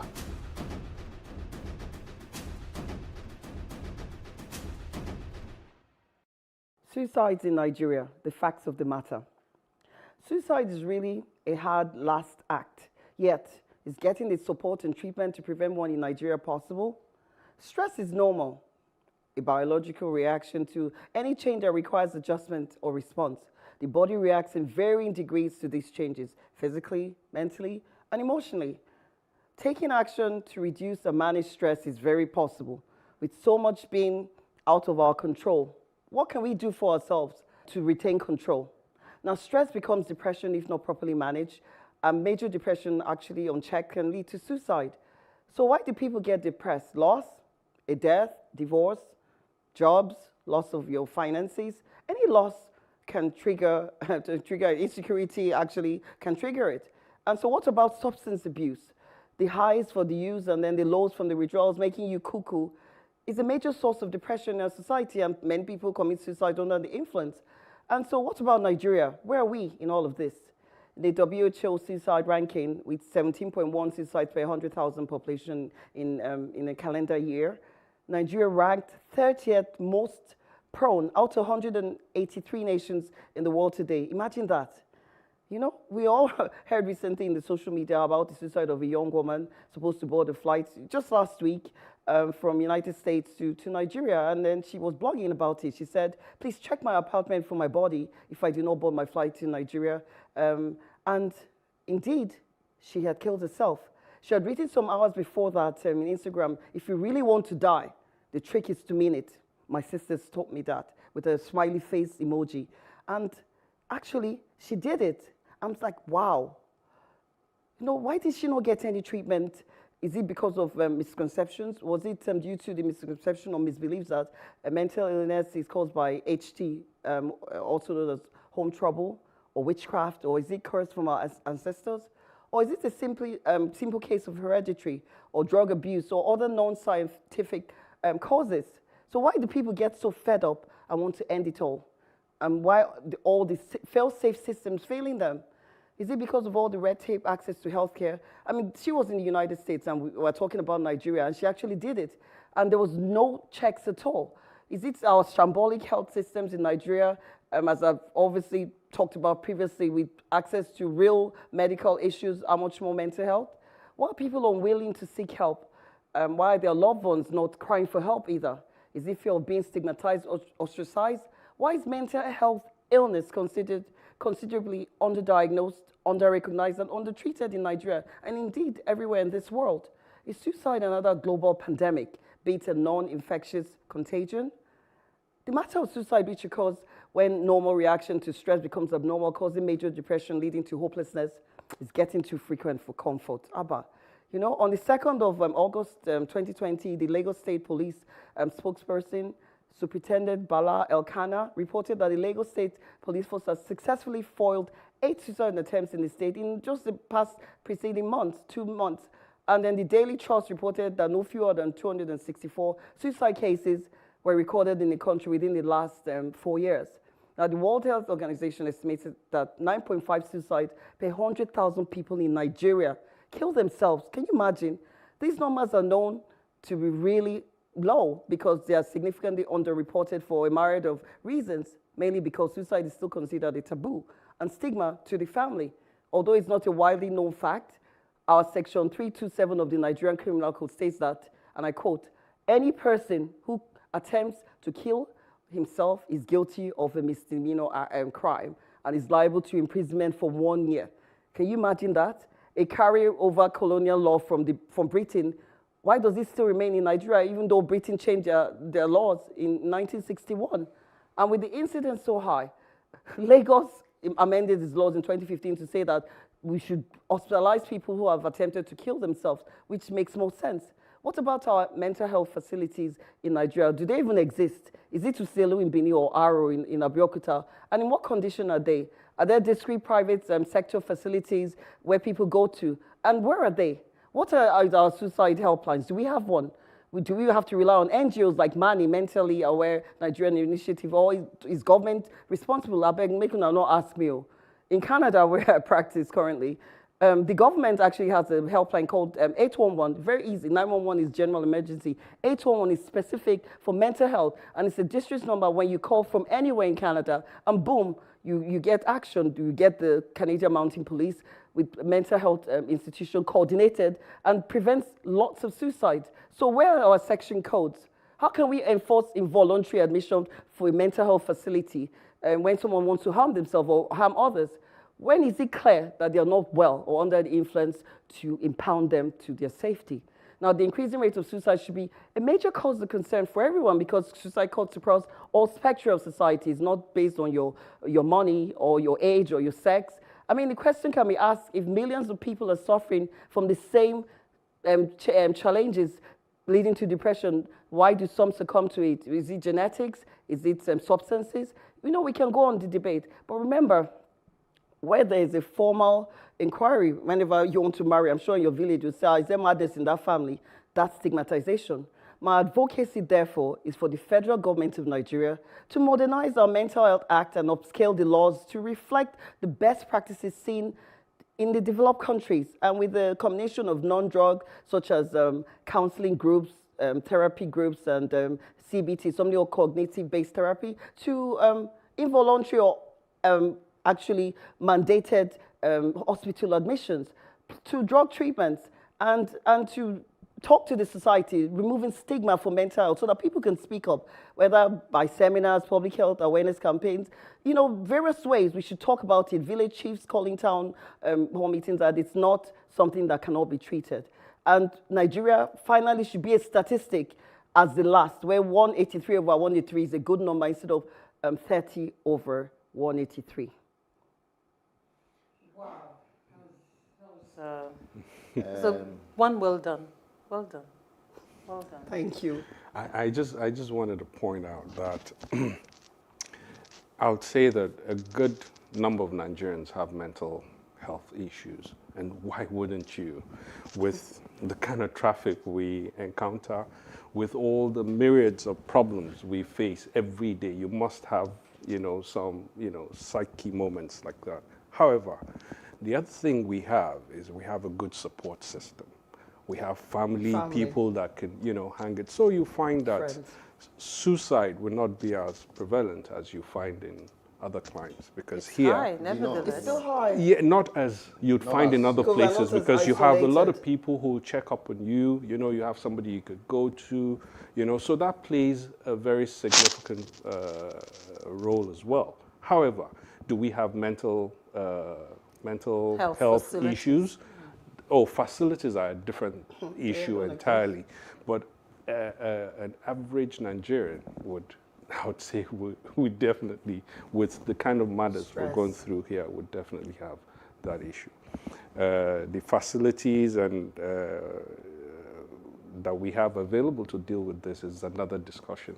I would say we're not really prepared to manage those issues. However, the support we get from family, friends, and, you know, community goes a long way, you know, to kind of suppress it would have been a major emergency if it wasn't for this. Nevertheless, talks nevertheless, you know, you say we have support. It's the same family and friends who stigmatize at the end of the day. Exactly. So while they're there to support you before you go bonkers, once you go bonkers, once you go bonkers, they're the ones who are going to be pointing at, don't you know, in their family, you know, this one has done it, should be the first, or he'll be the first in the family, and then it's going to go on like that. So we also need to talk about stigmatization, just as you've raised in your advocacy, Rukewe. We need to understand that it's not because you're perfect, that's why, or you're outstanding, that's why your life is without major crisis or a major challenge, that if at all will drive some people into suicide.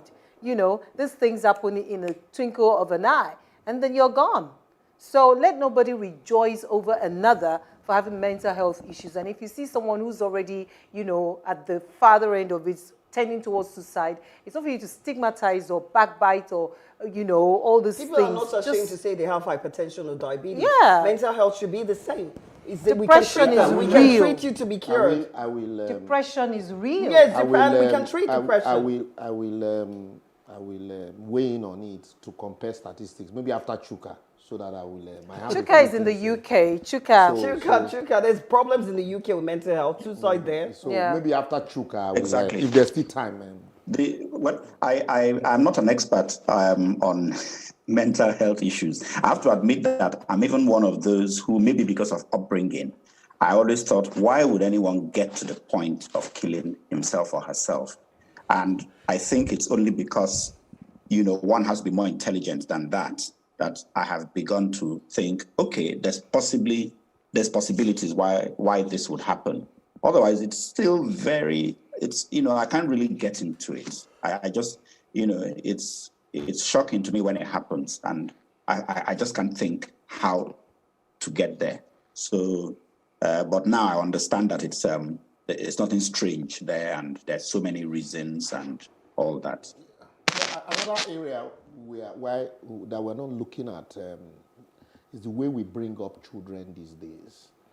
You find that loneliness is a big problem. All of us in Nigeria have one mental health issue or the other.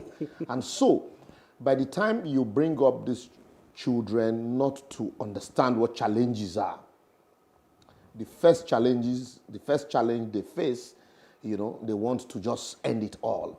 You find a situation where all a child's life, he's never known failure. Even when he failed, they will promote him. You manage him. You tell him, he just needs to work harder.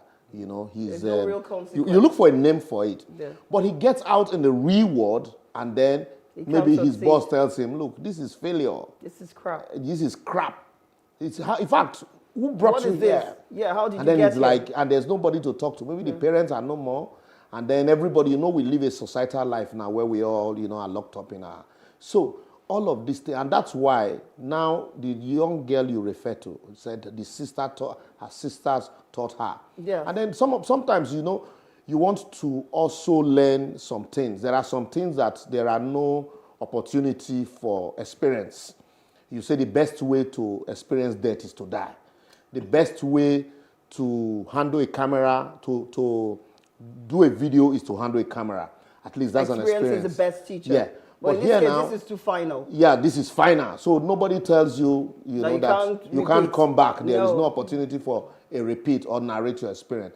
So, but it is good that we begin to create this awareness now because, we have so many problems that we don't even bother about this one.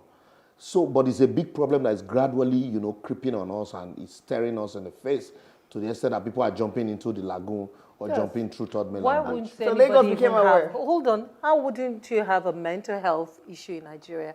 Your salary is 30,000 naira. You can only buy a bag of rice. But no, you're not even contending with the bag of rice. You have to contend with your electricity bill. No, but they've exempted you from taxes now.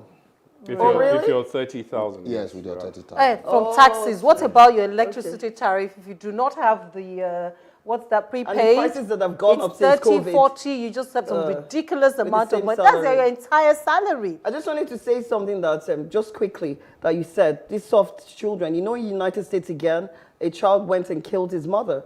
You heard about it last year because he couldn't cope with these things. And so, again, managing children is not sugarcoating them. It's raising them to know what is really going on in the real world so they can cope with their mental health. Now, health, they say, is wealth. So let's make the year a mental health-free one. Chuka is next after the break.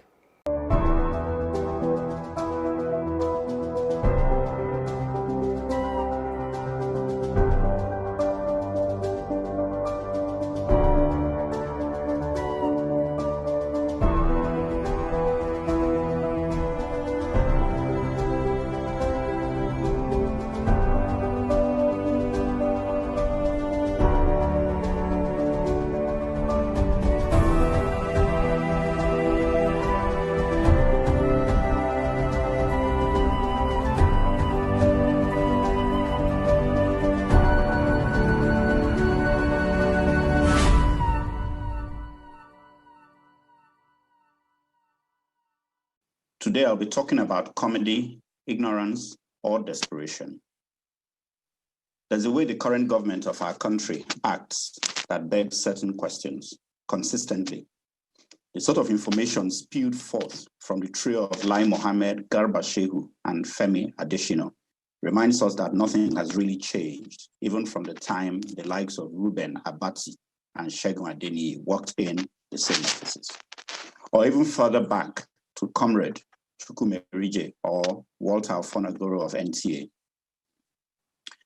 And so the sort of information we are currently receiving accounts us in no small measure, in particular the borrowing habits of governments that shows no shame.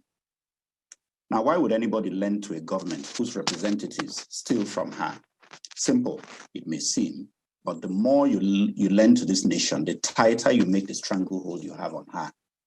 And that's why ill-intentioned banks and aid organizations continue to lend to Nigeria.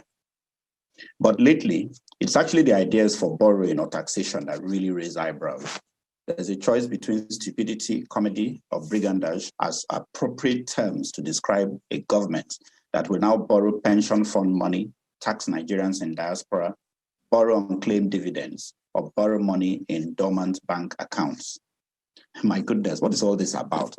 Why do you take this route only to steal at least half these sums and then be unable to repay in the long term? As banks in this country are run by government chicken boys, to borrow Fela's terminology, there has been no resistance to these measures. After all, the chief executives all aspire to be central bank governor, and that's the story of Nigeria. And the reason the current CBN governor stands at $86 billion as at June last year. And when you consider that the economy is underreported and under-indexed, and that the informal economy is not recorded, our debt actually exceeds that. And especially when you consider things like opportunity cost. My wish is for a reduction in public expenditure on staff, reduction of numbers on salary package, the sheer number of legislators, federal, state, and local government, the president, his vice, governors, their deputies, their assistants and advisors, parastatal executives and their assistants and advisors, party infrastructure and staff, outrageous gifts to judges, Ghana must go bribes, dual-level forex rates, a petroleum industry steeped in corruption, a power sector that is now a cash cow for private sector investors. There are huge problems we face, and the banks are complicit in all these transactions, but will not speak out. So let's start the process to stop others laughing at Nigeria. This nation should not be such a joke. Well, it's a joke already. The nation is a joke but we're not already. laughing. No. And people are actually laughing. Well, just this week, someone said Nigeria is fast becoming the capital for insecurity, for bandits or banditry in West Africa. It's in such the world. No, it can't be in the world. That's in West Africa alone, it's just mind-boggling. We're catching up to the worst Such a huge places. joke. And we don't even have a war. Seriously, as beautiful as the Financial Act 2020 is, government just spoils it with these outrageous sections to borrow funds in dormant account and unclaimed dividend to be managed by the Debt Management Office. And I ask a very simple question. Yes, you've identified these funds. There is no privity of contract between the owner of such funds and the Debt Management Office. Exactly. The privity is between them and the bank and the security houses. Secondly, we also know the cumbersome nature of even seeking letters of administrations in Nigeria. Difficult. So there are even some people now who have been in the process of processing such letters for 3 years. And so if they realized that this is what they can do to access the money, maybe 4 years after, and in 3 years they are there. So they would have been caught up with this 6 years thing. And then government takes this fund. And then you go to the bank tomorrow, the bank says, well, the money is with government, we need to write to them to release the fund. And then you're there for another 1 year. Years. Even the one you contributed, contributory pension, I can tell you authoritatively, as a government official, you will need, after retirement, you will need at least 1 year plus to access that fund, even if you are up to the age for assessing it. You will need 1 year to do all the paperwork, not to talk of the one that is borrowed. So like Chuka said, why do you need to borrow when half of the money will be stolen? So if you plug loopholes and then you reduce costs of governance, this money you want to borrow to finance budget, you will have it. You wouldn't have it in surplus. My worry is this is in Nigeria, that was completely debt-free before this administration I know, it's a took country over. well as No, not this time. administration. Maybe then which one? The Obasanjo administration. Obasanjo with the Okonjo-Iweala. Before Yeah, Jonathan. yeah. But the impunity with which this present administration borrows from is China. just mind Borrowing is boggling. not bad. Yes, that's the thing. What are you borrowing for? We can't see anything. No, I wanted you guys to learn. See, what I thought we would be focusing on is holding them accountable. What are you borrowing this That's money the question for? I asked now. What are we Do you understand? borrowing But borrowing for? itself, it's How not do you bad. plan to pay back? Right, we can see the real project that's going on. Yeah, That's I mean, started in Goodluck Jonathan's no, time. but No, it they are is. not It government is funded. no, they are no. funded from Chinese, third party. but we have to pay. We have to pay that money back. We have, but not now. We are not paying it now. Yeah, but we can never pay. They're still borrowed money. So if you anyhow. borrow, Interest. no, Yeah, so then I you agree must with you, kill the Seydou. people before Agree. the 30 We years should- So that we is should over. set the record straight. Yeah. Yes, let's Those focus. monies are borrowed. Let's The focus payment on. plan period is not now. So It's 30 years, but you See- want to get everything in 2 years and kill the Yeah, I people. want to focus no, on allow what Libro Seydou, please. said. Allow Yes, Seydou. I wanted. No, allow Seydou, I please. wanted. Okay, I wanted to say something that look, this government came in with price of oil at how much? Less than $40, right? They didn't have money, right? Now But they didn't we've have had. any debt. Allow Yeah, him, yeah. allow him. There were so many issues. I'm not trying to absolve them of, corruption and all. They've had their issues. However, I will still go back to our constitution. All these problems you're talking about, the cost of governance, is not something that the president can change on his own. It's a constitutional But matter. it's easy to tell us Right. to go and queue for So need these tomorrow, are the tomorrow. problems. These are structural No, problems Seydou, we Seydou. have as a people. There is no Seydou, I do constitution not. that says you must have 100 SA and 200 SSAs.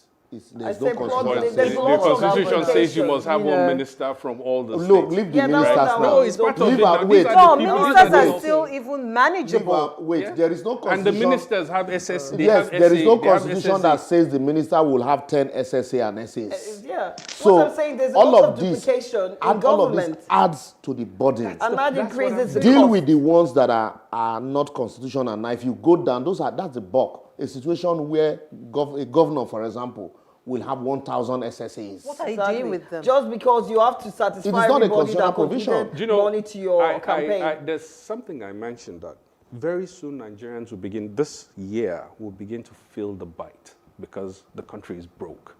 Now, government will look inward, start taxing people. Let's just Now, would downsize. expect that, would begin to hold our leaders from local government right down to the presidency. So I haven't really said hold them anything. So when you accountable. hold them in this accountable. COVID situation, we found out that we could do business from anywhere you were. And so that reduced the cost, for example, of That's having even huge global. offices. For example, I'm just saying, so why are we still retaining large numbers of people? The civil service is a huge drain, just the civil service, not the political Alone. class. Alone. We have duplication of work, passing file from one person to the other for no reason. Makes no sense to me. So I know that we can change even by reforming and reorganizing what it is now, billions of naira, if we really are serious to reform. Well, Rukewe, however we look at it, government needs to create innovative ways to fund projects.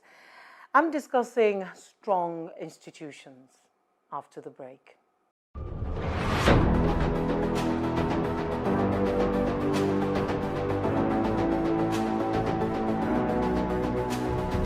First point of accountability is asking questions. Hello and welcome to Plus Sports and Plus TV Africa. I am Udoka Njoko. Hi everyone, welcome to Plus Training.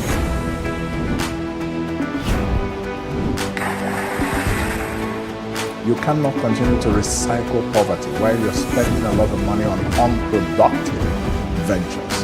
The government has to feel the impact. Honorable Commissioner, sir, welcome to the show.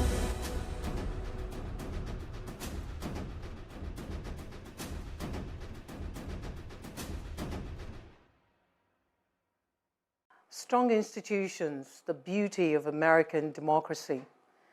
The world watched in utter amazement as a mob, who has since been tagged domestic terrorists by the United States Congress and the media, invaded the seat of American democracy, the Capitol.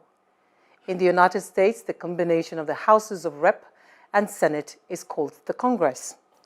And our sitting president inciting the people against lawmakers, a democratic institution, and the seat of democracy in the nation is not a common spectacle in the 21st century. And so it has been described as a civil coup and christened an insurrection. How unprecedented. What I have admired relentlessly in the whole unfortunate saga is first, how almost everyone involved in the pre- and post-election matters in the US is placing nation over self. Secondly, the almost unanimous decision to prevent such an insurrection from happening again with actionable steps by the legislature. And thirdly, how everyone sees the development as a grave breach of national security and democratic integrity. How I wish Nigeria has strong institutions like the US. But what do we have? A National Assembly that cannot summon the president. A National Assembly that can't do anything about incompetent service chiefs and continual siege across the nation by criminals, bandits, and terrorists. A National Assembly that wields no influence and did nothing about the fight of the youth against police brutality. A National Assembly that lends itself to the whims and caprices of the executive arm. A National Assembly that has lost its bite in the principle of the separation of powers. What I cannot understand is how Nigeria took what was convenient for them from the American presidential system of government and left certain beneficial and critical areas. For instance, the vice president in the US is the ceremonial head of the US Senate, and he presides over the certification of election results. Trump may have succeeded in thoroughly embarrassing the United States as the bastion of democracy globally. Yet we see the beauty of strong institutions. We see how the judiciary consistently stood up to the president and the Republican Party, although many of the judges were appointed by Trump. For the records, he appointed 53 judges to the federal appeals courts in 4 years, while former President Barack Obama appointed 55 in 8 years. Trump has appointed roughly a quarter of all trial-level federal judges, which is why Judge Stephanos Babers, on behalf of a unanimous U.S. Third Circuit Court of Appeals panel, wrote, and I quote, "Free, fair elections are the lifeblood of a democracy, of our democracy," he said. "Charges require specific allegations and then proof. We have neither here." And then Jessica Livingston, a professor at Loyola Law School in Los Angeles, said, "The Trump administration has been so efficient at confirming judges, but it's a real mistake to think that just because you appointed someone, they will rule in your favor in an election case." How instructive. Trump's campaign, his allies, some Republican lawmakers and activists have filed more than 40 lawsuits in states and federal courts in order to overturn Biden's victory in the November 3 election. And I have wondered at how truly powerful the Speaker of the House in the US is. Nancy Pelosi has been so outstandingly assertive, leading the nation through its present political turbulence and trying to chart a course and prevent a reoccurrence. Now, the question for me is why and how is Nigeria's own presidential system of governance so different? Why has it been so hard making our institutions strong and independent? People make institutions and not the other way. Right. So it is the people that will make these institutions. And it is the people in America, it's a convention. At some point, even people that blindly supported Trump over the years, including his vice president, Mike Pence, at some point now noticed that, look, for his political future, broke ranks. For his political future, he would need to break rank with, you know, the president who was heading to the wars of rain. And because they understand that they are the ones that will build those institutions. But here, what we first do, starting from us, the voters, we don't even ask, what are your antecedents? Oh, he's a good man. He's just surrounded by bad people. It's rice now. They will And share so rice. you collect money, you vote the wrong persons. And then you course, expect that's those wrong persons to uphold institutions? How? With a joke. You know, for me, I really loved the fact that Mr. Trump finally overdid things. You know, Trump is bigger and larger than life. He never imagined that he could do anything too much. When Twitter handed him a life ban, then I knew that things are working. The truth is, this man thought he was acting. He's an egomaniac, he's a narcissist, and he really doesn't care for anyone apart from himself. And so at the end of the day, it wasn't working for the American people. Make America what great. America is actually a laughing stock in the whole, like you said, bastion of democracy now being the worst ever. It's worse than even that Idi Amin in those days when he was a dictator. Trump thought he could order things. He said he was putting pressure on his vice president to go to the Senate to change the result. How? And he said to, and he made a statement. I love that Pence. He's a very smart guy. Before he said, I hope they read my statement prior to those people running into the Congress. He said, let them know what I have said. And he says, this is the freest and most voted elections in the history of the United States. And the people have spoken. And he cannot go and change things. And so Mr. Trump, seeing that everything that he did, including appointing all the judges that he could, even the last one that he rushed through, even a few days to elections, no, they threw out the case in the Supreme Court. So I'm very, very happy that democracy actually works in the United States. It's actually separation of powers, which is a joke. From the state level to the federal level, the House of Assembly people are pandering to the governor so that they can get their allocations and their money. Is it the Senate? They're waiting for the president. The House of Reps, House of Reps. I mean, come on. We're talking. By the way, it's good to have you back on the show. Allow him. You have not. I can't wait to hear you. You have not even heard. You have not heard me out. You shouldn't sit in the midst of women. I see that. You're in a safe corner. No, I was just going to say that it's interesting we're talking about American democracy. This is a very matured democracy, century.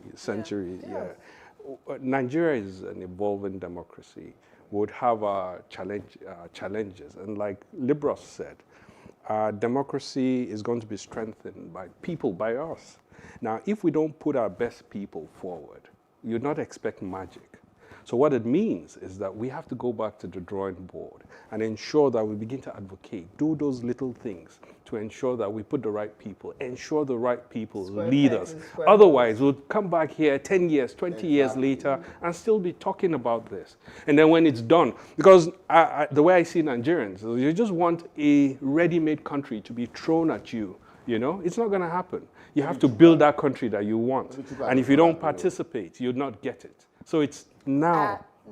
I will not reply you now, Seidu, but I He's on the hot seat for the government. Just very quickly. Chuka. Just very quickly, I disagree with you, Seidu. It's not that Nigerians want a ready-made good country. Right. It is that Nigerians have been disenfranchised, they've been emasculated, and can no longer demand a good country without maybe losing their lives, and all that. That is the risks are too great to push for a decent country. So it's not that we just want it thrown to us. We just can't do anything. We're powerless now.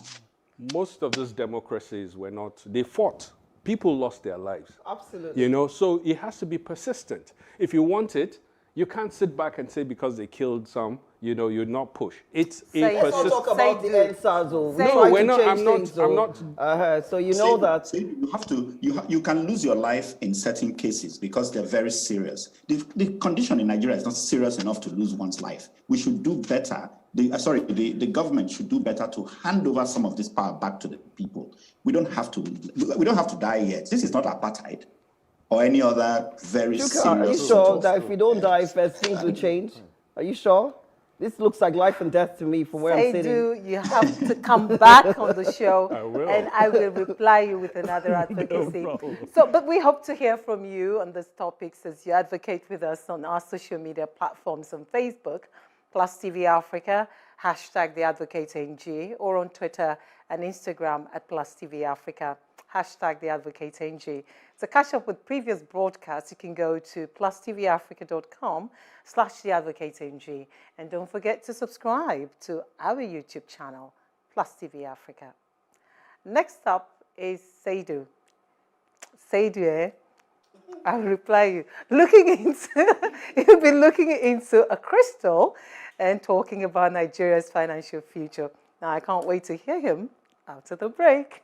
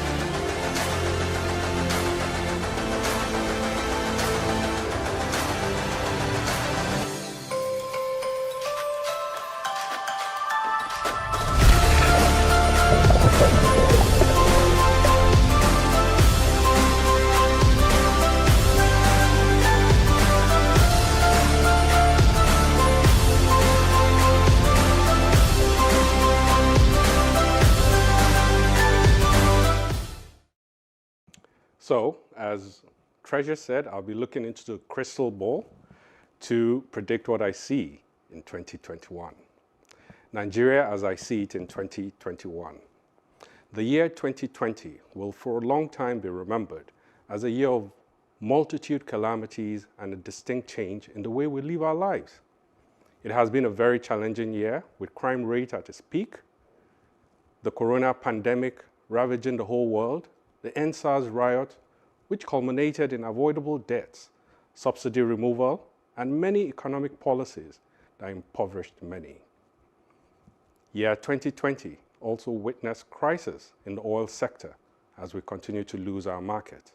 We are losing our share of the European market to the US.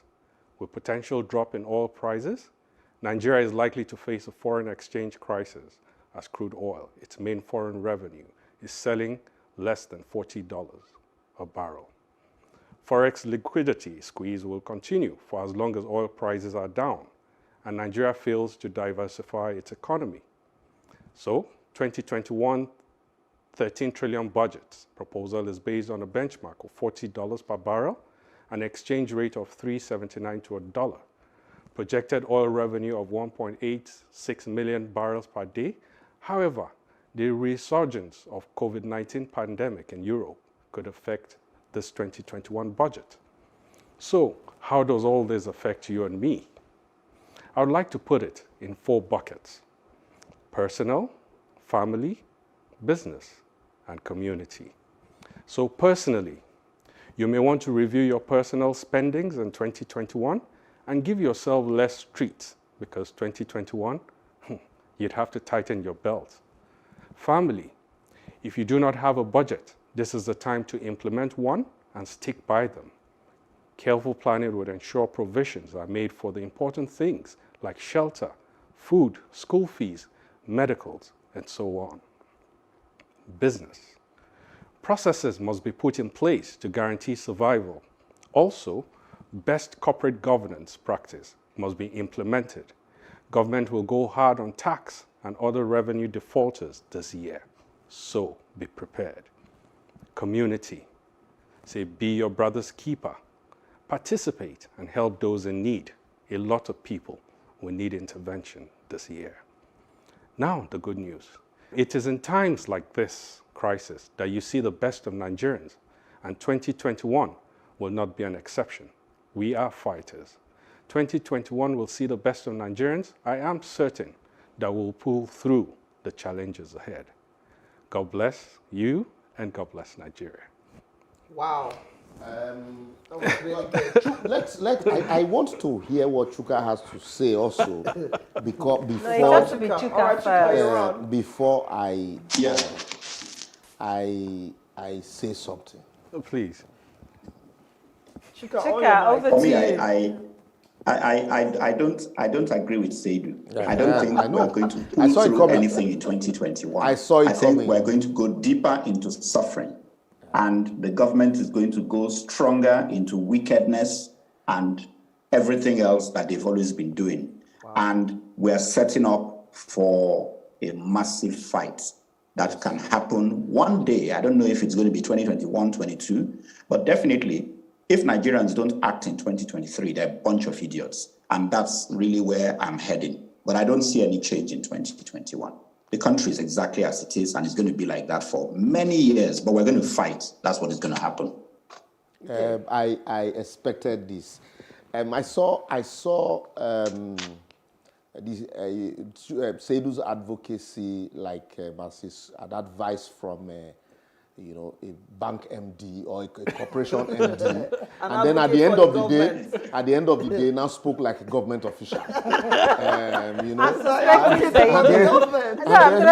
Seriously, you reel out the reality, and then at the end of the day, you come in like government. You say we will put through. We are fighters. We will fight. With all of this stark reality, quickly. Is it not true? With all of this stark reality that you have laid out, government is going to push you. Government is going to go after taxes. Government will not, but mind you, you know and you avoided it. Government is not going to cut costs. No. They will need more money. They are not cutting costs. No sacrifice on them. Government is not tightening their bets. They're not reducing the size of government. Recently, during the week, I think on Monday, they said that the price of oil might go up and maybe they might introduce a subsidy again and all of those things. So, and like Chuka said, I see a fight. Because young people have tested NSAS and they saw where their mistake is, and then they might also be poisoned for another one. And government can best do well to cut costs. It's going to be difficult, but government should cut costs. It shouldn't be all about money, money, money. Find a way of also making sacrifices. When you lead by example, by making sacrifices, reduce some of these things, all these unnecessary travels, reduce them, and then let us also have transparent bidding processes for contract. A situation where you over-invoice and yet you are telling people come and pay. If you do this willingly, people would see, that you're genuinely interested in building bridges. But otherwise, let me just add to that. This is a COVID pandemic here. A COVID year where we are saying do not move if you don't have to move. So only essential movement so that the virus does not move and cause more variants and people dying. We see people dying all over the place. So what am I saying? Government need to look inwards to change things, to save us money, and then redistribute the wealth, where the wealthiest 1% of Nigeria can actually feed the whole of Nigeria. And the wealthiest people are actually the government. So what am I saying? Seidu, I like the fact that you broke it into 4 parts. Talking about personnel, so you say I shouldn't go on holiday this year. No problem. They said we shouldn't move. You said that our family should only budget for our shelter, our food. I agree to all those things. But what did you say about the government? How can they help us? Because that is where, we have missed it. The private sector is crumbled because of COVID-19 pandemic. And so government, now that we're getting more for the oil barrel, we're going to save more. So how are they going to reduce the cost to make it beneficial for Nigerians? Otherwise, we're spraying for another fight. That ends at the beginning. What I'm going to say to governments, Seidu has said, delivered his advocacy. But I just want to say to government, the people are groaning. You're taking too much from the people. They don't have anything to give anymore. So if you're wanting to take anything again, imagine, you're even taking our money is lying dormant somewhere. So there is nothing to fall back on. There is nothing, absolutely nothing to go back to. The electricity tariff is so high. Look, the people are groaning, and you just have to stop milking the people. You make sacrifices. Milk yourself. This 2021. Well, we've come to the end of this week's episode of The Advocate. However, the advocacy continues on our social media platforms on Facebook, Plus TV Africa, #TheAdvocateNG, or on Twitter and Instagram at Plus TV Africa, #AdvocateNG. To catch up with previous broadcasts, go to plustvafrica.com/TheAdvocateNG. And don't forget to subscribe to our YouTube channel, Plus TV Africa. Till next week, same time on the station, let's keep advocating for a better society. Bye-bye. It looks like you're on the hot seat today. I absolutely am. I am. 5 panelists, 5 topical issues, no holds barred. For me, it's not knowledge that's lacking. It's that greed. It's that mentality where you feel you deserve to take your own and take it infinitely and let everybody else just manage however they want. We're almost becoming hardwired to try and cheat. I would, suggest that we begin to hold our leaders accountable. There was a time in this country when things actually work. I don't think that any organization should be above the law. And I think one of the challenges we have in this country is about governance across the board. But what I'm saying is that it doesn't really affect us in Nigeria. That's It does. I don't know what we can do if the system is already corrupted. We've been warned as a continent of the influx of the Chinese. If you don't repay your debt, they will just colonize you.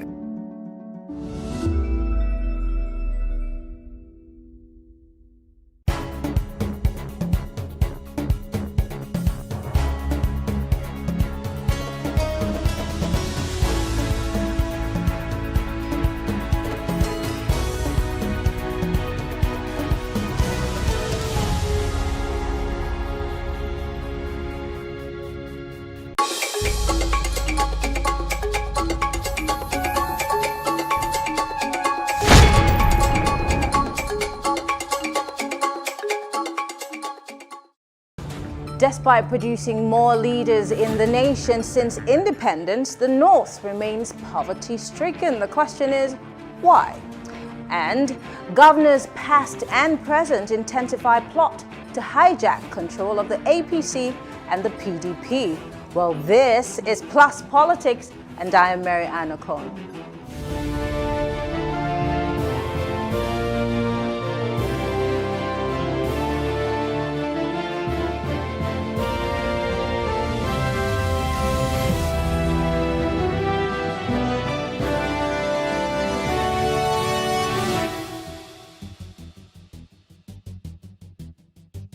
Elder statesman Alhaji Tanko Yakasai has said that other regions in the country blame Northerners for their problems when the North has the highest number of poor people. Despite having ruled the country longer than the South, the North is said to have a higher number of out-of-school children, higher poverty and illiteracy rates, especially with the Almajiri system.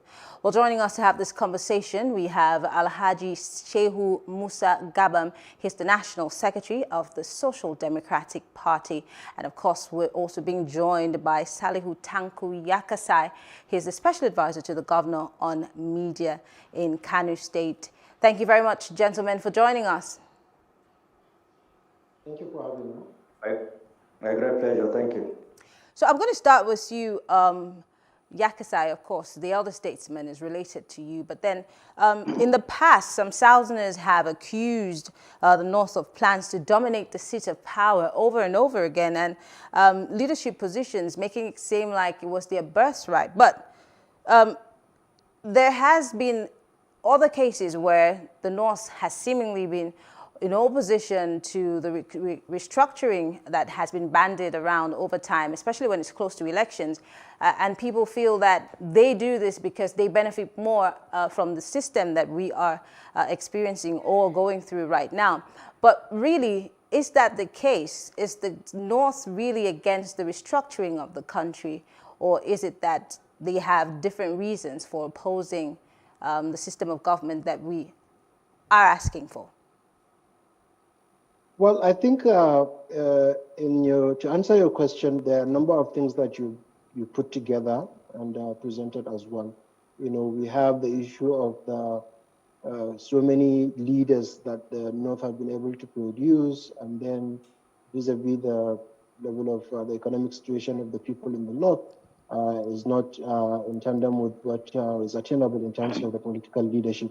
And then you have the issue of the restructuring that you asked, which is an entirely different issue. It has nothing to do with the first topic that you highlighted. But to answer your question, which is on the issue of the restructuring, I don't think anybody is per se afraid of restructuring because there is need for everybody to be able to look at what is being presented in terms of restructuring. Up to now, this case has been made several times by a lot of people, a lot of leaders. That is, what are we asking for in terms of issue of restructuring? Nobody has been able to put forward their demands in terms of what they need to be restructured.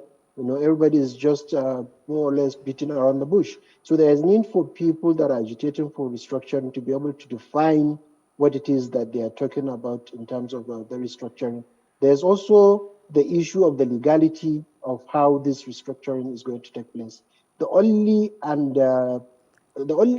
way that any amendment to the Constitution can be done is through the National Assembly. So if you are proposing any other platform which the restructuring cannot take place without amendment of the Constitution, so if you are proposing any other platform that will discuss the issue of restructuring outside of the legal institution that is the National Assembly, which is assigned for amendment of the Constitution, then you see you are going into a legal lacuna, because who has given any other body the mandate, the constitutional mandate, to talk about or to carry out restructuring? Because this will involve constitutional amendment. You have to touch some aspect of the Constitution for you to be able to restructure any part of this entity called Nigeria.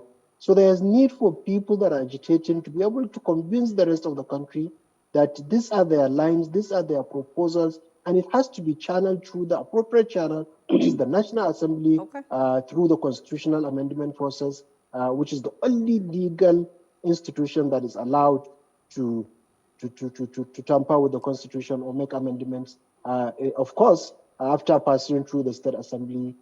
So I think those agitating need to be able to put this forward for the rest of the country to know what their plan is, so that at least the rest of the country can have their own input as to how the structuring can take place. I will come back. I'll come back to you, Mr. Yakasai, but let me go to Shehu. From 1960 to 2015, in no particular order, we've had several leaders, again, I reiterate, from the north, starting from Tafawa Balewa down to President Muhammadu Buhari, who's the sitting president. But then the records, I gave a statistic when we started this conversation. There's so much illiteracy in the north. There is a high number of out-of-school children.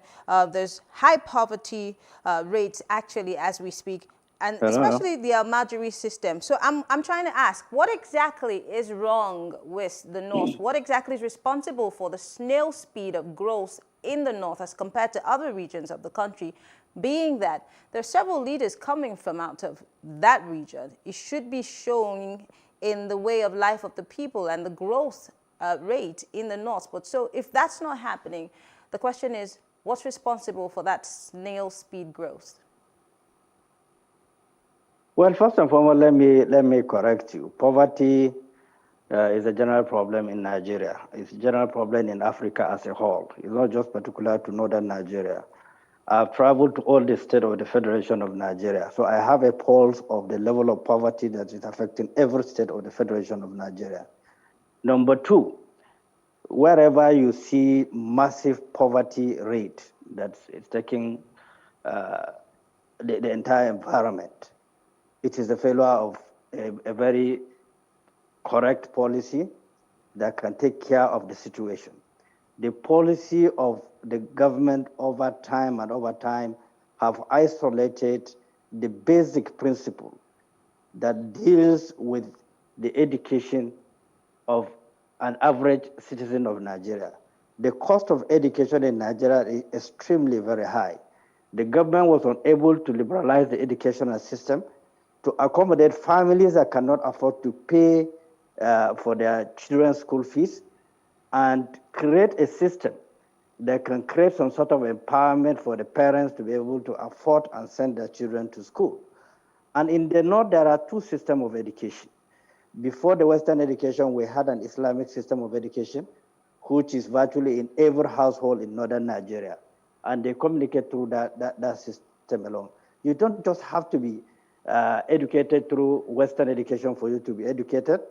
Lack of speaking English is not a definition of illiteracy.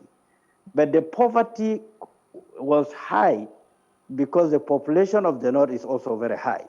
And the policy to deal with that population, to create a job or develop a skill that will accommodate these citizens was absolutely very, very low.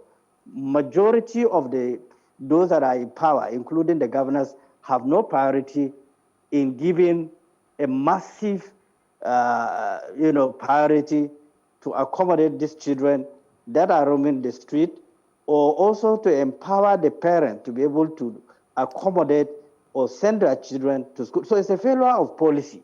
It's a failure of priority from both the federal government and the state governors as well. So I'd like to come in there, if you don't mind. You said it's a failure of government, but there seems to also be a responsibility on the part of the parents. There's Planned Parenthood Federation of Nigeria. I mean, this is everywhere in the country, where parents are told how many children they can have. They're helped to plan for the future because this affects their livelihoods one way or the other.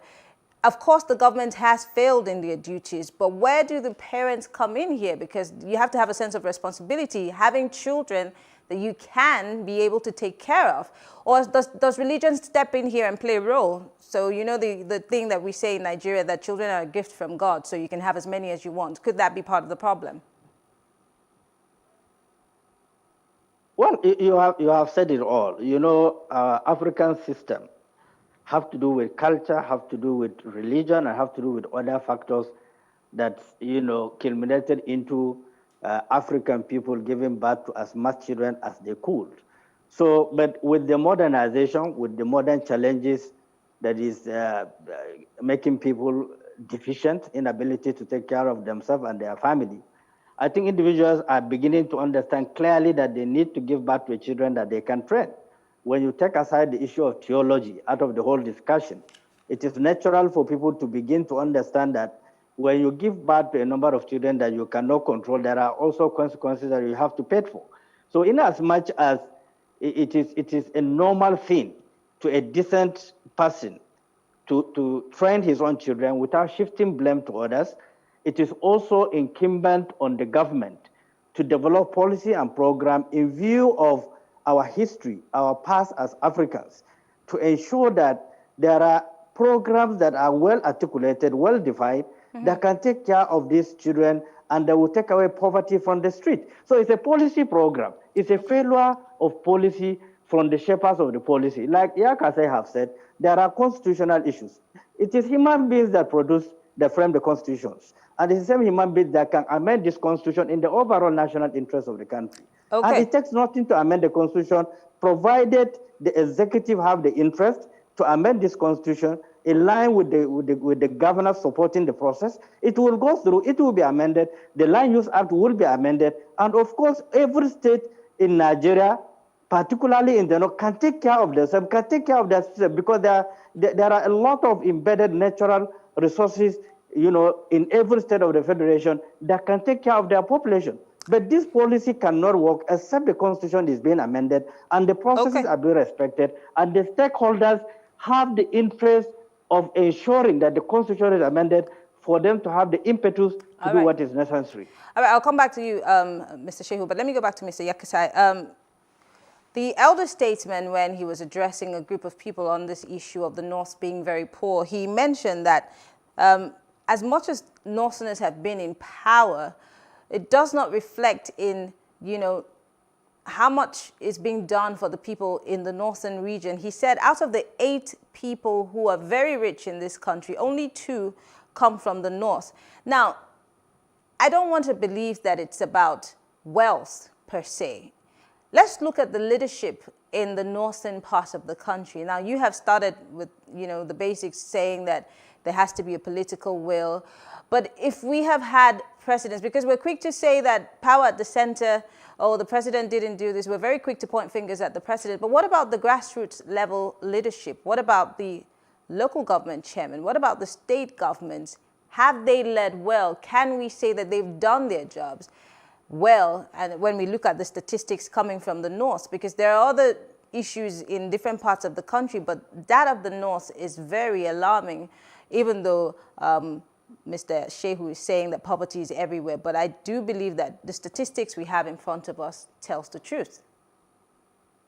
Well, I have to agree, and to some extent, with what Shehu has already started itemizing on the issues or the genesis of why the poverty rate is as what it is. I also agree with him to a large extent that the issue of poverty is not just peculiar to northern Nigeria alone. You understand? And to address that, I think it's not about the leaders that we have in the north who have been failing the region in particular, but we've also had leaders from the south. We've had, for instance, we've had Obasanjo that has been there for 8 years. We've had Goodluck Jonathan that has been there for 5 years. Go to Bayelsa State. Bayelsa State that was created, I think, at the same time with, was it Jigawa State? Go and see the difference between the two states. You know, Jigawa is far better than Bayelsa State, despite Bayelsa State taking oil revenue, you know, and other sources of revenue. So it's not, to put it mildly, you know, we have terrible leadership across board, and that is affecting every section of the country. And where the problem is that the reason why we have high rate of poverty in the north, I think for me, is the issue of lack of education. You know, the level of education in the north is nothing compared to that of the south. And this one, to address this one, to understand this one, you have to look at where we are coming from as a country. You know, of course, we all know that the colonial masters and the missionaries started from the south, and that has helped the south in terms of their level of education. It isn't much of a government thing, to put it that way. You understand? It is because of these two factors that has been able to influence the level of education in the south, while in the north, just like Malisho has said, we have a large number of people that are educated Islamically, which is now more or less not being considered as a formal as a system of education. You understand? So these are the things that we are looking at. And if you look at the economic viability of the individuals in the south, it's not the same as those in the north, because in the north, predominantly, our main source of earning a living is farming. And we have all seen, since the coming of crude oil in this country, we have all seen how farming is taking a backseat because it's not being done in a large scale that can be able to become an economic tool in the country as much. And why is it not being done in a large scale? The world all over, in fact, the likes of Singapore and Asia, in fact, let's talk about Southeast Asia. They are maximizing agricultural potentials out there. And we are supposedly an agrarian country, especially the north. Why are we not taking advantage of all of the technology and all of the facilities and information that's out there to grow our agriculture? Why are we still backwards in that regard? Because of the failure of governments. You know, subsequent governments have not been able to mechanize farming. It's not a question of lack of farming tools or the ideas or the seeds, you know, that these people need to produce in large quantity, but it is the lack of government policies deliberately targeting large production, including issue of value addition to the system of farming in general. That is what has been failing the people. And this one, you cannot say it's just a northern leadership problem, because, like I said, we've had a number of southern leaders that have been there that have not taken Nigeria to the next level in terms of agricultural development. So the failure is that of the government in general. It is not of one, because as long as we cannot be able to engage in irrigation farming, all year round we wait for the rainy season to come. That's about 4 or 5 months in average. We do not engage in irrigation because a lot of majorly the governments are not putting more efforts in seeing that we cultivate our lands all year round. And this is affecting the production level as it is.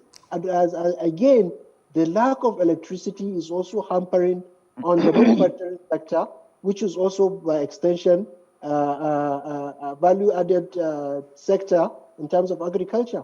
So all these factors are all being put together to undermine the development of agriculture, which is predominantly affecting the North as a region against any other thing. Can I ask, can I comment quickly before I go to Mr. Shehu? You are obviously working in a government, and you have been saying that, you know, it's failure on the parts of government, but you work in a government, you work with the Kano State governor. What is your government doing in this regard? All of the things that you've stated and laid out as some of the problems that are being faced in the North and leadership-wise, what is your government doing to change that in Kano State? We are doing a lot. I can highlight some of few things we are doing, but I'm sure the time will not be enough for me to highlight all that we have done in agriculture. But let me give you a few examples. When the governor of Kano State came on board about 5 years ago, the rice that we cultivate in Kano is just about, I think, 400,000 metric tons. And today we are producing over almost close to 2 million tons. So you can see the increase in terms of the rice production in Kano State. The wheat production has also increased dramatically. Production of tomato in Kano State has increased. We have Alhaji Dangote. He had to come to Kano and set up a tomato factory just because production of tomato has increased in the state. And the mechanization has also been introduced into it. But like I said, it's just 5 years into his administration. 5 years is not enough to turn things around. You understand? You have to build on what subsequent administration has done. There has to be continuity, you understand? Because he came and met basically nothing on ground. When he came on board, the fertilizer blending company of the state was not operational for 23 years. He was the one that revived it, and today that fertilizer company is supplying fertilizer to neighboring states, not just Kano. We don't have any problem with fertilizer in Kano. In fact, we are getting urea from the federal government, from Morocco to the federal government for this company to be in operation. So in terms of what we have been doing is enough, is good, is commendable, but it's not enough. There has to be continuity. At least when the next government comes in after Ganduje, we want to see continuity of this positive strides in agriculture, but not just in Kano State, but in other northern states. If you want to fight poverty, you have to be able to modernize agricultural sector in the region. Let me take it from there to Mr. Shehu. Just picking up from where he stopped. Government, of course, we say is a continuum, but we fail to see that happen over and over when governments come and governments go.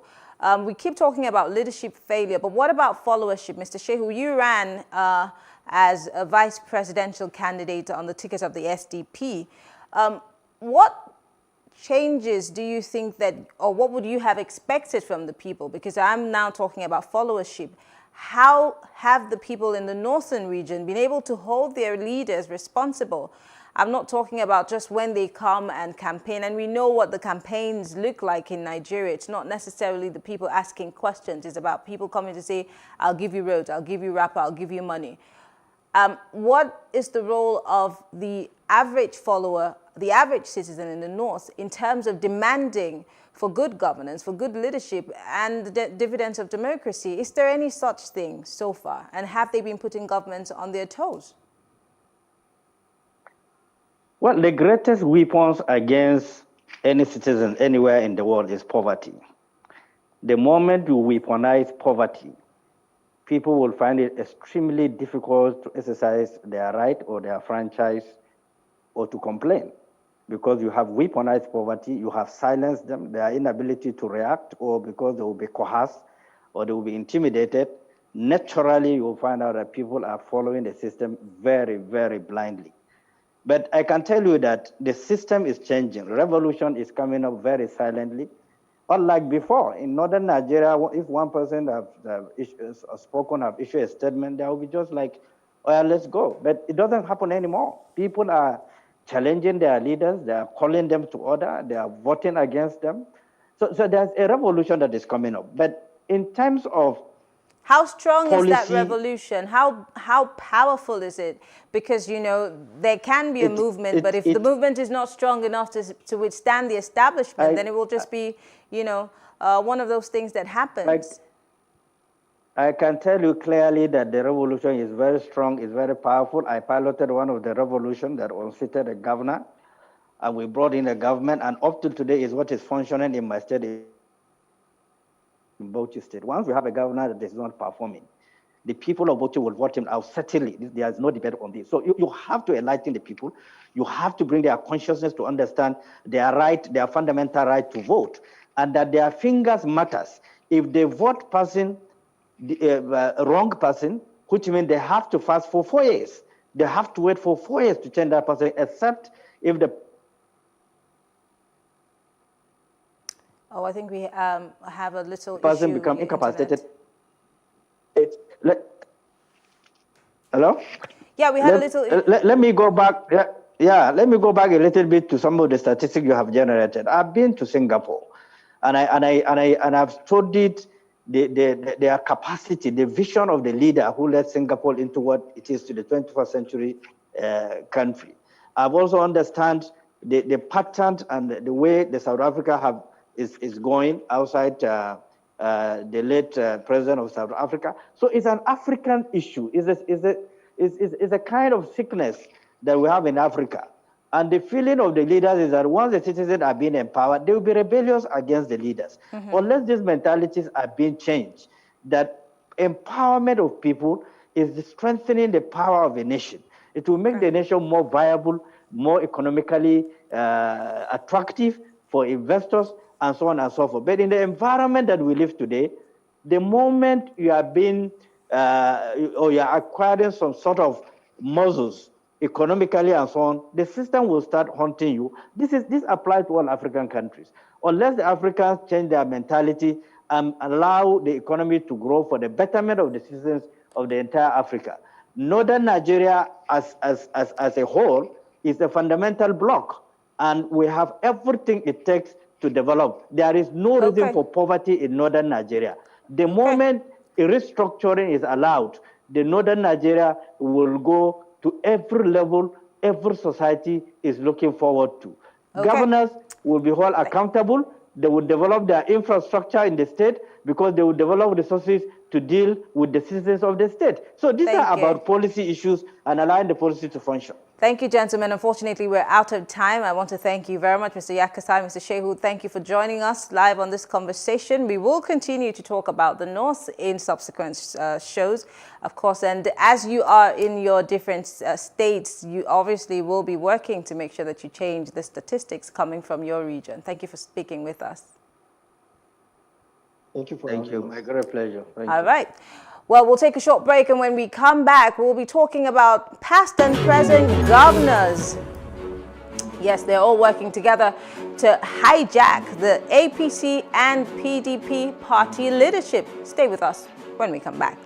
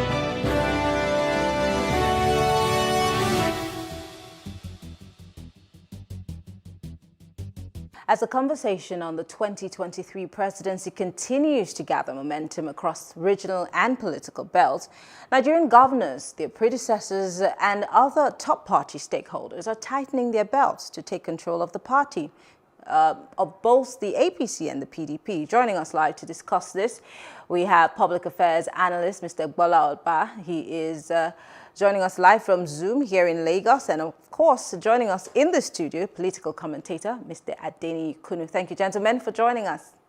Thank you very much for having us. Thank you. So I'm going to start with you, Adeni. This is not necessarily new. When it's leading up to elections, you know, there are mergers, crisscrossing, sometimes crises in parties, you know, leading up to elections. But what makes this particular one so different that, you know, it seems to be stepping on the wrong toes? Because governors, sitting governors, we also have governors who have been governors, who are now senators, and of course the outliers coming together to form a mega party. Why does this look different? It sounds like an APC all over again, doesn't it? Let's not forget that in 2014, a merger resulted in what we have as the APC today. But the difference really is that the governors, even if their opinions or their positions were different, to a great extent still work with the party. But it seems as if these days and times, the governors are more brazen, they are more confident, and their intentions are made known, not necessarily resulting to any of those who you could term their predecessors in the parties or those they look up to. And do not also forget that the National Working Committee leadership of the APC, let me even say the party chairperson, the chairman and the president of Adams Oshiomhole, was, you know, sent packing because of the power block in the APC. And this same set of governors that appear to be coming together unarguably responsible for it. When it became as if the party couldn't actually breathe easy. So the president had to let him go. And if you also look at it, it perhaps might not be as tough as it is for the ruling party. If you look at it, that the president, without the powers, actually cancelled the National Working Committee, ended the lifespan of that. The little I've read, when I say little, the papers I've looked at, the APC constitution, I've not seen where the leader of the party just annulled a particular elective working committee. And if you look at it, if you hold any position, if you're a governor or anything, you cannot also hold a party position. At the same time, you brought back, you know, the governor of Yobe State, who should not actually hold a position of the party, to head the transition committee. So there's a whole lot of confusion there. And don't forget, he's a sitting governor. You've talked about the war chest. So basically, I think the governors believe that they have a lot of things at their disposal that can make them, you know, turn the tables around. And people never believed they could go this way. And don't forget, it's not just happening in the ruling party. It's also happening at the opposition party. So basically, they believe that our eyes are open now to say that we have a lot of power and influence in our hands and we can do this. Then don't also forget that they believe that the perhaps unwritten agreement they had before the merger in 2014 cannot be the same thing that they have to follow, that perhaps the times have changed and things have changed and other persons are interested. So the days ahead are interesting. Interesting. Mr. Bola, I'm coming to you now. This seems to be a war of, you know, relevance per se, because this is more like the sitting governors versus former governors. And the aggrieved party seems to be the former governors who seem like they're no longer relevant. And the incumbent governors are tightening their grip, really, really holding fast to whatever powers are at their disposal. And the ex-governors are feeling left out. So my question is, do we need a new political party per se at this time, at this point in Nigeria's political life? Is that what we're looking for? Is that what will change? Is that what will bring the change that we've been pushing for? A new mega party, will that change anything for us? Or is it about strong politicians who necessarily have, let's say, you know, the interest of the people at heart? If you change the parties, would you change the politicians? If you change the parties, would you change the partisans? Are we going to still have to play with this set of partisans? Because, if you really look at the question with due respect, change the nomenclatures of the parties. It used to be PDP and some other parties.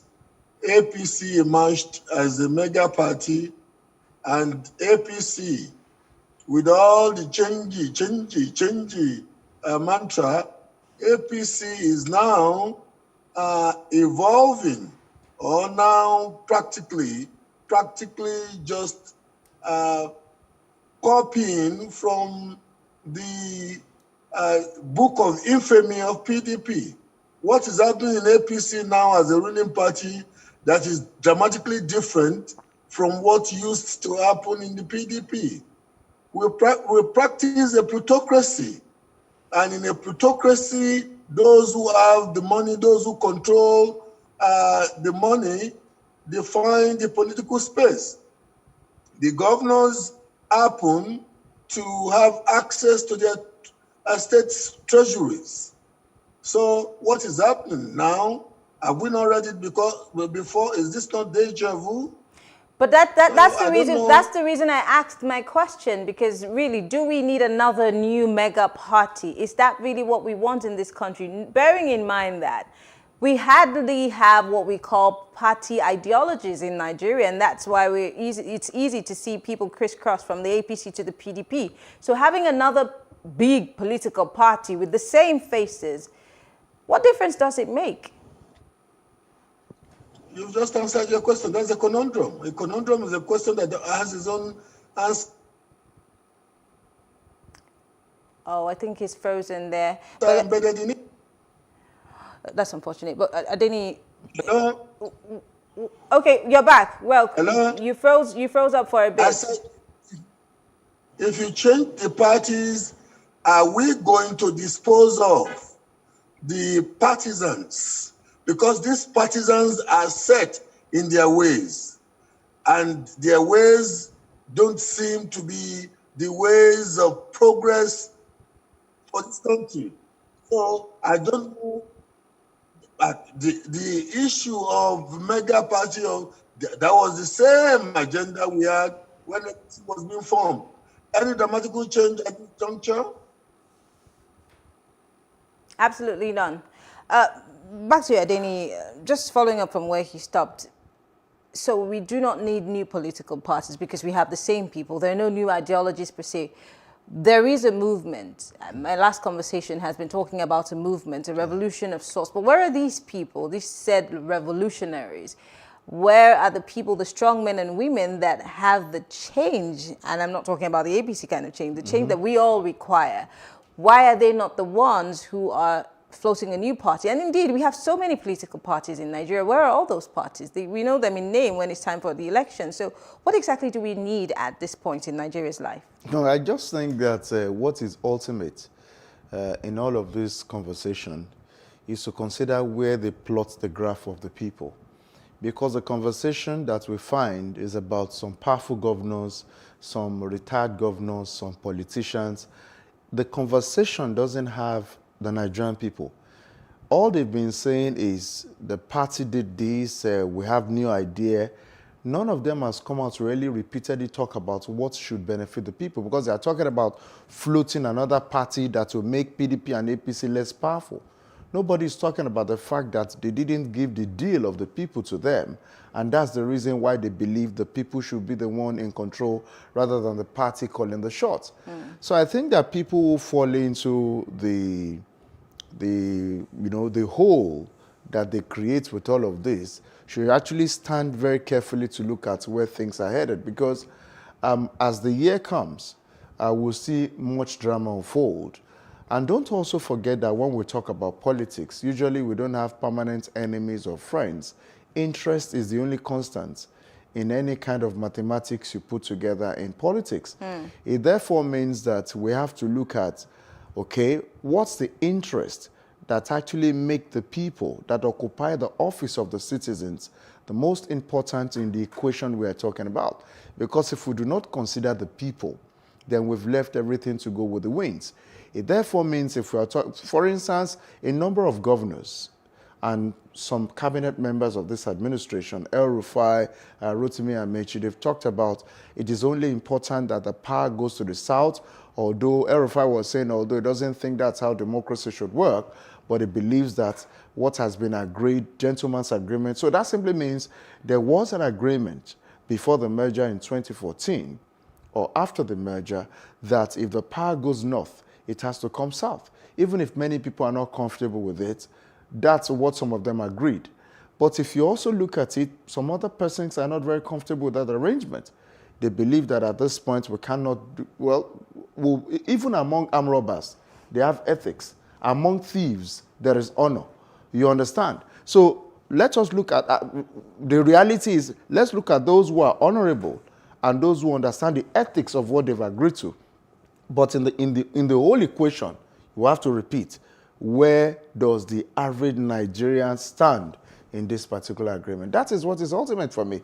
Because if you don't put Nigerians in the picture, we're still going to remain where we are. We know what's happening to us at the moment. I would really want to follow up with a question and say, I mean, have we ever been the priority? Because most times these decisions are made within party members. And the average Nigerian who is governed does not necessarily think that politics or political parties is a place for them. So when will we ever be included in the whole? Well, if you look at it, for everybody who finds himself or herself within the political sphere, you'd always have to talk to people and give them the impression that you could do justice to all the things that have affected them. For the people who actually understand how politics go, from Jerusalem to Jericho and to any other part of the world, you'd agree with me that they will always come to talk to you about what they believe they can offer. And they usually go ahead to say, these are the things that we have for you. Now, I listened to some of your guests at the first segment of this program, where a man, I think the essay to the governor on media in Kano or something, was talking about the fact that in terms of restructuring, people do not know what restructuring means. It's being smart by half, because a state that is close to Kano actually has the governor, El-Rufai, who led a committee put together on restructuring. And it is over 2 years that they have come out with a report that has gathered dust that should have actually solved the problem of restructuring. So I think it's been, I'm close to using a word that shouldn't be, but as the essay to the governor on media, I didn't expect him to take everybody for idiots by saying that, because you put a question to him and he said people do not understand. And that's a big lie, because he is even a member of the party that set up a committee to ensure that they understand the definition of restructuring. So coming on global television as yours to tell a lie is something disgraceful that is said. So the reality is, let the party, it's gathering dust. 2021 is going to be 3 years sooner than later. So these are the issues and the insincerity that we'll continue to see. So let them tell us their own since they don't understand what restructuring means from simple definition. They went ahead, they formed the committee headed by El-Rufai. He has come out with a report. They are keeping quiet again. I'll come back to that. Mr. Gwalaba, there are so many alliances going on as we speak. Enemies who used to be enemies before 2019 are now becoming friends. I mean, people are even going quietly to make peace. Reconciliatory moves. We saw recently that the former governor of Lagos and the party leader for the APC, Mr. Bola Ahmed Tinubu, has said that he's reconciling with all of the people that he has had issues with, and of course making moves. But where do you think that the parties, the political parties, both APC, PDP, and even the mega party, if it actually becomes a thing, where do you think they all will be zoning the presidency's ticket to? Because that's what everybody's talking about. The Ndigbos are at loggerheads right now because of who emerged as the new leader of the Ndigbos, and that's the matter that's in court. And these people are also agitating for a president coming to the southeast. So is it just going to be about whoever the party fields, or should the parties now start considering who really should be leading Nigeria at this point, being that we've tried everything else. We've tried, somebody who we think can do the job, somebody who looks like he can do the job. How about somebody who can really do the job? Well, do you think parties will be considering that this time around?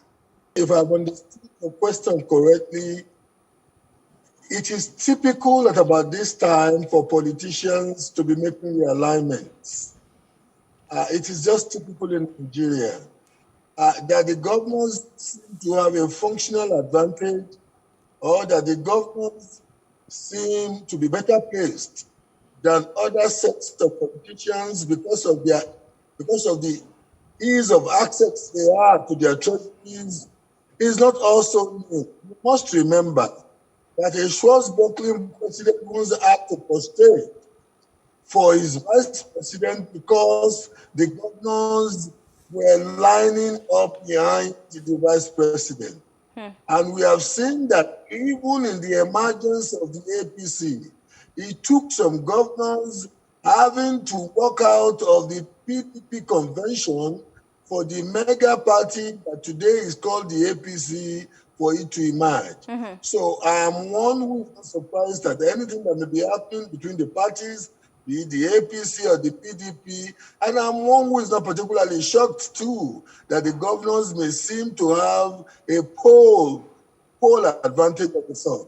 If my audio is good to you, I think I've made my point. Thank you very much, gentlemen. Well, on that note, we want to appreciate you all for being here. Bola Oba is a political analyst, and so is Adeni Ikunu. Thank you very much for being part of the conversation. Thank you for having us here. Thank you. Well, more of these kinds of conversations will come your way on Plus Politics. Stay with us. We'll be right back. And when we come back, Nigerians have their say about whether Nigeria needs new political parties or better candidates.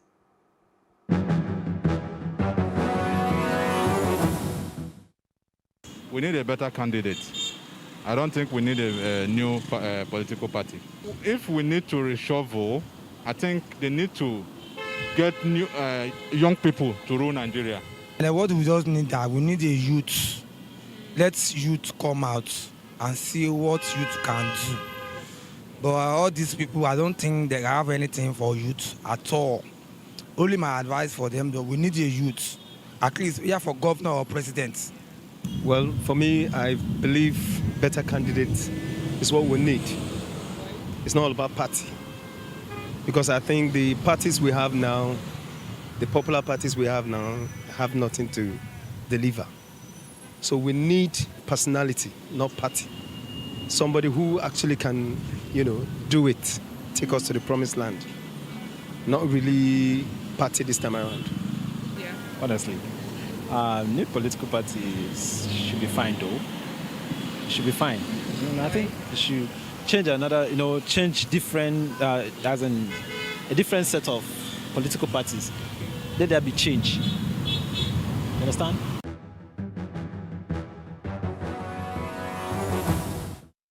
It's time for my take. Governance and leadership is about the people, which means those to be governed have to be top on the list of politicians' priorities. But in our dear country, Nigeria, the case seems to be different because politicians are most interested in their self-interest than serving its people. So I say to every Nigerian, as these politicians are strategizing and aligning and realigning, playing their game of chess for 2023, we also need to not sit on the fence. Let's get involved. Let's assume the office of the citizen of the Federal Republic of Nigeria. Show them that they are here to serve us and not the other way around. The time to act is now. Ask the right questions. Keep every politician on his toes. Say no to lip service and say yes to accountability. And that's my take. I am Mariana Combe, thanking you for watching. Don't forget to follow us on social media, on Twitter, on Instagram, and of course you can follow us on Facebook and watch our shows on YouTube. Have a good evening.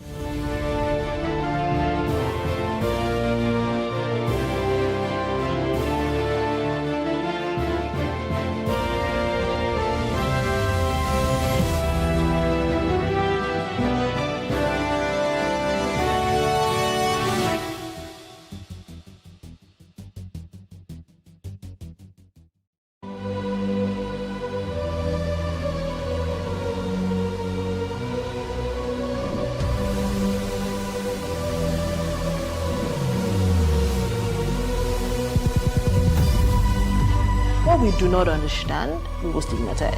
What you can see is the remaining of the tanker that exploded. The suspect equally confessed.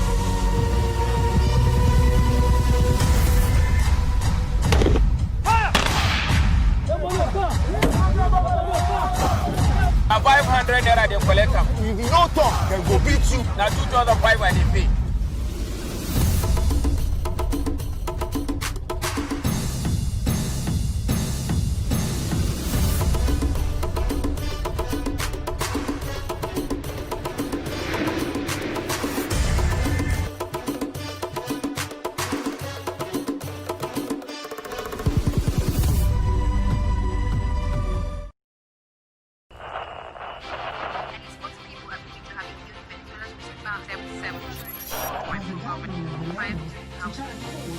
Politics has helped shape the decision of the polity, from conspiracy theories to good old-fashioned comic politics. These are the result of tomorrow's election. You have it already, have you? I am not hungry. If I need appointment, all I need to do is to start praising government.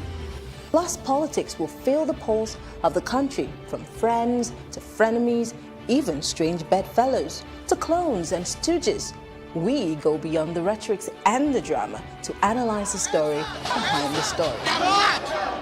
Let anybody come and say. The moment we stop having charlatans occupy political offices, we will curtail hate speech. Plus Politics, not just another political show. It's about putting you, the citizens, in the know.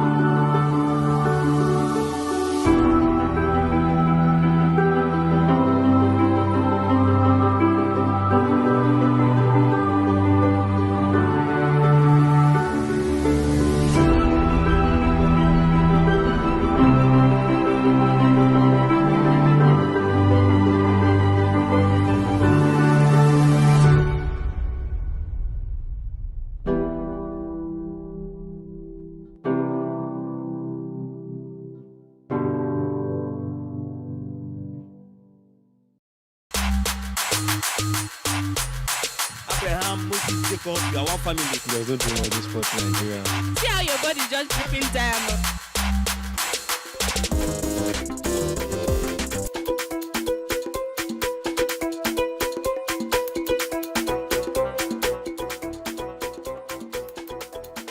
Someone has complained that the daughter was raped, a 16-year-old girl, and then all of a sudden the case was withdrawn.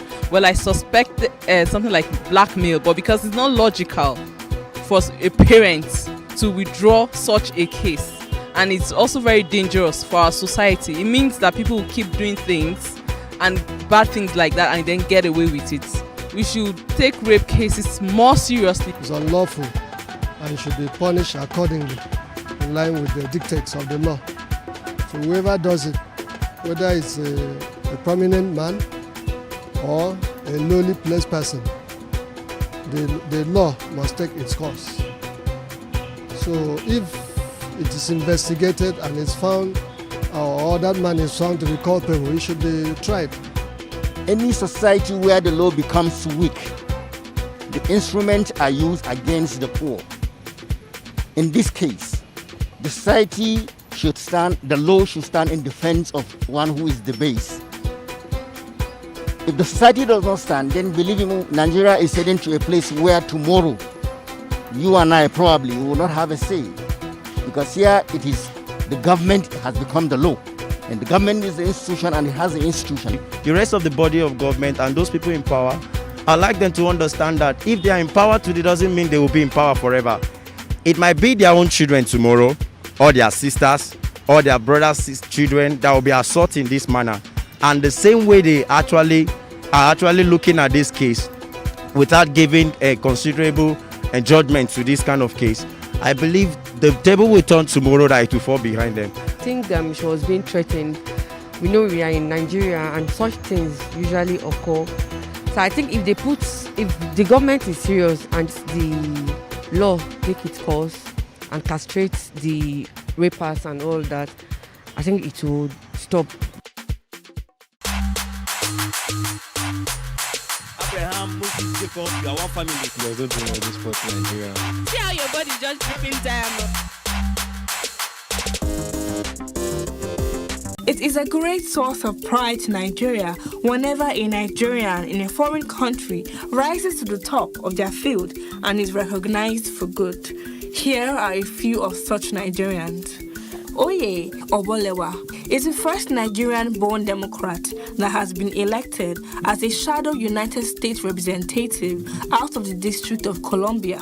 Based on the result, Oye had 82.65% of the votes, which represents 135,234 votes against Joyce Robinson Paul.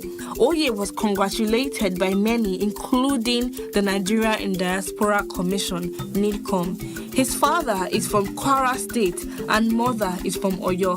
He holds a PhD in pharmacy from the Northeastern University, Boston. He will be representing the District of Columbia under the Democratic Party. Esther Agbaje. Born to immigrant parents, Esther has been elected into the Minnesota House of Representatives in the recently completed United States general election. In the election, Agbaje won by a total of 17,396 votes, which represents 74.7% of the total ballots cast. She will represent District 59B in the 134-member House on the platform of the Democratic Farmer Labor Party, an affiliate of the Democratic Party. She has a degree in political science from George Washington University, Washington, D.C. Oyema Ogbuagwu. Oyema is a Nigerian-born researcher and medical doctor who is one of the brains behind the research at Pfizer for the potential world's first effective coronavirus vaccine. The vaccine has been tested on over 43,000 people in 6 countries and no safety concerns have been raised. Oyema is the son of a former vice chancellor of Abia State University and a professor of sociology. He was born in New Haven in Connecticut but went to the University of Calabar in Cross River State to complete his university education in medicine. He then returned to the Yale School of Medicine to work as the director of the institution's HIV clinical trials program. After becoming a fellow of infectious diseases, he rose to the height of an associate professor of medicine at the Yale University School of Medicine, New Haven. He has worked there for 5 years, focusing on finding a cure for HIV/AIDS. Robert Shola Okoje, the Nigerian doctor who is a native of Uromi, Eson Northeast local government area of Edo State, has been inducted into the NASA Inventors Hall of Fame. Dr. Okoje is recognized globally as the leading expert on silicon carbide-based microelectromechanical systems, MEMS, for use in extreme environments. He has worked with the National Aeronautics and Space Administration, NASA, for 20 years and has 21 patents. Isaac Okoro. In the world of sports, Nigerians are also taking center stage. Isaac was the first of the 8 Nigerian players drafted into the National Basketball Association (NBA) in his 2020 draft. He was the 5th overall pick and was chosen by Cleveland Cavaliers in 2020. He was born in Atlanta, Georgia, to Nigerian parents and was a small forward, part of the USA's winning team at the 2018 Under-17 Basketball World Cup in Argentina. His parents originate and immigrated from Nigeria. Isaac played basketball for his high school in Georgia for 4 years, helping his team win the state championship and achieve national success in his senior season. He was considered a 5-star recruit by Rivals and a 4-star recruit by 24/7 Sports and ESPN, respectively. To these Nigerians and other Nigerians breaking the proverbial glass ceiling, we say, keep it up. The motherland is proud of you.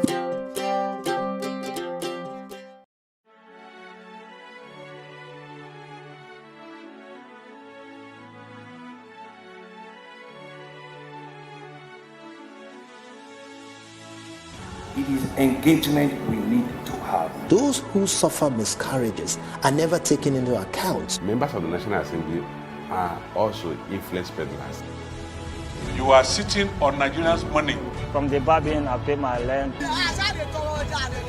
From the Babin, I send my children to school. A consultative engagement. No any tangible notification before they ban us. It's one thing for people to be at your back and the heat of the moment, and another thing for them to still be with you when push comes to shove. I will do everything to take Lagos out of the national grid.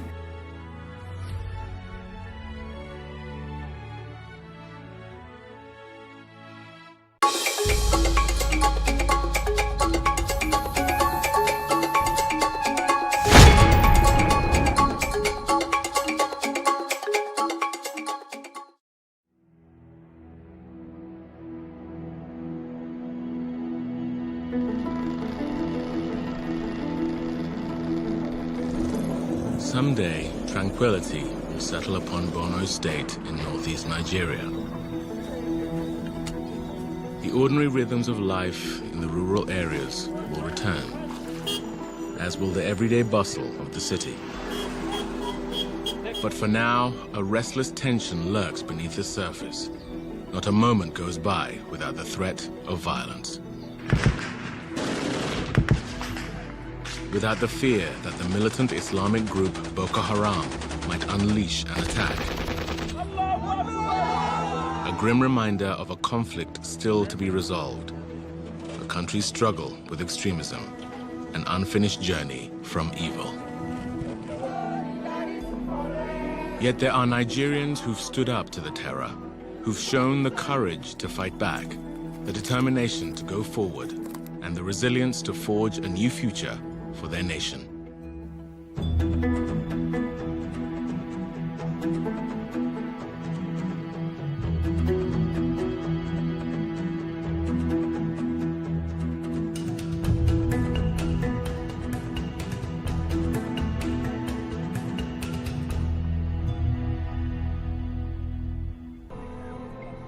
The world knows Boko Haram mostly through reports of bombings, kidnappings, and suicide attacks.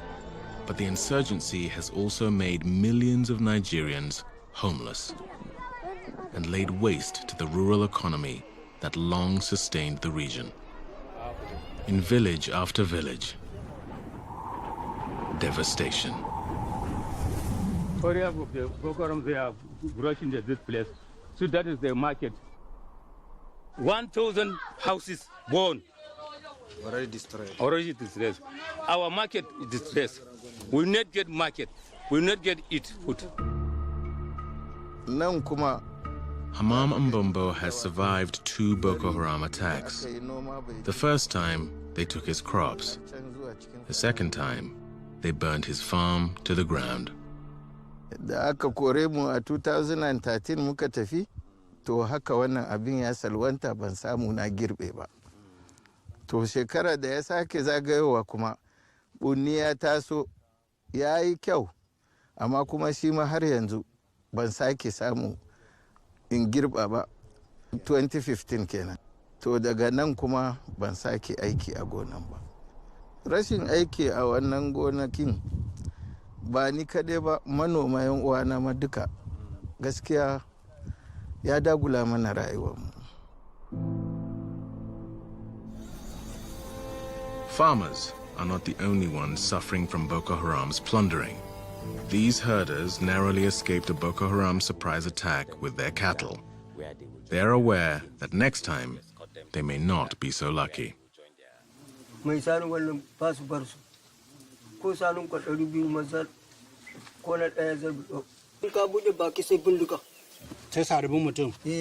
Babu wata hanya da za ku iya bi ne ku sake kwato su. Ina za mu samu hanyar bi. Mu ba mu da komai, su suna da bindiga. What's caused this crisis is people being terrorized and having to run away from the place they've been able to work for a long time. We were told that farmers do have seeds. We were told that farmers do still have some of the tools. What they don't have is the confidence to go back to their land because they're worried that if they're a man, they'll be shot. They're worried that if they're a woman, they'll be raped or kidnapped. So the key issue here is security. Although the Nigerian military has recaptured and garrisoned some larger towns, the Northeast's breadbasket remains a free fire zone. Much of the food production infrastructure, granaries, markets, wells, is in ruins. Rebuilding it will take months, if not years. Northeast Nigeria borders Lake Chad, a vast inland sea supplying fresh water to about 70 million people in 4 countries. Fishing forms an integral part of household economies in the region. But since the insurgency, Boko Haram has controlled fishing by demanding a tax from those plying their trade.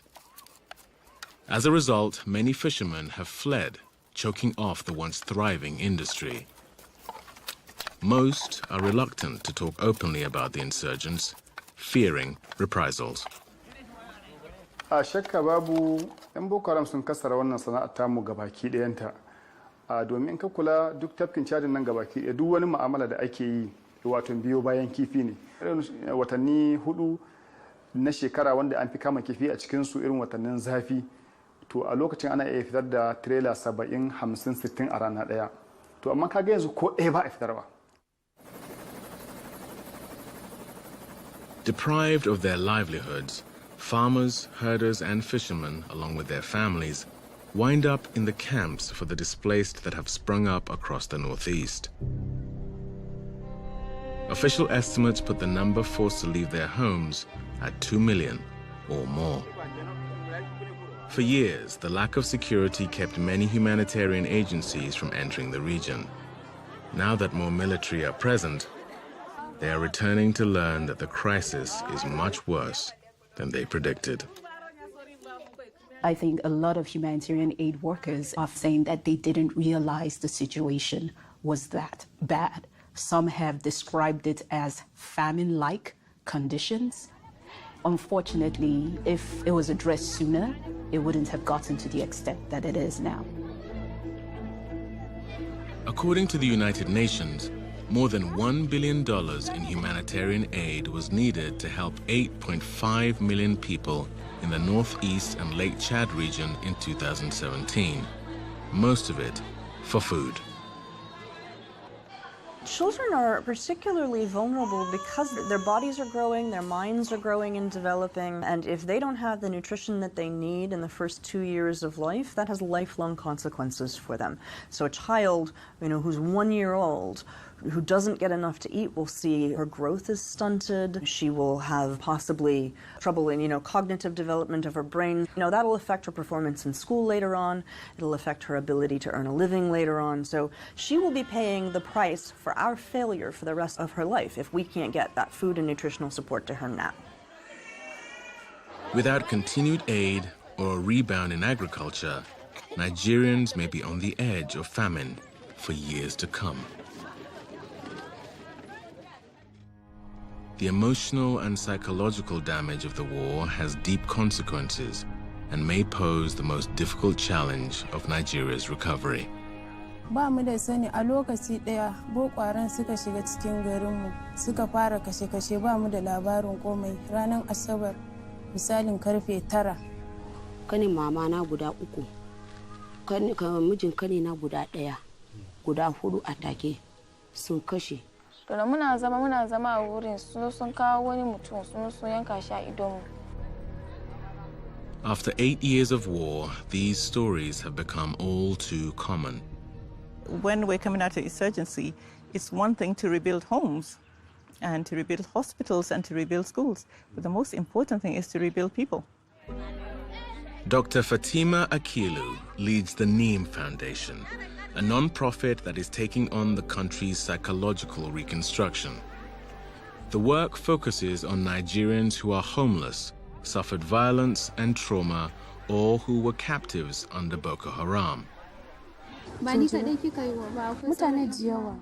By sharing their stories, they help heal one another. Our main objective is to hear their experience. We want to share our experience together so that we can see how we can support ourselves. What we're looking at is their mental health status, their post-traumatic stress disorder needs, depression, anxiety, insomnia, psychosomatic symptoms. These group sessions run for a month to build trust. Counselors help with translation. They left anytime she remember her son. She can't sleep because she didn't even see the body of her son. One woman told of losing multiple family members. When there was one attack in Maiduguri here, a suicide bomber came to where they were staying, and that was how her husband was killed. That she has a younger brother too. Boko Haram killed him.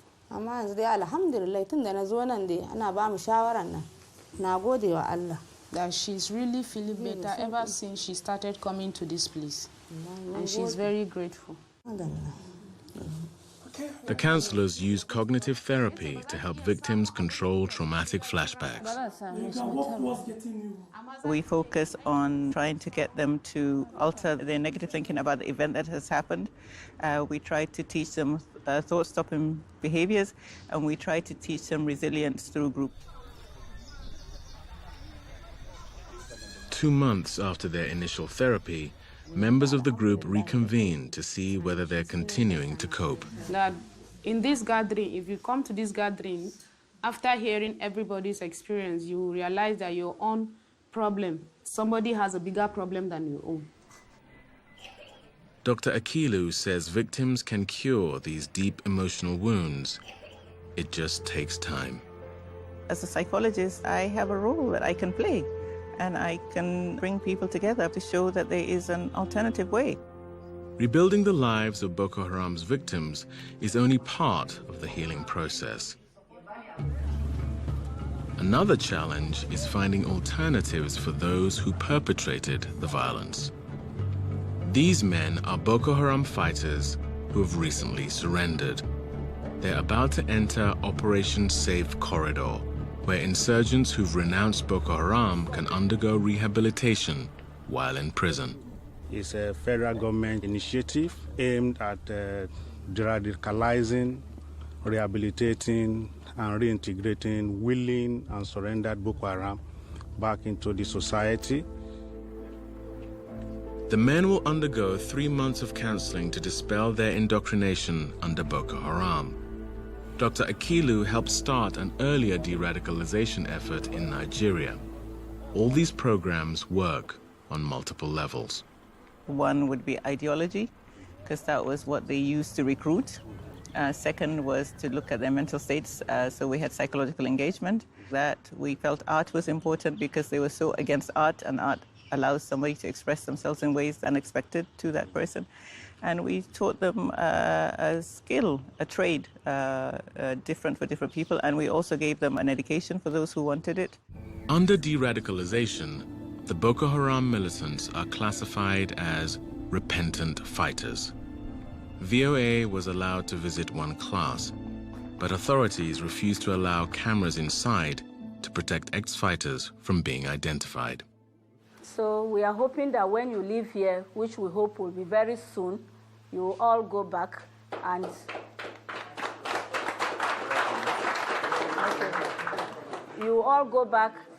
all the skills that is being impacted now, you will use them to the benefit of your families and to the benefit of Nigeria. In terms of de-radicalization, the positive there for us is there are more and more of the ex-combatants actually disengaging. Disengagement is key. So I'd admonish all of you to take this program very, very seriously. There is a debate about whether de-radicalization works or is appropriate.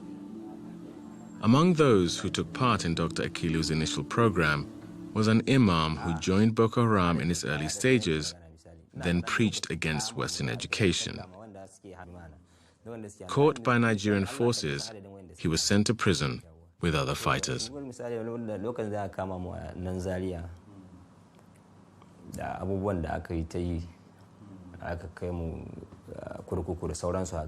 To a lokacin muna jin cewa kawai abun ba zai taba bari, ba za a bar shi ba, za a ci gaba da yi. Kuma mu ma muna jin a lokacin cewa ba za mu bari ba, ko mun fita za mu ci gaba da yin abin da muke. That was before Dr. Akilu brought in Quranic scholars who persuaded him that Boko Haram manipulated key texts in the Holy Book to suit their agenda. When we started working with Boko Haram members, I think for me the biggest surprise was how little knowledge they had of the Quran itself. And even including the chief imam, they had memorized parts of the Quran, but without context. A lokacin akwai wasu malamai da suke ziyartar mu. To sai akwai program ne musamman nake jin gwamnatin tarayya ta shirya, wanda nake jin ta tura shi zuwa ga yayi tasiri da yawa daga cikin wayanda aka kama su suke hannu din. Duk a lokacin da aka sake mu din ba wani mutum ɗaya da yanzu, ce maka mutum ɗaya da yanzu ya koma ya je linkin da wayannan mutane. But whether such success can be repeated on the scale that's needed is unclear. The problem is, if it doesn't work, then what? We must have something on the table that works. At the moment, it is de-radicalization. Look, the reality is that these people, they are Nigerians. And the fundamental question we should ask, to what extent did the Nigerian society contribute for them to become what they have become? And what should the Nigerian society do to get them back to living normal lives? The conflict with Boko Haram casts northeastern Nigeria as a dark, dangerous place overcome with suffering and need. Months after returning home to Maiduguri in Borno State, Fati Abubakar set about to change that image, armed with her camera. We're usually bombarded with images of, people, dead bodies on the street, sites of bomb blasts, some children in the hospital. It's just a complete, portrayal where you just think that there are no survivors of this conflict. There are different kind of stories that I felt that were completely neglected, and I wanted people to see that yes, Borno State is struggling, but there's still people living there and they're continuing their lives. Fati posts her photography on Bits of Borno, a website she's created.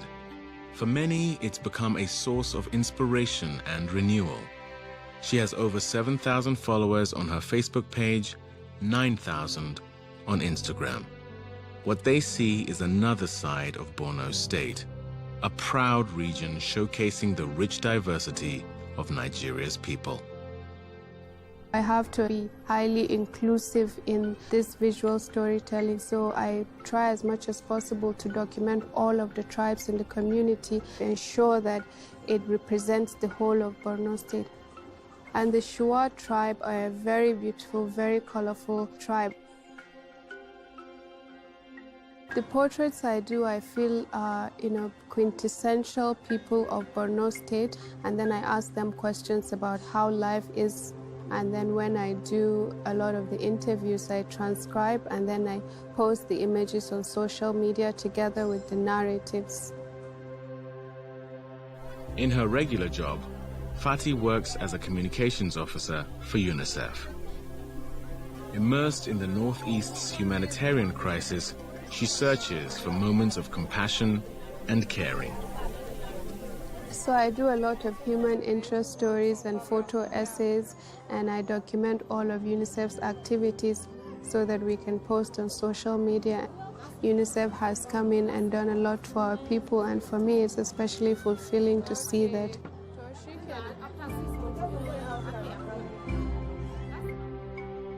She's journeyed to areas where the war left its scars, looking deeper to document how people have survived the insurgency.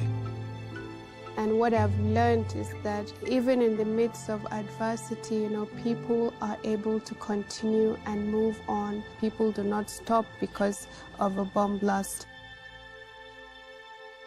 I gravitate to children because of their exuberance. Even when you find them in a situation that is really bad, they're very bubbly and very lively, and that kind of keeps me going. I photograph a lot of street children and homeless children as well, and a lot of children that are escaping Boko Haram.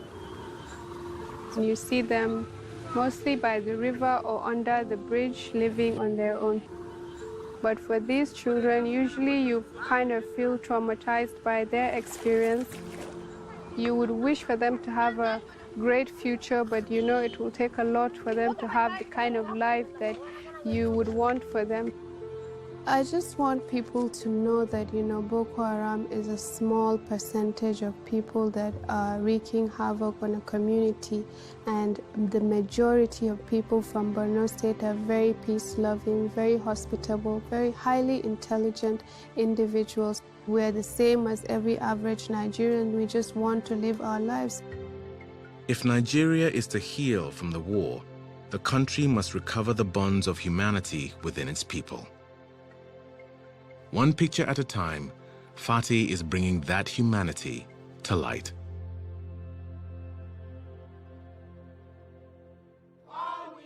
Three years after Boko Haram kidnapped the Chibok girls, Buki Shonibare is still campaigning for their release. She posts photos on social media marking the days of their captivity, unwilling to let their plight fade from public memory. Even during her daily routines, the girls are never far from her thoughts. Thank you. My major fear is by the time we have these girls come back, inevitably so, at least for the number that can come back, what life would they live for the rest of their lives? They've watched amputations happen in front of them. They've watched killings. They've watched draining of blood. They've watched airstrikes. They've watched people being buried in shallow graves. They've been abused. Some of them come back with children. How do you take those memories away from them? While campaigning for the girls' release, Buki is battling the militants on a second front, a brazenly symbolic one. The Boko Haram faction is talking. She launched a charity project called School in a Bag. It delivers backpacks loaded with writing materials to children who don't have them and instructional kits to teachers. The best way to win against those that have abducted your children is to use other children as a perfect example and a perfect testimony and representation of a better life that can happen because education is there. We are telling Boko Haram that you lost, and we are winning. April 14, 2017 marked the third anniversary of the Chibok kidnappings. At that time, only 21 Chibok girls had been freed.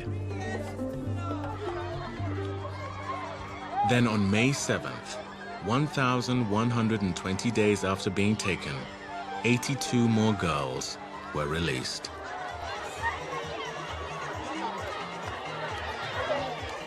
Elation erupted at Unity Square in Abuja. where Bring Back Our Girls campaigners have kept their long protest vigil.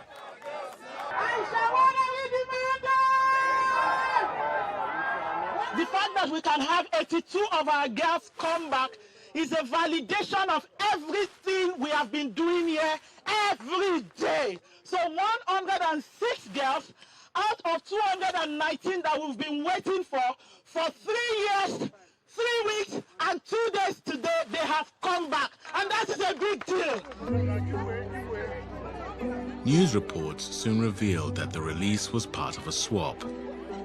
In the exchange, the Nigerian government had freed several Boko Haram militants. But for Bukky, no price is too high to pay for the girls' freedom. For the girls, it means life to them. There was a life they had before they were abducted. They were going to school. To them, it means I am coming back to civilization. I am coming back to life. I can breathe. I can sleep with my 2 eyes closed. What does the future hold for Nigeria? The future of Nigeria is actually not as bleak as people make it to be. I think it's really very important to understand that Boko Haram is not Nigeria, and Nigeria is not Boko Haram. After 8 years of conflict, some 20,000 dead, and millions of lives disrupted, how does the nation move forward? So we've got to remake our society. We've got to have justice. We've got to have inclusion. People must feel part of the state. There must be many platforms and spaces for youth to self-actualize. There've got to be other paths that children can feel that they can contribute to society. In a country so rich in diversity, tribal, cultural, language, religion, a core humanity survives. One thing I've found with Nigeria is that sometimes the country pushes itself to an edge, and at that edge, it pulls itself back, and things move. You know, someone told me a joke and said, it always seems as if the edge of uncertainty is Nigeria's comfort zone. When you think things are going to crumble, it always comes back together. And I think it's really the people in Nigeria. There is this can-do spirit in Nigeria. There's this spirit to thrive. There's this spirit to overcome the impossible in Nigeria.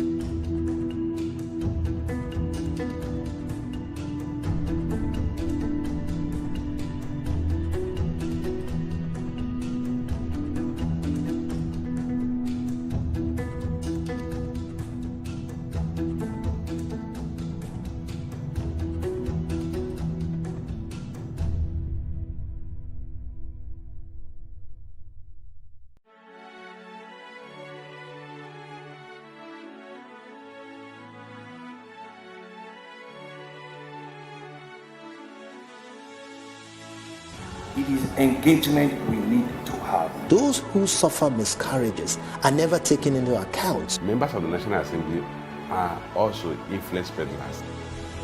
You are sitting on Nigerians' money. From the Babin, I pay my rent. On the Babin, I send my children to school. A consultative engagement. No any tangible notification before they ban us. It's one thing for people to be at your back and the heat of the moment, and another thing for them to still be with you when push comes to shove. I will do everything to take Lagos out of the national grid.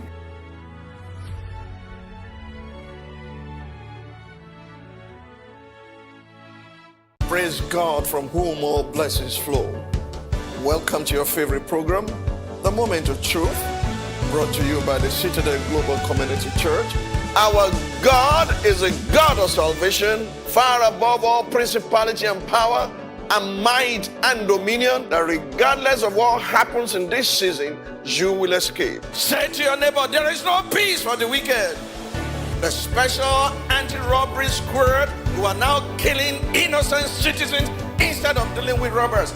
Your axe will catch up with you.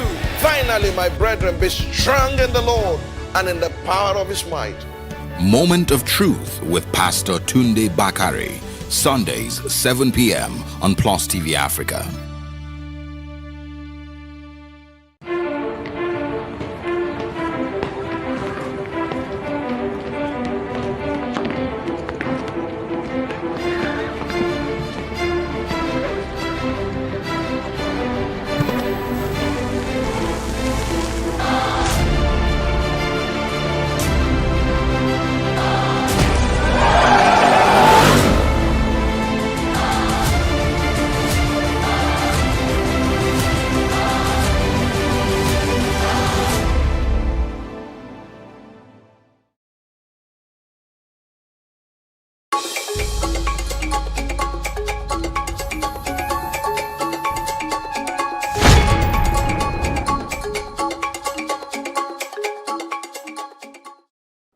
You're welcome. On this episode of One on One, we have two guests, two outstanding photographers whose legends are already being told. In the first part, Kelechi Amadiobi tells us of his journey to photography away from his first degree, which is law. Enjoy.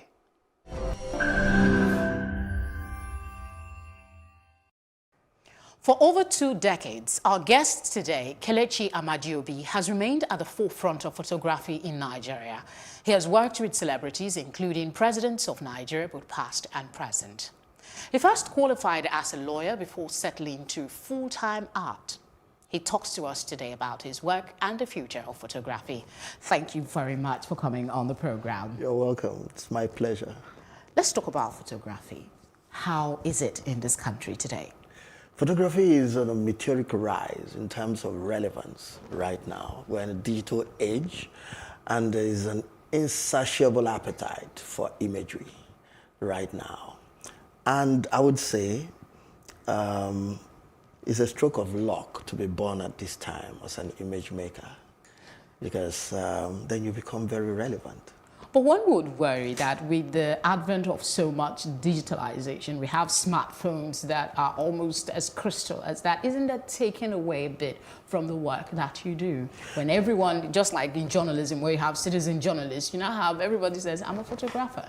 Oh, well, it's interesting. What has happened is that because everybody has a smartphone with a reasonably powerful camera on it, people then appreciate what you do as a photographer. People then understand that it is not the camera that takes the picture, it is the mind of the photographer.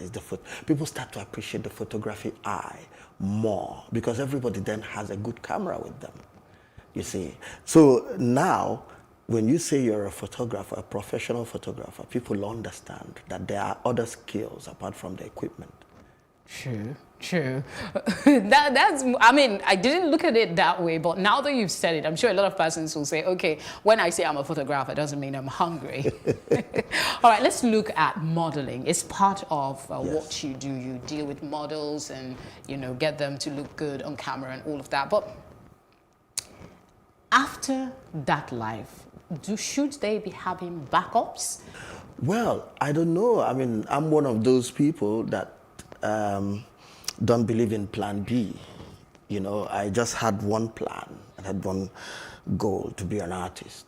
And yes, I studied law. I mean, it's a long story, but to cut a long story short, in those days when we grew up, our parents always wanted us to study certain courses, law, medicine, and my family wasn't any different. Yes, yes, you came from a family of lawyers. That's Yes. one of the things I saw when I was reading about you. Yes. Yeah. You know, my father was a high court judge. We have 4 lawyers in the house, you know, and doctors also. You know, it's a basic requirement in my house. But then I've always had a passion for the arts, and I decided to follow my passion. And you think this caused some sort of upheaval? Oh, well, you know, I had a turning point when I was in university. I came across a book called The Spirit of Apollo, which is like, you know, the Apollo space shuttle. Oh, okay. You know, the idea of having a dream, you know, to put a man on the moon. And that was one of those self-help books. And I came to crossroads, and it sort of clarified, you know, all my conflicts. I made a decision that this is something I know I'm really good at in comparison to other regular people. And this is what I would like to do for the rest of my life if there was no possibility of failure. So if you take fear away, then it becomes very clear. But not many models or photographers are, you know, as persistent and, I mean, one-track minded about growing their career in a particular line. There are those, Naomi Campbell, we still know her as a model, but not so many are able to sustain the publicity and the notoriety that's needed to make a revenue. So to such people, what would you say? Well, the truth is that you need to evolve. Even photography, even art. My career has always been evolving. I started as a painter. I first started as a watercolor artist, and then I moved to oil. From oil, I moved to photography. From photography, I became a publisher. From becoming a publisher, I'm now doing cinematography a little bit. You know, I mean, it keeps evolving. You cannot stay in one place. It's a creative world. People's tastes change, the economy changes, and things shift, the economy shifts. So if you're a model, first of all, being a model is a transient thing. It's got to do with what people are looking for at a particular time. So if you're a young model, then it is your youth that matters. Then you need to transit into an older model, maybe. Do you want to become an actor? Maybe. Do you want to become a TV presenter? You know, there are so many ways. Consistently refining your Some people art. then build a very strong brand and then start to sell other things under the name of that brand. So there are so many ways, but you cannot stay in one place because the inevitable thing that must happen is change. And if you stay in one place relative to others, maybe you're moving backwards. Okay, I was going to ask you something else, but something you said about also delving into other areas. You were a publisher, or you are still a publisher to a certain degree. Mania was a magazine I started publishing because I needed an outlet to express my fashion photography world. And at the same time, I also realized that the continent of Africa was in dire need of rebranding, and you need to put your money where your mouth is. And we decided to start putting up a magazine, a women's fashion magazine that would provide an avenue for all the talents, writers, stylists, designers, fashion designers and makeup artists to showcase their work and speak to the rising fashion world. And expose that to the rest of the world. It worked very well, So is it still in publication? Well, we had to stop. And now we're about to start something else, another publication, which you would get to hear Look forward about. to it. Yes. Okay, you don't want to let the cat out of the bag, but it should be nice to get an idea of what it's about. Well, it's a more global sort of publication. I have partners on it. It will be revealed in time. Okay, I'll wait for it and get you on it. But let's look at some of the discoveries, like Olajumoke. We heard of your work with Bukola. Where is she now? First off, tell us how that happened. Well, the truth is this. Every model that you see was sort of discovered by somebody.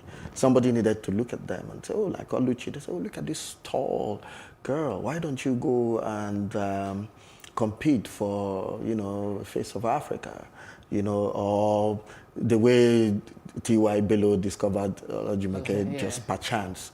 But this also happened while I was shooting, what is his name, Jidenna, and then I saw this girl on the road, and I thought, wow, what an interesting, and I gave her my number. Eventually she came, took a picture, and people fell in love with her picture. And well, instantly she started, she walked on the runway for Lagos Fashion Week, that year, and she's a practicing model now, But the truth is that what we do affords us the opportunity, to look and see things in a different way that other people may not, and then by the time we put it together, people then start to see value. What you saw in the raw and translated for others. It's a privilege that we have. It's one of those things where you can take two things and put them together and you create a new thing. You take a bread seller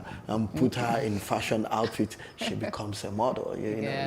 So it's one of those beautiful things that could happen. I guess that's what keeps you going most of the time. But let's look at the transcendent nature of fame when it comes to the stars, models, all the noise come. The case of Olajumoke, somebody was asking the other day, where is she? What has happened to her? She suddenly went quiet. What about Bukola? What is it? Is it that it has something to do with the pressure of the fame or the need to stay at a particular level and they couldn't sustain it? Well, the truth is that everything depends on the individual. I mean, opportunities may come, but the question is, who are you becoming? And what have you decided to do with it? So you look at it, yes, fame, but fame is a function of what you have done, right? It can come suddenly, but how do you sustain it? You understand? So it all depends. It's a lot of work. It doesn't just sustain itself. Let's look at your work with celebrities. You've been in the spotlight a whole long time. Yes. You've worked with presidents. Tell us a bit about some of the people you've worked with. Oh, well, I mean, I've always, my whole career, for the past 20 to 30 years, has been about telling the story of the continent of Africa. But it's to tell the other side of the story, the triumphant, the achievements. You see, I do believe that perception is reality. It is how we perceive ourselves that determines how we act. And at the beginning of that department are image makers. And I always tell people, I mean, I've worked with so many. I mean, look, these days I do a lot of corporate work, so I'm shooting all the billionaires. I'm shooting, sometimes you find yourself shooting an election poster, of the president, and things like that.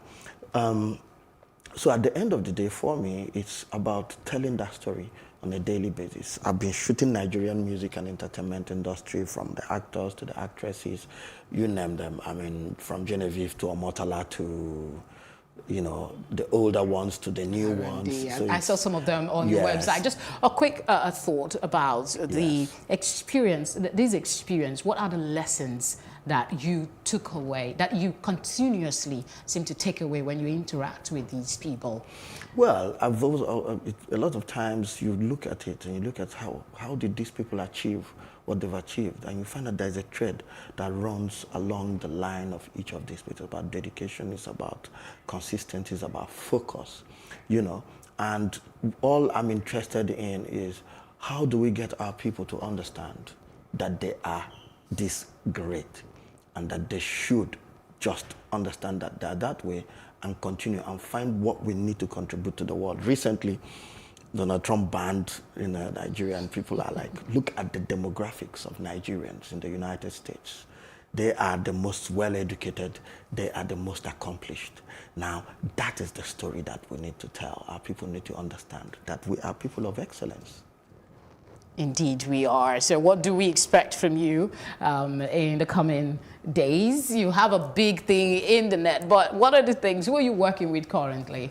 Oh, well, you know, the next thing I'm about to do is to unbundle all the knowledge and let the younger ones understand how we got where we are and how to get there, you know. So for me, in the next few years, I'm going to be teaching a lot and let people understand how I see and I'm able to make all these images. People are very curious about it. So I'm going to let all the secrets out. Oh, I want to be in the class as well. Thank you very much for coming on the program today. You're welcome. It's been a pleasure talking with you. Same here.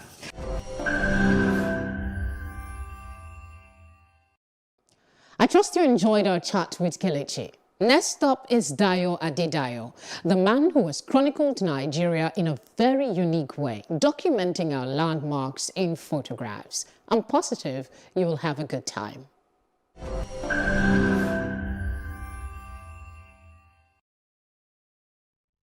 Our guest on the program is Dayo Adedayo, a British-trained Nigerian photographer, cultural anthropologist, and an author. He published his first book titled Nigeria, a pictorial informative compendium on Nigeria in 2010.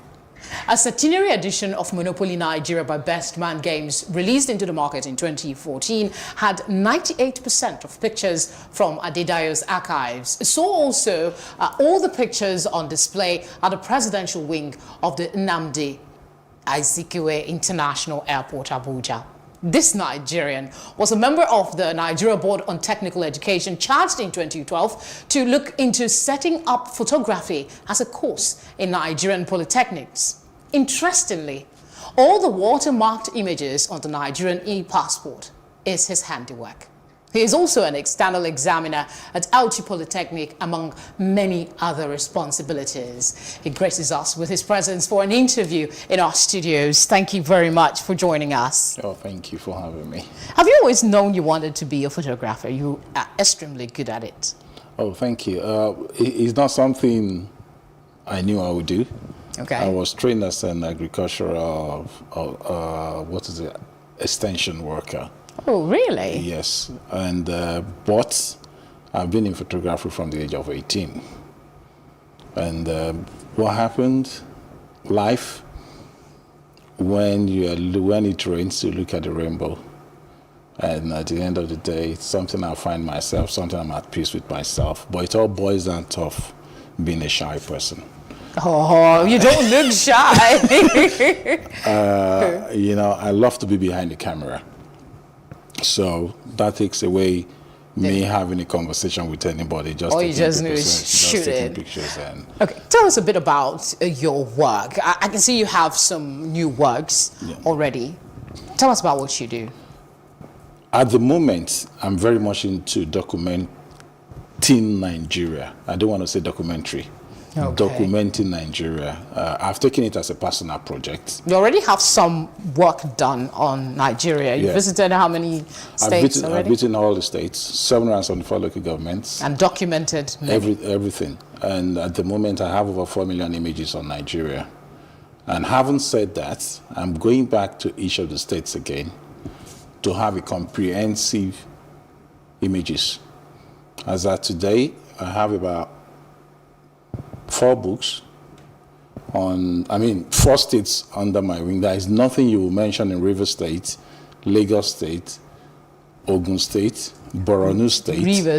Rivers, Ogun, Lagos, and Borno that I don't have.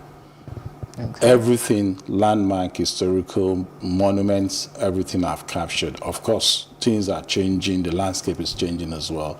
Lagos and Ogun most especially. Now, what would be, which of these states rather, would you say was your favorite pictorially? Borno State. Why is that? Borno State, the appellation is the home of peace. Before Boko Haram, if I'm not living in Lagos or Abuja, I will live in Maiduguri. I'm thinking you're the first person to say that ever. Because Borno State is just too beautiful. Probably because I grew up in the South. Going to Borno State was just something else because as far as the eye could see, pure sand, desert. So it's quite interesting, and the people are very receptive, and life there is very peaceful. You don't have the religious fundamentalism of what you have in the Northwest. The Northeast is a bit mix of Christians and Muslims, and in Borno State they are Kanaris. So probably their cultural orientation is quite different from the rest of the country. And not just that alone, if you're in Borno State, you are more likely to be an international trader because it's boundary Chad, Niger, and Cameroon. I'm sure a lot of persons didn't know that until today. Thank you for sharing. All right, let's talk about photography in Nigeria. We'll get back to some of your works in a bit. Where are we? How far have we come? And where do you see us going? In the Nigeria of today, I would say we've not started. Really? Yeah, no, we've not started anything on photography at the moment. And I see myself with the likes of Kelechi Amadi, Don Baba, oh my God, I've forgotten his name now, the man of the Niger Delta, one of the best documentary photographer ever in Nigeria. He knows the Niger Delta in and out. I will remember his name in the course of the conversation. Okay. And I will see ourselves as John the Baptist, the forerunners. Why? Because the guy that came after us, or the generation before us, do not have that kind of education. They see them as T-boys or things like that. So the respectability, George Oshodi. Okay, yeah, George Oshodi. Yeah. Okay. So the generation before us do not have a very good foundation for us, with the exception of 3 people, Uncle Sumismat Cole, who studied in California. Then you have the wartime photographer, Peter Obi. And there is someone who is a living legend, and people hardly talked about him, which is really sad. Who is this person? Cornelius Oyemade. He's in his 80s now. And of course, Jackie Phillips passed away. He's into portraiture. Because photography is like medicine. Everybody has his area of specialty. Yes. And the future is bright because the younger ones are well educated. Unfortunately, Auchi Polytechnic has built the cat in training photography. Before Auchi Polytechnic, everybody thinks photography is portraiture and social photography, weddings and the rest of that. So how are you coping? I asked the same question of your colleague Kelechi when he was with us. How are you coping with the digitization of everything? Everybody has a smartphone. Everybody's a photographer. We have Instagram. We have Twitter. All this picture sharing platform. How has it affected photography as you know it, making a comparison of the old days and today?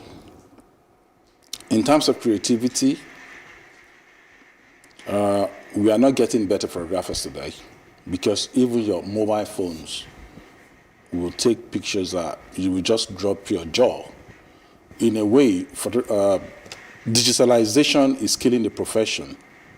And that is the more reason you are seeing more and more poorer photographers, because a lot of companies are doing things themselves in terms of advertisement, because you can use your mobile phone to do videos, you can use it to take pictures, post it on Instagram. You don't need huge megapixels to take pictures these days to post on social media for you to make sales, because that is where the money is. Fashion and advertisement. That is where you make the bulk of money in photography. So in the absence of that, where will you make money from?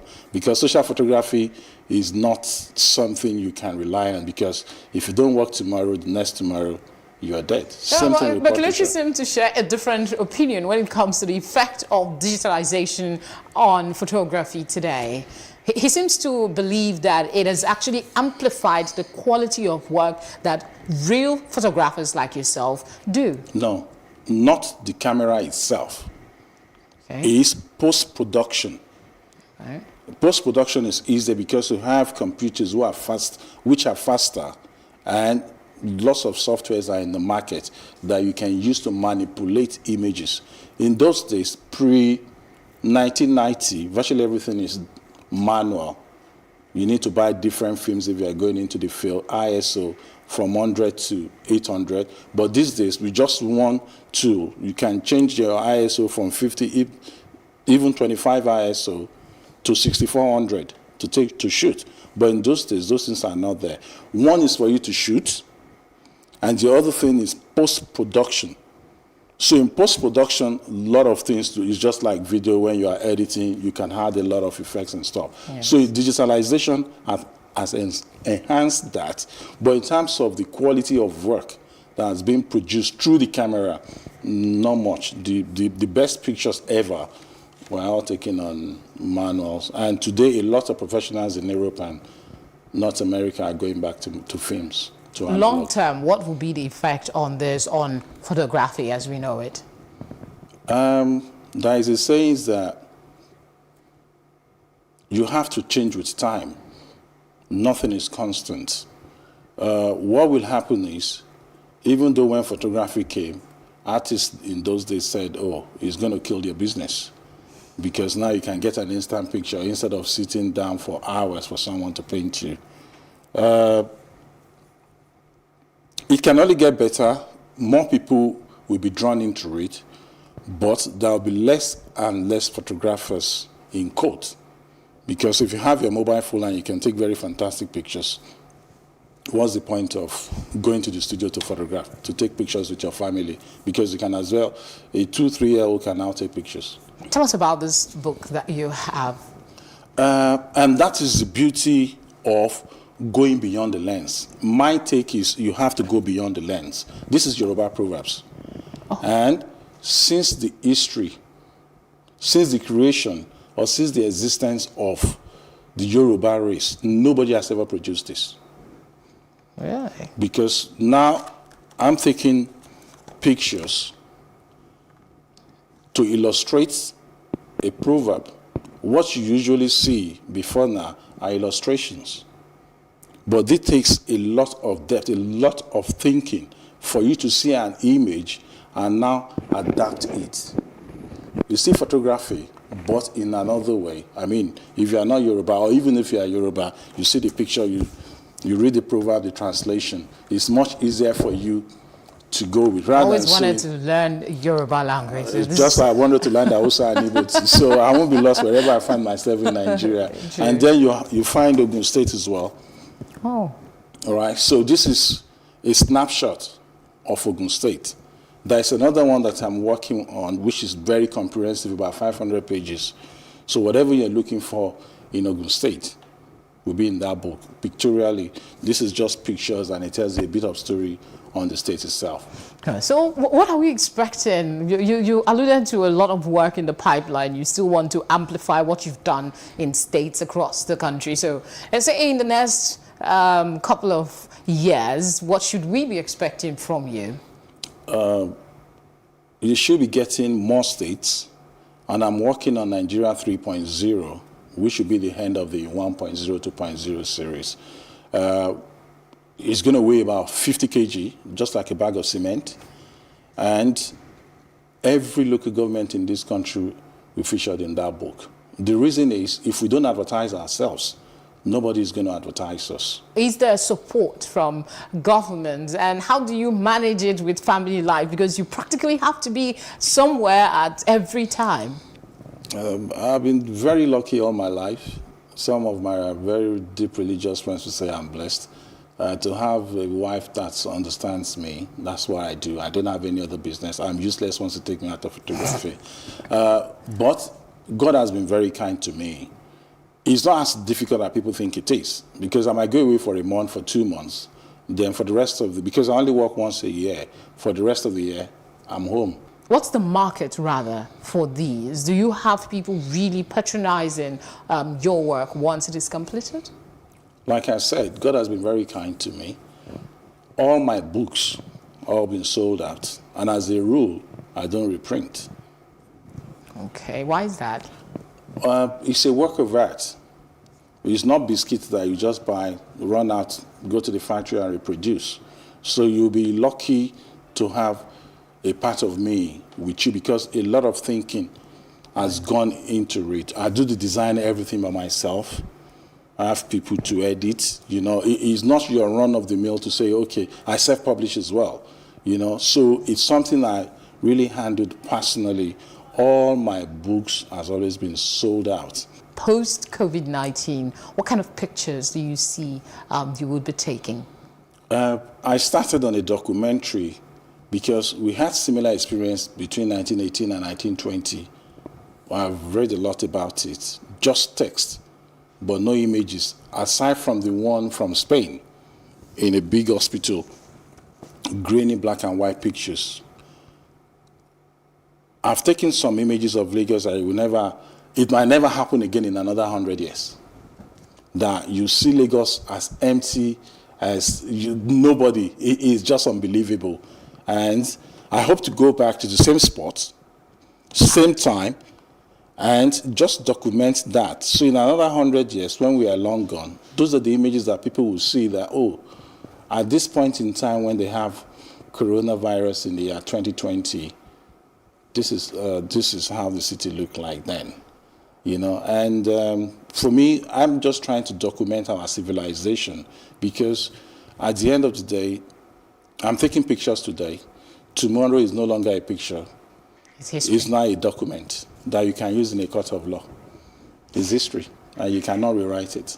Exactly. Thank you very much for all that you do, and we look forward to all the beautiful things to come. Thank you for having me. I'm really grateful.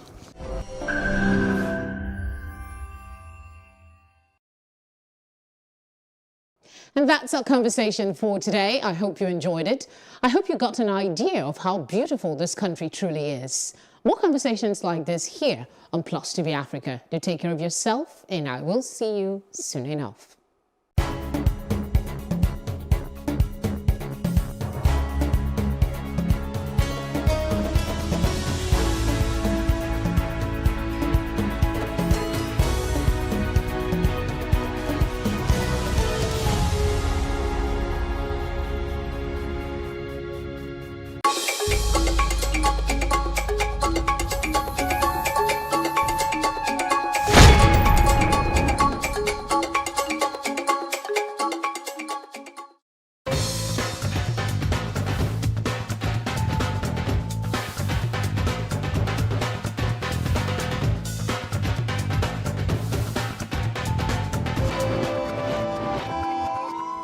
You're watching Africa on the Move in partnership with DW. I am Fumi Onwajefe. Today, we'll be focusing on activism across the continent. Not satisfied with certain issues and, of course, with ineffective leaders who aren't dealing with the crisis on the continent, a lot of people are coming together to find their own solutions and raise awareness.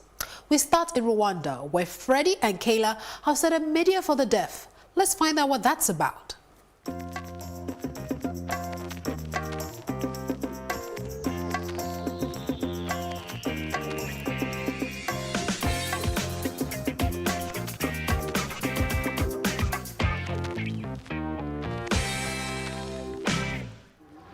Freddie Rangira and Kalia Uwedegije have been campaigning for media inclusion of the deaf since 2014.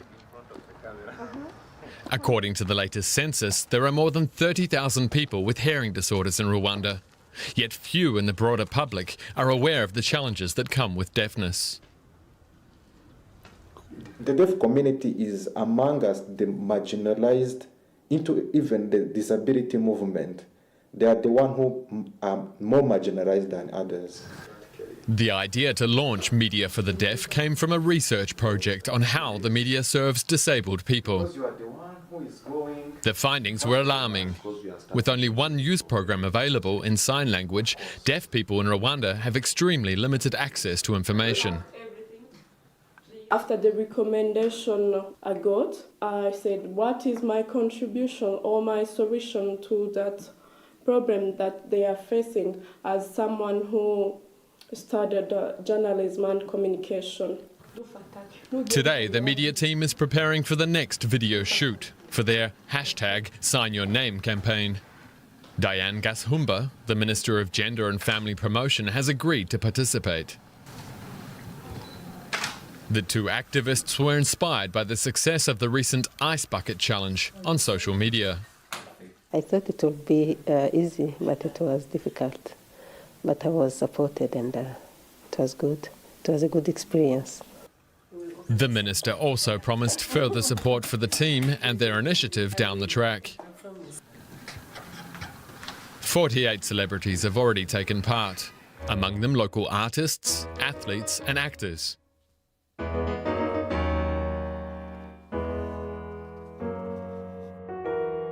nshobora kuganira mu rurimi rw'amarenga. Ese kuki wowe utagerageza? Murakoze.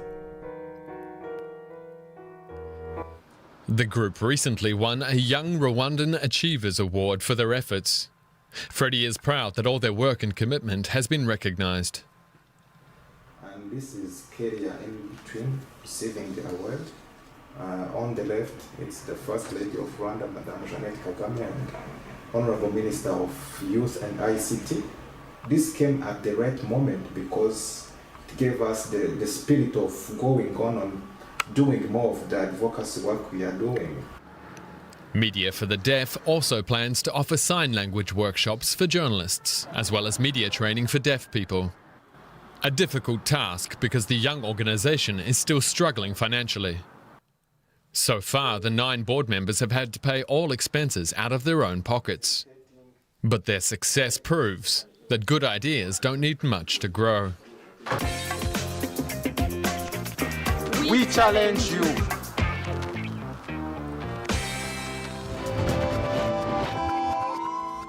Half of the African population lives in poverty. These people do not have access to basic human needs such as nutrition, clean water, shelter, and more. 47% of the African population is living on $1.90 or less, and 2 in 5 Africans are illiterate. Now let's bring that to perspective. In Kenya, poverty is the leading cause of teenage mothers, particularly from the ages of 14 to 16. Now, one young woman has started an interreligious school to encourage young girls who think that their education and in turn their lives are over because they became pregnant. Every week, Mariam Masih visits this public school in Malindi. She doesn't want the school to be named. This is part of her program's strategy to protect the girls, Mariam says. The Kenyan Coast Interfaith Council of Clerics reintegrates teenage mothers into school. The teachers try to support these young girls aged between 14 and 16. They come from different religions, mainly Catholic and Muslim. This interreligious approach is of great importance to the different leaders in the Interfaith Council. These interfaith clerics also, they have a common meeting where they all discuss, they sit down to discuss the issues of children, because when problems comes, they will not face a particular religion. They face each and every child from whichever religion that is. Poverty is the main problem in this region. Young girls get lured by men offering to buy them simple items like sanitary towels. They get abused and become pregnant. The parents would ask, if she goes back to school, who will take care of the children? And we were able to talk to these parents and show sense to them that these are still children and they need to be given an opportunity. This argument finally convinced Pili Ramadhan to also let her daughter participate in the project. Her daughter is with the green scarf and didn't want to be filmed or named. We shall call her Shumi. Shumi is only 16 but already has a 1.5-year-old child. I was pregnant when I was still in school, and after I gave birth, I decided to go back to school and learn, because life will be difficult. For her mother, Pili Ramadhan, having another child to feed was a shock. She's unemployed and still doesn't know how to make ends meet. The 55-year-old widow also supports the 2 children of her son. When I learned about the pregnancy of my daughter, I was so sad and bitter that I was beating her all the time. My neighbors told me that beating is not the solution, and it's not the end of learning.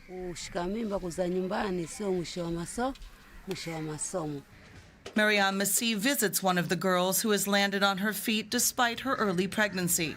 Sylvia Jumwa has a small tailoring shop. Her first child died when she was 16. For Mariam, she's a great example for the other girls. we are trying to build that social cohesion where people can coexist together peacefully, despite the fact that they come from different backgrounds, different ethnic groups and different religions. Jumwa took up a microcredit, which she is now able to pay back. She even employs 2 young seamstresses. For Missy, teaching the young women to provide for themselves may be the answer to their problems, and they no longer have to accept the dubious offers of the men.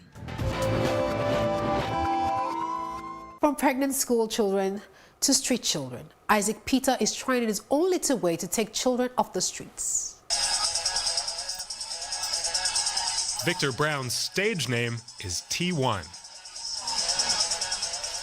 He's a breakdancer in Monrovia's Paynesville neighborhood.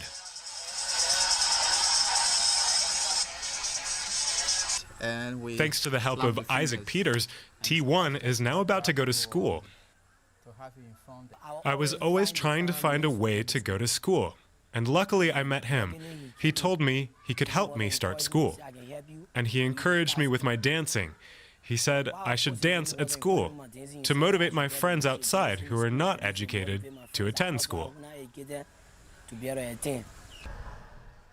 Isaac Peters set up this high school after Liberia's civil war to educate street children.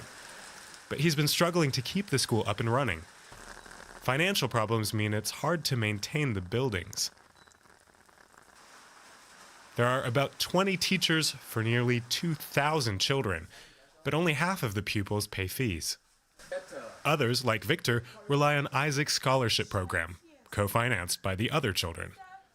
Isaac Peters spent part of his own childhood on the streets.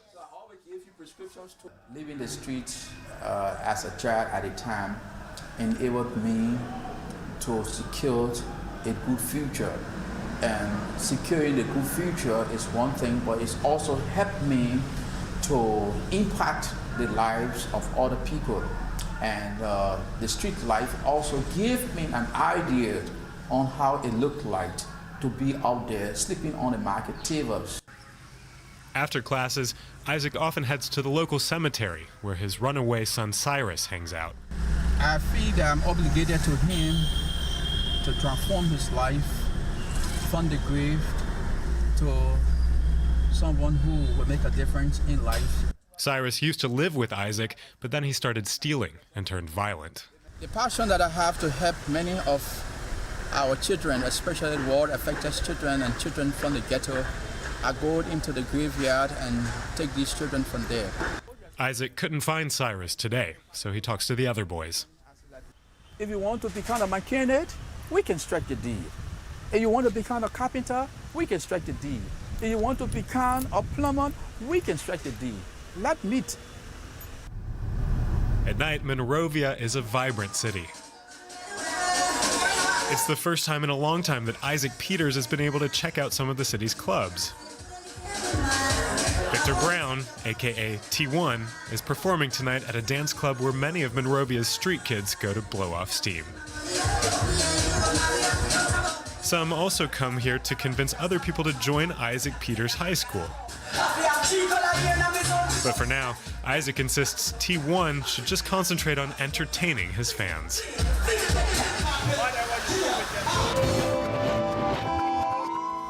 Our next activist is a journalist who is fighting for albinos in Tanzania. Let's watch Henry Adimu's story. It's breakfast time at Henry Mdimu's house in Dar es Salaam. Albinism, the absence of melanin in his skin, is not an issue here at home. But that's not the case elsewhere in Tanzania, where people with albinism are frequently maimed and even killed. Henry Mdimu is a journalist who helps shed light on such crimes. He likes to engage with people, even if his life isn't always easy. You won't get anywhere if you complicate everything in your life. You have to accept things. Accept things. Accept the way you are, and then move on. Many people in East Africa believe that albinos are ghosts. To change that attitude, Henry Mdimu regularly talks to people without albinism. He then publishes the interviews in his newspaper and on his blog. If you see a person like me, an albino, walking down the street, what comes to mind?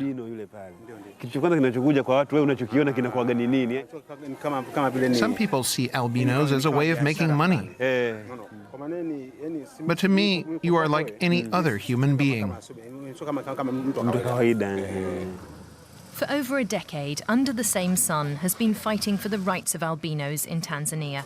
The NGO helps those who have been brutally attacked by people who believe albino body parts can bring wealth and good luck. On the black market, a limb of a person with albinism can fetch $5,000, an entire body hundreds of thousands. Mariam Stamford is one such victim. Sometimes I have nightmares about people cutting off my hands. But I thank God that these kinds of nightmares happen so rarely now.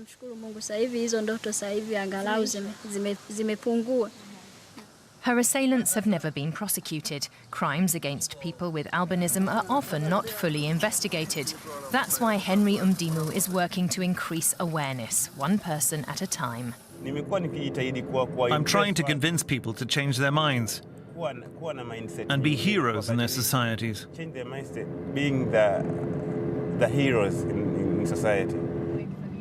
Henry Umdimu's work is far from over, but one day he hopes to live in a Tanzania where people with albinism can live their lives like any other human being.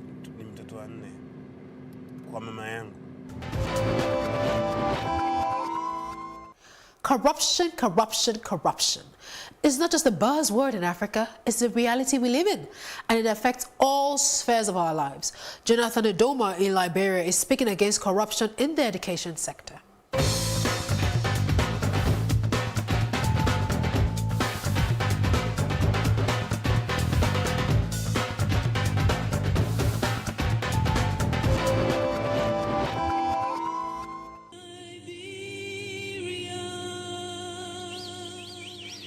Eight o'clock in the morning in Liberia's capital, Monrovia. Jonathan Doma is a guest on the live show Radio Maria. He reports about the latest incidents of corruption in the education system. The 28-year-old works for the Center for Transparency and Accountability in Liberia. Today he speaks about corruption in schools, about teachers putting money intended for books into their own pockets. The radio show is an important platform for the activist. It is important because the public depends on us a lot. There's a lot that is expected of our work by the public, so we always try our best to share the result of our works, our findings, our research, the findings of our research to the public. Tell us about some of those things that you are currently working. There's a lot of interest in the show. Every day, more and more people talk about corruption in government institutions and in politics. Despite some initial progress, Liberia recently fell in the world's Corruption Perception Index. We are the common people who will benefit from the resources that this country has. But all the resources that the country has, we cannot see it because of the corruption. Corruption is a very, very serious problem in our country. Very serious to the extent that every part of Liberia is being affected by corruption, the public sector and the private sector. Jonathan Doma and his colleagues at Central would be fighting a losing battle were it not for their dedicated volunteers. Their problem, when they cover a case of corruption, it doesn't mean that the offender will be punished. The activists aren't giving up, though. In fact, they're starting to see results. Here at the University of Liberia, students are staging a protest against rising tuition rates. They're upset about a lack of transparency. Jonathan will meet with the University Council to clarify some important points. What will be done with the money that is expected to come from the students? What improvements we expect to see? For example, the institution lacks a functional library. They don't have computer labs. They are talking about internet on campuses. None of them are actually happening here right now. After a week-long standoff success, the president of the country rules for the status quo to be maintained. There will be no raise of tuition fees for now.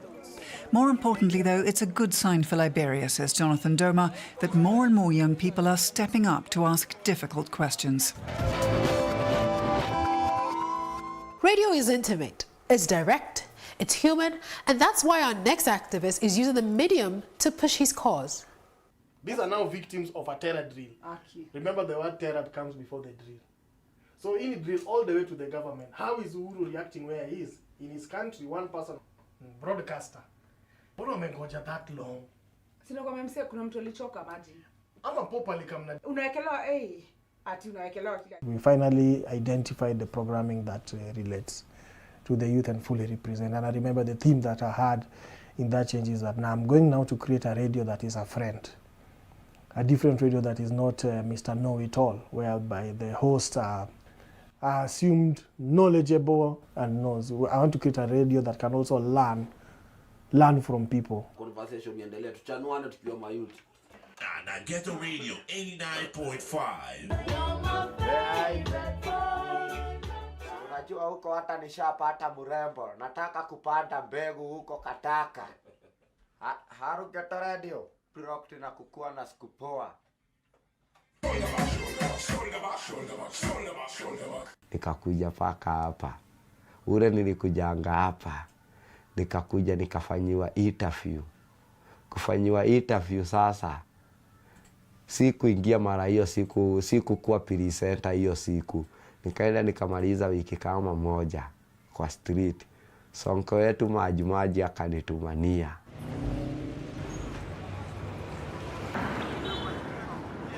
Na wanyosh. Vipi? Yani sawa. Base. Poa.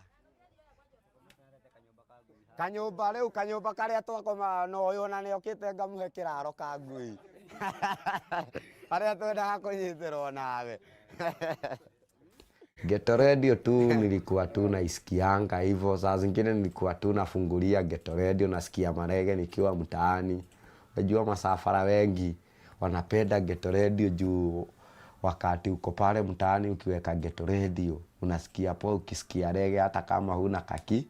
Paka ipo. Kama kazi na kuapa kabisa. Kwa feti jo.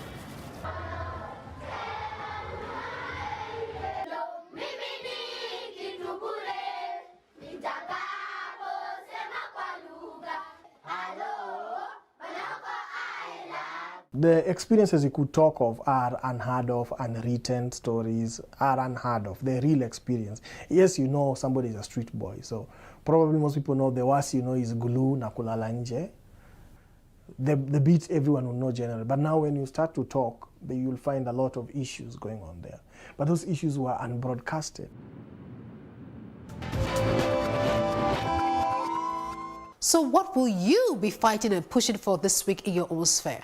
And to quote the words of Margaret Mead, never doubt that a small group of thoughtful, committed citizens can change the world. Indeed, it is the only thing that ever has. That's all on Africa on the Move this week. See you again really soon. Bye.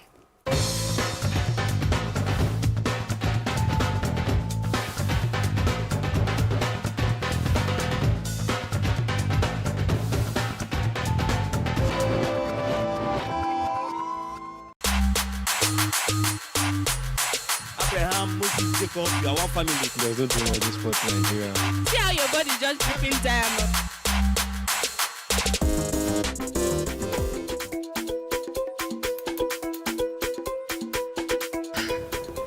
Truthfully, women, we are dangerous. For real. And it happens. So, it happens.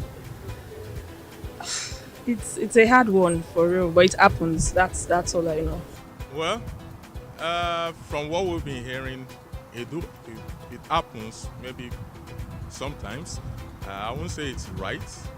However, in a situation where that happens, there's different sides to it. You know, if the man, for instance, has a good relationship with the kids, depending on their age also. For instance, you can the reaction when the kids are still like maybe age 1, age 2, age 3, it's going to be different from, for instance, if the kids are like 20-something, 30-something years. In that case, life goes on. If the children are grown-ups, and they still feel, oh, even if you are not their biological father, but they still feel that, oh, you are the father we know, then the relationship can continue.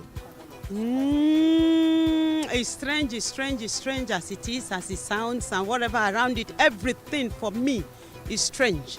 You understand? I mean, it could be a fiction, it could be, I don't know, is there any reality in what you're saying, or is something that you watch on, is it African Magic now? Is it just a joke or just a play or something? Well, it depends on who the father of the child is. If he's a bad man, definitely anything can happen. Do you understand? But if he's a good person, you know, it's a very bad thing to do. There are some grounds where you can do that. Very terrible Yoruba demon. I will turn the person, and from there I will know how detailed they go, and I will trace to know the place the person come from. I will make sure that I verify, not that to chase it. The person is not a cow, is not a goat. Rather, I will train the person and I will verify to know the taproot where the person come from. That's what I can do. Yes. I will give it to them because I'm not the one that's get the picking. Oh, by God's grace, that one cannot happen with me. No, he will go and find his father.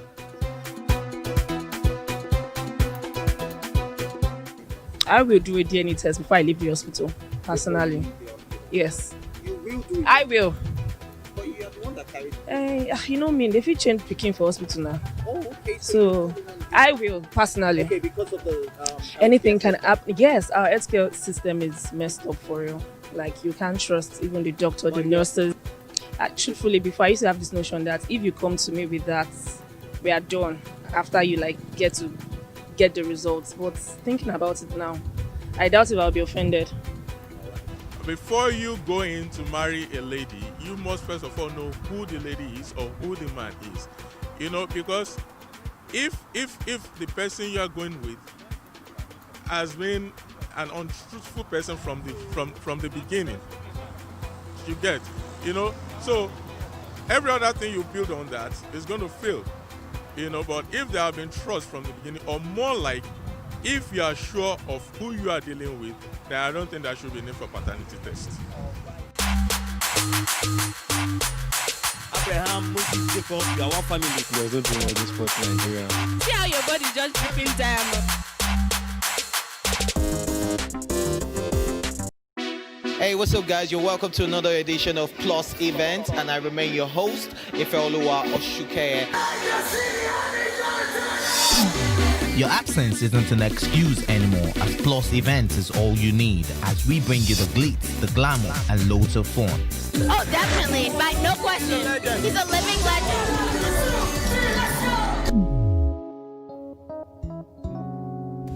Oh, God forbid, Holy Ghost fire, no. I just want to be blown away. I want to be wild. This is 11 years of doing it.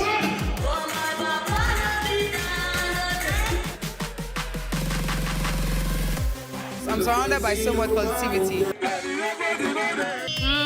No, it's okay. Yo, what's up, my people? It's your boy Starboy Terry.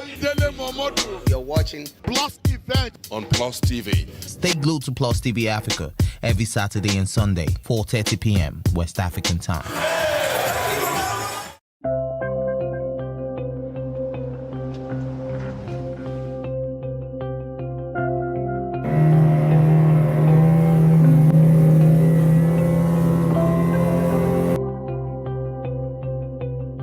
School now. If my own son self dey inside house now because of this lockdown and everything. All the children just sat down for house now. We many. Our children many. Then they inside house. We need school for this our community now. Make our children not leave us, go far place. Say they go school for there. No, we don't need that.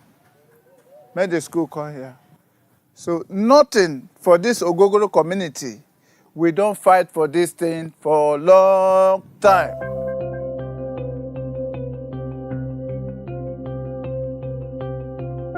Actually, the community is under Victoria Island LCDA, under Etiusa, and also we are under Constituency 2 in the Lagos State House of Assembly. We have been existing for more than 100 years now, and we are facing a lot of challenges. We have more than 3,000 people, and a community whereby there's no health center, there's no school. In the education aspect, there's no school. Our children are not going to school. Even where there is school, the distance is far. How can you expect a 2 years, 3 years, 4 years old baby, a child to trek a distance to the school? And if you can see, they have to also cross water to the other side to school. Most of these things is a big risk to take your child to another community through via water. It's a big risk. So most of the parents don't even allow their children to go to school based on this level. So we are appealing to the government that they should try and help the community. The committee is not a committee whereby it's not under the state government. It's under the state government. Lagos State is under this country, Nigeria. It's not a foreign community. And you can see we are all living. When the times of election come, we also cast our vote. Yes, a lot of us have voters card here. If they not give us anything, then they will stay their own now. Then with their election, now we they bring their election they up now. Now we take Babe, Ebitoku, Abagbo.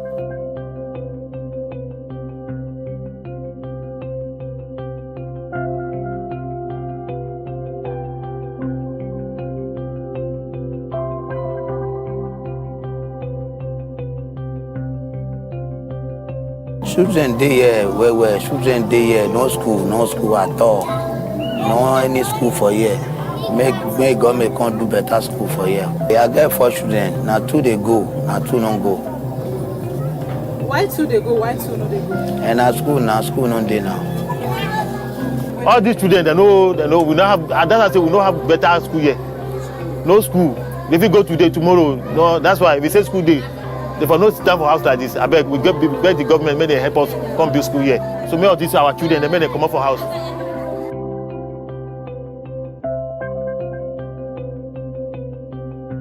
I swear before God, no school. Help us. Make we get something for here. Make government say take us. They no do nothing. We leave Ogogoro community not with the answers. 1,000 plus children here risk a lack of education. We hope that they find answers. And this is Story from the Slum. I am Amaka Okoye.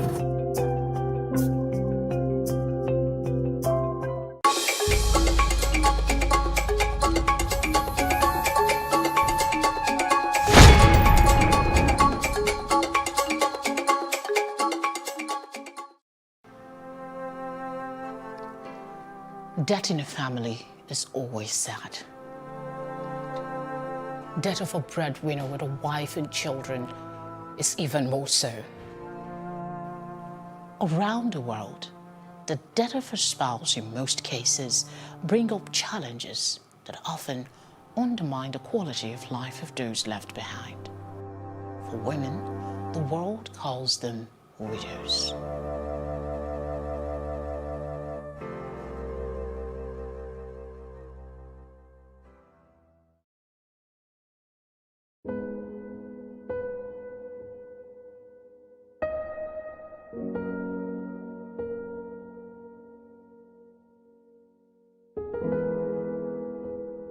My husband died 2000 January, when I carried small one baby. I became a widow when I was 47 years old. And my husband was sick for good 3 years. And the family abandoned me and my husband.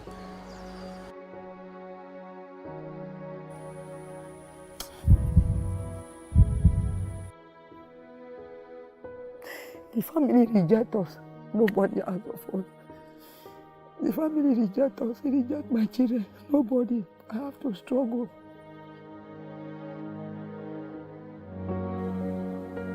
Who am I to query God? Or am I to challenge God? Because it's the questionable God. It has been ups and downs, struggling. I'm a mother of 3. Just once every year, attention is drawn to the plight on June 23, marked as International Widows' Day.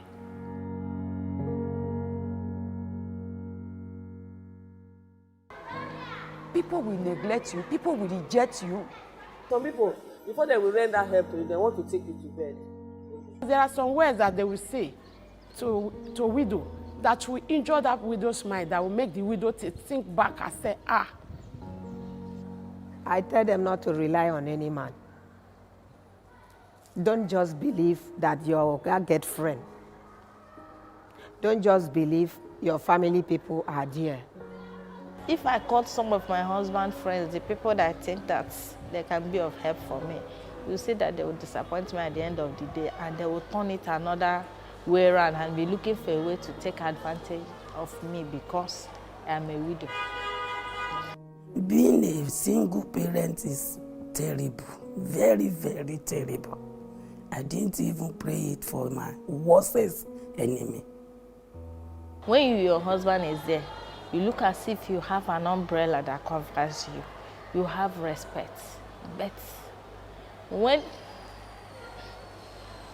the man is not there, you see that people look down on you. Heartbreaking conversations, to say the least. According to recent statistics, an average of 500 men die across Nigeria yearly, some naturally, others unexpectedly. Because if say my husband die, Nesha die for good. He went and collect money, then kill her. Please, my ribs. I said, what happened? What did you do? Did you fall down? Say no. That very night, he died. Their death introduces their wives into the growing community of widows. Among them is Mrs. Grace Imariegbe, a struggling widow with 2 children, twins, a boy and a girl. They live in conditions that will break the hardest of hearts. Things are not be easy at all. Things are not be easy. When we came here, the children was worried, they cry, every time they cry. If I say, let us pray, if they pray, they will turn it to cry. Sometimes all of us will be crying. We will pet each other. Small, before you know, when somebody just favor me, somebody rent me a favor, I use the money, I buy wheelbarrow. When I bought wheelbarrow, I brought it. The children were happy. Say, now we cannot carry with our hair pan again, with head again. Now we can use wheelbarrow to push the sand. How long have they lived like this, in such squalid conditions? I've been a widow since 2008. Since my husband died, things are very, very tough. So, since then, I'm the one taking good care of my children. The family neglect us, they reject us. Even the piece of land that my husband bought before he passed on, the brothers, they seized this from my children, they collected this from us. So since then, I've been struggling here and there to survive with the children.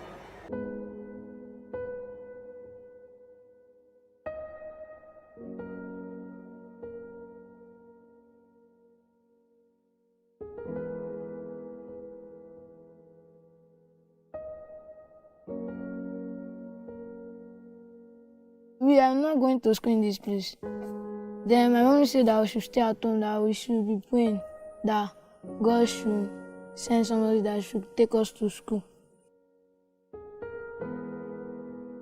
In Isashi, life was good there. There was light, there was no mosquito, there was no rain, sun. We were happy there. If there is sun, we enter inside shower, we bath. Now, when we came to here now, life has been hard for us. We are not able to be bathing like before. The mosquito is too much here. Ants. And mosquito is giving us malaria and cold. When they call us to come and fetch water, sometimes we fetch water, they'll give us 300. Sometimes we clear for people. We clear, they'll call us to come and clear. Sometimes they will give us 1,000 or 1,200. We'll collect it. When we bring the money, I'll give it to my mommy to cook.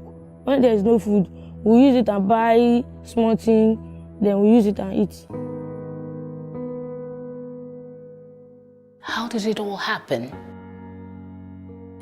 They called my husband from home that he should come, that one of their elder brother died, that is his father's brother, that he will be the one that will lead them for the burial.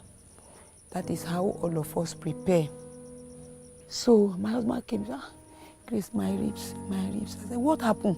What did you do? Did you fall down? Say no. Before you know, he started sick. That is how we carry him to General Hospital in Benin. That very night, he died. Around 12 o'clock, he died. So, as I stayed for 1.5 years, mocking him.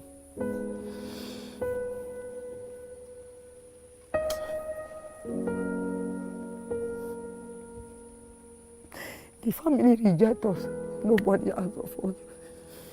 The family reject us. They reject my children. Nobody. I have to struggle. No husband, no brother, no boyfriend. I say, no, Jesus is the husband of a widow. I will keep to these children. If it is my last vein, if it is my last life. Grace is just one in millions. Globally, the number of widows is put around 245 million. And of this figure, over 100 live in extreme poverty. In Nigeria, statistics show that we have over 8 million disadvantaged widows with an estimated 21 million children. This is quite a huge number for any society. Why do these women suffer so? My first son was in 200 level when I lost my husband in 2009. So I can't discontinue the education of the child. Their family said it's none of their business. First of all, husband family really face problem for right, for left. Like we people, who will stand, we talk to you, we will not supposed to talk to you. If you want to go and commit suicide, you can go and commit suicide. They don't care, they don't ask of the children, and they eat, whether school fees or anything. I know what I go through. But the most annoying aspect of it is that what is due to my children in form of inheritance, maybe from the family, what is due to their father was denied them. And that is what most widows go through. Up to today, I don't have freedom for when my husband is living. Since 19 years now, I don't have freedom. In Africa, and in Nigeria in particular, there is the belief system that a woman marries a family and not just a man. The allegations against the extended family unit is strong. There are strong claims that some of these behaviors are not random and may have their roots in certain cultures and traditions. We spoke to a chieftain from the Niger Delta and another from the Southeast. One of the main practice of the people of Urhobo land as regards widowhood is that the widow is taken as a special person. She is the responsibility of the whole family. The Urhobo woman marries the whole family, not only her husband.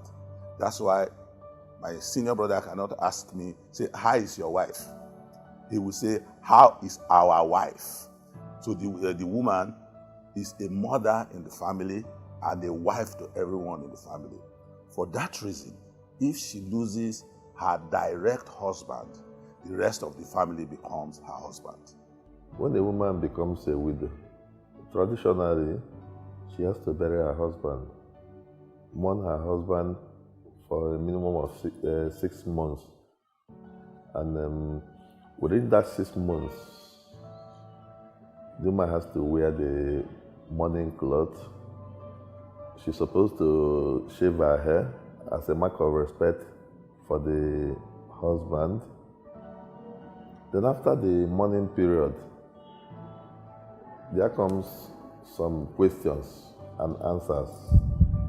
In our land, the woman is even viewed as a property, not to talk of property that they both own together.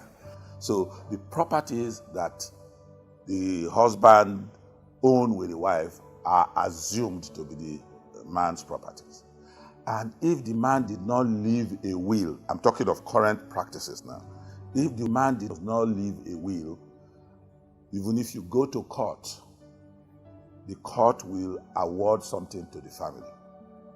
So it is possible, if you are not lucky, the customary court may actually say, you leave the house for the family. A woman that loses her husband after mourning the husband, depending on her age and her choice, has the right to remain in the family as a married woman to the family.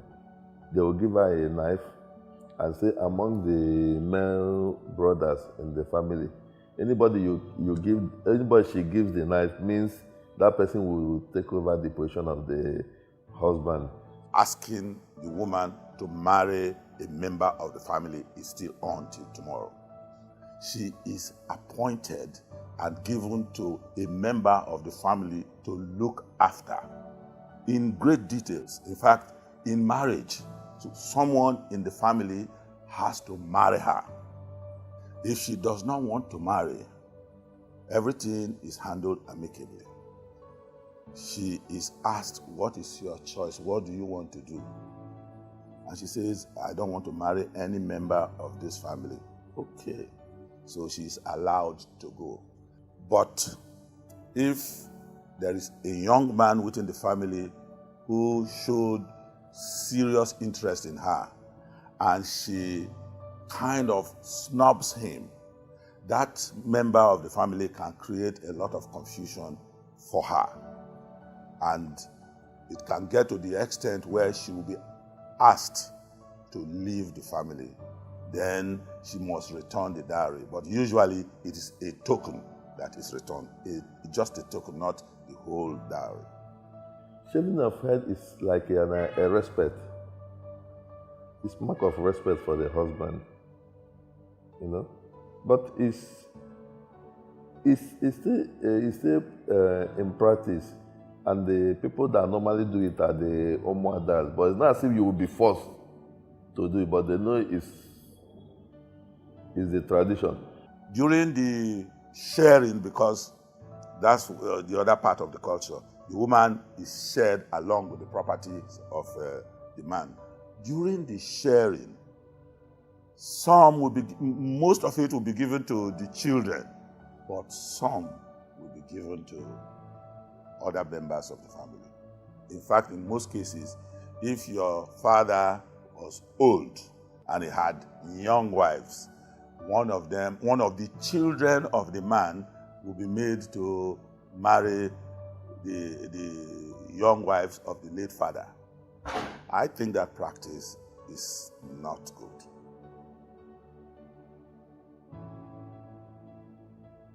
Many people normally confirm and said when a man dies, the woman, they sees the woman as a witch. That woman is the one that killed the husband. So I want people to know that, this world is not permanent.